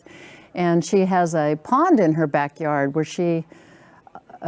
it's right outside of her studio, and she has an opportunity to see dragonflies and butterflies coming to the water in her And we're going to be pond. zooming in here. Yeah, there we go. We're zoomed in right here, and you can see there's the dragonfly. Okay, so she's got the butterfly, and let me see, here's the water in the pond. We started with the dragonfly in the bottom, then there's the waterfall. There we go. Yeah. And wait for it, here comes And the here comes the butterfly, yeah. So those are the symbols of the nature that she sees around her. And she's very influenced by, artists that look to nature for your inspiration, and that's definitely what she has done. That's a unique piece of art, and if you look around your home right now, I'm sure there's some area where you know these colors are just going to work really well. And it's a piece that you'll be able to talk about because someone's going to come into your home and say, oh, what's this? And you can say, well, you know, the artist was inspired by the moon. And if you can see here, the butterfly. And you can be the art expert in your own home if you own this piece. It's like having a mirror in your house. It adds some light. This has got this, it just reflects beautiful light. So it's, you know, you're putting it in a dark area of your home, it would just have this light space that you know that it's inspired by nature. There's a lot of chemistry that goes into her work. She puts it through a, it's a kiln. It's also a very hot, high-fired kiln, so she melts the glass.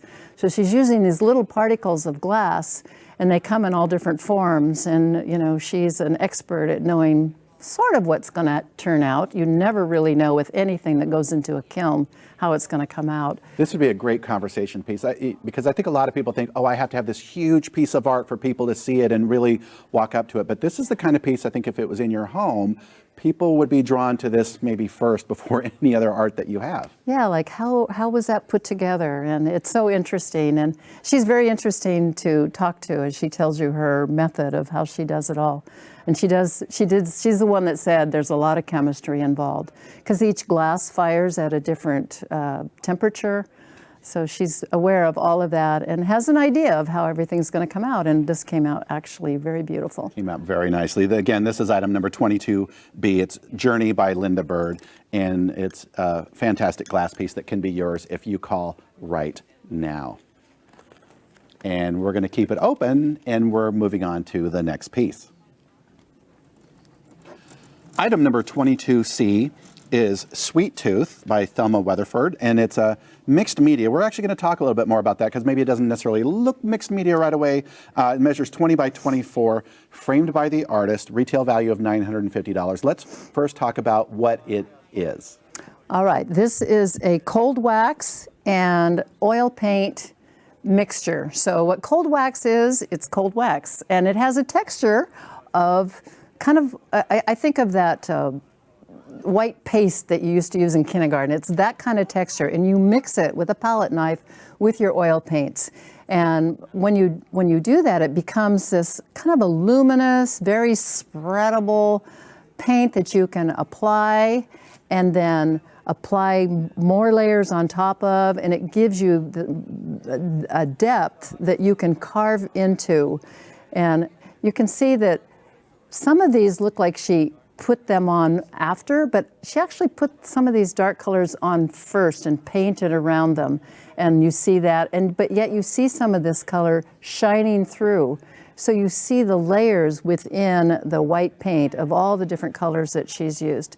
She calls it Sweet Tooth because in the making of it and looking at it, it reminded her of candy that her mother used to make. Her mother was one of those, you know, those moms from the olden days that used to make candy at home and for fun.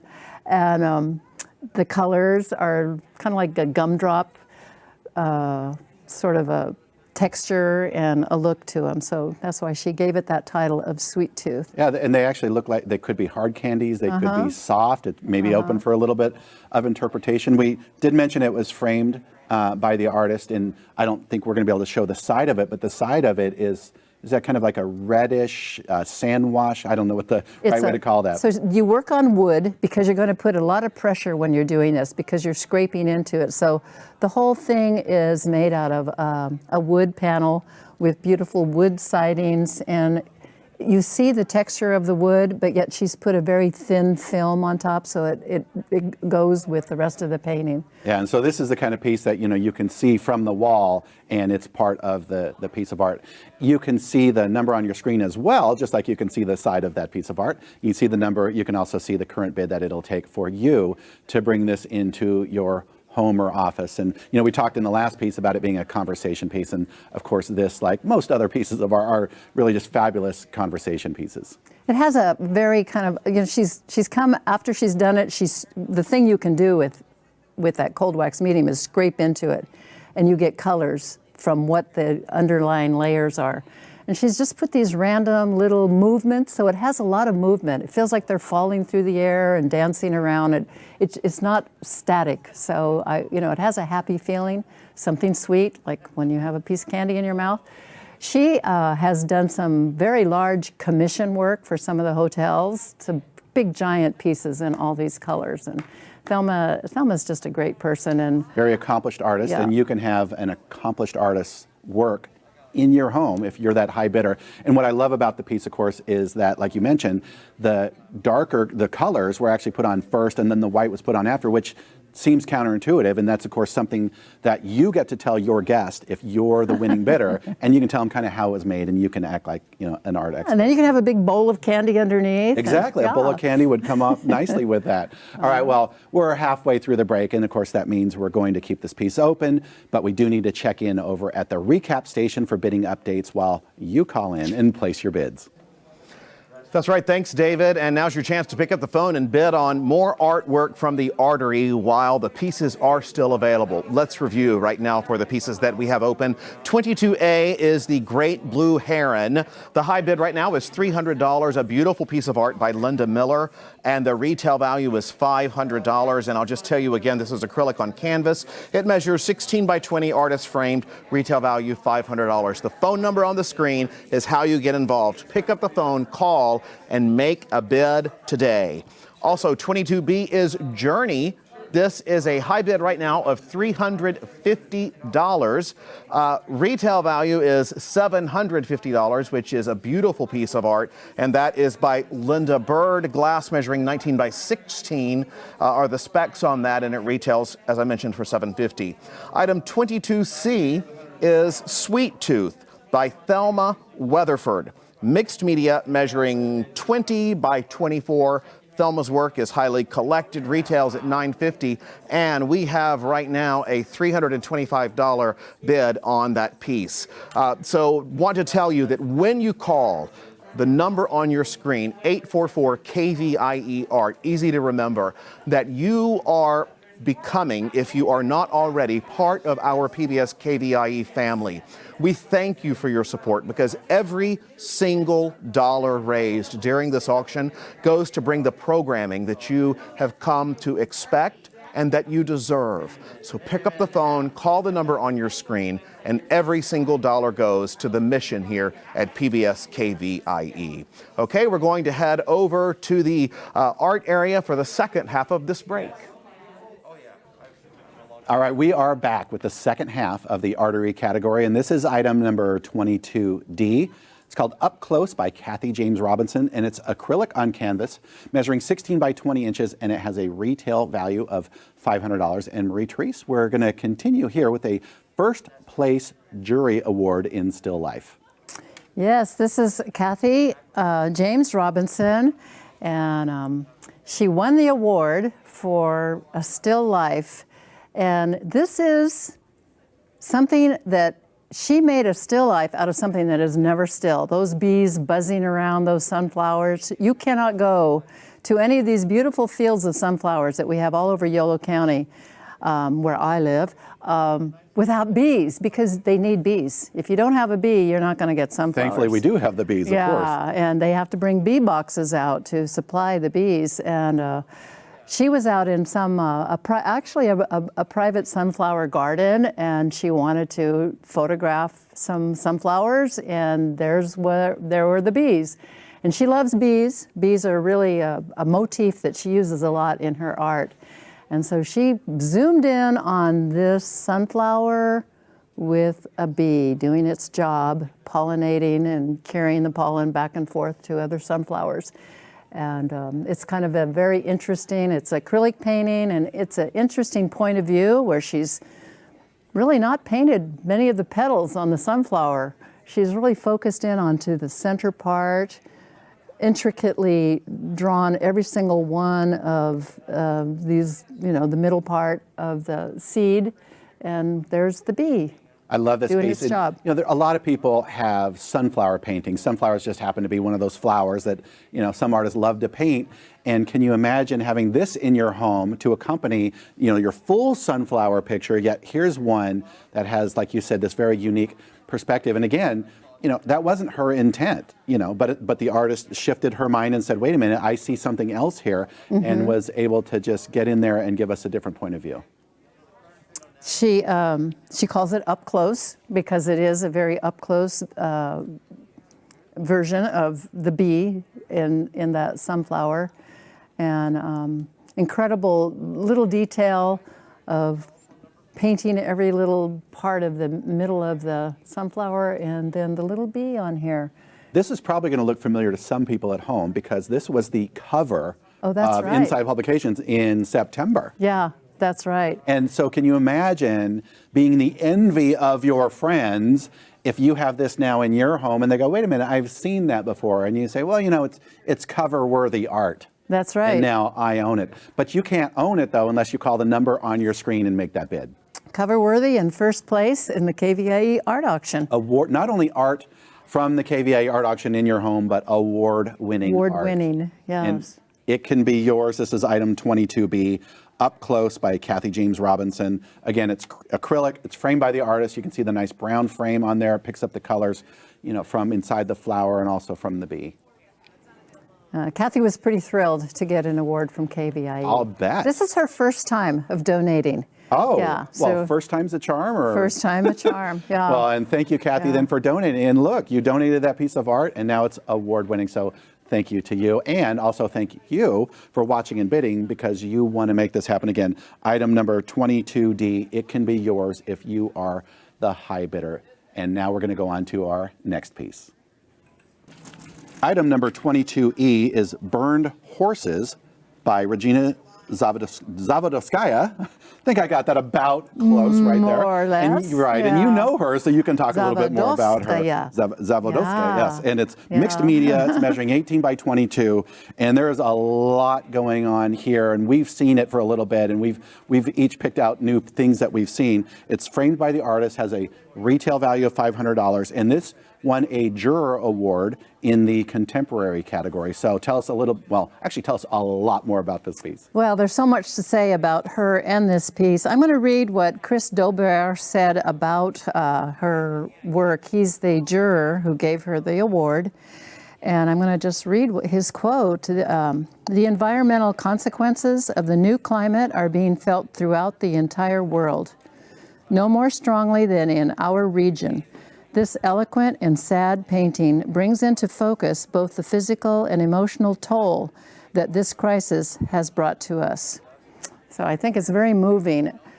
So the story is, she is a PhD veterinarian pathologist, so she sees these horses. We had this devastating fire in the foothills, you know, just beyond Sacramento, where horses were burned and suffering from smoke inhalation. And she saw those horses firsthand in her work as a pathologist. She's also a highly trained artist. She's trained in Moscow, St. Petersburg, San Francisco Academy of Art, Santa Barbara. She's just been everywhere and done a lot of work in her science and applied a lot of that in her art. She's has a very emotional sort of response to what's happened with the fire. Clearly she's very passionate about that, and she wanted to share that with all of you at home, all the viewers, and then of course, you know, one lucky person who's going to be the ultimate bidder. She's a very prolific artist and very strong art, and she felt like she had to just take charcoal because charcoal is burned wood. And so this is acrylic paint and charcoal. So some of the drawing is charcoal. So she was... And again, this is a juror award in the contemporary category. So it's your opportunity to bid on yet another award-winning piece and have that in your home. And we looked at this earlier when we were off camera. And, you know, at first it was Burned Horses. So we saw the one, and then we said, well, maybe... Well, then we picked up that one, but then we came in a little bit closer, and then we actually saw that one. So I see at least 3. There's probably more. Regina's probably at home right now saying, there's 5 or there's 4. No, there's only one. And then being able to see through that, I mean, clearly just the feeling that you get, this is a very powerful painting. Very powerful, and she's, when you see the you know, up close, all of the action, you can imagine it's like an expressionist painting, but there's a real subject matter in there. There's a lot of feeling and I don't know, she just put her whole self into it. I love the gold paint. She's got gold in this turquoise blue shining through, represents the sky coming through. And if you go out to that area, all the oak trees that were out there have all turned this sort of an orangey gold color. And she certainly picked that up. We do have to move on, though, to the next piece. This is item 22E. We're keeping it open for your bid, and all you have to do to become the high bidder is call the number on your screen and make that happen. And our last item from the artery is 22F. It's 7 Trees by the River by Laura Morton, and it's mixed media, measuring 24 by 24, otherwise known as 2 feet by 2 feet, framed by the artist. Retail value of $900. Marie-Therese, tell us about the piece. Oh, this sweet little painting, this is Laura Morton. I love the name of it, 7 Trees by the River. It's so simple, it's so beautiful. It's actually an etching. It started out as an etching. So this is another one that it uses a press. She takes a board or acrylic and she paints on it something that resists, it resists the ink. So she puts that on and then she draws through it and etches into that. So then she has to put that into an acid bath, which removes that covering and leaves this imprint in a copper plate. All of it's done on a copper plate. So it's complicated, and yet it comes out to be this very simple finishing, just delightful, very light. But it's done, the most work on one of these copper plates is once you've inked it and removed that resist, you have to do it in many, many layers of rubbing and rubbing and burnishing until you get the copper plate with the lines. Then she's done a little bit of actually just scraping in, and then it's put through a press with paint or with ink. And when she's done, she has this very light kind of black, and then she's used watercolor and some pastel to color it in. You can see that the sky is pastel. This down here is all watercolor. So she's put just so much love and energy into creating this. I love hearing about the technique because all I know with really any piece of art is A, I know I can't do that. B, when I hear, the process and know about it, I just appreciate it even more. And like you said, for something that, maybe doesn't look as complicated, but it was in terms of how it was made, just the appreciation for that. It blows my mind, is I guess what I'm trying to say. And it can blow your mind as well. And if it is right now, you can call the number on your screen and make the high bid. And you would never think that it's done on a piece of copper, that you have to put into an acid bath to remove that covering that resists that, the acid. It's like so complicated to me. And it gives you these fine, really delicate lines. So you can see the etching all through here. You always say, would you like to come up and see my etchings? And you wonder, well, what is an etching? An etching is something like this beautiful work by Laura. Just such a fantastic piece. Item number 22F, 7 Trees by the River by Laura Morton. Again, it's 2 feet by 2 feet. You can see it's been framed by the artist, that nice black frame. And I'm sure you can see in your home where this would go, but it can't happen unless you call right now and make the bid that is on your screen. Well, we're nearing the end of this break, which means now is your last opportunity to bid on the art that's been featured in this half hour. And I'd like to thank our art expert, Marie-Therese Brown. Thank you so much for being here and for sharing your expertise with us. So let's check in right now over at the recap station for an update. Okay, thank you, David. Just a few minutes remaining in this artery break. So if there's artwork you're interested in, then now is a great time for you to call. Also, I want you to hear this as a quick note. If you're registered to bid today online, if you've signed up and done that, please know that due to the huge volume of interest in the auction and registrations, we may not have entered all of your information into the database yet. So when you call, we may need to enter you at that time. So don't let that stop you from calling, because it takes just a second and we might need to enter some information at that point. The interest has been extreme and we love that. We're thrilled. Okay, let's take a look at the items that are open for bid right now. The 3 pieces in this last chunk that you just saw up close, which is 22D. It is now at $725. Isn't that fantastic? That is a bell ringer. Retail was $500. And I have right here in my hand the cover of Inside Sacramento magazine. And right there you can see the beautiful piece of art on the cover of the September Land Park Grid edition of the magazine. That is fantastic. Okay, next piece, 22E, is Burned Horses, and that is a $350 right now bid.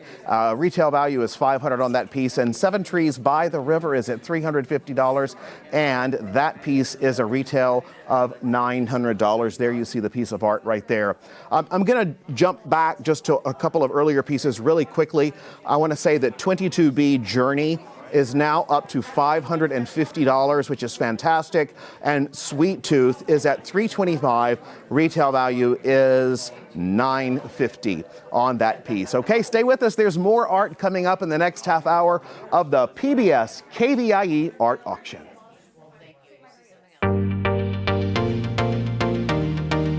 Welcome to the 40th annual PBS KVIE Art Auction. Join us all weekend for a celebration of Northern California's visual arts. Over 250 pieces will be auctioned off to the highest bidder, and you can be part of the action by watching and bidding on your favorite artwork.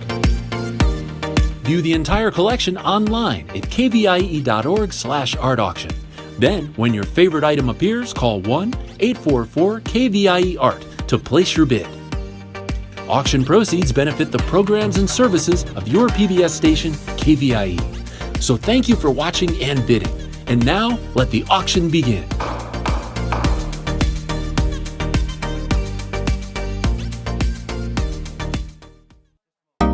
Coming up next is the California Masters category. This half hour recognizes the works of our region's amazing artists. Don't miss your chance to secure a work of art from a California Master today. View all of the art featured in this year's auction at kvie.org/art auction.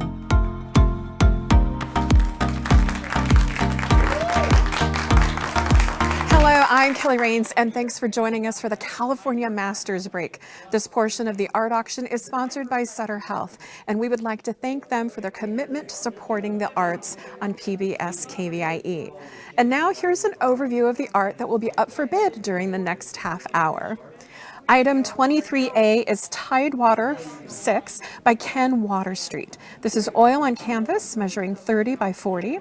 Retail value is $2,000. Item 23B is Striped Swan Seascape by Maya Peoples-Bright.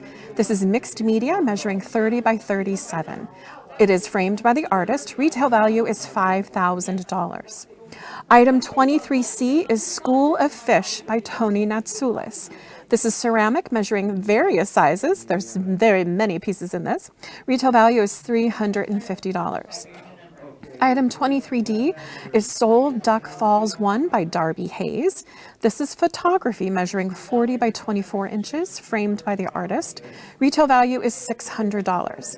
Item 23E is Questions by Gina Werfel. This is acrylic on canvas measuring 21 by 17 inches. And the retail value is $2,000 and framed by University Arts Center.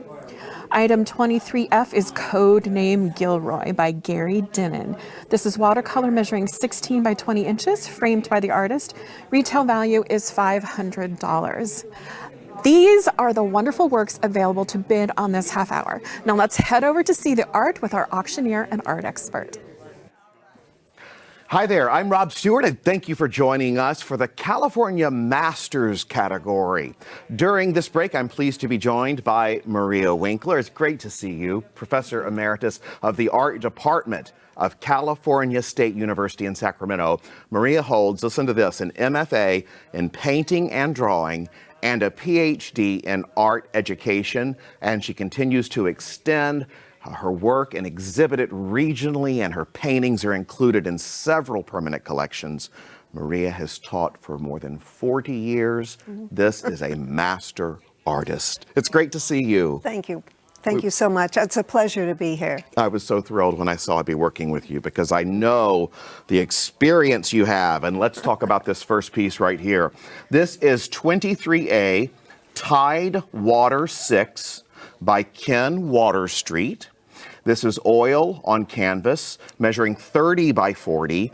Artist framed, retail value is $2,000. This piece has such a unique story. Take it away. Oh, well, Ken has been doing water for many years because he's a very avid fisherman. Okay. And what's really unique about this particular piece is that this is a close-up of moving water, but as you step further away, it really comes together as an image of water, but as you come closer, it becomes very abstract. Ah, you know, you had me stand back when we were first talking here, and I could see from a distance that it was water, in fact. So I love that description. Up close, it's many things. You know this artist personally? Oh, yes. In fact, we both went to Sac State at the same time.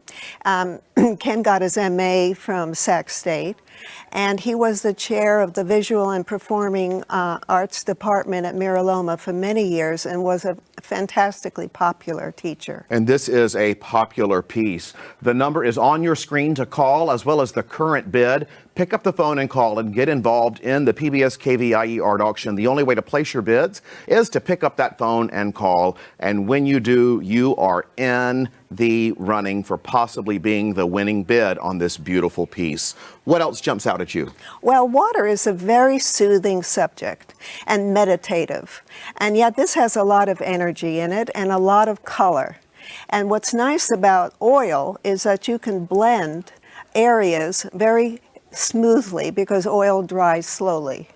So you can go back to it the next day and you can add more colors, or you can manipulate the paint. So, and water is fluid.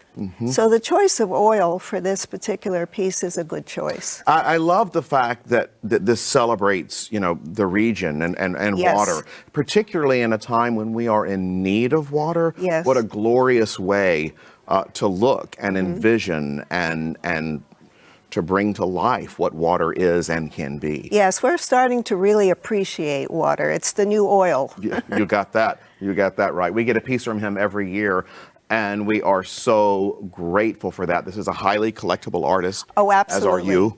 Well, he also works in color pencil, and he does the same subject, and really with incredible detail. What impresses me about Ken is he's collected and in the collection of many prestigious museums. I want to just read a couple. Sure. He's in the collection of the Crocker Art Museum, the Museum of South Texas, the Oakland Museum, the San Francisco Museum of Modern Art, at the Smithsonian Institute in Washington, D.C., and others. Wow. Well, you know what? That means that someone whose art is so established can be right in your home as well, and you can tell your friends that this artist is in the Smithsonian and the Crocker and all those other wonderful places too. Yes. Beautiful piece. I Very. love the detail from you. We're going to keep this open. There you see the current bid on the screen. Pick up the phone and call. These pieces go fast. Let's move on to the next piece right here. This is 23B. What a fun piece from a beloved artist. This is Striped Swan Seascape by Maya Peoples Bright. This is mixed media, measuring 30 by 37, artist framed, and the retail value is $5,000. What an artist. Oh, amazing artist. It's fun. Well, she believes in happy, fun paintings, and she's an extension of her artwork. She paints her clothes. Yes, and she her, does. And her shoes. Her bags. Yes, she matches. She could have walked out of one of her art pieces. She is highly collectible. She's represented now by the Charles Parker Gallery in LA, and her prices are just going up and up. Good for her. So this is a good opportunity to have a piece by one of the founders and originators of the funk art movement. Well, that's fantastic. And what about that swan? Oh, this painting incorporates dancing drops of rain, two painted nails, first time she's ever incorporated a painted nail in her painting, but the swan represents her friend Roy DeForest's favorite beer, Swan Lager. Oh, cool. So it's a reference to a good friend. That's wonderful. You talk to me about the importance and the relevance of the funk movement. Yes, well, in 1965, Adeliza McHugh opened up the Candy Store Gallery in Folsom. And she had the gallery for at least 30 years, and Maya was showing there regularly for 30 years. Wow. The people that she exhibited became national and international well-known artists representing the funk art movement. How cool. Did it start in this region? Yes. That is awesome. So this is a piece of history. Oh, absolutely. I mean, having this piece is a connection also to the through line of history that began right here in our region. I love that piece. Pick up the phone. The bid is on the screen right now. This is a retail value of $5,000. A great way to have a highly collectible artist. As Maria was just telling us about, this is Maya Peebles-Bright. And she is very bright. She's also a math major. She was a math major until she found art, and she studied with Robert Arneson at UC Davis, who became a close friend, as the other artists that showed with her at the Candy Store. And we're talking about Roy DeForest, David Gilhooly, William Wiley, Clayton Bailey, really important artists who are known nationwide. Yeah, Absolutely. and look at the beautiful detail, by the way. See all of there is so much in this painting, such a story in this piece. Well, do you know her puns? For instance, it's called Stripe Swan Seascape, but it's C-E-E scape. Yes. In other words, see the painting, and she paints and incorporates what she calls beasties, which are animals. So she always has, or very often has, animals in her painting. Yeah, I love that. And the nails. Yes. Well, that's really clever. You know, this piece can be reframed without glass, and I think you would see it sparkle more. Yeah, it's stunning. We're going to keep this piece open. Highly collectible artist right here, Maya Peebles-Bright. And again, the retail value is $5,000. Tell me while we move. Okay. You got another thing to tell me real quick? Yes, because there's a show going on right now at the Shrem Museum in Davis about the Candy Store Gallery. Very cool. And the she's Candy in Store it. Gallery. Right. Okay, so what do we have here? I actually know what we have here because I adore this person. This is Tony Natsoulis, 23C, School of Fish. Each of these are individual pieces, so you can hang them or display them however you want. I will tell you, I have two of them that I bought, and they are totally loved by everybody that sees them. So this is ceramic measuring various sizes, retail value, $350 for all of this. That is a steal. That's a wonderful, wonderful collection. Because he's known for his large bronze and ceramic portraits, and he's in quite a few museums also. We were recently at his home, and the pieces are as tall as you and me. That's right, they're huge. And he's such a nice guy, really.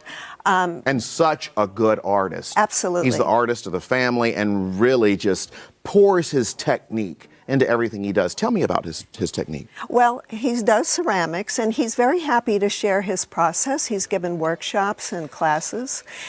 He works in, his studio is at home, and I remember watching him do a demonstration of how he does his work with a group of people.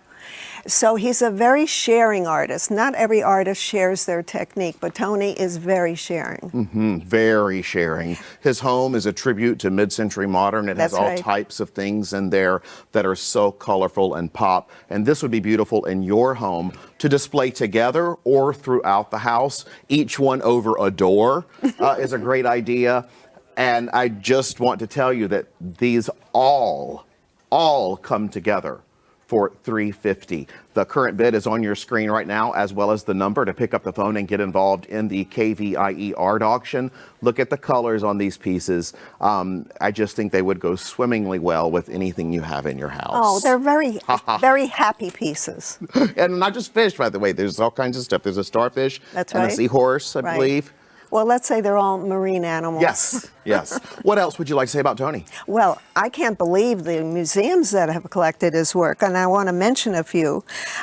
The American Museum of Ceramic Art in California, there's a Museum International in Italy, in Turin, the Museum of Contemporary Ceramic Art in Japan, the San Jose Art Museum, Oakland Museum, Crocker Art Museum, and so on. I love that. So he's really collectible. I also love the idea of dividing this up and putting some in a kid's room, some in just all throughout the house. And it sort of ties everything together. Oh, and this can be displayed inside or outside. Yes, absolutely. So you can have really a nice wall collection outside too.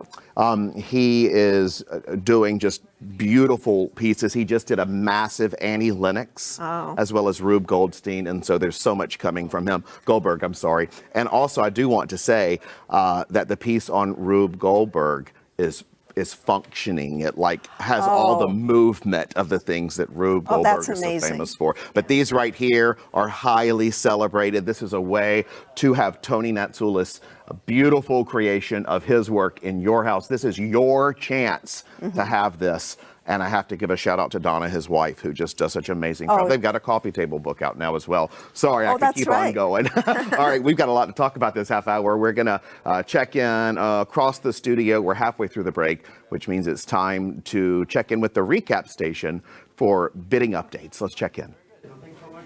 Thank you, Rob. We are looking to hear from you right now with these beautiful California Masters, and you can't win if you don't bid, so don't hesitate because the work sells quickly. We're going to recap the first three. 23A Tidewater 6 by Ken Waterstreet. It has a retail value of $2,000, so we've got a bid of $700. We're looking for a bid of $725. That's item 23A. Let's do a bid of $750. Let's get those phones ringing. It is Saturday night. Make some music. Item 23B, Striped Swan Seascape. I love the alliteration there, and I love the art even more. Retail value is $5,000.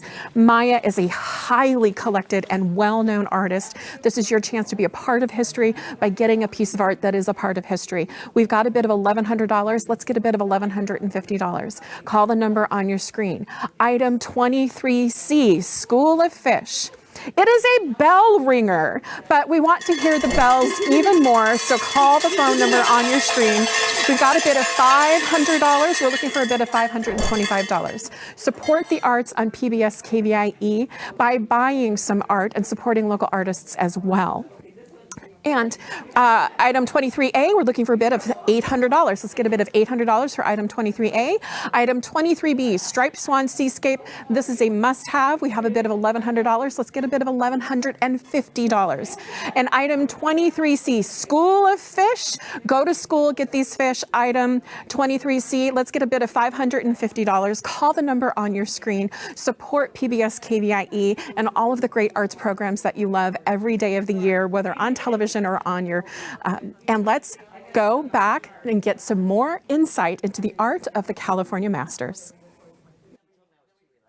All it takes is a quick call to the number on your screen and you can have some amazing artwork in your home to enjoy. All right, we're back with the second half of this category, continuing with item 23D. Look how beautiful this is. It's Solduck Falls 1 by Darby Hayes. Photography measuring 40 by 24, artist framed, retail value is $600. If you're interested, get up the phone, pick it up right now and take it away. Right before we started talking, Maria said, I love talking about art, so have at it. Well, this photograph is printed on canvas. It's framed in what we call a floating frame, meaning there is a space between the edge of the canvas and the frame, which really allows the picture to stand off on its own. And he is a nationally known photographer who specializes in Western vistas and also the Sierra Nevada. And this is really quite an unusual, everything is done in life and on the spot. And what a capture of a waterfall as it pools down here. It's phenomenal.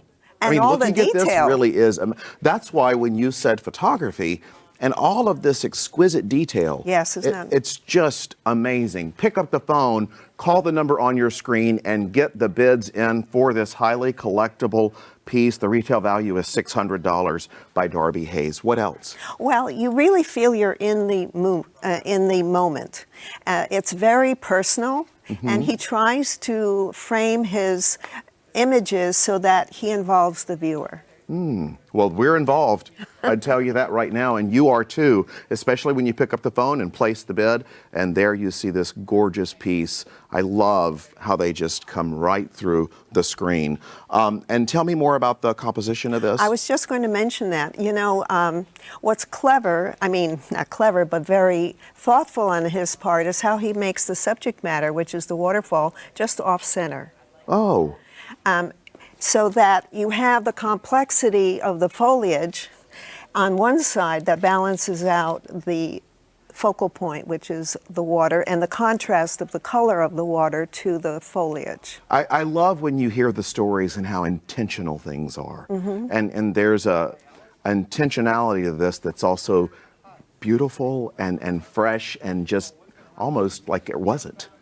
You know, Well, what about the mood? What's it make you feel? Oh, well, who doesn't love rushing water? Yes. I mean, if anything is relaxing and calming, it's certainly water. Well, we need that in our lives right now. Pick up the phone, call the number on the screen. You see the bids there, right there below the number as well. And this is a retail of $600. Nationally recognized artist? Oh, in 27 different national parks, museums, and monuments. Wow. Across the country. That's how well respected he is and collected. That is phenomenal. Yes, it really is. So and this piece can be in your home.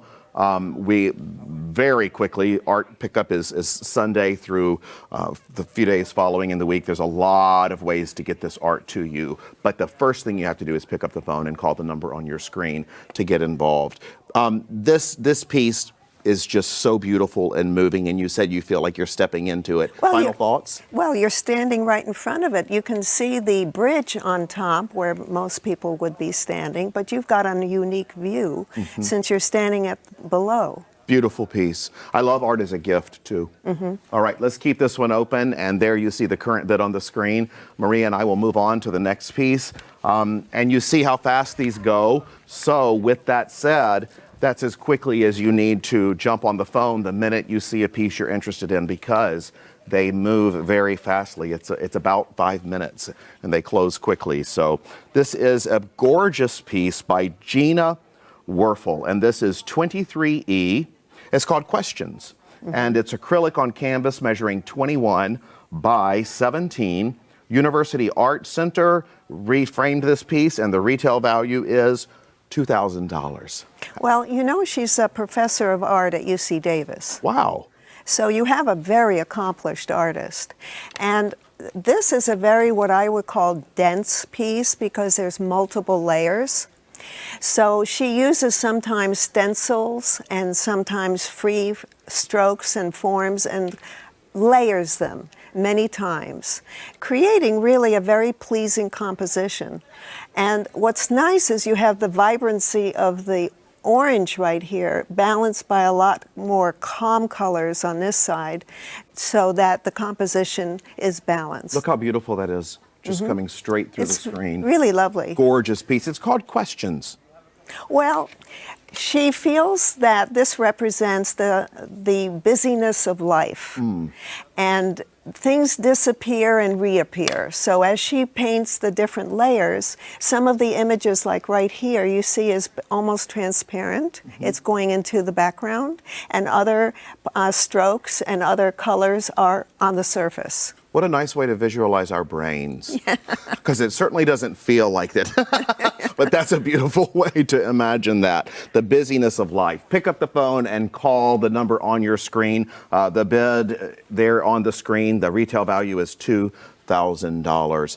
This gorgeous piece of art, you said she layers and layers. What else do you want to say? I do want to say that she just completed a major piece for the city of Sacramento. It's called Clearing, and it's a multi-panel public art commission for Burnett Miller Park in Sacramento. Wow, how wonderful. Something to be there for all time. I love that art in public places is such a big deal here, and that is fantastic. It can transform a community. Final thoughts on this beautiful piece by Gina Werfel. This is again 21 by 17, retails at $2,000. You see the bid there. Pick up the phone and take this home. It's ready to go to you.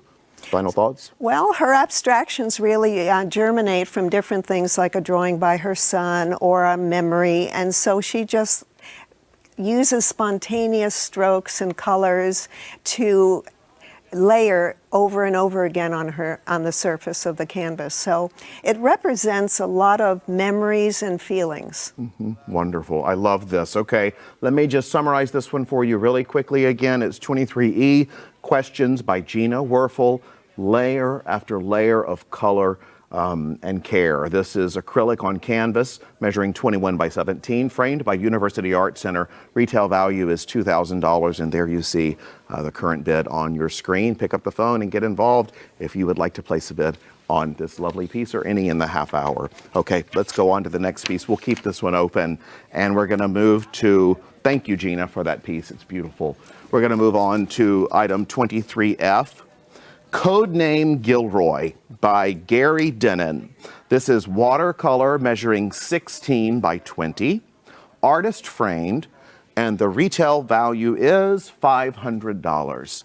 Take it away. Well, Gary Denon is a watercolorist primarily and a ceramist, and many people know his very comical Dogs and Cats. Oh, yes, yes, yes. That's right. And he too showed at the Candy Store Gallery with Maya Peoples-Bright and as part of the funk movement. Wow.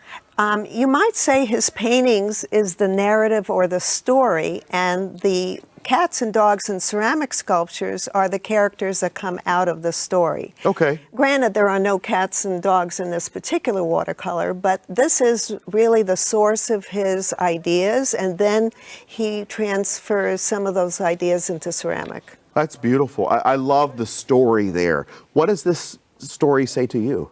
Well, I guess you can interpret it many ways you want. When I think of Gilroy, I think of Gilroy Was Here. I know that he was very influenced by a neighbor of his when he grew up in California, which is near Watts. And that person is Ed Big Daddy Roth, who developed Ratfink, who is a hot rod driving monster. And I think the same comical, exaggerated, colorful, happy feeling emanates from that too, that association. This one came from a private collection, and I just want to say that last year's piece, Gary Denon's piece, was also a watercolor, and it went through the roof. There were so many people bidding and competing for it, and they just were hoping to get it. One person got it, and we're hoping for that same response for this piece, because this is a beautiful piece that is from a private collection. That collector knows how much this needs to stay in the flow of Well, he's art. an important local artist. And by the way, a small interesting note, he is a direct descendant of Edward Gorey. Really? The famous writer and illustrator who has these unsettling situations set in Victorian and Edwardian interiors. Yes, I guess it runs in his family. Yes. Well, it could be yours to keep in your family as well, and to pass along whenever you would like to do that. And the number is on your screen to call. The bid is there as well. I do want to say the retail is $500, but I also want to remind you that last year this piece went through the roof. This artist went through the roof, and it was also a watercolor. Known for ceramics, as you were talking about, but also his watercolors. Final thoughts on this piece? Well, it's a fun, happy kind of piece that you can interpret any way you want. It has a lot of comical elements to it, and it's busy in every corner, and you can keep looking at it and finding new things. Yeah, I mean, it's just everything you look at it, like you just said, it's something new. We're lucky to have this temporarily because it will be going to you very soon. Pick up the phone and call, and the only way to make this come to you is by picking up that phone and calling the number on your screen. And this is a wonderful piece. All right, that is nearing the end of this break, which means that now is your opportunity to bid on the art featured in this half hour that we just showed you. And let's head back to the recap station for an update. Thank you, Rob. I am so excited for you, everyone who's watching and bidding. Let's recap the art. Item 23D, Soul Duck Falls. It's a retail value of $600. We have a bid of $500. Call in right now with a bid of $550. It's a beautiful, beautiful piece. Item 23E, Questions. And I have questions for you if you're not bidding on this piece. Gina Werfel, she is a nationally known artist. She just got finished with a solo show in New York City at the Prince Street Gallery. This is an item that you want to collect. Thank you, Gina. She's a first-time contributor to the art auction. We have a bid of $500. Let's get a bid of $550. There is a bidding war on this painting, and there should be. So I have questions for you if you're not calling. Item 23F. It is Codename Gilroy by one of my favorite artists, Gary Dinnan. It has a retail value of $500. We've got a bid of $350. We're looking for a bid of $400. He is highly collected and well known in the area, and also a contributor here to the art auction many times before. Again, item 23D, Soul Duck Falls. We've got a bid of $600. Let's get a bid of $650. It is a bell ringer, so keep the bells ringing by calling the bells on the phones. And there's also a bell ringer for Darby Hayes.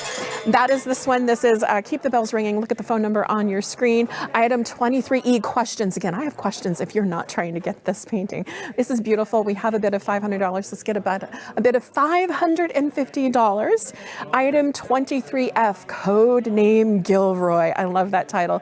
We're looking for a bid of $400. So call the number on your screen, support the arts on PBS KVIE, and stay with us because there's more art coming up in the next half hour of the PBS KVIE art auction. PBS KVIE is committed to the visual and performing arts through national productions like Poldark and Victoria, to our local productions like KVIE Arts Showcase and the PBS KVIE Gallery, exhibiting award-winning art auction artists and California masters. PBS KVIE's commitment to the arts stays strong because of your participation as a donor and art buyer. Thank you for being a part of the PBS KVIE art auction and for making art a part of your home today. Coming up next is the Figurative category. Awards juried by Jennifer Paczynski. This category celebrates the human form and representations of animals. View all of the art featured in this year's auction at kvie.org/art auction. Good evening, I'm Kelly Rains, and thank you for joining us for the Figurative break. This portion of the art auction is sponsored by Sutter Health, and we would like to thank them for their commitment to supporting the arts on PBS KVIE. Hi there, I'm Kelly Rains, and thanks for joining us for this Figurative break. Here's an overview of the art that will be up for bid during the next half hour. Item 24A is Untitled, Figure with Candle by Corey Okada. It is oil on canvas measuring 42 by 18 inches. Retail value is $850. Item 24B is Blue Line by Linda Nunez. This is encaustic diptych measuring 30 by 48 by 2 inches. Retail value is $2,100. Item 24C is RBG by Sally Medlicott. This is fabric measuring 17 by 8 by 3 inches. Retail value is $250. Item 24D is Gecko by Louise Thompson Sheely. This is mixed media measuring 30 by 36 inches. Retail value is $400. Item 24E is Rose Cafe by Gina Geisinger. This is acrylic on canvas measuring 30 by 40 inches. Retail value is $300. Item 24F is High Tails by K.W. Moore Sr. This is oil on canvas measuring 29 by 35 inches. It is framed by the artist and retail value is $1,750. The phone lines are open for bidding, and now let's head over to see the art with our auctioneer and our art expert. Hi there, I'm Rob Stewart, and welcome back for another round of amazing art, this time featuring figurative works. During this break, I am so happy to be here with my friend Maria Winkler, and we're going to talk about some great pieces that are up for bid right now. Let's get them started. Maria, let's talk about this beautiful piece. This is 24A. It's called Untitled. It's by Corey Okada. And this is oil on canvas. It measures 42 by 18, retail value $850. Take it away. Well, the most significant thing about this painting is the candle. It's all about the candle. Okay. Because Corey does a lot of figurative work, And he always has the figure holding something significant. It could be a butterfly, it could be a skull, it could be a necklace. So the candle is especially evocative because it can represent so many things. It's a symbol. It's beautiful. I love how when you and I looked at this across the studio before we got over here and it wasn't lit, this just popped and came to life underneath the light. Oh, yes. This is oil, and once again, with oil, you can do a lot of careful blending and a lot of glazing, which means you can layer it because the oil doesn't dry very quickly, and you can go back into it. Beautiful piece. There you see the bids on the screen right now. Pick up the phone, call the number on the screen. That's how you get involved in the auction. Corey Okada is such a giving artist and has before here many times, and we have this beautiful piece now. What else would you like to say? Well, he's represented by Archival Gallery, and you can see more of his work there. And he works primarily from imagination, but when it comes to the figure, he will incorporate a model for a particular part of the anatomy or for a pose. You talked about there's always a central piece that it's about, and you mentioned the candle here. What is the mood of this to you? Well, for me, it's extremely contemplative and moody, and you can wonder, I mean, whatever your association with candles are, whether they're religious or whether they're warm, like a candle lit at home, you can interpret it in many ways. Yeah, keep the flame burning. Yes, you know? right. Also, this is, you mentioned in the home, I could honestly see this anywhere. Mm-hmm. And it's a good story piece. The colors, look at the expression of color in this. Well, you have practically the entire rainbow here, but they're very subtle. Oh, I love that you said that. You see how many colors he's incorporated? Yeah, and when you look at the top also, you see all the colors that work into They're it. muted in the background, and then they're highlighted as the figure comes forward. So there's a lot of depth. What a beautiful, you just made this come to life for me. I can tell you're a teacher because you just explained this perfectly. The bids are on the screen right now, as well as the way for you to get involved in the auction by picking up the phone and dialing the number on the screen. And I will tell you that this piece, again, by Corey Okada, is 42 by 18, and the retail value is $850. Final thoughts on this? Well, he works in a very straightforward technique. A lot of it is his emotion as he's painting it. And he likes working full size, so the figures are life size. I love this. You can be the lucky winner on this beautiful piece by picking up the phone and calling the number on your screen. The bid is right there, and this retails for $850. I love the person stepping through the color and through the light as we step to the next piece. We'll leave this one open. Thank you, Corey, for that wonderful piece, and good luck to those who are bidding. But you got to bid fast by calling the number on your screen. This next piece is gorgeous. I guess I could say pieces. This is a diptych, but Linda Nunez, who is just phenomenal, a great person and great artist. This is 24B. It's called Blue Line by Linda Nunez, and it is in caustic. It's measuring 30 by 48 by 2. And the retail value is $2,100. Take it away. Tell us about this wonderful, you said it's diptych and caustic. Right. Well, a diptych is two paintings that are meant to be shown next to each other, usually with a small space between. So this is why there's two panels that are separate.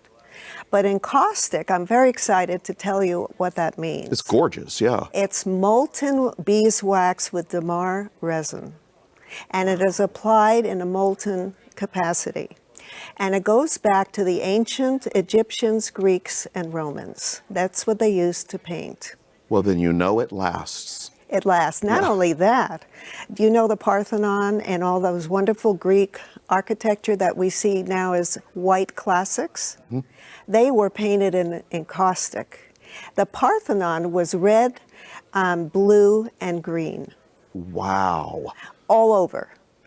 Bright, a riot of colors. And look at the color in this. This is spectacular, and it is encaustic, and it can be yours by calling the number on the screen. The bid is right there. This is the beautiful piece, Blue Line by Linda Nunez. Retail value $2,100. And I'm looking at the encaustic, if you will, the layer here. Yes. The composition, what's going on here? Well, you have a figure that could be androgynous. It could be a male or female. It's almost like newborn. Uh-huh. And sort of like a origin piece. I find it very restful, very contemplative. You know, with encaustic, she incorporates other medias. It can be used sculpturally or it could be used painterly. That's why you see this kind of a thicker layer on top of the canvas. And so she can add watercolor, chalks, all kinds of things. It's very forgiving and allowing a lot of other media to be incorporated. Now, explain to me why you think this is a diptych. Oh, well, it is because it's... Or chose to do it that way. Oh, well, I don't know, but I think I've done diptychs and triptychs myself, and sometimes you really can't do just one big piece. You divide it. But when you divide it, each piece has to stand on its own. It has to have its own balanced composition. I didn't know that. Oh, Okay. yeah. Well, you can see here with the white and the yellow, and it takes 2/3 of the canvas, but it's balanced by a much richer color on the other side. So if this was just by itself, it would stand alone. It'd still be beautiful. Yeah. Right. But, of course, it looks even better when it's matched with its counterpart. Absolutely gorgeous. I love the story inside of this that you just shared. And this is a piece that you don't want to miss out on. The current bid is on the screen right now. This is the exciting Blue Line by Linda Nunez. Retail value $2,100. This is encaustic. It's a diptych measuring 30 by 48 by 2. And the retail value, again, $2,100. Look at the beautiful piece right there on your screen. It is spectacular. Final thoughts, Maria? Well, she's given a lot of workshops and has taught about the history and the technique of encaustic and has been doing it for 15 years. That's wonderful. She's been giving here as well, too. Okay, we're going to keep this gorgeous piece open. Thank you so much. And let's go, Maria, to the next one over here. I love this piece. Wow, wow, wow. Look at this. This is spectacular. I have chill bumps thinking about this. I really do. This is RBG by Sally Medlicott. Fabric measuring 17 by 8 by 3. Retail value is $250, and it is Judge Ruth Bader Ginsburg. What a perfect person to make a doll out of. And timely. And very timely. What an inspiration for girls and women to have a doll to which you aspire. We all aspire. I aspire. What a fabulous piece. And this looks just like her. Yes. Tell me about it. Well, it's a fabric piece and it has filler in it, but she created the face with colored pencil and embroidery. Wow. It's unmistakably Justice Ginsburg. What would you do with this? Oh, I would definitely display it. Display it. Oh, absolutely. In fact, on a pedestal. Yeah. You can even put a plexiglass box over it to protect it. Absolutely. This is a gorgeous piece. This is up for bid right now at the KVIE art auction. It is titled RBG. It is by Sally Medlicott. Fabric measuring 17 by 8 by 3. Retail value is $250. So much excitement for this piece. And it really just speaks for itself, and so does, frankly, the excitement. Well, what else do you want to say? Sally is known for her portrait dolls. So this is one of many dolls that she's made, but a very significant one. Portrait dolls. That's cool. Very cool. This can be sat like this in your home or your office. It can also be hung, or you could actually use it. Well, you could play with it. Yeah, I mean, absolutely, because it is so well made and so well held together. This artist, tell me more about this piece, RBG and Sally. Well, Sally is a long-term admirer of Ruth Bader Ginsburg and really felt inspired after her passing to do something in her honor. Mm-hmm. And what a great way to honor her. yes, and also as a gift, perhaps to a young, inspiring girl. It's just a great role model. I feel like she captured so much personality of Judge Ruth Bader Ginsburg and so much wisdom. I love the collar. Remember that she always had a lace collar? Absolutely. And this was so nicely interpreted with this. Yeah, look right there at you can see it. That's what people are seeing right now as well. And we are hoping that you are the winning bidder on this beautiful piece, RBG by Sally Medlicott. And this can be yours if you're the one that calls. All right, we're halfway through the break, which means we're going to keep this piece open and head over this time to the recap station for bidding updates while you call in and place your bids. This is the figurative break. Call the number on your screen. I am so excited for you, and I'm honestly a little jealous. Item 24A, Untitled, figure with candle. One of my favorite artists. This is Corey Akata. We're looking for a bid of $500, and we're looking for a bid of $600. $600 for item 24A. Item 24B, Blue Line. I wish I could bid on this piece right now. It is a diptych. It is absolutely beautiful by Linda Nunez. We're looking for a bid of $250. Absolutely stunning. It's just absolutely stunning. Call the number on your screen right now. Item 24C, RBG. Who doesn't want this doll? It's beautiful. Sally Medlicott. It is a bell ringer, and quite honestly, it's a bell ringer twice over. And it's still going. I think there should be a bidding war on this one. There should be on every item, but we're looking for a bid of $600 for RBG. Call the number on your screen. Again, 24A, Untitled. It's an emotional, beautiful piece by Corey Akata. Oil on canvas. We're looking for a bid of $650. Support the arts on PBS KVIE. Item 24B. I wish I could be you right now and bid on that piece. It is absolutely stunning. We're looking for a bid of $250. $250 for this beautiful diptych. Pick up the phone right now. Call the number on your screen. Help us sell every item in this art auction and support all of the arts and great programming you love on PBS KVIE. And item 24C RBG, keep the bids going. We're looking for a bid of $600. Call the number on your screen. Item 24A, we're looking for a bid of $650. Item 24B, don't make me sad that I can't bid on this with you. We're looking for a bid of $250. And item 24C, we're looking for a bid of $650 for RBG in support of PBS KVIE. Call the number on your screen right now and support all of the arts program that you love. And let's head back to the art for the second half of this break.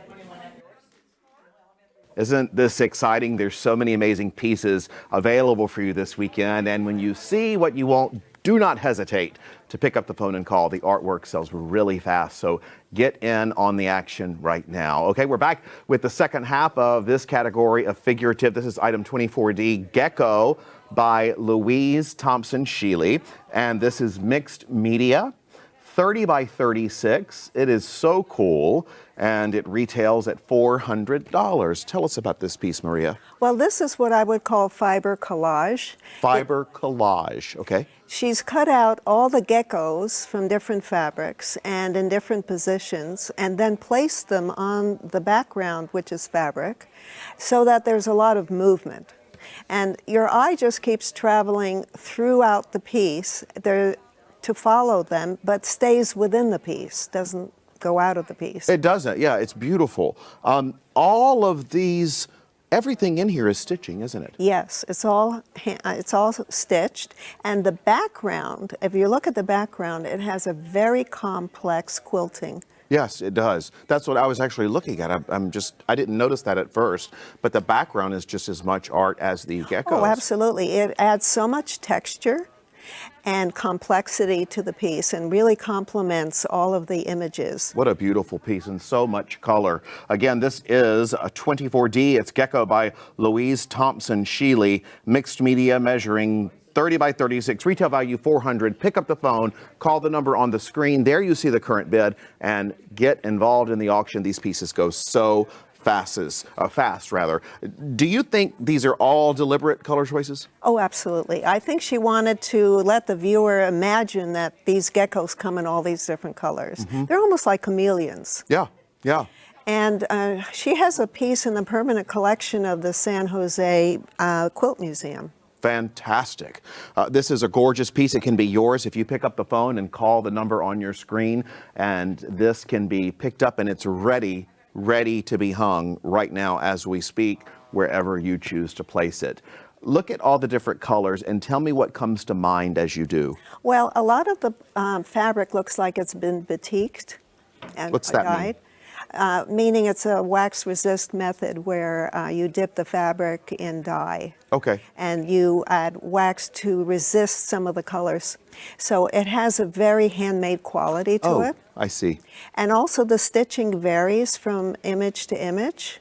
You see some are stitched in blue, some are stitched in orange. So yeah. It's really a complex and very vibrant piece that keeps moving. I see that all this, now I see that the stitching, there's red stitching, there's pink, there's yellow. I didn't place that for a minute. And if you look, it all neighbors each other. That's a lot of thought. It's a lot of thought, and she carefully arranged all of this before it was stitched permanently on the background. Yeah, and it may not be made for kids. I think it's made for any age. Oh, well, yeah. But I think it'd be a great item to give a kid and to start the art collecting in a kid's life, because they'd want it when they're an adult too. Sure. Well, it's a piece that can go anywhere. Yeah. Because it really is, in a way, an abstract. You step back and you see movement and color. Okay, this is a gorgeous piece, and there you see the bid on the screen. We are going to recap this piece for you quickly before we go to the next one. This is Gecko by Louise Thompson Sheely, mixed media, measuring 30 by 36, retail value $400, and the current bid is on the screen. Okay, great piece. Thank you so much. Gives us a piece every year. We're so thrilled. Okay, let's go over here to the next piece, which is spectacular and tells such a romantic story. This is Rose Cafe, and it is by Gina Geisinger, and it is gorgeous. It is acrylic on canvas, measuring 30 by 40. No frame required, it says, by Gina, and retail value is $300. This is gallery wrapped, so it's ready to go. Thank you, Gina Geisinger, for this beautiful piece. Take it away. This is really a dreamlike image. She did take a picture in a cafe of a couple, but then she went into her studio and superimposed her own feelings and her own dreamlike imagery. So you really don't know what their relationship is. You don't know how long they've known each other. It's really the kind of piece that you can think about and tell your own story. Yeah, her dreams are a lot more pleasant than mine. This is beautiful, and it does tell such a dream-like story. And that dream can come to life for you if you're the winning bidder by calling the number on the screen. And the current bid is displayed as well. This is Gina Geisinger's Rose Cafe. What else? Well, she really likes doing the human figure. And I think what's really nice is how you have some areas that are not painted. You see the raw canvas coming through, and some areas that are highly concentrated, so that your eye goes right to the figures, actually to the two faces, which is the focal point. I couldn't tell if some of that was the raw canvas or if it was white paint. Well, there is some staining going on, but it's not unusual to have some of the raw canvas left that way. That's neat. I love that, especially when you're talking about a dream state. Well, that's it. It's sort of sketchy. You know how things you don't have a lot of detail in a dream. You often have a focus of an experience. So I think this captures that. I do too. It really does make you feel like you are looking at a dream. The number is on the screen. If this piece speaks to you, and we have art throughout the entire weekend that tells stories, and this entire auction helps us continue our storytelling at PBS KVIE. If it speaks to you, then pick up the phone and call now.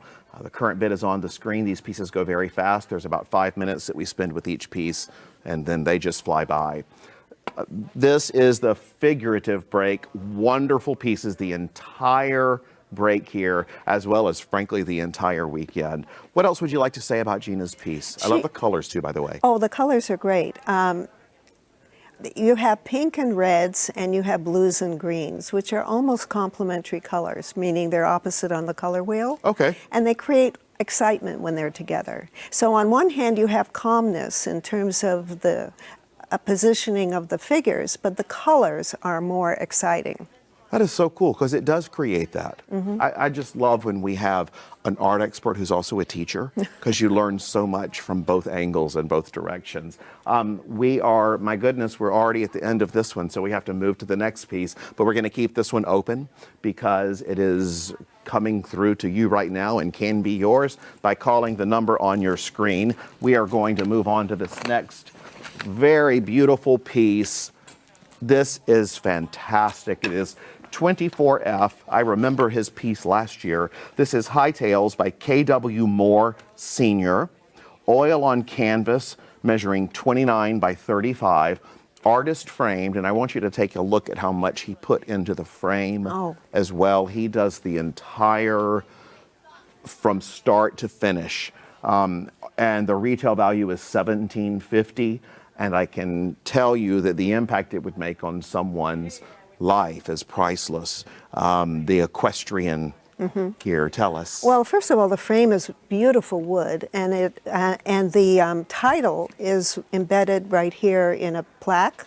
Very nice. Which is real. It just looks like a museum piece. It really does. And I love that you can see the light, where the light's coming from. In this painting. Tell us about this. Well, first of all, KW has loved horses and have been around horses for his whole life. He especially likes to see the relationship between young people, girls or boys, with horses, because he thinks they have a special relationship. And the horse to him is the most beautiful animal. This is an image. The horse is going at full gallop in a barrel race between the barrels, and the girl is almost melding right into the horse, so they become one. And I think what I interpret the background is the dust that gets kicked up as the horse is moving, so that you have all this movement and you really feel he's galloping. Wow, it's fantastic. You know, there are so many people that love horses or want to start a family member in interest in horseback riding, and this is just a spectacular way to start someone's collection, or it'd be a really nice way to start somebody's collection in my opinion, but it also is a great way to keep inspiration and story coming into your home by showing such a happy journey here. This is High Tales, love that name, by K.W. Moore Sr. I'll tell you again, it's oil on canvas measuring 29 by 35, artist framed to the hilt. It is beautiful. Retail value is $17.50. And I love the whites and blues that come from the mane to the tail to the jeans. They're really the highlights, and how clever or how inspirational to make them blue. Yes. Because there's really, with the dust and the background, you don't have a lot of color. So the color is right where you want to see it, which is her jeans, and then the colors repeated in the hair and the tail. Now I see why they're there. You know, I'm not an art expert, I just see something and I like it. But you explained to me why I like it. And it is interesting to see that definition there. This can be yours. Pick up the phone. Make the call now and you will not regret it, because you've got to get involved in the auction. Even if you're on the fence, you don't want to miss out on this opportunity. Okay, we are nearing the end of this break, which means that now is your last opportunity to bid on the art featured in this half hour. A huge thank you to Maria Winkler. We just love you. And thank you for sharing your expertise with us today. Has taught over 7,000 students. Let's check in over at the recap station for an update on bidding. There is so much energy in the studio right now, and the energy is because of you calling the phones. Item 24D, it is a bell ringer. We have a bid of $450. We're looking for a bid of $500 for item 24D, Gecko. Item 24E, absolutely beautiful, emotional, and romantic painting. This is Rose Cafe. It is a bell ringer as well. We have a bid of $375. We're looking for a bid of $400. Ring the bells, ring the bells. We want all bell ringers the rest of the night and the rest of the auction. Item 24F, High Tails.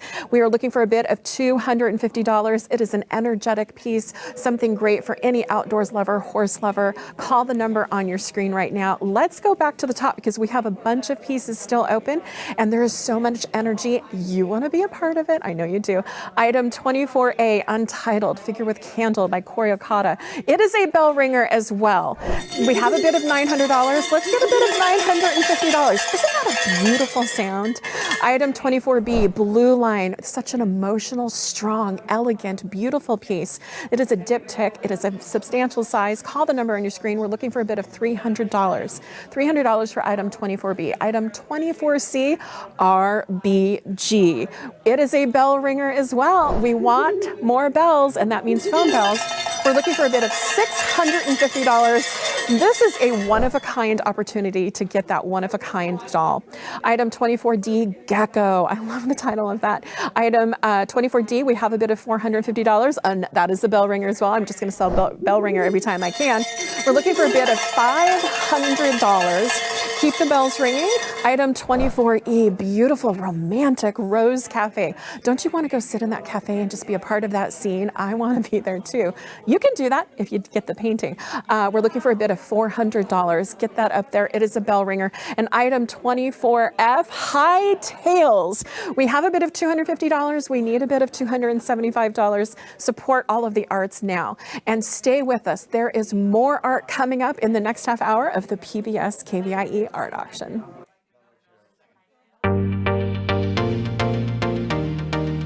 Welcome to the 40th annual PBS KVIE art auction. Join us all weekend for a celebration of Northern California's visual arts.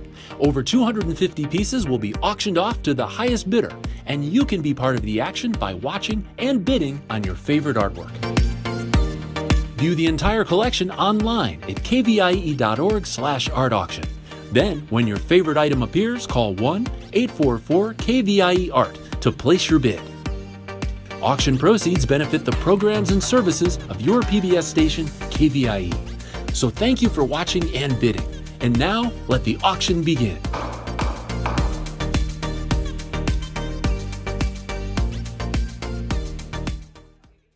Bidding on items in the art auction is quick and easy to do. First, explore the collection online at kvie.org/art auction, or keep watching PBS KVIE. When a piece of art catches your eye, call 1-844-KVIE-ART and a volunteer will assist you. KVIE accepts all major credit cards for your art purchase, and a member of our accounting team will confirm your payment within 5 minutes of item sale. Thank you for being a part of the PBS KVIE art auction and for making art a part of your home today. Coming up next is the PBS KVIE Gallery. Established in 2014 and located at PBS KVIE Studios, the gallery features past art auction award-winning artists, jurors, and California masters. The PBS KVIE Gallery is presented by Murphy Austin Adams Schoenfeld, LLP. View all of the art featured in this year's auction at kvie.org/art auction. Hello, I'm Kelly Rains, and thank you for joining us for the PBS KVIE Gallery Break. This portion of the art auction is sponsored by Sutter Health, and we would like to thank them for their commitment to supporting the arts on PBS KVIE. And now here's an overview of the art that will be up for bid during the next half hour. Item 25A is Out of the Shadows by Leslie McCarran. This is oil on board measuring 30 by 30 inches. Retail value is $1,200. Item 25B is Bodega Bay Bird Walk Trail by Marie Gonzalez. This is pastels measuring 16 by 20 inches, framed by the artist. Retail value is $580. Item 25C is Red Clouds by Gary Pruner. This is a lithograph measuring 26 by 32 inches, framed by Archival Gallery. Retail value is $400. Item 25D is Grandma's Garden by Sev Ickes. This is acrylic on canvas measuring 21 by 25 inches, framed by the artist. Retail value is $2,800, and it is a private donation to the art auction. Item 25E is Mid-Morning in the Foothills by Sue Chapman. This is acrylic on canvas measuring 36 by 18 inches, framed by the artist. Retail value is $950. Item 25S is Buffalo Wings, at 25F, I'm sorry, Buffalo Wings by Early Swanson. This is oil on board measuring 30 by 7 inches. Retail value is $450. Now let's head over to the art and see what they have to say from our art auctioneer and expert. Hello there, I'm Rob Stewart, and thanks for joining us for the PBS KVIE Gallery category. During this break, I'm so pleased to be joined by art expert J.C. Strout. How nice to see you. J.C. is well known. She's a fused glass artist who has been exhibiting for decades in our region, and she's also the president of the Lodi Community Arts Center. J.C. has been a featured artist in the KVIE Station Gallery, and we've invited her here today to discuss the work of other artists who have had their work featured in the space here as well. Welcome, JC. So nice to have you. Yeah. And let's start with item 25A. This is by Leslie McCarran, an artist that I adore who happens to be featured in the gallery right now. This is Out of the Shadows, again by Leslie McCarran. This is oil on board, measuring 30 by 30. Retail value is $1,200, and these are ranunculus. Ranunculus, and they bloom in the spring, and to get ready for the auction, we need to turn our work in earlier. So she went to her garden and got these ranunculus. There you go. Yep. And got different colors of them and put them together. But she did 5 small paintings with the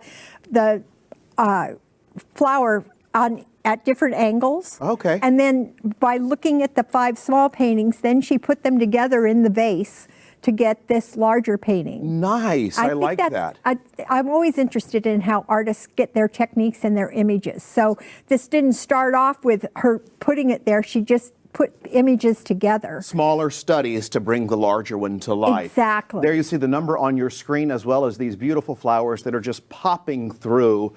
These can be yours if you pick up the phone and call the number on the screen. There you see the current bid, retail value $1,200. What else? And the background of the blue with the varied colors of the blue just pop that orange flower. This would be such a great painting in your living room or your dining room. I see it in the dining room. Me too. Yeah, or a large kitchen. Yeah, a kitchen, but I don't have a kitchen that large. But I don't either. Yeah. But we can dream. But we can dream, yeah. But I just love, and the shadows of the vase, but the yellow table with the background, this is one really nice piece. Yes, and don't stare at it long like we are doing, because the time goes very fast. You have about 5 minutes once the piece comes up to get on the phone and call the number on your screen.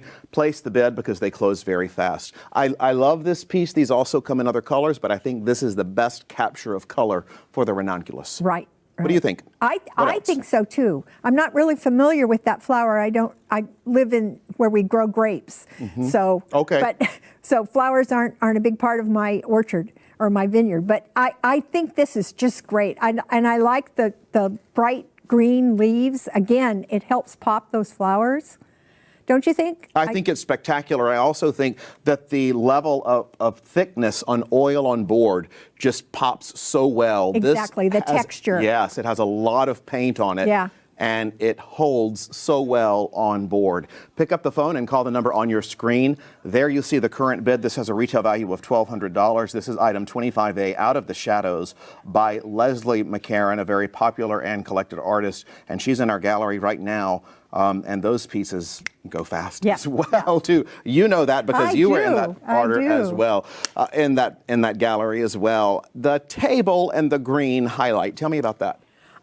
I think that the edge of the table just captures the shadows of the table, and then the blue striped vase just again shows off the flowers so much.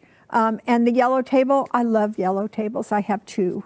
Yeah, so absolutely beautiful. It's like she brought the stem through into the table and into the shadowing as well. Yeah. This is a fine artist and a beautiful piece. We think this is a spectacular entry, and it is a deliberate choice of art to come to you. These artists turn in these pieces out of their heart, and many of them take a long time to prepare, and once they give it to PBS KVIE, it's jurred in. We had 500 pieces come in, only about half made it. We thank everybody, but this piece we're going to keep open right now. We're out of time, but real quick. I was going to say, and Leslie always creates a unique piece for KVIE. Yeah, it's not something that's shown anywhere else. Oh yeah, and so all of these are just pieces that are meant for here. We'll keep this piece open and move on to the next, which is 25B, Bodega Bay Bird Walk Trail. This is by Marie Gonzalez. Pastels measuring 16 by 20. Artist framed, and the retail value is $580. What a beautiful pastel. Yeah, it is. And she loves doing pastels. She said she works with other things, but pastels let her blend and get those colors in there. And of course, the egret and the shadows of the egret in there is, although the houses kind of are there in the background, but it's the egrets. It's the focal point of this painting. Yeah, it really is. And the minute you see it, everything folds in around it. No matter what builds up in Northern California, nature finds a way, and we must help protect that. And art does this. It brings it into your home. She said she hopes that people understand and appreciate the magical places that are around us in California. You so just many. have to look. Yeah. Go a different way, look a different way, and see what you can see. And at PBS KVIE, we explore and show you things just like this that you may not even see in your own backyard. To continue that programming coming to you, pick up the phone, call the number on your screen, and place a bid for this beautiful Bodega Bay Bird Walk Trail by Marie Gonzalez. There you see the current bid on the screen and the phone number as well. What else? Well, it's done with hard pastels on a sanded paper so that she gets that texture of the pastel in there.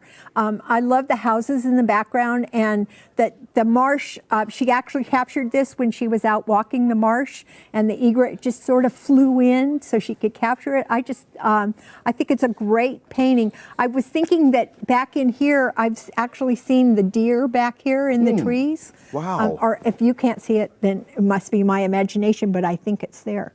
In this one? Yeah, I think so. I think it's back in here somewhere. Wow, what a beautiful piece. This is pastels, again, measuring 16 by 20.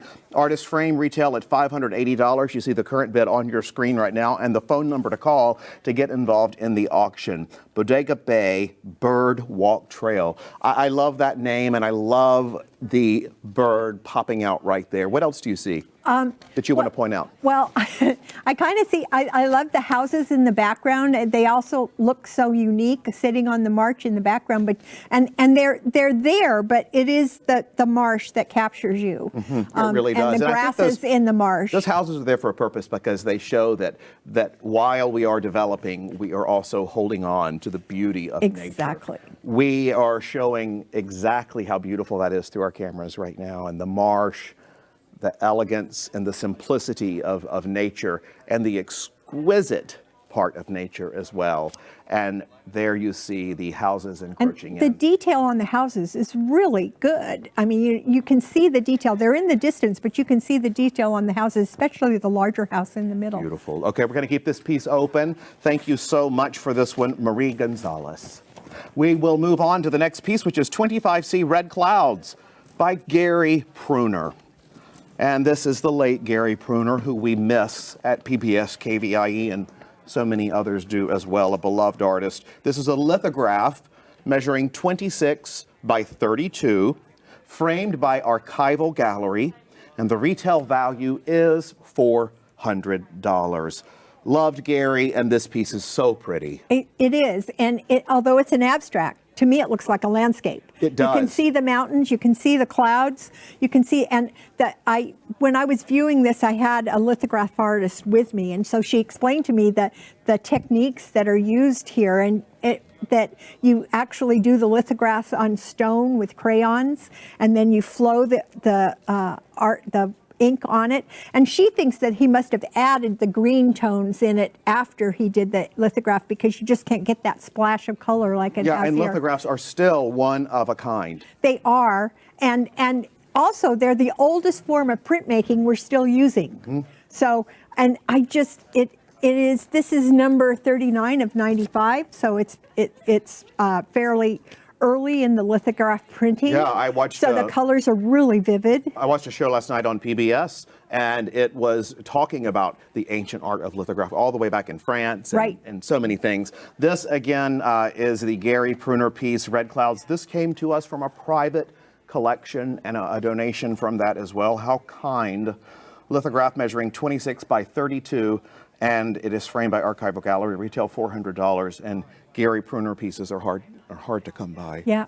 What else do you think? I think that I love the colors in this, the greens and the blues. It sort of brings it in. But again, I think that it looks like a landscape. I can see the mountains in the background. Can't you see the shades of pink? I believe it is I think it is a landscape with the name Red Clouds. It does feel like that to me. Yeah, but and the trees. I mean, it is an abstract, but it is. It is not?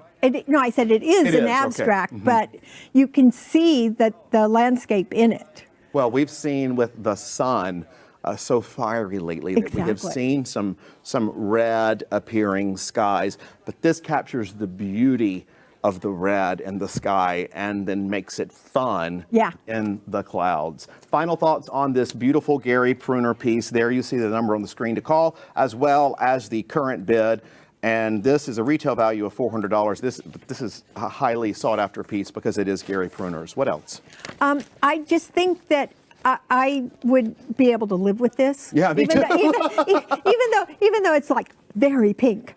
It is something that you could live with in your living room or in your, this would be great office. Can you see a business office with this in the lobby? And if you can, then pick up the phone and call right now the number on your screen. We are going to tell you right now we're halfway through this break, which means we'll keep this piece open and check in over at the recap station for bidding updates right now.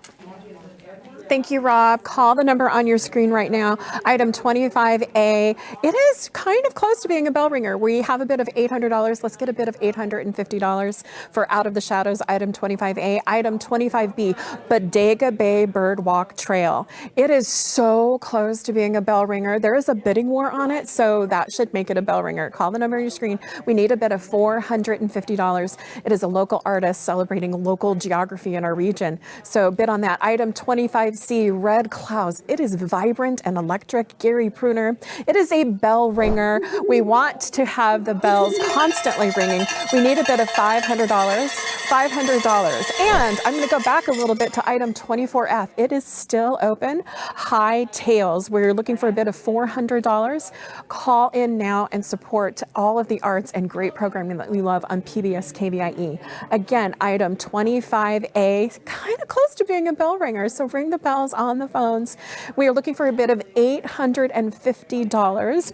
Out of the Shadows is by Leslie McCarran. She is the artist featured in the KVIE gallery right now. So when you come and pick up your art, you can see all of her art as well and get this unique piece all for your own. Item 25B, so close to being a bell ringer as well. We need a bid of $475. $475, so close. Call the number on your screen. And And item 25C, Red Clouds, we need a bid of $525. Gary Pruner, it is so absolutely beautiful and electric, one-of-a-kind piece lithograph. You've heard about the ancient art of lithographs. Call the number on your screen right now. And don't forget item 25A, Out of the Shadows. Out of the Shadows. So close to being a bell ringer. Call the number on your screen. We're looking for a bid of $850. And that's the news from the recap station. Let's check out more about the art from this half hour. All right, we are back with item 25D. This is Grandma's Garden by Sev Ickes, and this is acrylic on canvas measuring 21 by 25 inches. It is artist framed and has a retail value of $2,800. This came to KVIE through a private donation, and we are super glad to have it. JC, initial thoughts? Well, it is so detailed, and there are so many stories. Can't you just see all the stories in it? There's a lot with Grandma and Grandpa, and walking by with the baby in the stroller. I could see this in a kid's room with just making up stories about it. It looks like a very primitive, like in the Grandma Moses style. Mm-hmm. And I just. There's so much. We stood and looked at this and looked at it to see all the different stories. Well, every inch has a story. That's the truth. You see daffodils, you see chickens, you see irises. You see the bluebirds at the bird bath and the chickens that are dancing. We decided that the chickens were dancing in the background. And then you see all the beautiful farm back here as well, and greenhouses in the back. Such a beautiful piece. If this is registering and connecting with you, then make sure you pick up the phone and dial the number on the screen. There you see the current bid. This came through a private donation collection, and it is valued at $2,800. Act fast and pick up the phone. What else do you see, JC? Well, and I always like it when they leave the drapes up so that I can see inside the house. And so in this one, you can see inside the house. There's people in the house. There's lamps and chairs, and you can see all of that with the lace curtains in the top. I just love this, and it is a flat style, but it is just the flowers pop out at you in the front yard. And then, of course, the crops in the back are really great. And notice there's sheep back here, so you could tell a story about the sheep and the birdhouses. There's just so much, and of course, the little dog. I love that. I do want to tell you there was a companion piece to this one in the PBS KVIE gallery here. Oh, really? And it was incredibly popular. Yes. And got a lot of interest and went. And so this piece, we hope, has just as much excitement and interest, because it certainly did catch the eye of so many people. I also feel, you mentioned the flat, and I think that it goes from flat all the way back to, it's almost like it takes you through on a walk through the farm. Yes, yeah. What else do you want to point out? Well, I think the fruit trees, I love the sheep. I'm like, I keep wanting to do things with sheep in the background. I guess I don't see people, but I love looking in the windows. It's like peeking into the neighborhood.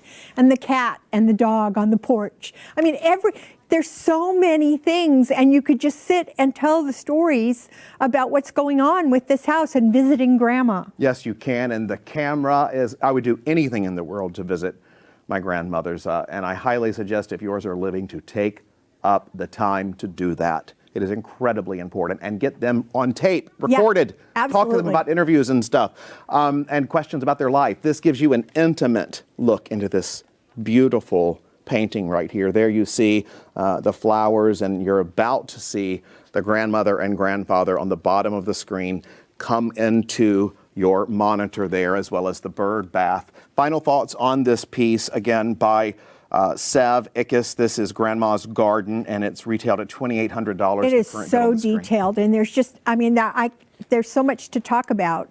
And the pathway, the sidewalk. I noticed as I was looking at it, the ducks flying home in the top.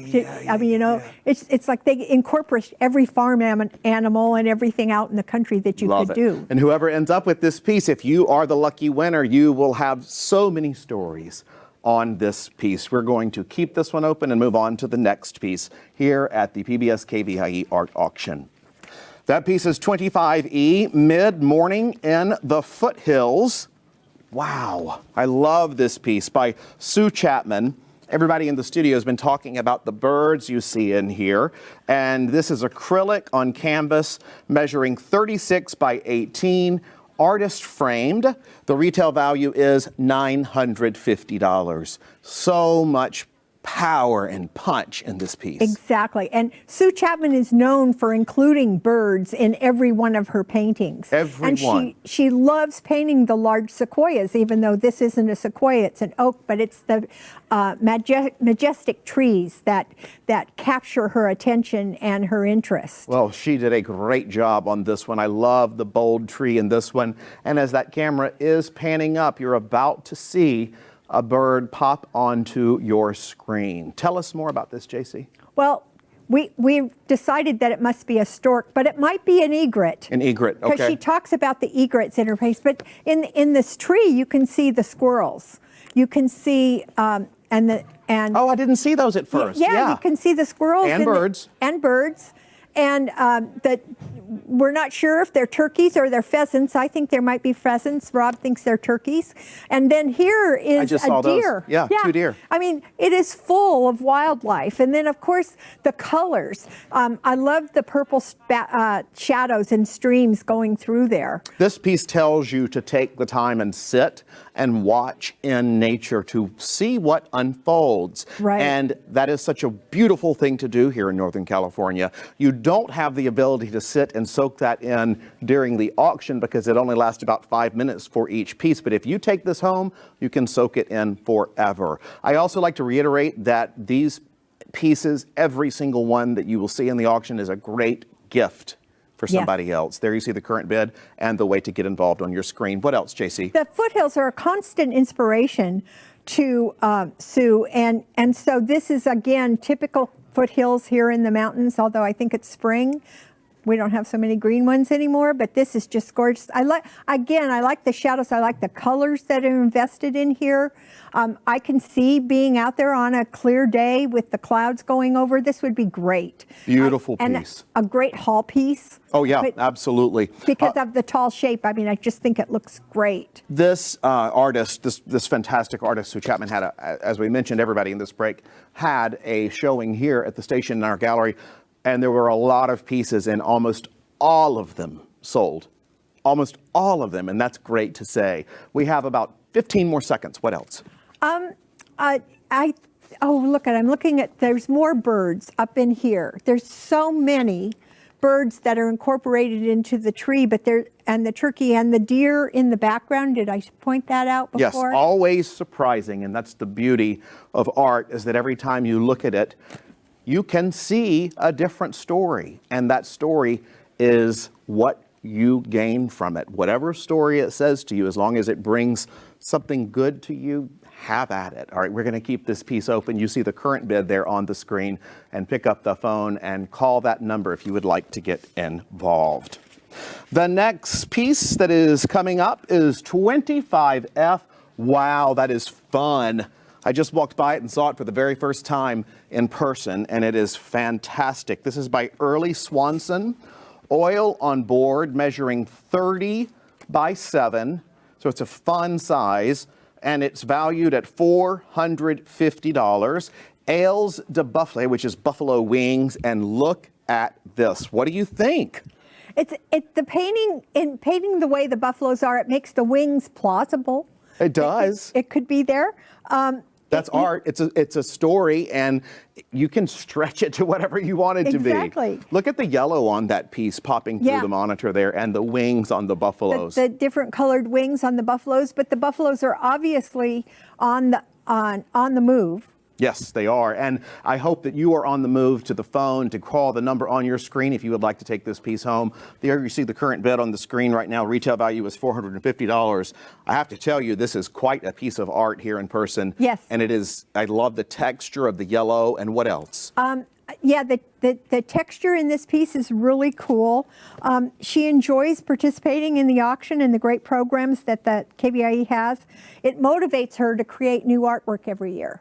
Awesome. So she has participated in the past, and this piece I like the framing where it's got the black that kind of pops the yellow around the inside. I mean, it's not a big mat, but it's just enough. We did a story on buffalo, and we had a massive buffalo come up and put its head right in my lap as we fed it. And when that thing took a large breath, it almost knocked me over, the smell. So that's how close we take you to nature here at PBS KVIE. And this can be yours if you pick up the phone and call the number on the screen. By the way, the smell wasn't bad. It just smelled like fresh grass. Well, So yeah. there you go. Yeah, this kind of painting requires a lot of prep work. So she had to do the underpainting to get this to come through. And you see the dust coming up from the buffalo. So she's captured all of that. Although, I mean, it looks yellow, but the background looks yellow, but she's got this capture of the dust. Sorry, I always do that. No problem. And Early, we just want to thank you for this piece. This is a wonderful piece, the buffalo wings here, and it is retailed at $450. JC, look at the color on the monitor. I think the color selection is so much fun. And this size of painting, I love putting above a door. Yeah. This would be great It's above such a fun way to enter a room with art.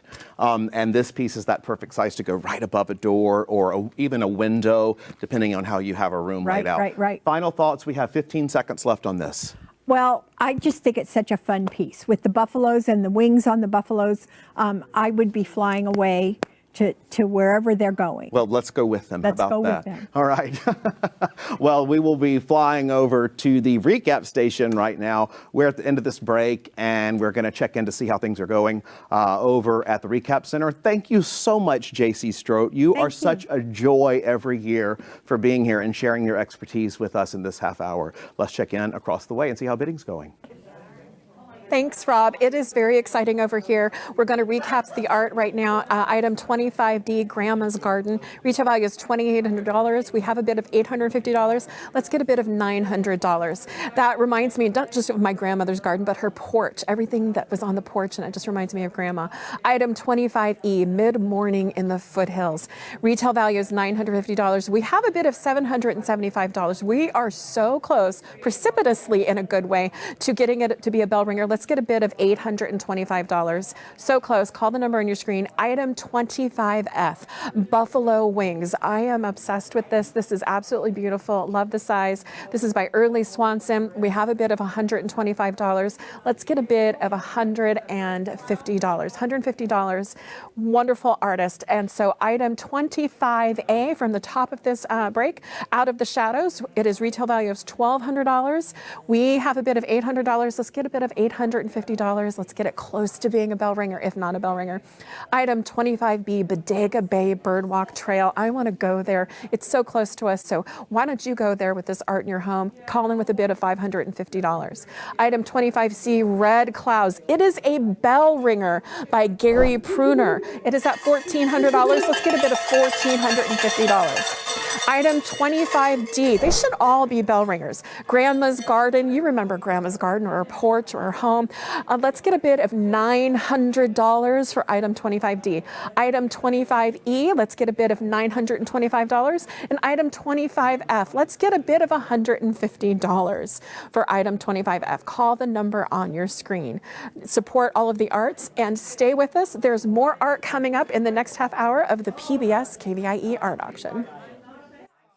Picking up your purchased artwork is quick and easy to do. Visit PBS KVIE Studios Sunday through Tuesday during these posted hours for this year's curbside pickup. For your convenience, PBS KVIE representatives will carry your artwork to your vehicle when you arrive. All purchased art must be claimed within 30 days of auction closure. For questions, location, and hours, visit kvie.org/art auction. Thank you for being a part of the PBS KVIE art auction and for making art a part of your home today. Coming up next is the award winners category, featuring the best of this year's auction, carefully selected by the jurors and curator. View all of the art featured in this year's auction at kvie.org/art auction.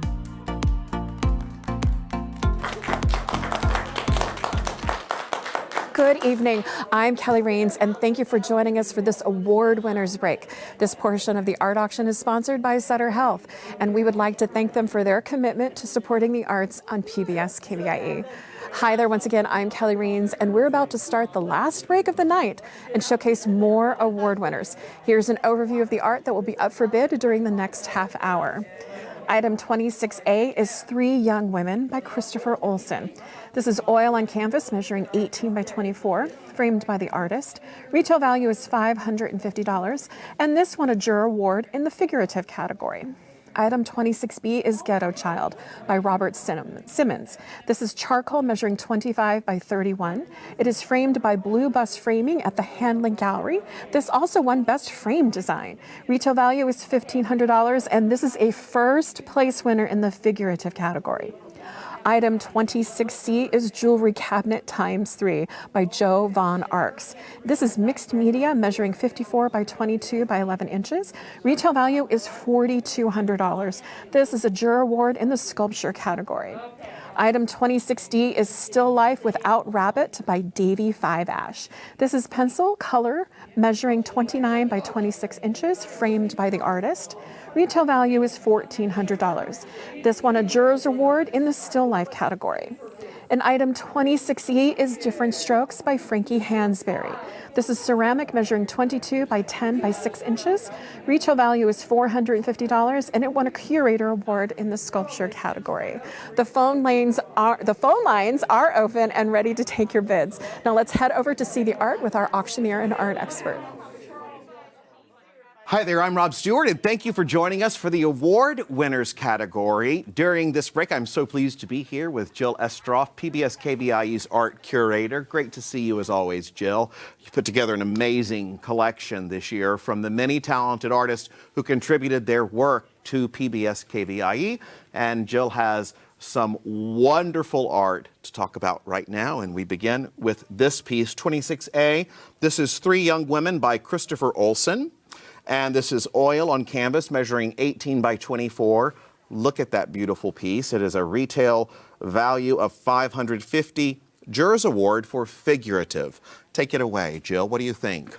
What I think is really special about this piece is the direct gaze of the women. Yeah, it's looking straight at, I guess, the person taking the picture, and then it was painted, right? Right, and the light coming from the side adds so much drama to it. And he tells of being at a restaurant and just snapping random photos, and these three young women notice what he was doing, and they just kind of stared at him, not in a confrontational way, but in a very interesting way. And you don't often see that in portraits and that type of thing. It's also interesting in that it's an oil on canvas painted a la prima, meaning that the paint is sort of wet on wet. And so some of the mixing actually happens on the canvas. The colors in the background are beautiful as well. And I imagine that all of this is intentional. Yes. The juror Jennifer Paczynski said that she loved the light in here, that it was very soft, and that when people do paintings of people looking directly at the camera, sometimes there can be something soft, how they handle the light and the shadow. She particularly loved the light behind the figures, the illumination. Yeah, and I think it's very interesting how we see form. We see beauty in the art and in the people, but they're still anonymous, if you will. Gorgeous piece, and the number on your screen is how to get involved in the KVIE art auction. Pick up the phone and dial that number. This is a retail value of $550, and as we said, it's a Jurors Award Figurative winner. This is by Christopher Olson and created for this, what we're doing now, for the art auction. By the way, past contributor and highly skilled. And we talk about how the light is coming from the back, and look how it's hitting her shoulder and how he achieves that effect of the fabric, the shadows. It's so beautifully rendered. The hair, all the brush strokes, and particularly on the cheekbone here, how it's just lovely. You have light from multiple sources. So this light is sort of in a bright orange color, whereas this is more pink, coming from more of a fluorescent look. And I feel like I've been at that restaurant. I can see the door, except that usually there are people waiting to get in line. You know what I love? Look how beautiful the clothing is on here as well. The beautiful blue, almost like a blue velvet over there, and this structure. It's just gorgeous how the lighting is from behind. This could be a family, this could be friends. That's what we are all here at PBS KVIE, and you watching. We are a community. We rely on each other, and that's how we continue doing what we do. We rely on you to place these bids and take this art home, because that helps our storytelling continue right into your home by picking up the phone on the screen. And again, this has a retail value of $550 and the Jurors Award for Figurative. Final thought in 10 seconds. Well, just again, the different colors of light on her cheek right there, and on the glasses, getting just enough information so that you know she's sort of wearing spectacles. And I just love it. It just has a great presence. Beautiful. Beautiful piece. We're going to keep this one open, and we're going to move on to the next piece in this half hour. Thank you, Christopher, for that last piece. Gorgeous. This is item 26B by Robert Simmons, and Robert titled this piece Ghetto Child. This is charcoal measuring 25 by 31. This is framed by Blue Bus Framing at the Hanley Gallery, and this won Best Frame Design, which is fantastic. Retail value $1,500, and this won first place for the Figurative Award. This is a huge award winner for the frame and for the art.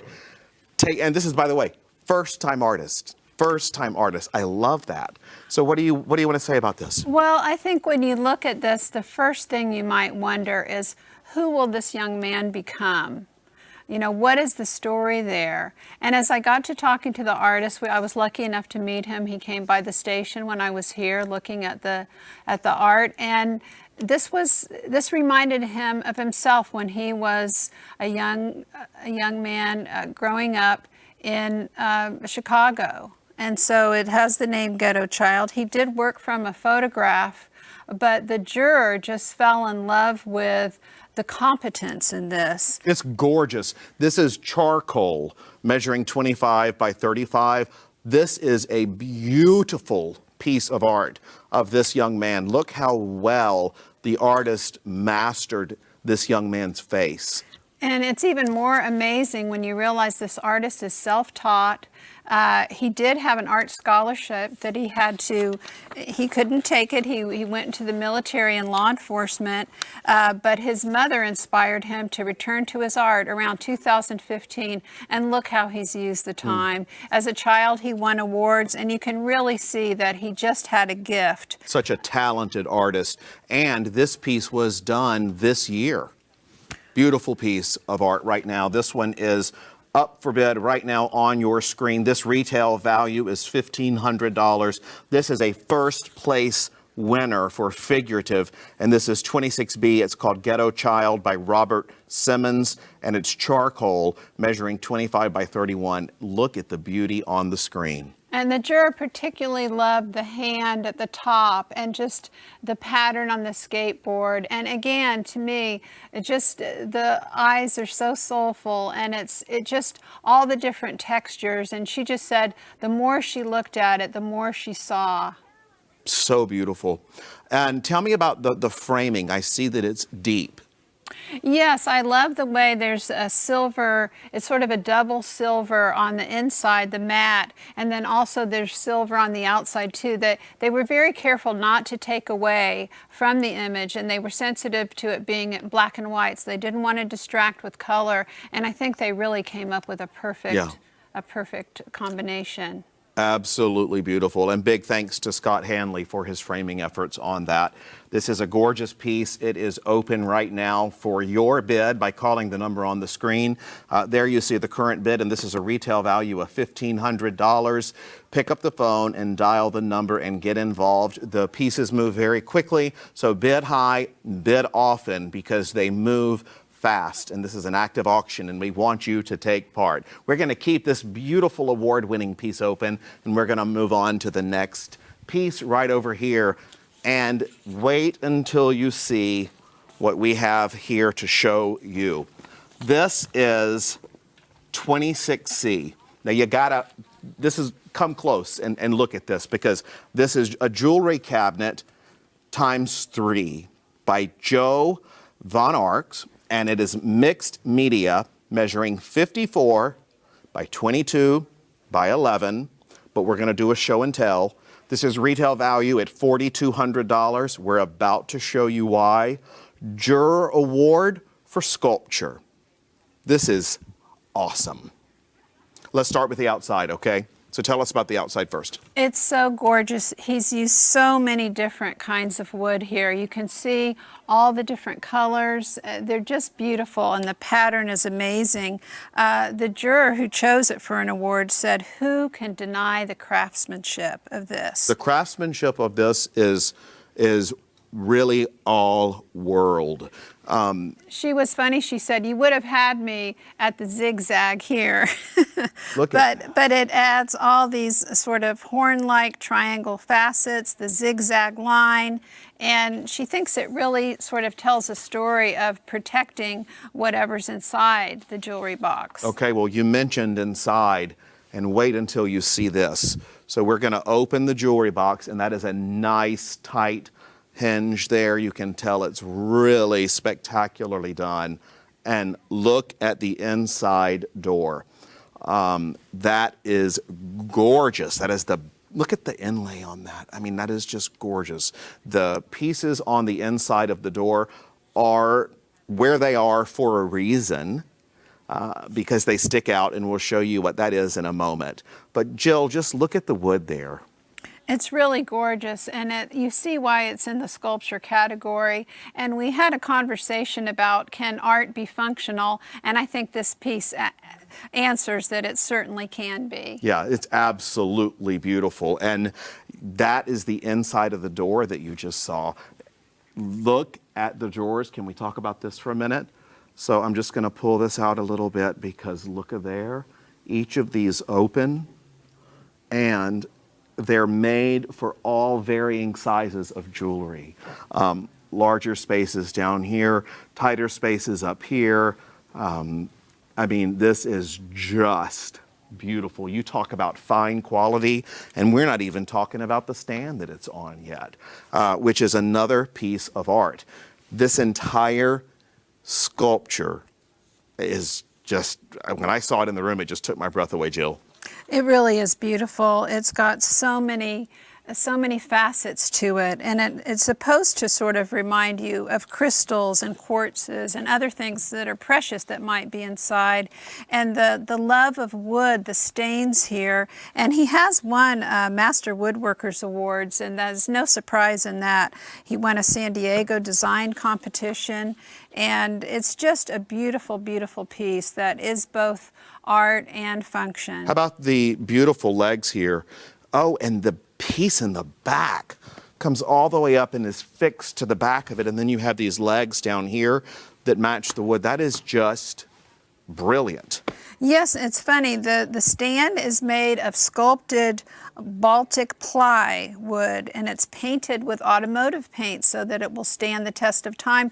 But to my eye, I thought it was ebony for sure. I did too. I really did too. So he's created. We could talk about this forever. We're kind of just in awe with it, but we're out of time here. So pick up the phone on this piece and place your bid. The retail value for this beautiful piece is $4,200. Thank you, Joe.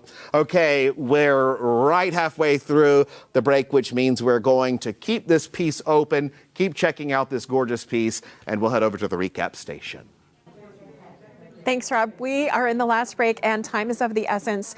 This is so exciting. Call the number on your screen, item 26A. We have a bid of $400. It's close to being a bell ringer. Let's get a bid of $450. This is an award-winning juror award in the figurative category. It is elegant and emotional. Item 26B, Ghetto Child. It is striking and dramatic and intimate and stunning. We have a bid of $300. Let's get a bid of $325 for this piece. This is a double award winner. It won Best Frame Design and it also won first place in the figurative category. And you can see why looking at it on your screen. Let's see $400 for this. There's a bidding war on it, and there should be. Make it a bell ringer. Get the numbers up. Call the number on your screen. Item 26C. All right, and your breath is just taken away. And there is nothing like this. You're going to be the lucky person who has a one-of-a-kind piece of beautiful art. Jewelry cabinet. It is mid-century modern. It is that Juror Award in sculpture. Call the number on your screen. We're looking for a bid of $500, a unique piece every time you touch it and open it. It's going to be an experience for you, and you can only find that experience here on PBS KVIE, and only if you call the number on your screen. Let's go to the top again. Item 26A, 3 Young Women. This is an elegant, emotional, and intimate painting. We're looking for a bid of $450. Let's make it a bell ringer. Call the number on your screen. Item 26B, Ghetto Child by Robert Simmons. It is dramatic. He is self-taught. It is a beautiful piece. First time in the art auction. Be the lucky one who goes home with this. We need a bid of $425. A bid of $425. Item 26C, this dramatic wood piece jewelry cabinet. Nothing like it anywhere else in the world. And the retail value is $4,200. We have a bid of $450. Let's give it what it's worth. Let's get the bids up. Call the number on your screen. We're looking for a bid of $500 for the jewelry cabinet. And let's get a bidding war on this one. Let's have a bidding war on all of them. Call the number on your screen. These are all unique, one-of-a-kind pieces for your unique, one-of-a-kind life and home to support your special PBS KVIE station. So call the number on your screen, KVIE Art. That's 844 KVIE Art. And let's head back to the art review for the second half of the break. All right, we're back with more award winners right now. Up next, we're looking at item 26D, Still Life Without Rabbit by Davy Five Ash, a phenomenal artist who you want to have in your collection. This is colored pencil measuring 29 by 26, artist framed. Retail value is $1,400 for this gorgeous piece. And congratulations, Davy. This is a Juror's Award for Still Life. Tell us about this beautiful piece, Jill. And I have to tell you, I've seen his work in homes, and I see other people walk by it and go, wow. Yes, he definitely has the wow factor. Cecily Hastings, our Still Life juror, chose it because she said it has such a great old world technique that's rarely seen this day. It's got a great color balance, and the negative space created by the white sort of incomplete rabbit, it draws you in. It creates that interest for you. His work is in my opinion, one of a kind. Every piece he does has that Five Ash fierce, just bold beauty. And you can see, of course, why Davy won the Juror's Award for Still Life here. This retail value is $1,400, and it just has so much beauty in it that it blows my mind that this is created by hand. Right. It is hard to believe that it's colored pencil, but what you get with the colored pencil is this wonderful texture. And these flowers are just so wonderful. He sort of calls it an appropriated background, which that means he may have found a wallpaper or some image that he really loved. And he shows at Archival, and if you've ever parked in the back of Archival, you've seen the wonderful mural that Davy created for the gallery. And he's definitely someone you want in your collection. It's unique and it's really beautiful. I don't know if the camera can get a little closer in, but you can see the outline of each petal, and yet it's just so soft the way he gets the texture. And I just think it's something that over time you could look at and keep seeing new things. Yeah, over time, this to me is a timeless talent. And this is Still Life Without Rabbit by Davy Five Ash. It's gorgeous. And this is pencil, it's color measuring 29 by 26. Artist framed, $1,400 is the retail value set on this. Juror's Award for Still Life. Pick up the phone and get involved in the auction. Get the bids going, because we have so many artists in the entire collection that are collectible artists, and Davy is definitely one of them. Look at the skill level on that screen right there, Jill. Gorgeous. It really is, and you can tell that he has his MFA from the San Francisco Art Institute. We've seen other artists that are self-taught, but it does really help to get exposed to all different kinds of media in art school. And he's from Southern Georgia, and he says he likes to use that Southern influence of craft and storytelling. And you do wonder about the rabbit. You wonder what's going on. It does draw you in and make you think. It really is an imaginative piece. Yeah, it's gorgeous. Beautiful piece. And this is a Juror's Award for Still Life. The beautiful Still Life Without Rabbit by Davey Five Ash. Pick up the phone and get involved in the auction. You see the current bid right there on the screen. All of the money goes to PBS KVIE to support the mission of bringing you the stories that you depend on, and we're going to sell every piece in this auction. That is our goal, and I feel sure that we will do so. Final thoughts on Davey? Just that this is a piece that is very contemplative and that you could put in your home, and it would create a sense of peace but also wonder. It would be something I'd like to look at. Oh yeah, me too. Absolutely. Okay, we're going to keep this piece open, and we're going to move on to the next piece over here, which is 26E Different Strokes by Frankie Hansberry. This is ceramic, measuring 21 by 10 by 6. And this is retail value $450. Curator's Award for Sculpture. Love this piece. This is so much fun. And that's why I chose it, exactly. And Frankie starts out by saying that zebras stand out in a crowd, and that this particular zebra chooses to be different. So it's kind of a play on words, and you can see because she's chosen to put her brush strokes in here with green and brown. And it's also, she says it's kind of an idea about diversity too, and how our differences could be celebrated. I love the little bird on the shoulder too. It's just a wonderful piece. Here comes the bird. And it also can be, hello, bird. It can be put outside, but I think I would want it inside. It's fired, so it would take the elements, but you would want this in your home, I'm thinking. Isn't that pretty? And that cute little bird, I don't know if you can see it, but the bird is looking, the bird is looking at the zebra. So cute. I love this piece. That's a beautiful piece of art. And I can see that going right on a coffee table in the middle of a room somewhere, or it's just beautiful. This is something that I think should go to you. So be the lucky winner and the lucky bidder by picking up the phone and calling the number on the screen. Looking at it, don't take too long. Pick up the phone and call the number because these pieces move very fast. These breaks move very fast, and once it's closed, it's gone. It's gone to a lucky winner, and we certainly hope that you are that person. Pick up the phone. The number on the screen is how you get involved with the auction, and you see the current bid there. I just think Frankie has such a fun style. She really does. The humor and play on words is typical of her work, and I really like the way she uses plants, animals, and inanimate objects together sometimes, because her worldview is that we're all related and all sort of part of the same creation.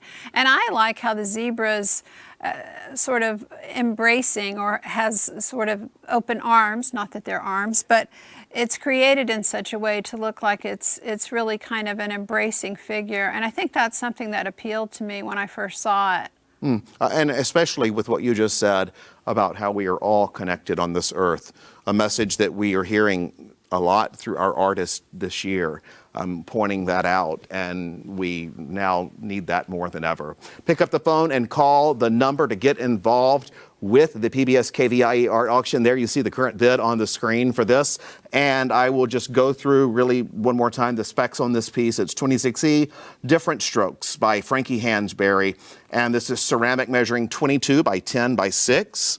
That precious bird right there looking at the zebra right there, and the zebra hands are wide open, held out to you saying, place a bid now. The retail value is $450, and it is a Curator Award, so it's another award winner for sculpture. And the statement that you said, we all depend on each other. And I love how she's used the zebra through the years sort of as a vehicle to kind of reflect the quirks and traits that human beings share. So this is really kind of a embracing piece. And I think that's why I responded to it so. I love it. And the ears wide open, because we all need to hear. All right, thank you so much. And we are nearing the end of this break, which means it now is your final opportunity to bid on the art featured in this half hour. And we'll have a big thanks right now to PBS KVIE's art curator, Jill Estroff, for spending this half hour with us. And now let's check in over at the recap station for an update on all of the auction and the bidding. Thank you, Rob and Jill. Thank you. There is not a lot of time left, so let's go through the art really quickly. 26D, Still Life Without Rabbit. We're looking for a bid of $275. This is an award winner in the category of Still Life. Retail value is $1,400. Let's get the bells ringer. It's a little quiet in here. Item 26E is Different Strokes by Frankie Hansberry. It is a retail value of $450. We have a bid of $300. We're looking for a bid of $325. So close to being a bell ringer. So call the number on your screen, 844-584-3278. That's 844-KVIE Art. We need more bell ringers. This is the last night of tonight's auction, and tune in tomorrow. Call the number on your screen. Again, item 26D. These are all award winners by Davy 5 Ash. We're looking for a bid of $275 for Still Life Without Rabbit. What a conversation starter for your home. Item 26E, Different Strokes. You should have this in your home. It is fun and exciting. We're looking for a bid of $325. So close to being a bell ringer. And let's go back to the top of the break. 26A, Three Young Women. This is, again, an emotional, intimate, very elegant painting. So close to being a bell ringer. We're looking for a bid of $450. $450 for item 26A. We want you to call right now. Make the bells ring on the phones to make them bell ringers. Item 26B, Ghetto Child, absolutely stunning. Double award winning for best frame design and first place in the figurative. You can see why. We're looking for a bid of $550. Call the number on your screen. He is such a talented artist, and it's his first time in the art auction. We are so lucky to have him. You would be lucky to have this painting, this drawing in your home. Item 26C, Unique Experience. Retail value is $4,200. It is so, I've got goosebumps. It is so close to being a bell ringer. We're looking for a bid of $4,000. It is at $3,900. Right? We got a bid of $4,000. Let's get a bid of $4,100. Item 26D, Still Life Without Rabbit by Davy 5 Ash. Absolutely unique and such a conversation starter. We're looking for a bid of $275. And item 26E, we're looking for a bid of $325 for Different Strokes. Call the number on your screen. Be a part of the conversation and the art. And we are so excited to have you here, but you should be excited to take this art home.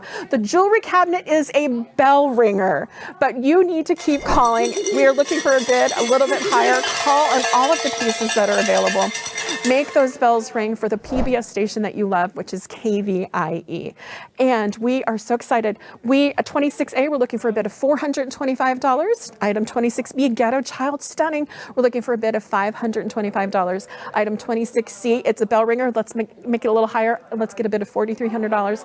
26D, Still Life Without Rabbit. What will you be without this painting in your home? We're looking for a bid of $275. And we would like to thank you so much for watching today. Join us tomorrow for our third and final day of the PBS KVIE art auction. We kick things off at 10 a.m. for your chance to bid on win on art. I'm Kelly Rains. We'll see you tomorrow. Thanks.